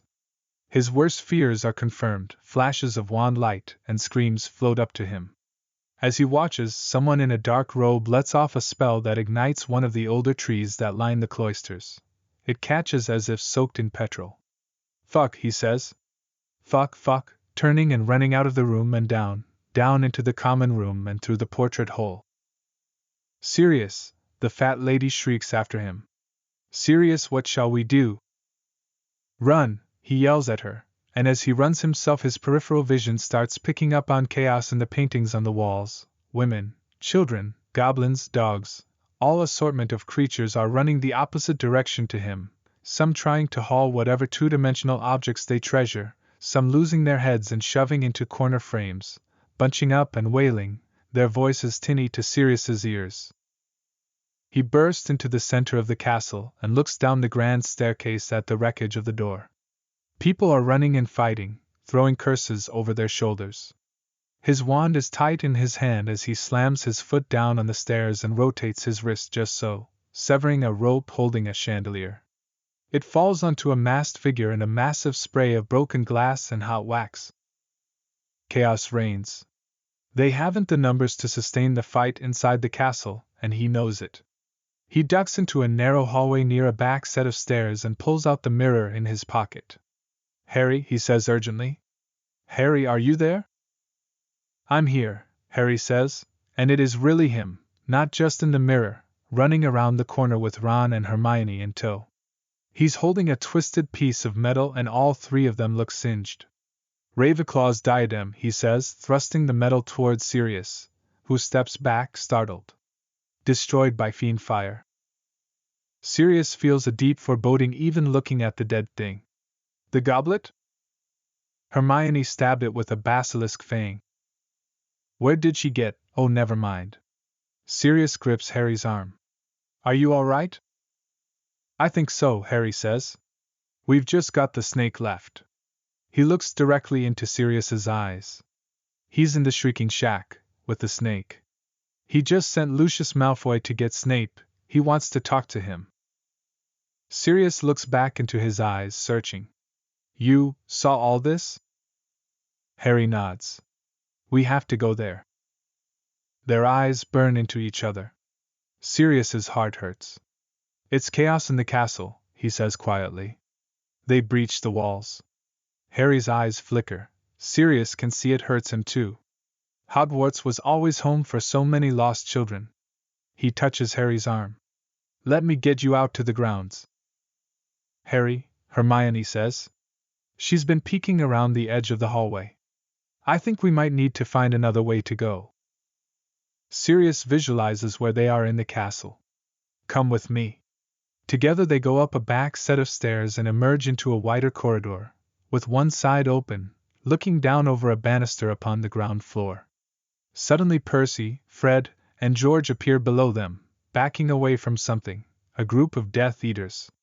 Sirius recognizes Pius Thickness, the Minister for Magic, as Ron sprints for the stairs at the end of the corridor. Sirius realizes that he's running for his brothers as Harry and Hermione apparently realize the same thing. Harry pelts after Ron, but Hermione steps to the banister and raises her wand. Whatever she meant to do, it is too late. There's an explosion, and when the smoke clears, it is clear that Fred Weasley is dead. Sirius's first thought is Harry. He looks for him and sees him pressed back against the wall, eyes wide and face white with shock, and his second is Molly. He runs to Harry as the living brothers converge over the dead. Harry looks at him wide-eyed. Fred, he says, very softly.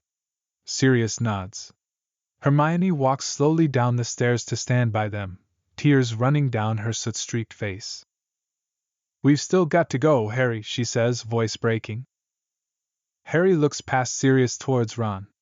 I want to fight, he says quietly. But you're right. You are, Sirius agrees. He can hear Percy wailing. He thinks of Regulus.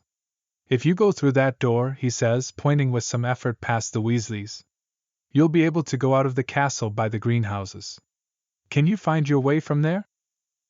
Hermione nods, and tugs Harry forward. Ron has backed away from his brothers, face set, and joins them.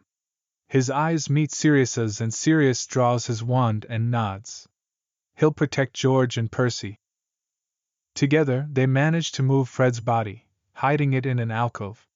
Sirius always forgets how heavy the dead can be.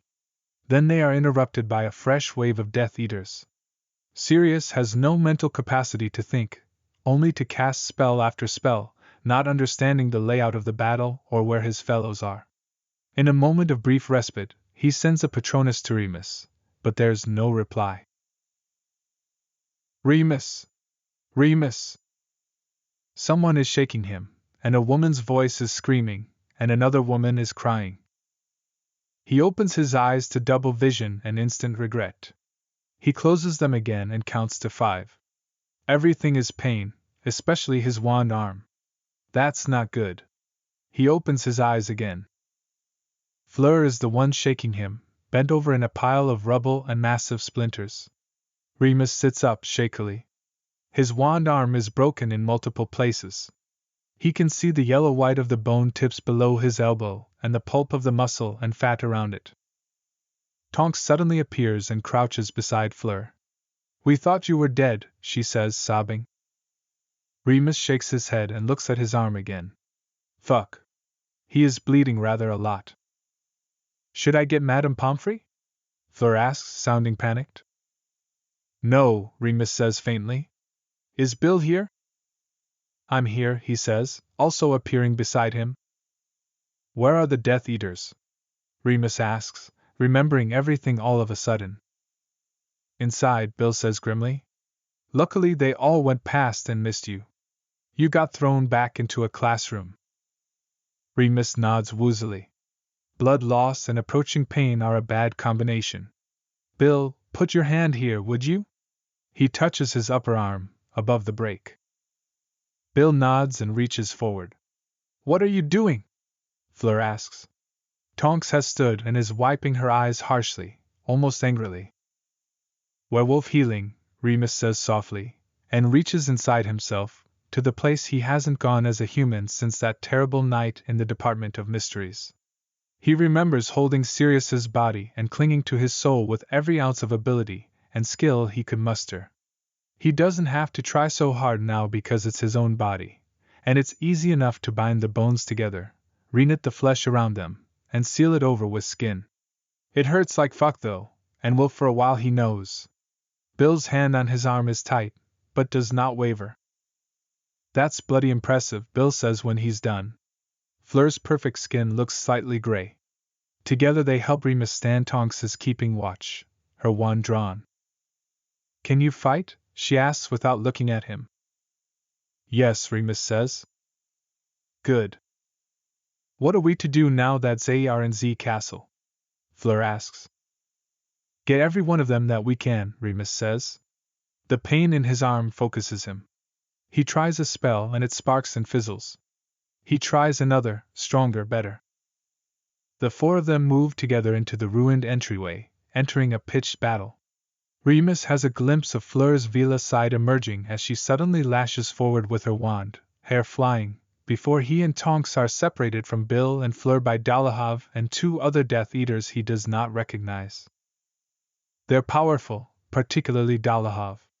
Tonks sends one of the other Death Eaters spinning into a wall, and then very neatly boxes them into it with the stone debris littering the floor, so that the last glimpse Remus gets is of a raised hand desperately trying to claw at the air as she slams the last stone in with finality. Remus senses that Tonks is fucking furious. He can't say he blames her. The other unknown Death Eater is very fond of a slicing spell so hot and sharp that it is singeing the edges of Remus's repeated shield charms. He takes a moment, shuts down his fear, and studies.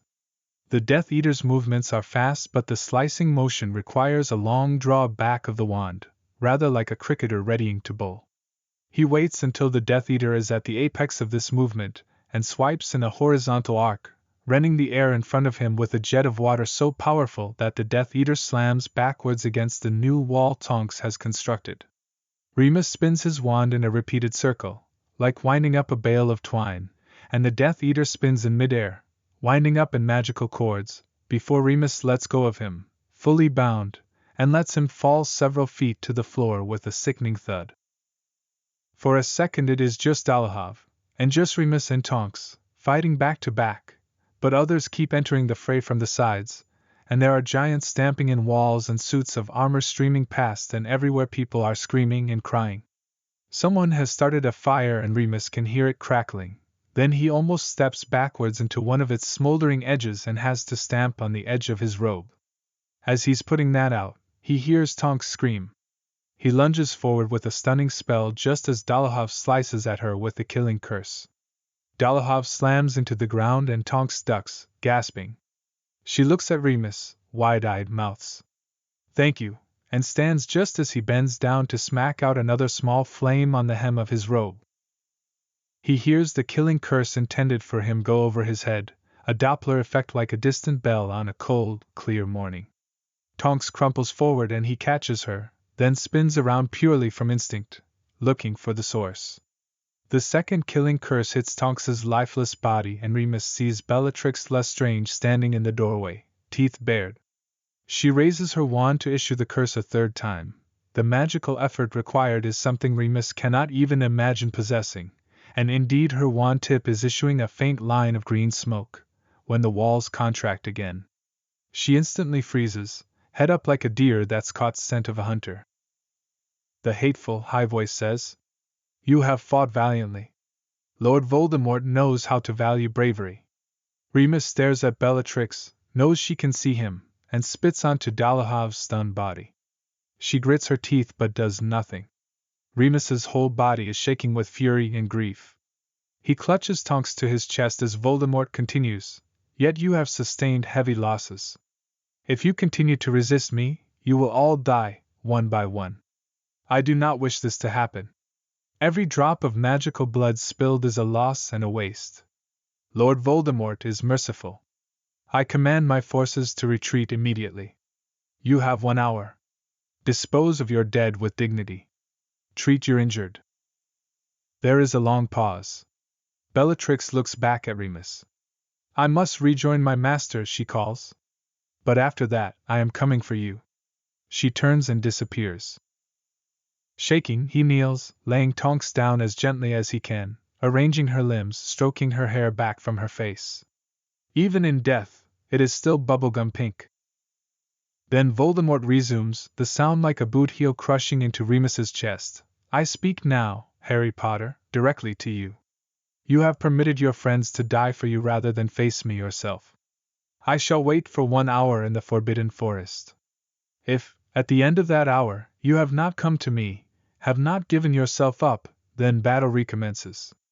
This time, I shall enter the fray myself, Harry Potter, and I shall find you and I shall punish every last man, woman, and child who has tried to conceal you from me. 1 hour. Remus presses his head down to Tonks's silent chest and sobs. He needs to find Sirius and Harry, but he cannot seem to make himself stand. People move around him, shadows in his peripheral vision, but all he can focus on is her body, soft and still warm, smelling faintly of acrid ozone and underneath that sweat. Tonks, his dear friend, loyal until the end, a light in the darkness of that year in Grimmauld Place, his husband's best family member, killed by a curse meant for him. Sirius hears Voldemort's words from the thick of battle too. The Death Eaters around him seem to melt away into the walls as Voldemort turns his words to Harry. Harry is smart, Sirius knows, but will he walk into a trap because he doesn't want to harm anyone else? He helps George and Percy bear their brother into the Great Hall, but at the entrance he suddenly realizes what he is about to see and the possibilities therein, and almost cannot walk through the doors. Then he hears Molly's wail and he forces himself through for her. Together, they lay Fred down beside the Gryffindor table. Sirius touches Molly's shoulder, and then leaves the family to their grief.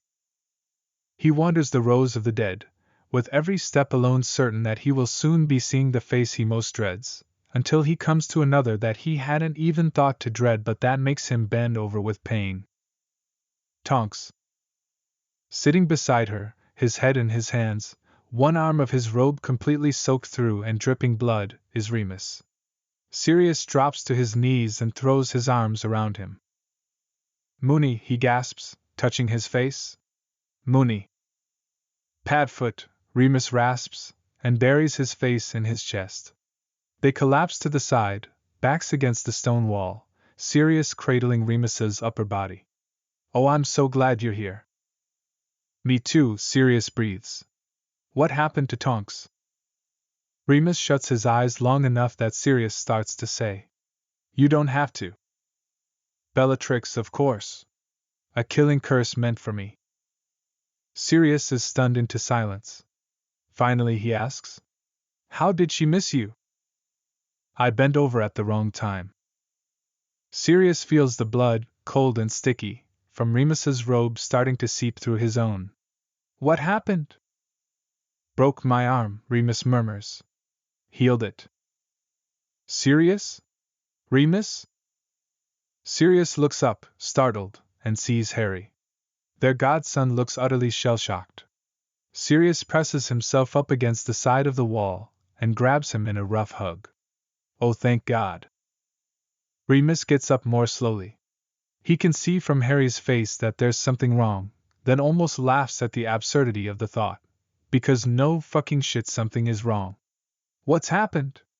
Where are Ron and Hermione?" "With the Weasleys," Harry says. He suddenly sees Tonks. "Oh no." He looks at Sirius and Remus. "I never wanted this to happen." "Of course you didn't," Remus says grimly. "None of us did." "Listen," Harry says. Can we go somewhere else?" His eyes are roaming around the great hall. "Yes," Sirius says immediately. He looks at Remus. "I don't think we're needed here." Remus shakes his head. "I think now's the time to be with family," he says gently. Harry leads them out of the hall, past the ruined entryway and the massive staircase. He seems to have somewhere in mind. "I have to look at something," he says. "I think you should probably come too." Sirius and Remus glance at each other, worry on both their faces, and follow their godson along the corridors to the entryway to the headmaster's office. Harry turns to look at them and holds up a tiny vial full of silvery liquid. "I have to use the headmaster's pensieve," he says. "Whose is that?" Sirius asks, frowning. Remus's mind instantly goes to Voldemort, and he's repulsed by the thought of seeing even a second of his memories. "Snape's," Harry says. "Voldemort had Nagini bite him and left him for dead. I went to him, and he told me to take this." This is a lot to comprehend. Remus's eyes shoot to Sirius's, who seems to be struggling with how to feel about Snape's death. "His memories?" Remus asks, more to buy time than clarify. "But why?" Harry shakes his head and shrugs. "Professor Dumbledore trusted him until the end. Maybe this will explain it." "Yes," Remus agrees, remembering the last time they spoke. "All right. Do you know the password?" They go up into the headmaster's office, so recently vacated by Severus. Harry knows exactly where the pensieve is. Together the three of them plunge down into the silvery liquid to witness the past as Severus remembers it. The sight of Lily is the first shock. Sirius grabs Remus's hand and they do not let go until the end, past the Hogwarts Express and Sirius's own young self, cringingly arrogant to his eyes, through youthful cruelties and Lily, already good at an age when the others are struggling to form moral cores, and on to adulthood and Severus's terrible actions, his redemption, his final promise to Albus. They'd both known, of course, that he'd had a thing for Lily, but she'd chosen James and they hadn't thought much about it thereafter. When Severus begs for Lily to be spared despite James and Harry, Sirius has to look away, angrily expelling air through his nostrils. Remus is resigned to it, the dredging of the awful past, of every regret and mistake. But when they come to Albus extracting the promise from Severus to kill him, Remus's heart goes cold. He cannot imagine what this feels like for Severus, though the torment on Severus's face gives him an idea. When they step out of the memory, the three of them look at each other. Then Remus crosses the room and collapses into one of the plush armchairs before the headmaster's desk. "Well," Sirius says, pacing. "Well, that was something." Harry is staring off into the distance, and Remus sees James in the expression, a latter James, a First War James, haunted by the thought of what his son will one day have to do. Harry looks up at the two of them. "What time is it?" "I don't know," Remus says heavily. His brain can't seem to press through the turgid waters within it to form anything coherent from what they've seen. probably nearly an hour gone. He pushes himself to his feet. We should go downstairs, Sirius. Get a plan ready. Sirius meets his eyes. They don't have the numbers and they both know it. And who among them can duel Voldemort?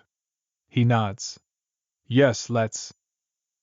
The three of them walk down the stairs together, and Sirius and Remus turn towards the Great Hall. But somewhere along the way Harry disappears, so that when they arrive in the castle entryway, he's no longer behind them. Sirius turns in a panic, but Remus has had an idea of what might be about to happen. He's gone to face him, he says quietly. Sirius puts a hand over his eyes for a moment. I know. He draws the hand away and takes a deep breath. James wouldn't have let us stop him either. No, Remus says. He reaches for his husband and holds him as tightly as he can while they both cry.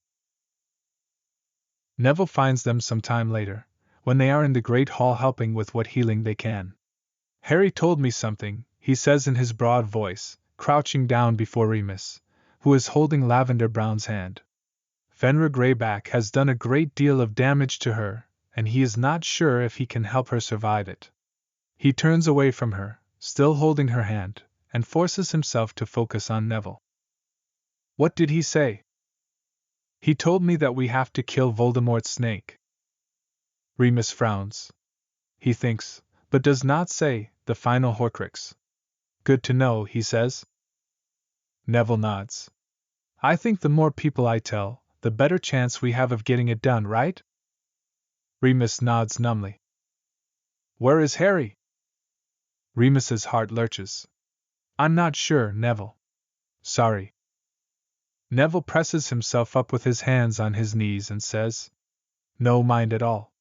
I'll find him. Remus sits, still holding the girl's hand, thinking of how he'd kill for a sandwich, and then, thinking of killing. Dark magic is easier, in that regard. Bellatrix can commit murder and mayhem all she wants while wizards who wish to keep their souls intact have to get creative. There's still a Death Eater trapped in a wall somewhere, unable to apparate due to being on Hogwarts grounds. Remus remembers when Sirius was training to be an Auror, a lifetime ago, and Auror leadership under Scrimgeour had introduced the idea that they might need to use unforgivable curses. Sirius had hated the idea. Remus feels the walls contract again. Fear makes him go cold. Sirius is suddenly at his side, hand clenched on his shoulder, as they hear the voice for the third time. Harry Potter is dead. Sirius's fingers are digging into him. Remus reaches up and puts his hand over Sirius's. He can't process this as Voldemort continues, inexorably. He was killed as he ran away, trying to save himself while you laid down your lives for him. We bring you his body as proof that your hero is gone. Without really thinking about it, they stand and move towards the forecourt, the voice growing louder as they walk with most of the other survivors. The battle is won. You have lost half your fighters. My Death Eaters outnumber you and the boy who lived in finished. There must be no more war. Anyone who continues to resist, man, woman, or child, will be slaughtered, as will every member of their family. Come out of the castle now. Kneel before me and you shall be spared. Outside is cold after the warm interior of the Great Hall. Remus senses that they are being controlled by a powerful imperious curse, but his mind is fighting it. He looks at Sirius and sees that he knows it too. He's trying so hard to understand what that means. Your parents and children, your brothers and sisters, will live and be forgiven, and you will join me in the new world we shall build together. In the grey light of pre-dawn, Remus sees Voldemort in person for only the third time in his life, though he is looking much worse for the wear than the last time he'd seen him, when he'd still retained some vestiges of Tom Riddle. He wears a massive snake around his shoulders, and his robes are as grey as his face, whispering at his feet. He is surrounded by Death Eaters, Bellatrix close at his side, and Fenrir Greyback there too, and so many others that Remus is saddened to see, while so many members of the Order of the Phoenix and Dumbledore's army lie unmoving in the hall behind them. Hagrid is there too, huge, and sobbing, and cradling something. Sirius realizes that the limp thing in Hagrid's arms is Harry. He feels Remus go completely still against him aside from a clenching of his hand. Around him, he hears others cry out, or gasp, or murmur. But, I don't believe it, he breathes in Remus's direction. In his peripheral vision, he senses his husband incline his head slightly, puts his nose into Sirius's hair. Sirius. I don't believe it, Sirius repeats, as quietly as he can. He's faking it. Remus swallows. For our sake, I hope you're right. Sirius won't believe otherwise. To believe otherwise would be, he won't. This isn't like James. This is absolutely not at all like James. Harry possesses that ineffable gift that was Lily's dying power, and there is no universe in which he is dead now, here, like this. You see? Voldemort says, gesturing at Hagrid. Harry Potter is dead. Do you understand now, deluded ones? He was nothing ever but a boy who relied on others to sacrifice him. Ron's voice from the crowd, fierce as he yells, he beat you. His voice gives the others strength and they yell and jeer until Voldemort performs his spell once more, but Sirius can feel its edges, can feel the flat weight of Imperius pressing down on his brain, but if he just works a rhetorical finger to one side, he can just get it, right there, underneath. Voldemort is shrieking. He was killed while trying to sneak out of the castle grounds, killed while trying to save himself. There's a commotion in the crowd and then Neville Longbottom shoves his way forward. Voldemort lazily disarms him, throwing his wand aside and laughing. And who is this? Who has volunteered to demonstrate what happens to those who continue to fight when the battle is lost? Bellatrix steps forward, barely keeping a shit-eating grin off her face. It is Neville Longbottom, my lord, son of the Aurors, remember? The anger at his cousin gets Sirius's fingers fully under that lid and prying it up. Voldemort is having some kind of conversation with Neville. If Sirius can just... He hears Neville shout. I'll join you when hell freezes over. Dumbledore's army, and things break free a bit. He can raise his voice with the rest of the crowd, and a silencing charm a moment later flatly does not work. Voldemort summons something floppy out of the castle. The Sorting Hat, Remus whispers. That's a powerful magical object. Voldemort is ranting about something or other. Sirius catches something about Hogwarts and Slytherin, and thinks idly that it's rather pathetic that you can be one of the most powerful wizards in the world and still be upset about your old school's colors. But he's not really paying attention. Instead, he's watching Harry because he could swear he saw his eyes twitch. Oh no, Remus gasps, and Sirius's eyes are drawn back to Neville, who has disappeared underneath the hat and is struggling. No, no, Remus murmurs, and the hat bursts into flames. The crowd is crying out now, horrified. Remus manages to draw his wand. Whatever Voldemort's spell of control was now thoroughly broken, as others draw theirs as well. There's a tremendous uproar and Remus sees hundreds of people running up the grounds towards the castle. They appear to be friendly. There's an incursion of giants. Centaurs are appearing over the walls. Sirius grabs Remus's arm and breathes. Harry's gone. What? Remus starts to look just as Neville shoves the hat off his body and draws from its depths a massive silver broadsword with a ruby-studded handle. He steps forward neatly, like he was born to handle medieval weapons, and slices off Nagini's head. Harry! Hagrid yells suddenly. Where's Harry? The chaos that has been threatening for several minutes finally unleashes. Sirius and Remus automatically move back to fight, but there's so much going on that Remus can't get his wand on anyone. Sirius yells. We have to find Harry. Remus agrees, but how? The crowd is heaving, and somehow they are carried along through it into the Great Hall. Voldemort is there, fighting, terrifyingly powerful. Remus and Sirius rush forward to engage him alongside Kingsley, Arthur, Bill, and Fleur. If you want to look for Harry, go! Remus yells at Sirius. I don't know how much good any of us can do here. Sirius hesitates, never one to run from a fight, before Arthur yells at him. If Harry is still alive, he might be our last chance, Sirius. Sirius turns and races out of the Great Hall. He has no idea where to look. Dumbledore's office again, maybe? He's fighting with half his mind, frantically trying to think where Harry might be with his other. Death Eaters are everywhere. One pins him for a second and suddenly Creature appears, holds out his hands, and shields him from the killing curse. The curse rebounds and the Death Eater falls to the floor, stone dead. Sirius sees, bouncing on Creature's concave chest, Regulus's locket. For Master Regulus, Creature says. Their eyes meet for a second and then Sirius tears off a strip of his robe and hands it to him. Get out of here, he says, not realizing that he started crying until Creature has apparated with a soft pop. He shoves himself to his feet and hears a scream and runs after it, up the stairs towards the astronomy tower. Remus misses Molly ending Bellatrix because he's too busy fighting Voldemort, sweat pouring down his face, throwing spell after spell as hard and as fast as he can and still, intellectually being able to know how much they're losing. But suddenly Voldemort shrieks like a harpy, then looks very, very confused.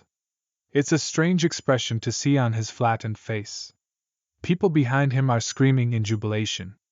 For a fleeting second, Remus thinks Sirius must have found Harry.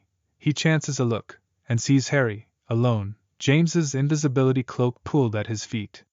Harry stalks forward, wand raised. Get back, he says quietly to Remus and Arthur. He raises his voice. I don't want anyone else to try to help. It's got to be like this. It's got to be me. Remus swallows hard. He looks at James and Lily's son, their godson, and sees the man he has become. He trusts him. He gives a curt nod at Arthur, and together they and the other three step away from Voldemort. Harry and he begin to circle each other. Remus stays guarded, ready to step in if God forbid Harry should fall. He wonders where Sirius is. Sirius finds 3 Death Eaters torturing a Hogwarts student he doesn't recognize. 3-on-1, he tries and fails to think breezily. 3-on-1, can't be that bad, but of course it is. He fights for what feels like hours but in reality is probably 2 minutes. The student flees down the stairs in the middle of it. Sirius dispatches the last one by a spell that would have earned him AT in Transfiguration, but it turns out that it doesn't really matter how nice something looks when it is effective. Sirius's legs can no longer support him. He collapses against the wall. All of the adrenaline that has been surging through his body for hours is exhausted. For several seconds he can do nothing but gasp. Then he hears it. A dragging sound. On the stairs. Someone breathing very heavily, panting even. A wind wheezes up the stairs and a smell comes with it, canine. Musky and sweat-soaked. Nothing good. Sirius grabs for the windowsill above his head and hauls himself to his feet just as Fenrir Greyback rounds the corner. When Harry shouts, Expelliarmus, just as Voldemort screams, Avada Kedavra, Remus closes his eyes involuntarily. He hears a thud, and then Molly's voice says quietly, You can look, Remus, just as the hall erupts in noise. He opens his eyes to see Voldemort's strangely small, crumpled corpse and then sees Harry, standing, alone, the red light of sunrise illuminating him. He looks exhausted. Remus helps him down from the table, and then releases him to Ron and Hermione. He looks around the room and realizes that Sirius is not there. His body goes cold.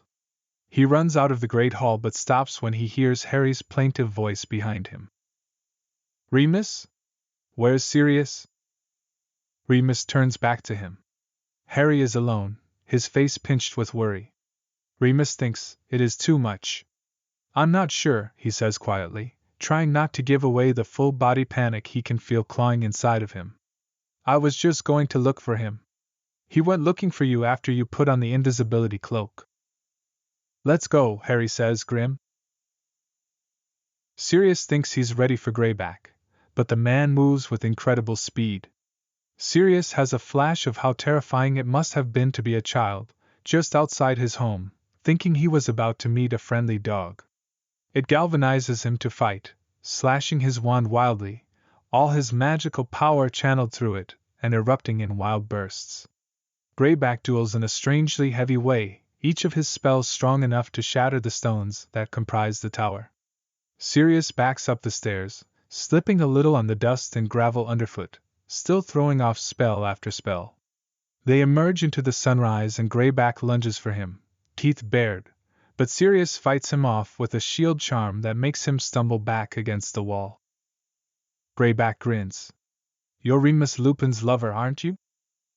"Fuck me," Sirius thinks, "how many Death Eaters have a personal vendetta against my husband?" "Husband, thanks," he says, slashing his wand across and down, shoving Greyback back again with fire. "I didn't get an invitation," Greyback snarls.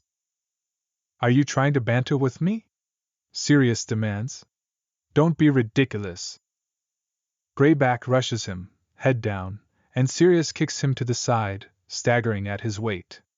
Greyback spits teeth and blood, then grins again, his face a horror. "Don't you want to share everything with him?" Sirius ignores him, concentrating on circling him, angling him just so. He keeps his wand out in front of himself as if in protection, but a steady stream of magic is issuing from it, drilling away at the stones on the wall behind Greyback. He just has to keep him at bay, just a little bit more. There'll only be one chance at this. The floor is becoming jagged with broken stones from Greyback's spells rebounding off Sirius's shield charm, but the charm holds. Greyback is clearly getting impatient, making bigger and bigger swipes. Suddenly he raises his arms and the shards of the floor fly up and pelt Sirius's shield until it collapses.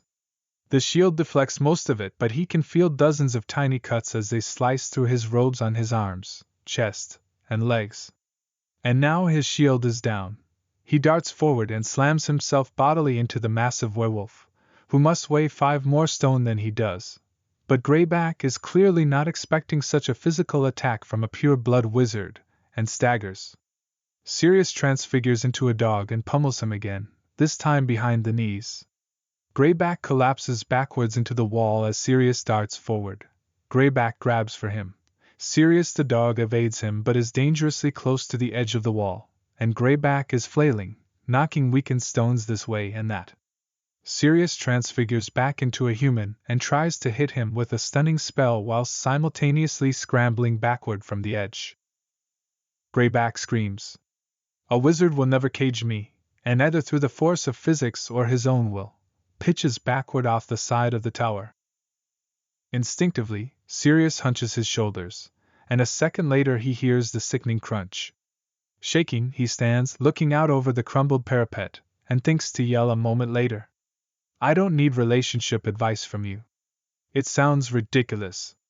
He collapses back against the broken stones and lies there, bleeding freely from dozens of lacerations.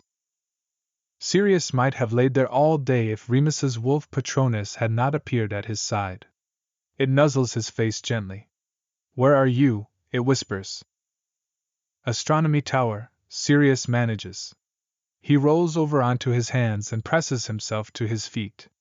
In the end, he crawls down the stairs and tumbles as gently as he can onto the floor at its base just as Remus and Harry round the corner. His heart is suddenly much too large for his body, especially thudding like this. They're alive, if a bit dirty and bloodied. "Sirius!" He's not sure who calls his name in that panic tone, but suddenly Remus is at one side and Harry is at the other, both touching him. "What happened?" Harry asks. "What's all this blood?" Remus demands, his hands on Sirius's robes sticky with it. Greyback, Sirius starts. Remus goes white. "Did he bite you?" "No," Sirius says. "He's dead. He pushes himself into a seated position. "I could use some extra blood, though. Got cut with lots of little rocks." He puts a hand on Harry's face. "You're alive." Harry smiles, and then the smile turns into a grin. "We're all alive." "And Voldemort is dead," Remus says. He's running his wand down Sirius's arm, delicately healing everything he can. Sirius twitches. "That itches," he says. "Wait. He's dead? You sure? Because I've heard that before." He's dead, Harry says solemnly. And, again, I want to reiterate, we're all alive. We're alive, Remus says, mouth curling as he fights not to cry. Together they help Sirius stand and walk slowly to the great hall in companionable, pensive silence. Ron and Hermione are waiting for them at the doors. You don't want to go in there, Ron says. Everyone's looking for you. A true friend, Remus murmurs. Go, Sirius says, giving Harry a little push towards his best friends. We'll wait for you. He glances back at Remus, then smiles at Harry. And whenever you're ready, we'll go home. Chapter 32, Epilogue. Sirius had said, "We'll go home," but that had proved a bit more complicated than it seemed. They spend the first few weeks after the battle inhabiting a limited number of rooms in Grimmauld Place while Sirius combs through properties for sale. Mostly, they relax. There are funerals, seemingly endless funerals, of which Harry attends only a few. Remus feels obligated to attend them all, and Sirius feels obligated to go with him. But after that, they listen to a lot of Quidditch on the wireless, play long games of wizarding chess that seem to stretch across weeks, and take rambling walks. On fine days, they take the Muggle train down to Brighton and go to the beach, eating ice lollies and enchanting seagulls to stop stealing food as confused Muggles wonder why they're suddenly able to eat their fish and chips unaccosted. Sirius discovers he needs reading glasses and, after a brief crisis, acquires an absurdly expensive Italian pair that look so good Remus can barely look at him. After all, they are sharing a home with Harry now, but once he leaves for school. And then there is the matter of home. Sirius comes up with a list of possibilities and they tour them, asking as many strange questions of the estate agents as they can think of. Remus, my hobby is antique fires. Agent, nodding seriously, go on. Remus, so I need a fireplace capable of handling the power of say, an 1810 roarer. Agent, starting to look concerned, well, this property does date to the late 1700s. Or Sirius, our son likes collecting larger lizards, so we need walls and ceilings that can bear a good deal of weight. They settle on a terrace house in Walworth, with a good-sized private garden, and spend Harry's birthday in brutal heat and humidity schlepping their few belongings south. Harry, along with Ron and Hermione, is going to return to Hogwarts in the autumn to finish his 7th year. It'll be nice to be there and, not thinking about Voldemort, he says. Remus nods approvingly. And you do need to get your newts for any career you'll want in the future. Sirius and Harry look at each other, eyebrows raised. Sirius says, "You think Harry is going to have trouble with people knowing his magical qualifications?" Remus laughs. It'll streamline the application process. He doesn't add, it'll give him a chance to be a little carefree for the first time in his life. He knows Sirius knows it. Harry is no longer thinking of becoming an Auror. I mean, you could be a really good one, like Tonks was, but you might have a boss who makes you do bad things. He seems content to not have any plans for the future just yet. Minerva comes to visit them and looks around the house, lips pursed. You don't like it? Sirius asks. It is a bit of a tip. No, it's very nice, she says. She looks back at him. Too nice. I was hoping I could persuade you two to come back to Hogwarts. Sirius blinks in confusion. What would you want me for? I was hoping Remus could teach defense, and you could take my place as Transfiguration Master, now that I'm headmistress. Sirius is beyond touched. You think I could teach Transfiguration? Minerva laughs. Sirius, you have been better at it than I since you were a 5th year. And that's not even counting the unregistered animagus. She pauses. Though we will need to get you registered, just for propriety's sake. Sirius had been thinking of trying to get his old job back at the British Museum, or at least something like it. But a year of teaching, and Harry would be at the school too. She sees it in his face and smiles. I don't expect either of you to be there forever, she says gently. But I thought you might like more time with your godson. We'll think about it, Sirius says. Put me down as a definitely maybe. Let me know soon, she replies, all business again. As otherwise I shall have to engage an inferior professor. Sirius wants to talk about it, but when they sit down for their lunch, Harry says, So, when are you going to actually get married? Sirius says, a bit blankly. We should do it before I go back to school, Harry adds. Well, Sirius says, I think we have to give a certain amount of notice with the local register. Oh, Remus says breezily. I did that ages ago. Sirius looks at Remus, who is calmly eating and averting his gaze. Ages ago? Fleur reminded me. She wrote me a letter about it, in fact. So we could get married at any time? Remus nods. Harry grins. Let's do it tomorrow, he says. Okay, Remus agrees. Okay? Sirius repeats. That's it. I mean, it's just a piece of paper, when you think of it, Remus says. Sirius rolls his eyes. Well then? Why not? He hesitates. I'll need dress robes, though. Don't you already own some? Our cottage got destroyed, Mooney. Remember? Oh, yes. I'd forgotten they were there.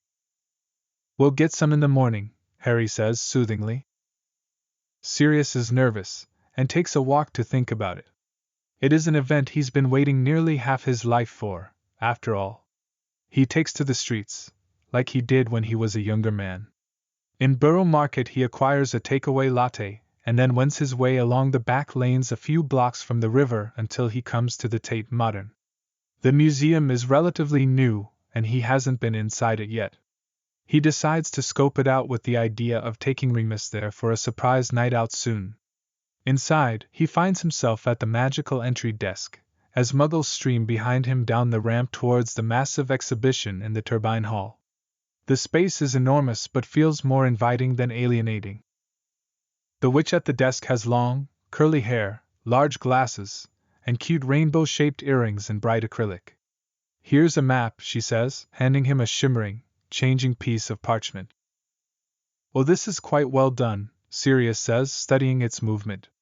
He follows a radiating arrow along a wall and through a magical barrier. The space opens up into a second massive exhibition hall with floor-to-ceiling windows that look out onto an upside-down view of London. The floor is a shimmering blue with three-dimensional white clouds that travel around his feet and, when touched, seem to be made of cotton candy.